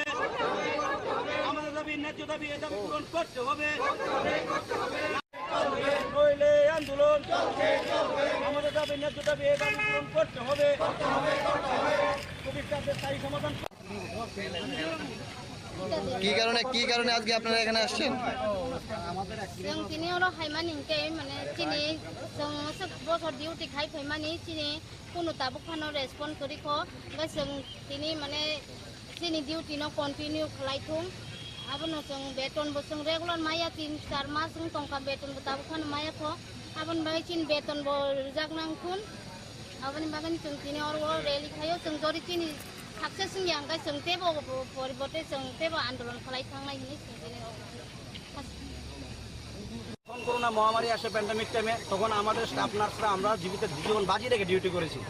দিনের পর দিন ডিউটি করার পর এখনো পর্যন্ত আমরা স্যালারিও পাইনি। তারপরও আমরা চাইছি যে আমাদের যেহেতু সরকার তখন নিয়োগ করেছে তখন আমাদের বলেছিল যে আমাদের চাকরির পরীক্ষা ক্ষেত্রে হোক যা কিছু হোক আমাদের 10 থেকে 15% মার্ক দেওয়া হবে, প্রায়োরিটি দেওয়া হবে এবং আমাদের একটা ডিউটি যে কন্টিনিউ করতে পারি আমাদের ব্যবস্থা করবে। কিন্তু দেখা গেল 2 মাস 3 মাস করে নেই আবার ছাঁটাই করে দেয়। তো আমরা এইভাবে 2 দিন 3 দিন পর আমরা কোথায় যাব? আমরা বর্তমানে 100 জন স্টাফ নার্স কোভিডে এখনো ডিউটি করছি, জিবিতে আমাদের অর্ডার কপিতে ডিউটি করাচ্ছে, কিন্তু আমাদের স্যালারি সময় মতো এখনো দিচ্ছে না। আমরা এই নিয়ে বারবার জিবির এমএস এর কাছে যাই, এমএস কে ঘেরাও করি, এই নিয়ে 3বার সাংবাদিক সম্মেলন করি, তারপর আমরা এখনো কোনো রিপ্লাই পাইনি। আমরা এই দপ্তরের অধীনে যেহেতু মুখ্যমন্ত্রীর অধীনে ওনার কাছে আমরা 2 বা 3বার চিঠি দিই ওনার সাথে দেখা করার জন্য, কিন্তু এখনো পর্যন্ত কোনো রিপ্লাই পাইনি আমরা। তো আমরা কোথায় যাব?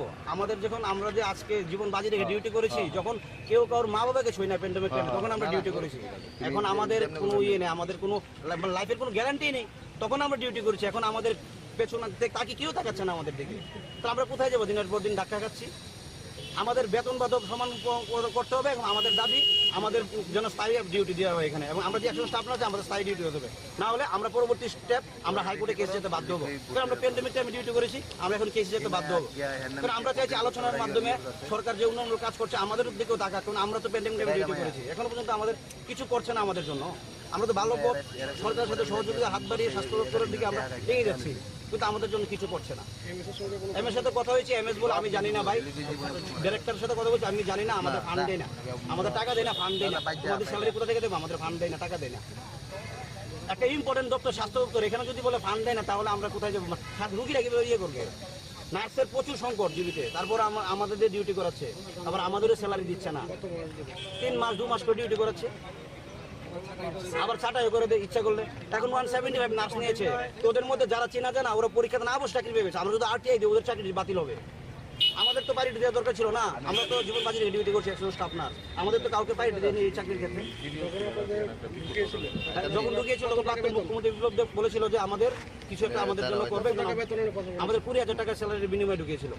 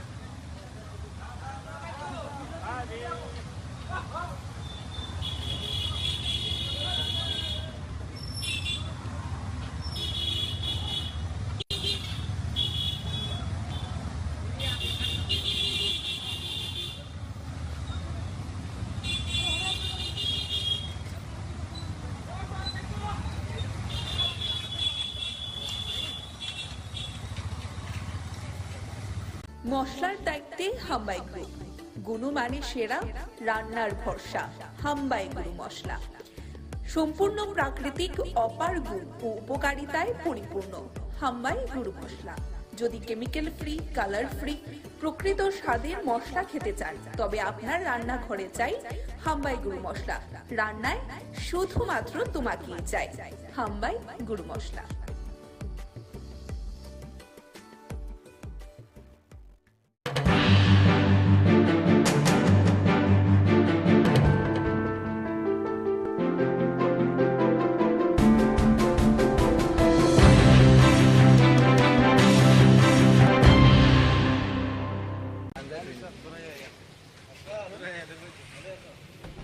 এরকম পরিস্থিতি রয়েছে বর্তমান? না, কাজের ফাঁকে হঠাৎ করে একটা গ্যাপ পেলাম, ভাবলাম যে একটু দেখে নিই এখানের মেডিকেল কলেজ এবং হসপিটালের বিষয়। মেডিসিন ডিপার্টমেন্টে গেলাম, রেডিওলজিতে গেলাম, এখানে আপনার স্টুডেন্টদের সাথে কথা বললাম যারা এখানে হোস্টেলে আছে। হোস্টেল লাইফ তো আমি জানি কীরকম, আমরাও কাটিয়ে এসেছি, কী কী সমস্যা তার পারে এইগুলো জিজ্ঞেস করলাম। আদারওয়াইজ তো আমি যা দেখলাম আমাদের এই আগরতলা গভর্নমেন্ট মেডিকেল কলেজ কোনো অংশে ভারতবর্ষের কোনো মেডিকেল কলেজ থেকে কোনো অংশে কম্পিটিভ, বরং অনেক বেটার। খালি একটু দেখভাল দরকার।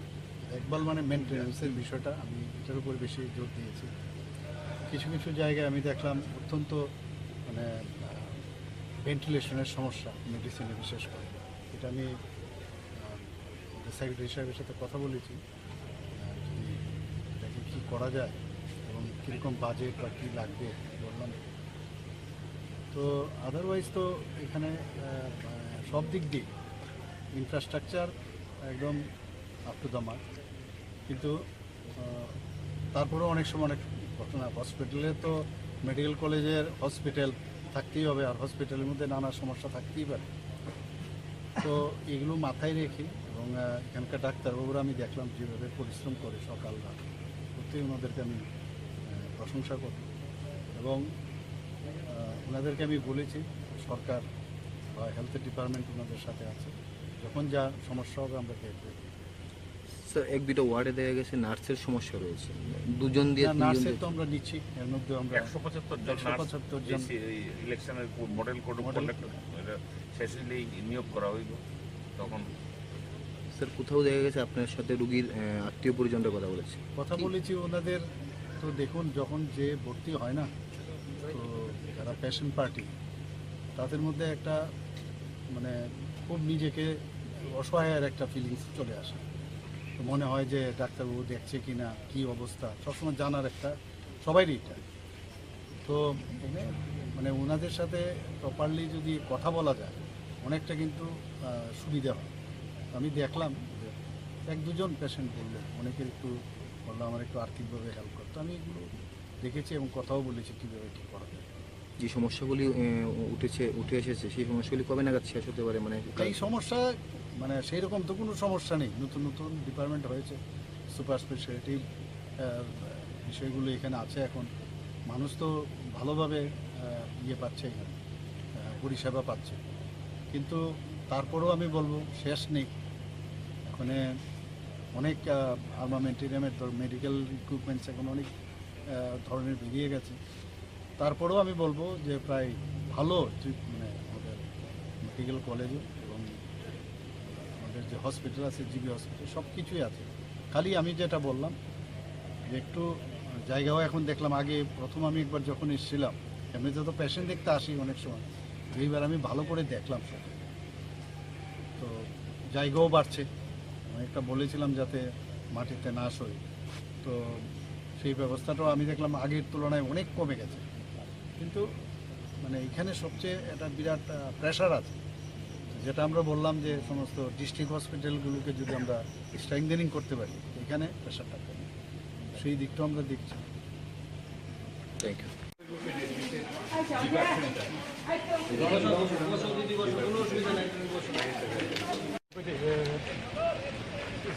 এখানে একটা স্টিমার এইটা করতো, ঠিক আছে, করতে যে এসে 11টার সময় ঢুকাইছে, 11টার সময় ঢুকানোর সময় 11টার থেকে 12টা 1টা 2টা কত মিনিটে স্যার তারা জিবি রেফার করছে।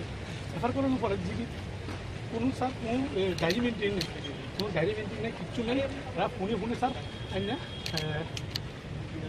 আইসিউতে স্যার রাখছে। আইসিউ স্যার আমরা প্রথম দেখি আমরা ঘুমে সব করছে না। তো এমন একটা ছেলে আমরা দেখতে বসে বাইক এসে করলাম এই মনে হয় মারা উদিপুরে আইসি এমন একটা ছেলে আমরা মারা গেছে। উদিপুর স্যার এরা মারা গেছে।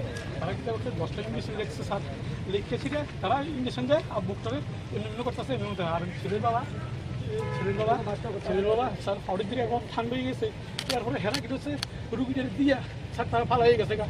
উদিপুরের যে লোকটি মানে যে ডাক্তারবাবুরা আইছিল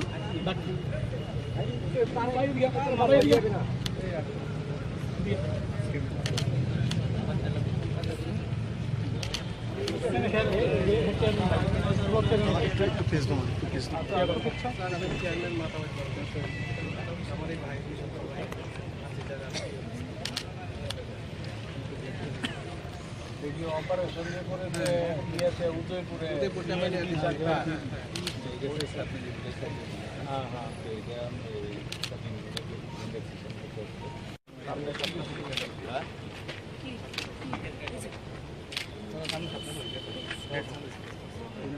আমার নাম সকাশ করতে।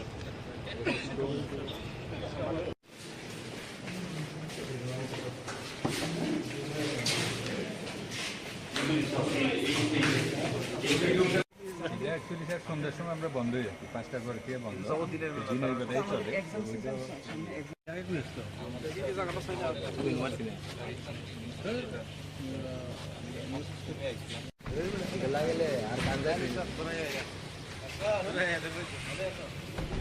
এরকম পরিস্থিতি রয়েছে বর্তমান। না, কাজের ফাঁকে হঠাৎ করে একটা গ্যাপ পেলাম, ভাবলাম যে একটু দেখে নিই এখানের মেডিকেল কলেজ এবং হসপিটালের বিষয়।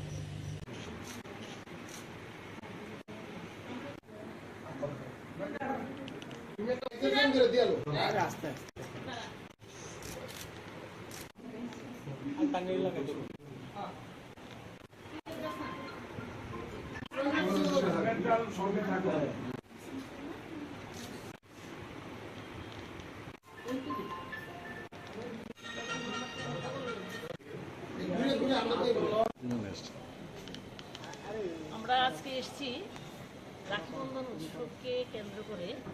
যদিও পূর্ণিমা তিথি কিন্তু চলে গেছে 30 তারিখে, গতকালকে শেষ হয়েছে, কিন্তু আমরা আজকে এই তিথিটা পালন করার জন্য এই ত্রিপুরা স্টেট এনএসএস সেলে এসেছি। আমাদের এখানে উপস্থিত আছেন আমাদের এনএসএস এর আধিকারিক ডক্টর চিত্রজিৎ ভৌমিক মহোদয় এবং দুজন ন্যাশনাল অ্যাওয়ার্ডি, ওনারা এসছেন। আমরা কিন্তু 30 তারিখে এর আগে মুখ্যমন্ত্রীর সরকারি বাসভবনে গিয়েও আমরা মানে রাখি বন্ধন অনুষ্ঠানটা উদযাপন করেছি। আসলে এই অনুষ্ঠানটা পালনের একটাই উদ্দেশ্য যে মৈত্রী এবং সৌভ্রাতৃত্ব যেন সবার মধ্যে বজায় থাকে।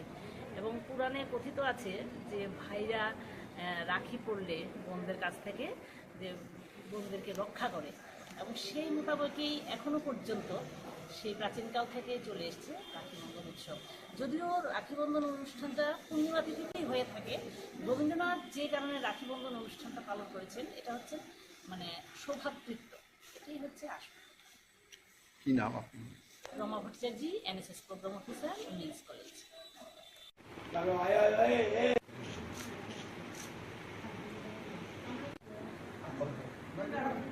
তুমি একটা বলে দাও লোক এক্সেশন করে দিয়ালো আস্তে আস্তে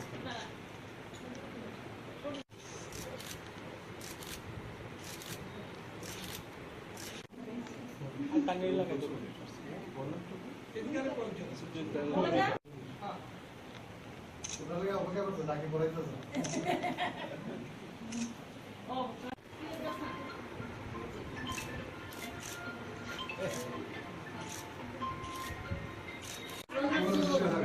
সঙ্গে থাকো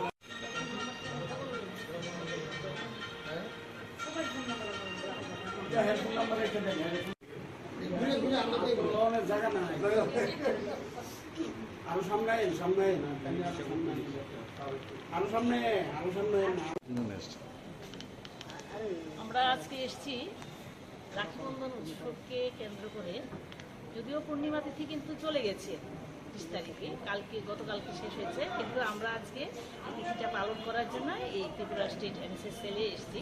আমাদের এখানে উপস্থিত আছেন আমাদের এনএসএস এর আধিকারিক ডক্টর চিত্রজিৎ ভৌমিক মহোদয় এবং দুজন ন্যাশনাল অ্যাওয়ার্ডি ওনারা এসছেন। আমরা কিন্তু 30 তারিখে এর আগে মুখ্যমন্ত্রীর সরকারি বাসভবনে গিয়েও আমরা রাখি বন্ধন অনুষ্ঠানটা উদযাপন করেছি। আসলে এই অনুষ্ঠানটা পালনের একটাই উদ্দেশ্য যে মৈত্রী এবং সৌভ্রাতৃত্ব যেন সবার মধ্যে বজায় থাকে, এবং পুরাণে কথিত আছে যে ভাইরা রাখি পড়লে বোনদের কাছ থেকে যে বোনদেরকে রক্ষা করে, এবং সেই মোতাবেকই এখনো পর্যন্ত সেই প্রাচীনকাল থেকে চলে এসছে রাখি বন্ধন উৎসব। যদিও রাখি বন্ধন অনুষ্ঠানটা পূর্ণিমা তিথিতেই হয়ে থাকে, রবীন্দ্রনাথ যে কারণে রাখি বন্ধন অনুষ্ঠানটা পালন করেছেন এটা হচ্ছে সৌভ্রাতৃত্ব, এটাই হচ্ছে আসল। কি নাম আপনি? Rama Bhattacharya, NSS programme officer, women's college.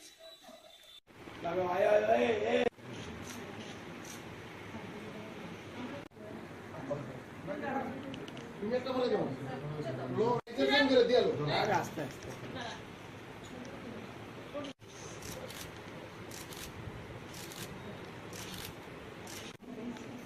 Tangail লাগে এদিকে পৌঁছে তোরা লাগা অপেক্ষা করতে তাকে বলাইতো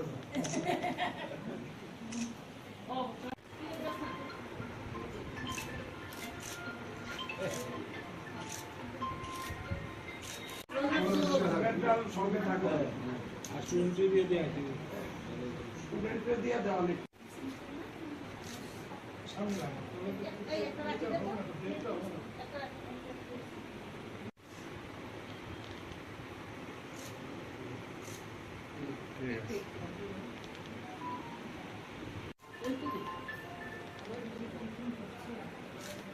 মশলার দায়িত্বে হাম্বাই গ্রুপ, গুণমানে সেরা, রান্নার ভরসা।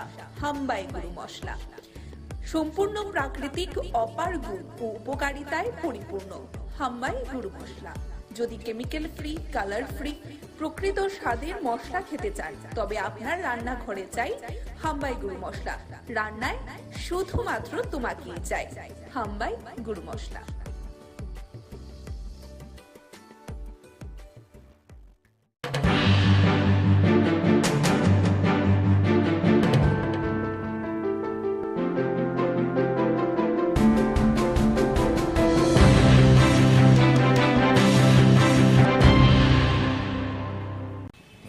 তাদের দলের কর্মীদেরকে বলেছে যাদের খুশি তাদের ভোট সেটাই তো বলছি, এটা তাদের স্ট্র্যাটেজিক কথা হতে পারে, কিন্তু ময়দানে গ্রাউন্ড রিয়েলিটি হলো ত্রিপুরা মাথা কর্মী এবং আমাদের কর্মীরা একসাথে এরা বাড়ি বাড়ি যাচ্ছে। এটা তাদের স্ট্র্যাটেজিক হতে পারে, এটা তাদের ব্যাপার, এরা তাদের বক্তব্য বলার জন্য স্বাধীন। অর্থাৎ তারা বলেননি বিজেপিকে ভোট দেওয়ার জন্য, স্বাধীনভাবে ভোট দেওয়ার জন্য। আমরা তো চাই স্বাধীনভাবেই ভোট দিক, এবং গত বিধানসভা নির্বাচনে যে ভোট ভাগাভাগি হয়েছে এটা যাতে পুনরাবৃত্তি না ঘটে, আমরা এটাই চাই। না, তিনি তো এও বলেছে যে সিপিএম এর সাথেও তিনি নেই, শুধু কর্মীরা যারা রয়েছে তাদের নিজের যার পছন্দ ফলাফলের, সেটাই তো বলছি। এরা তো তাদের কর্মীরা তো বেশিরভাগ আমাদের কর্মীদের সাথে কাজ করছেন না। এই প্রেস মিটের পরে কি কোনো ধরনের প্রভাব পড়বে না মনে হচ্ছে? না না, কেন হবে, কেন হবে, হওয়ার তো কোনো কারণ নেই। আপনি তো বারে বারে মিটিং করেছিলেন অনিমেষ বাবুর সাথে। না না, এই জন্য তারা তো বলেননি সিপিএমকে ভোট না দেওয়ার জন্য তো বলেননি। এর মানেটা কি? না বলেই অনেক কথা বলেছেন, এটাই বুঝতে হবে। ঠিক আছে, তো বলেছে যে এটা কিন্তু ওপেনলি বলেছে তারা, হ্যাঁ বলেনি, বলেছে তো, সেই দায়িত্ব পালন করুক, এটাই আমরা চাই। ওকে, মনে হচ্ছে এটা হবে পালন, পালন হবে কি মনে হচ্ছে আপনার? তারা এটা হবে কি না, এটা তো বিবেক ভোটের কথা বলেছে। আমরা তো বিবেক ভোট যদি হয় আর বিজেপিকে যদি পরাস্ত করতে চায়, তাহলে বামফ্রন্ট ছাড়া তো অল্টারনেটিভ নেই। বামফ্রন্টই এখন বিজেপি হারাতে পারে, কাজে এটাকে নিশ্চিত করার দায়িত্ব তাদের। আমরা তো তাদেরকে সেফটি দিয়েছি। ত্রিপুরা মথা দলের যে চেয়ারম্যান রয়েছে উনি এবং অনিমেষ বাবু মিলে একটা প্রেস মিট করেছে এবং তিনি বলেছেন যে তারা কাউকেই সাপোর্ট করছে না, তাদের দলের কর্মীদেরকে বলেছে যাদের খুশি তাদের ভোট সেটাই তো বলছি, এটা তাদের স্ট্র্যাটেজিক কথা হতে পারে, কিন্তু ময়দানে গ্রাউন্ড রিয়েলিটি হলো ত্রিপুরা মথা কর্মী এবং আমাদের কর্মীরা একসাথে এরা বাড়ি বাড়ি যাচ্ছে। এটা তাদের স্ট্র্যাটেজিক হতে পারে, এটা তাদের ব্যাপার, এরা তাদের বক্তব্য বলার জন্য স্বাধীন। অর্থাৎ তারা বলেননি বিজেপিকে ভোট দেওয়ার জন্য, স্বাধীনভাবে ভোট দেওয়ার জন্য। আমরা তো চাই স্বাধীনভাবেই ভোট দিক এবং গত বিধানসভা নির্বাচনে যে ভোট ভাগাভাগি হয়েছে এটা যাতে পুনরাবৃত্তি না ঘটে, আমরা এটাই চাই। না, তিনি তো এও বলেছে যে সিপিএম এর সাথেও তিনি নেই, মানে শুধু মানে কর্মীরা যারা রয়েছে তাদের নিজের যার পছন্দ ফলাফলের, সেটাই তো বলছি, এরা তো তাদের কর্মীরা তো বেশিরভাগ আমাদের কর্মীদের সাথে কাজ করছেন। না, এই প্রেস মিটের পরে কি কোনো ধরনের প্রভাব পড়বে না মনে হচ্ছে? না না, কেন হবে, কেন হবে, হওয়ার তো কোনো কারণ নেই। আপনি তো বাড়ি বাড়ি মিটিং করেছিলেন অনিমেষ বাবুর সাথে। না না, এই জন্য তারা তো বলেননি সিপিএমকে ভোট না দেওয়ার জন্য তো বলেননি, এর মানেটা কি, না বলেই অনেক কথা বলেছেন, এটাই বুঝতে হবে। ঠিক আছে, কথা তো বলেছে যে এটা কিন্তু ওপেনলি বলেছে তারা, হ্যাঁ বলেনি, বলেছে তো, সেই দায়িত্ব পালন করুক, এটাই আমরা চাই। ওকে, মনে হচ্ছে এটা হবে পালন, পালন হবে কি মনে হচ্ছে আপনার? তারা এটা হবে কি না, এটা তো বিবেক ভোটের কথা বলেছে। আমরা তো বিবেক ভোট যদি হয় আর বিজেপিকে যদি পরাস্ত করতে চায়, তাহলে বামফ্রন্ট ছাড়া তো অল্টারনেটিভ নেই। বামফ্রন্টই এখন বিজেপি হারাতে পারে, কাজে এটাকে নিশ্চিত করার দায়িত্ব তাদের। আমরা তো তাদেরকে সেফটি দিয়েছি।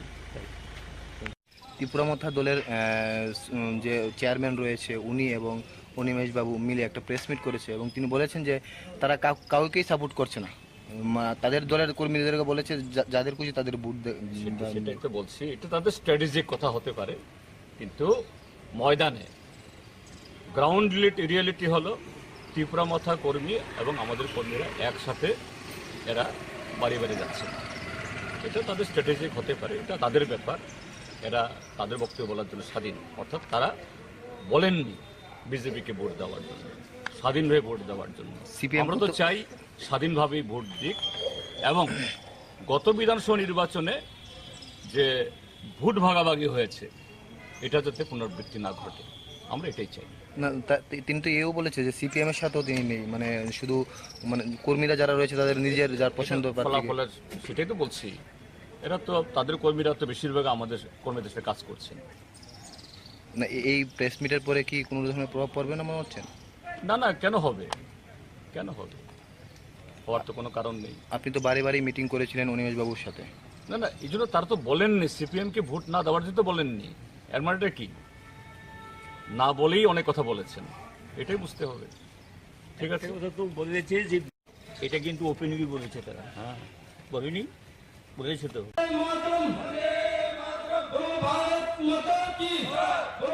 আমরা এই মহতি যোগদান সভা কাজ এক্ষুনি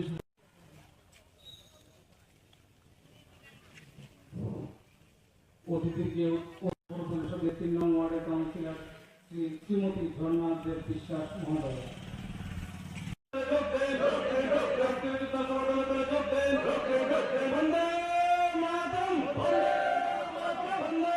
ভারতীয় জনতা পার্টি খোয়াই মণ্ডলের অন্তর্গত সিঙ্গিছড়া শক্তি কেন্দ্রে আমাদের 4টি বুথ নিয়ে এই শক্তি কেন্দ্রের 31 পরিবারের 106 জন ভোটার ভারতীয় জনতা পার্টিতে যোগদান করে।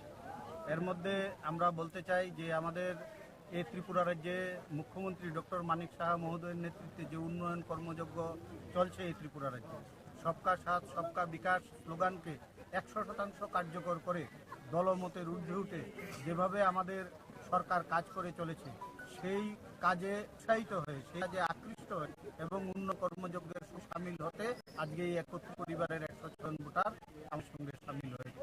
নবাগতরে আমরা স্বাগত জানাই এবং আমরা আশা করি তাদের এই যে যোগদান পর্বের ফলে আমাদের ভারতীয় জনতা পার্টি অঞ্চলে আরো বেশি শক্তি সঞ্চয় করে এবং আগামী দিনে আমরা এই অঞ্চলে আমরা আরো বেশি করে শক্তি সঞ্চয় করে ভারতীয় জনতা পার্টি খোয়াই বিধানসভা কেন্দ্রে একটা উল্লেখযোগ্য জায়গায় নিয়ে যে তারা সহযোগী করবে এর পাশাপাশি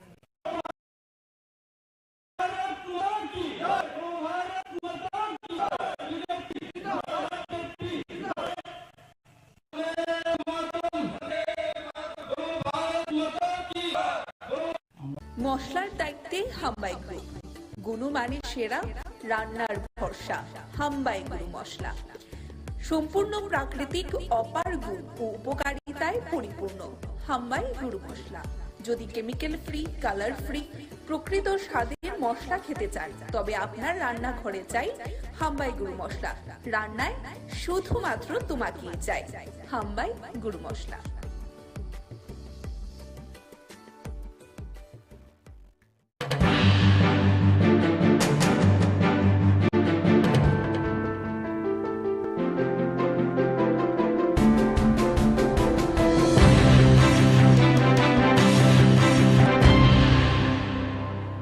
ঘুমানোর পরে পরে মনে 12টা 12:30 এই সময় দৌড়াইছে আগুনটা।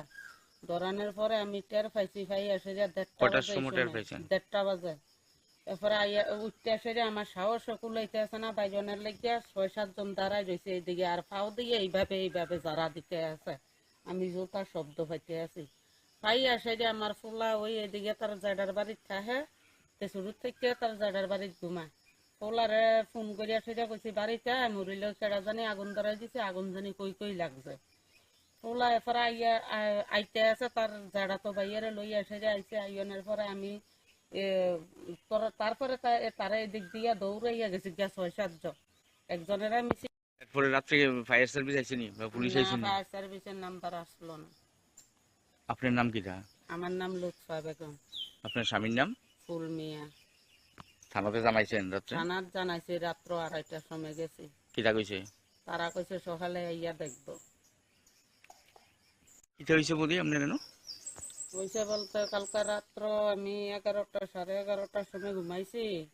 ঘুমানোর পরে মনে 12টা 12:30 এই সময় দৌড়াইছে আগুনটা। দৌড়ানোর পরে আমি টের পাইছি, পাই আসে যে 1:30 বাজে। এরপরে উঠতে আসে যে আমার সাহস কুলাইতে আছে না, বাইজনের লেগে 6-7 জন দাঁড়ায় রয়েছে এইদিকে, আর ফাও দিয়ে এইভাবে যারা দিতে আছে। আমি জোতার শব্দ পাইতে আছি, পাই আসে যে আমার ফুলা ওই এদিকে তার জাডার বাড়ির থাকে, শুরু থেকে তার জাডার বাড়ির ঘুমা। ফুলারে ফোন করে আসে যে কইছি বাড়িতে মরিলেও সেটা জানি আগুন ধরাই দিছে, আগুন জানি কই লাগছে। ফুলা এরপরে আইতে আছে, তার জাডা তো বাইরে লই আসে যে আইছে। আইনের পরে আমি তারপরে তারা এদিক দিয়ে দৌড়াইয়া গেছি গিয়া 6-7 জন। একজনের মিছিল। এরপরে রাত্রে ফায়ার সার্ভিস আইছেনি বা পুলিশ আইছেনি? ফায়ার সার্ভিসের নাম্বার আসলো না। আপনার নাম কি? আমার নাম লুৎফা বেগম। আপনার স্বামীর নাম? ফুল মিয়া। থানাতে জানাইছেন রাত্রে? থানাত জানাইছি, রাত্র 2:30টার সময় গেছি। কিটা কইছে? তারা কইছে সকালে আইয়া দেখবো। কিটা হইছে বলি আপনার জানো? কইছে বলতে কালকে রাত্র আমি 11টা 11:30টার সময় ঘুমাইছি। ঘুমানোর পরে মনে 12টা 12:30 এই সময় দৌড়াইছে আগুনটা। দৌড়ানোর আমাদের ডিউটি করতে না।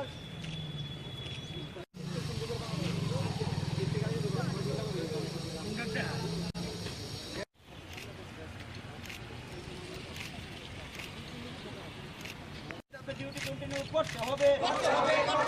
হসপিটালে কোভিড স্টাফদের প্রোগ্রাম ডিউটি করতে হবে। ডিউটি করে বেতন ভাতা পাচ্ছি না, কোনো জবাব দাও। মাসে 4 মাস ডিউটি করে বেতন এখন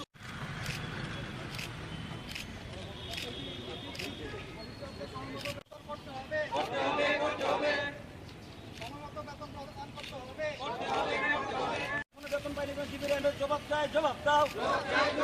নাইলে আন্দোলন আমাদের স্থায়ী সমাধান চলবে না। রাজনীতির মতো ব্যবহার করা চলবে না।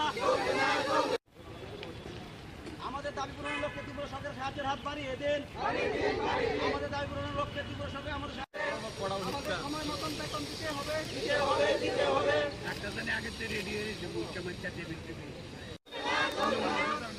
আমাদের স্থায়ী সমাধান চাই, সমাধান করতে হবে। আমাদের দাবি ন্যায্য দাবি, এ দাবি পূরণ করতে হবে। নইলে আন্দোলন আমাদের দাবি ন্যায্য দাবি, এ দাবি পূরণ করতে হবে। ভবিষ্যতের স্থায়ী সমাধান কি কারণে আজকে আপনারা এখানে আসছেন? जों दिनै अर हायमानिंके माने दिनै जों बसर डिउटि खाइ फैमानि दिनै कोनो ताबुक फानो रेसपन्ड करिखो ओमफ्राय जों दिनै माने दिनै डिउटि न कन्टिनिउ खालायथुं आबोनो जों बेतनबो जों रेगुलार माया 3-4 मास जों टंका बेतनबो ताबुक फानो मायाखो आबोन बागै दिन बेतनबो जागनांखुन आबोन बागै जों दिनै अर रेलि खायो जों जरि दिनै साक्सेस यांगाय जों तेबो परिबर्ते जों तेबो आन्दोलन खालायखांनाय हिनि जों दिनै যখন করোনা মহামারী আসে প্যান্ডামিক টাইমে, তখন আমাদের স্টাফ নার্সরা আমরা জীবিত জীবন বাজি রেখে ডিউটি করেছি। দিনের পর দিন ডিউটি করার পর এখনো পর্যন্ত আমরা স্যালারিও পাইনি। তারপরও আমরা চাইছি যে আমাদের যদি সরকার তখন নিয়োগ করেছে, তখন আমাদের বলেছিল যে আমাদের চাকরির পরীক্ষা ক্ষেত্রে হোক, যা কিছু হোক, আমাদের 10 থেকে 15% মার্ক দেওয়া হবে, প্রায়োরিটি দেওয়া হবে এবং আমাদের একটা ডিউটি যে কন্টিনিউ করতে পারি আমাদের ব্যবস্থা করবে। কিন্তু দেখা গেল 2 মাস 3 মাস করে নেই, আবার ছাঁটাই করে দেয়। তো আমরা এইভাবে 2 দিন 3 দিন পর আমরা কোথায় যাব? আমরা বর্তমানে 100 জন স্টাফ নার্স কোভিডে এখনো ডিউটি করছি, জীবিতে আমাদের অর্ডার কোভিডে ডিউটি করাচ্ছে, কিন্তু আমাদের স্যালারি সময় মতো এখনো দিচ্ছে না। আমরা এই নিয়ে বারবার জিবির এমএস এর কাছে যাই, এমএসকে ঘেরাও করি, এই নিয়ে 3বার সাংবাদিক সম্মেলন করি, তারপর আমরা এখনো কোনো রিপ্লাই পাইনি। আমরা এই দপ্তরের অধীনে যেহেতু মুখ্যমন্ত্রীর অধীনে, ওনার কাছে আমরা 2বার 3বার চিঠি দিই ওনার সাথে দেখা করার জন্য, কিন্তু এখনো পর্যন্ত কোনো রিপ্লাই পাইনি আমরা। তো আমরা কোথায় যাব? আমাদের যখন আমরা যে আজকে জীবন বাজি রেখে ডিউটি করেছি, যখন কেউ কারোর মা বাবাকে ছুঁই না প্যান্ডামিক টাইমে, তখন আমরা ডিউটি করেছি। এখন আমাদের কোনো ইয়ে নেই, আমাদের কোনো লাইফের কোনো গ্যারান্টি নেই, তখন আমরা ডিউটি করেছি। এখন আমাদের পেছনে তাকে কেউ তাকাচ্ছে না আমাদের দিকে, তো আমরা কোথায় যাবো? দিনের পর দিন ধাক্কা খাচ্ছি। আমাদের বেতন বাধব সমান করতে হবে এবং আমাদের দাবি আমাদের যেন স্থায়ী ডিউটি দেওয়া হয় এখানে, এবং আমরা যে 100 স্টাফ না আছে আমাদের স্থায়ী ডিউটি হতে হবে, না হলে আমরা পরবর্তী স্টেপ আমরা হাইকোর্টে কেস যেতে বাধ্য হবো। কারণ আমরা প্যান্ডামিক টাইমে ডিউটি করেছি, আমরা এখন কেস যেতে বাধ্য হবো। কারণ আমরা চাইছি আলোচনার মাধ্যমে সরকার যে উন্নয়ন কাজ করছে আমাদের দিকেও দেখা, কারণ আমরা তো প্যান্ডামিক টাইমে ডিউটি করেছি, এখনো পর্যন্ত আমাদের কিছু করছে না আমাদের জন্য। আমরা তো ভালো সরকারের সাথে সহযোগিতা হাত বাড়িয়ে স্বাস্থ্য দপ্তরের দিকে আমরা এগিয়ে যাচ্ছি, কিন্তু আমাদের জন্য কিছু করছে না। এমএস সাথে কথা হয়েছে, এমএস বলে আমি জানি না ভাই, ডিরেক্টরের সাথে কথা বলছি আমি জানি না, আমাদের ফান্ড দেয় না, আমাদের টাকা দেয় না, ফান্ড দেয় না, আমাদের স্যালারি কোথা থেকে দেবো? আমাদের ফান্ড দেয় না, টাকা দেয় না। একটা ইম্পর্টেন্ট দপ্তর স্বাস্থ্য দপ্তর, এখানে যদি বলে ফান্ড দেয় না, তাহলে আমরা কোথায় যাবো? রুগীরা কিভাবে ইয়ে করবে? নার্সের প্রচুর সংকট জীবিতে, তারপর আমাদের ডিউটি করাচ্ছে, আবার আমাদেরও স্যালারি দিচ্ছে না, 3 মাস 2 মাস করে ডিউটি করাচ্ছে, আবার ছাঁটাই করে দেয় ইচ্ছা করলে। এখন 175 নার্স নিয়েছে, তো ওদের মধ্যে যারা চেনা জানা ওরা পরীক্ষাতে না বসে চাকরি পেয়েছে। আমরা যদি আরটিআই দিই ওদের চাকরি বাতিল হবে। আমাদের তো প্রায়োরিটি দেওয়ার দরকার ছিল না, আমরা তো জীবন বাজি রেখে ডিউটি করছি 100 স্টাফ নার্স, আমাদের তো কাউকে প্রায়োরিটি দেয়নি এই চাকরির ক্ষেত্রে। যখন ঢুকিয়েছিল তখন প্রাক্তন মুখ্যমন্ত্রী বিপ্লব দেব বলেছিল যে আমাদের কিছু একটা আমাদের জন্য করবে, আমাদের 20,000 টাকা স্যালারির বিনিময়ে ঢুকিয়েছিল।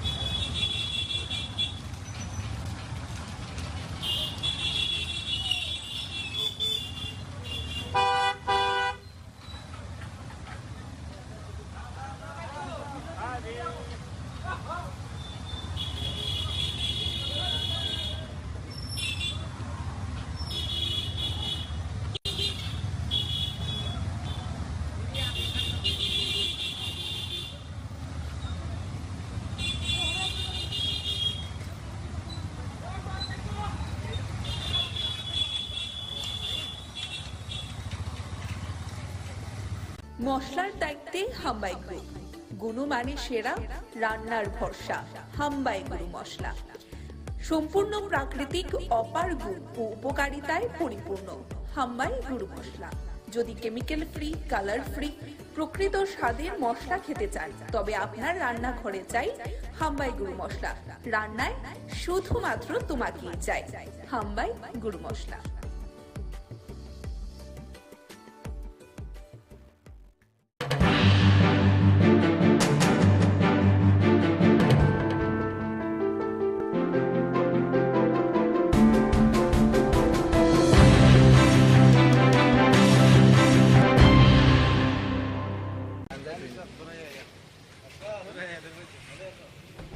এরকম পরিস্থিতি রয়েছে বর্তমান? না, কাজের ফাঁকে হঠাৎ করে একটা গ্যাপ পেলাম, ভাবলাম যে একটু দেখে নিই এখানের মেডিকেল কলেজ এবং হসপিটালের বিষয়। মেডিসিন ডিপার্টমেন্টে গেলাম, রেডিওলজিতে গেলাম, এখানে স্টুডেন্টদের সাথে কথা বললাম যারা এখানে হোস্টেলে আছে। হোস্টেল লাইফ তো আমি জানি কীরকম, আমরাও কাটিয়ে এসেছি, কী কী সমস্যা তার পারে এইগুলো জিজ্ঞেস করলাম। আদারওয়াইজ তো আমি যা দেখলাম আমাদের এই আগরতলা গভর্নমেন্ট মেডিকেল কলেজ কোনো অংশে ভারতবর্ষের কোনো মেডিকেল কলেজ থেকে কোনো অংশে কম, বরং অনেক বেটার। খালি একটু দেখভাল দরকার। দেখভাল মানে মেনটেন্যান্সের বিষয়টা আমি এটার উপর বেশি জোর দিয়েছি। কিছু কিছু জায়গায় আমি দেখলাম অত্যন্ত মানে ভেন্টিলেশনের সমস্যা মেডিসিনে বিশেষ করে। এটা আমি সেক্রেটারি সাহেবের সাথে কথা বলেছি,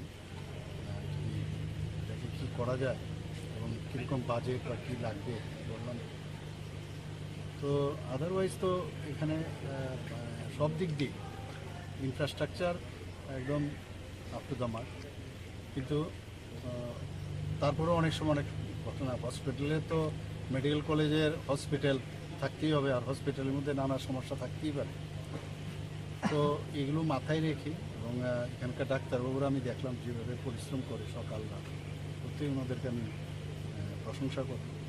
এবং ওনাদেরকে আমি বলেছি সরকার বা হেলথ ডিপার্টমেন্ট ওনাদের সাথে আছে, যখন যা সমস্যা হবে আমরা দেখব।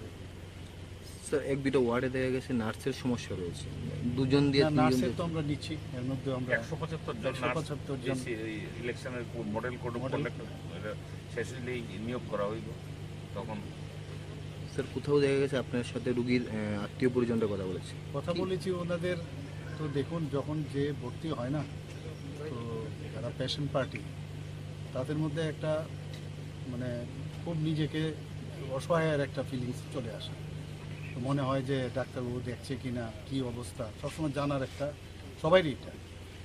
তো মানে ওনাদের সাথে প্রপারলি যদি কথা বলা যায় অনেকটা কিন্তু সুবিধা হয়। আমি দেখলাম যে এক দুজন পেশেন্ট বললো, অনেকের একটু বললো আমার একটু আর্থিকভাবে হেল্প করতো। আমি এগুলো দেখেছি এবং কথাও বলেছি কীভাবে কী করা যায়।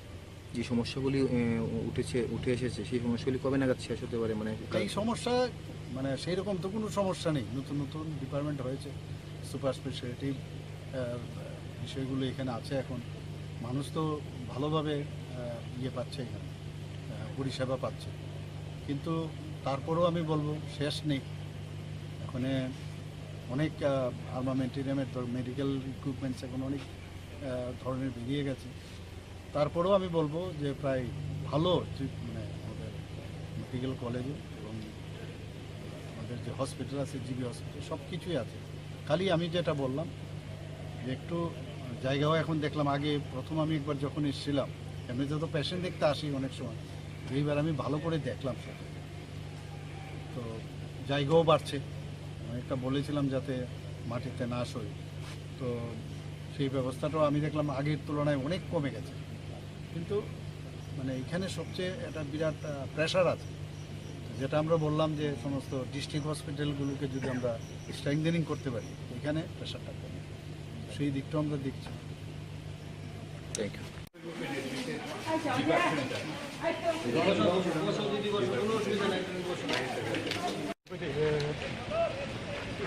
এখানে একটা স্টিমার এই কাজ করতো, ঠিক আছে। করতে যে সিরিয়া 11টার সময় ঢুকাইছে, 11টার সময় ঢুকানোর সময় 11টা থেকে 12টা, 1টা, 2টা কত মিনিটে স্যার তারা জিবি রেফার করছে, রেফার করানোর পরে জিবি কোনো স্যার কোনো ডায়েরি মেনটেন নেই, কোনো ডায়েরি মেনটেন নেই, কিচ্ছু নেই। তারা ফোনে স্যার না আইসিউতে স্যার রাখছে, আইসিউ স্যার আমরা প্রথম দিচ্ছি আমরা কোনো সব করছে না। তো এমন একটা ছেলে আমরা দেখতে বসে বাইক এসে তো করলাম এই মনে মারা উদিপুরে আইসি এমন এমন একটা ছেলে আমরা মারা গেছে, উদিপুর স্যার এরা মারা গেছে। তারা কী করছে 10টা ইঞ্জেকশন দেখছে স্যার, লিখতে শিখে তারা ইঞ্জেকশন দেয় আর বুকটারে এমনি করতেছে এমনি। আর ছেলের বাবা স্যার ফাউডের দিকে একবার ঠান্ডা হয়ে গেছে, তারপরে হেরা কি হচ্ছে রুগীদের দিয়া স্যার তারা ফালা হয়ে গেছে। উদিপুরের যে লোকটি মানে যে ডাক্তারবাবুরা আইছিল ডাক্তার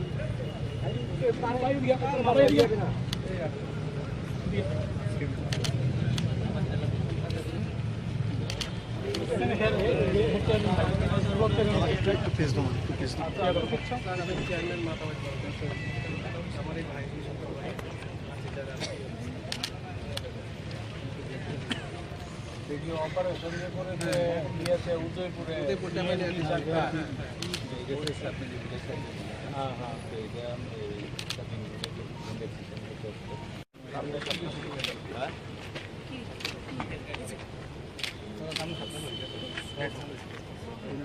আমার নাম সকাশ করতে।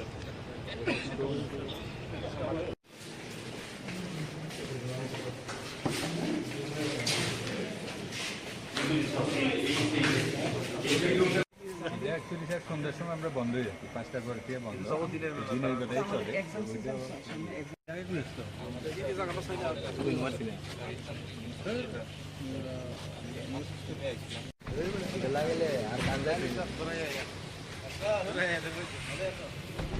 এরকম পরিস্থিতি রয়েছে বর্তমান। না, কাজের ফাঁকে হঠাৎ করে একটা গ্যাপ পেলাম, ভাবলাম যে একটু দেখে নিই এখানের মেডিকেল কলেজ এবং হসপিটালের বিষয়।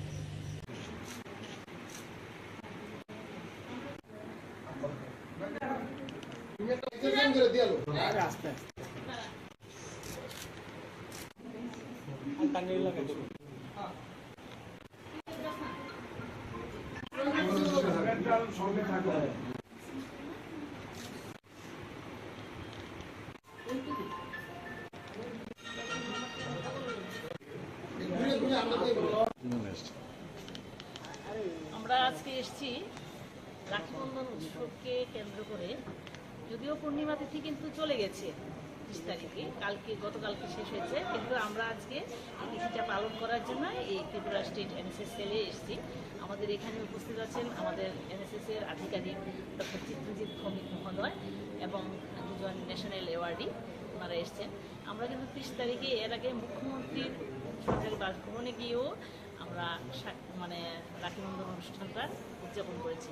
আসলে এই অনুষ্ঠানটা পালনের একটাই উদ্দেশ্য যে মৈত্রী এবং সৌভ্রাতৃত্ব যেন সবার মধ্যে বজায় থাকে। এবং পুরাণে কথিত আছে যে ভাইরা রাখি পড়লে বোনদের কাছ থেকে যে বোনদেরকে রক্ষা করে, এবং সেই মোতাবেকই এখনো পর্যন্ত সেই প্রাচীনকাল থেকে চলে এসছে রাখি বন্ধন উৎসব। যদিও রাখি বন্ধন অনুষ্ঠানটা পূর্ণিমা তিথিতেই হয়ে থাকে, রবীন্দ্রনাথ যে কারণে রাখি বন্ধন অনুষ্ঠানটা পালন করেছেন এটা হচ্ছে মানে সৌভ্রাতৃত্ব, এটাই হচ্ছে আসল। কি নাম আপনার? Rama Bhattacharya, NSS programme officer, women's college.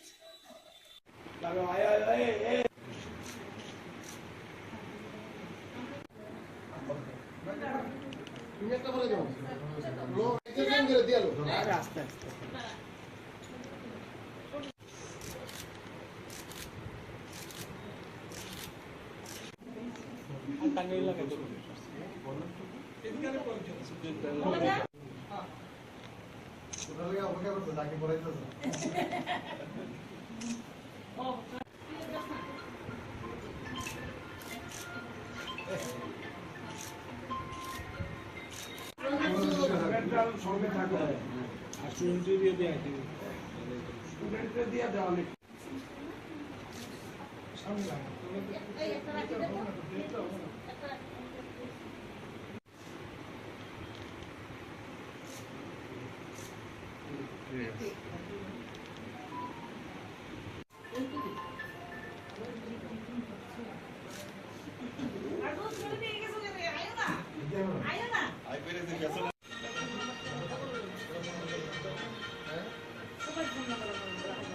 Headphone number একটা দেন লোনের জায়গা না আরো সামনে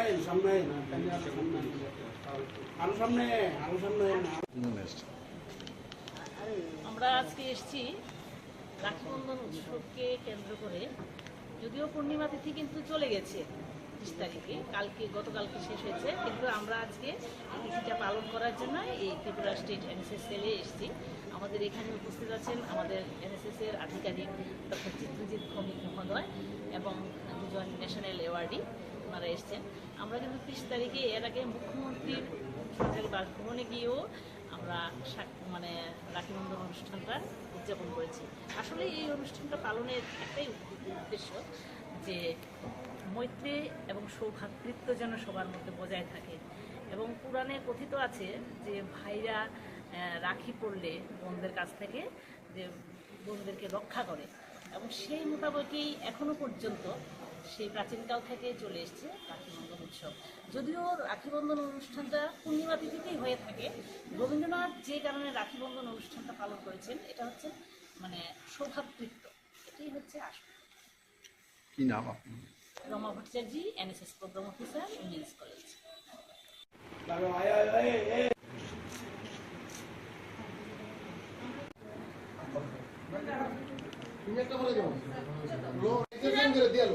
আস্তে আস্তে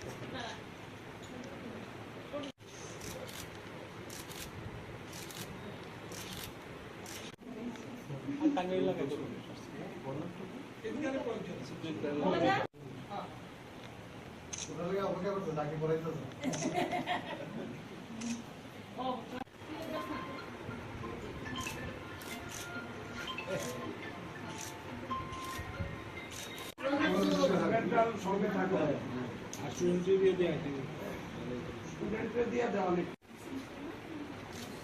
সামনে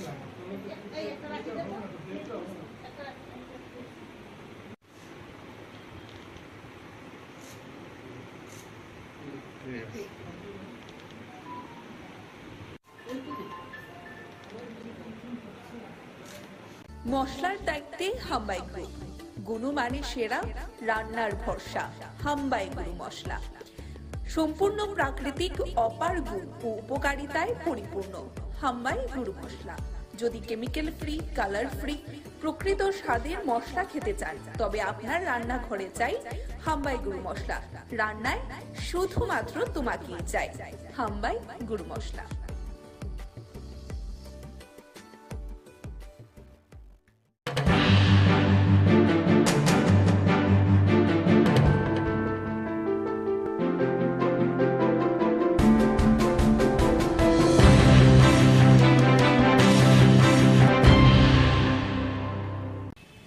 তাদের দলের কর্মীদেরকে বলেছে যাদের খুশি তাদের ভোট সেটাই তো বলছি, এটা তাদের স্ট্র্যাটেজিক কথা হতে পারে, কিন্তু ময়দানে গ্রাউন্ড রিয়েলিটি হলো ত্রিপুরা মাথা কর্মী এবং আমাদের কর্মীরা একসাথে এরা বাড়ি বাড়ি যাচ্ছে। এটা তাদের স্ট্র্যাটেজিক হতে পারে, এটা তাদের ব্যাপার, এরা তাদের বক্তব্য বলার জন্য স্বাধীন। অর্থাৎ তারা বলেননি বিজেপিকে ভোট দেওয়ার জন্য, স্বাধীনভাবে ভোট দেওয়ার জন্য। আমরা তো চাই স্বাধীনভাবেই ভোট দিক, এবং গত বিধানসভা নির্বাচনে যে ভোট ভাগাভাগি হয়েছে এটা যাতে পুনরাবৃত্তি না ঘটে, আমরা এটাই চাই। না, তিনি তো এও বলেছে যে সিপিএম এর সাথেও তিনি নেই, মানে শুধু মানে কর্মীরা যারা রয়েছে তাদের নিজের যার পছন্দ ফলাফলের, সেটাই তো বলছি। এরা তো তাদের কর্মীরা তো বেশিরভাগ আমাদের কর্মীদের সাথে কাজ করছেন না। এই প্রেস মিটের পরে কি কোনো ধরনের প্রভাব পড়বে না মনে হচ্ছে? না না, কেন হবে, কেন হবে, হওয়ার তো কোনো কারণ নেই। আপনি তো বাড়ি বাড়ি মিটিং করেছিলেন অনিমেষ বাবুর সাথে। না না, এই জন্য তারা তো বলেননি সিপিএমকে ভোট না দেওয়ার জন্য, তো বলেননি। এর মানেটা কি? না বলেই অনেক কথা বলেছেন, এটাই বুঝতে হবে। ঠিক আছে, কথা তো বলেছে যে এটা কিন্তু ওপেনলি বলেছে তারা। হ্যাঁ, বলেনি, বলেছে তো, সেই দায়িত্ব পালন করুক, এইটাই আমরা চাই। ওকে, মনে হচ্ছে এটা হবে পালন, পালন হবে কি মনে হচ্ছে আপনার? তারা এটা হবে কি না, এটা তো বিবেক ভোটের কথা বলেছে। আমরা তো বিবেক ভোট যদি হয় আর বিজেপিকে যদি পরাস্ত করতে চায় তবে বামফ্রন্ট ছাড়া তো অল্টারনেটিভ নেই। বামফ্রন্টই একমাত্র বিজেপি হারাতে পারে, কাজে এটাকে নিশ্চিত করার দায়িত্ব তাদের। আমরা তো তাদের কাছে এপিল দিয়েছি। ত্রিপুরা মথা দলের যে চেয়ারম্যান রয়েছে উনি এবং অনিমেষ বাবু মিলে একটা প্রেস মিট করেছে এবং তিনি বলেছেন যে তারা কাউকেই সাপোর্ট করছে না, তাদের দলের কর্মীদেরকে বলেছে যাদের খুশি তাদের ভোট সেটাই তো বলছি, এটা তাদের স্ট্র্যাটেজিক কথা হতে পারে, কিন্তু ময়দানে গ্রাউন্ড রিয়েলিটি হলো ত্রিপুরা মথা কর্মী এবং আমাদের কর্মীরা একসাথে এরা বাড়ি বাড়ি যাচ্ছে। এটা তাদের স্ট্র্যাটেজিক হতে পারে, এটা তাদের ব্যাপার, এরা তাদের বক্তব্য বলার জন্য স্বাধীন। অর্থাৎ তারা বলেননি বিজেপিকে ভোট দেওয়ার জন্য, স্বাধীনভাবে ভোট দেওয়ার জন্য। আমরা তো চাই স্বাধীনভাবেই ভোট দিক এবং গত বিধানসভা নির্বাচনে যে ভোট ভাগাভাগি হয়েছে এটা যাতে পুনরাবৃত্তি না ঘটে, আমরা এটাই চাই। না, তিনি তো এও বলেছে যে সিপিএম এর সাথেও তিনি নেই, মানে শুধু মানে কর্মীরা যারা রয়েছে তাদের নিজের যার পছন্দ ফলাফলের, সেটাই তো বলছি, এরা তো তাদের কর্মীরা তো বেশিরভাগ আমাদের কর্মীদের সাথে কাজ করছেন। না, এই প্রেস মিটের পরে কি কোনো ধরনের প্রভাব পড়বে না মনে হচ্ছে? না না, কেন হবে, কেন হবে, হওয়ার তো কোনো কারণ নেই। আপনি তো বারে বারে মিটিং করেছিলেন অনিমেষ বাবুর সাথে। না না, এই জন্য তারা তো বলেননি সিপিএম কে ভোট না দেওয়ার জন্য তো বলেননি, এর মানেটা কি? না বলেই অনেক কথা বলেছেন, এটাই বুঝতে হবে। ঠিক আছে, কথা তো বলেছে যে এটা কিন্তু ওপেনলি বলেছে তারা, হ্যাঁ বলেনি, বলেছে তো, সেই দায়িত্ব পালন করুক, এইটাই আমরা চাই। ওকে, মনে হচ্ছে এটা হবে পালন, পালন হবে কি মনে হচ্ছে আপনার? তারা এটা হবে কি না, এটা তো বিবেক ভোটের কথা বলেছে। আমরা তো বিবেক ভোট যদি হয় আর বিজেপিকে যদি পরাস্ত করতে চায় তাহলে বামফ্রন্ট ছাড়া তো অল্টারনেটিভ নেই, বামফ্রন্টই একমাত্র বিজেপি হারাতে পারে। কাজে এটাকে নিশ্চিত করার দায়িত্ব তাদের, আমরা তো তাদের কাছে এপিল দিয়েছি। ত্রিপুরা মথা দলের যে চেয়ারম্যান রয়েছে উনি এবং অনিমেষ বাবু মিলে একটা প্রেস মিট করেছে এবং তিনি বলেছেন যে তারা কাউকেই সাপোর্ট করছে না, তাদের দলের কর্মীদেরকে বলেছে যাদের খুশি তাদের ভোট। সেটাই তো বলছি, এটা তাদের স্ট্র্যাটেজিক কথা হতে পারে, কিন্তু ময়দানে গ্রাউন্ড রিয়েলিটি হলো ত্রিপুরা মথা কর্মী এবং আমাদের কর্মীরা একসাথে এরা বাড়ি বাড়ি যাচ্ছে।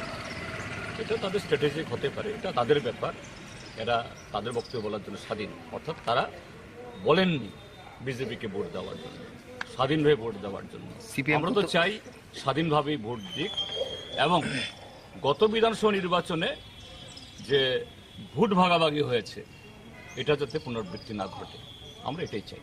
না, তিনি তো এও বলেছে যে সিপিএম এর সাথেও তিনি নেই, মানে শুধু মানে কর্মীরা যারা রয়েছে তাদের নিজের যার পছন্দ ফলাফলের, সেটাই তো বলছি, এরা তো তাদের কর্মীরা তো বেশিরভাগ আমাদের কর্মীদের সাথে কাজ করছেন। না, এই প্রেস মিটের পরে কি কোনো ধরনের প্রভাব পড়বে না মনে হচ্ছে? না না, কেন হবে, কেন হবে, হওয়ার তো কোনো কারণ নেই। আপনি তো বারে বারে মিটিং করেছিলেন অনিমেষ বাবুর সাথে। না না, এই জন্য তারা তো বলেননি সিপিএম কে ভোট না দেওয়ার জন্য তো বলেননি, এর মানেটা কি? না বলেই অনেক কথা বলেছেন, এটাই বুঝতে হবে। ঠিক আছে, কথা তো বলেছে যে এটা কিন্তু ওপেনলি বলেছে তারা, হ্যাঁ বলেনি, বলেছে তো।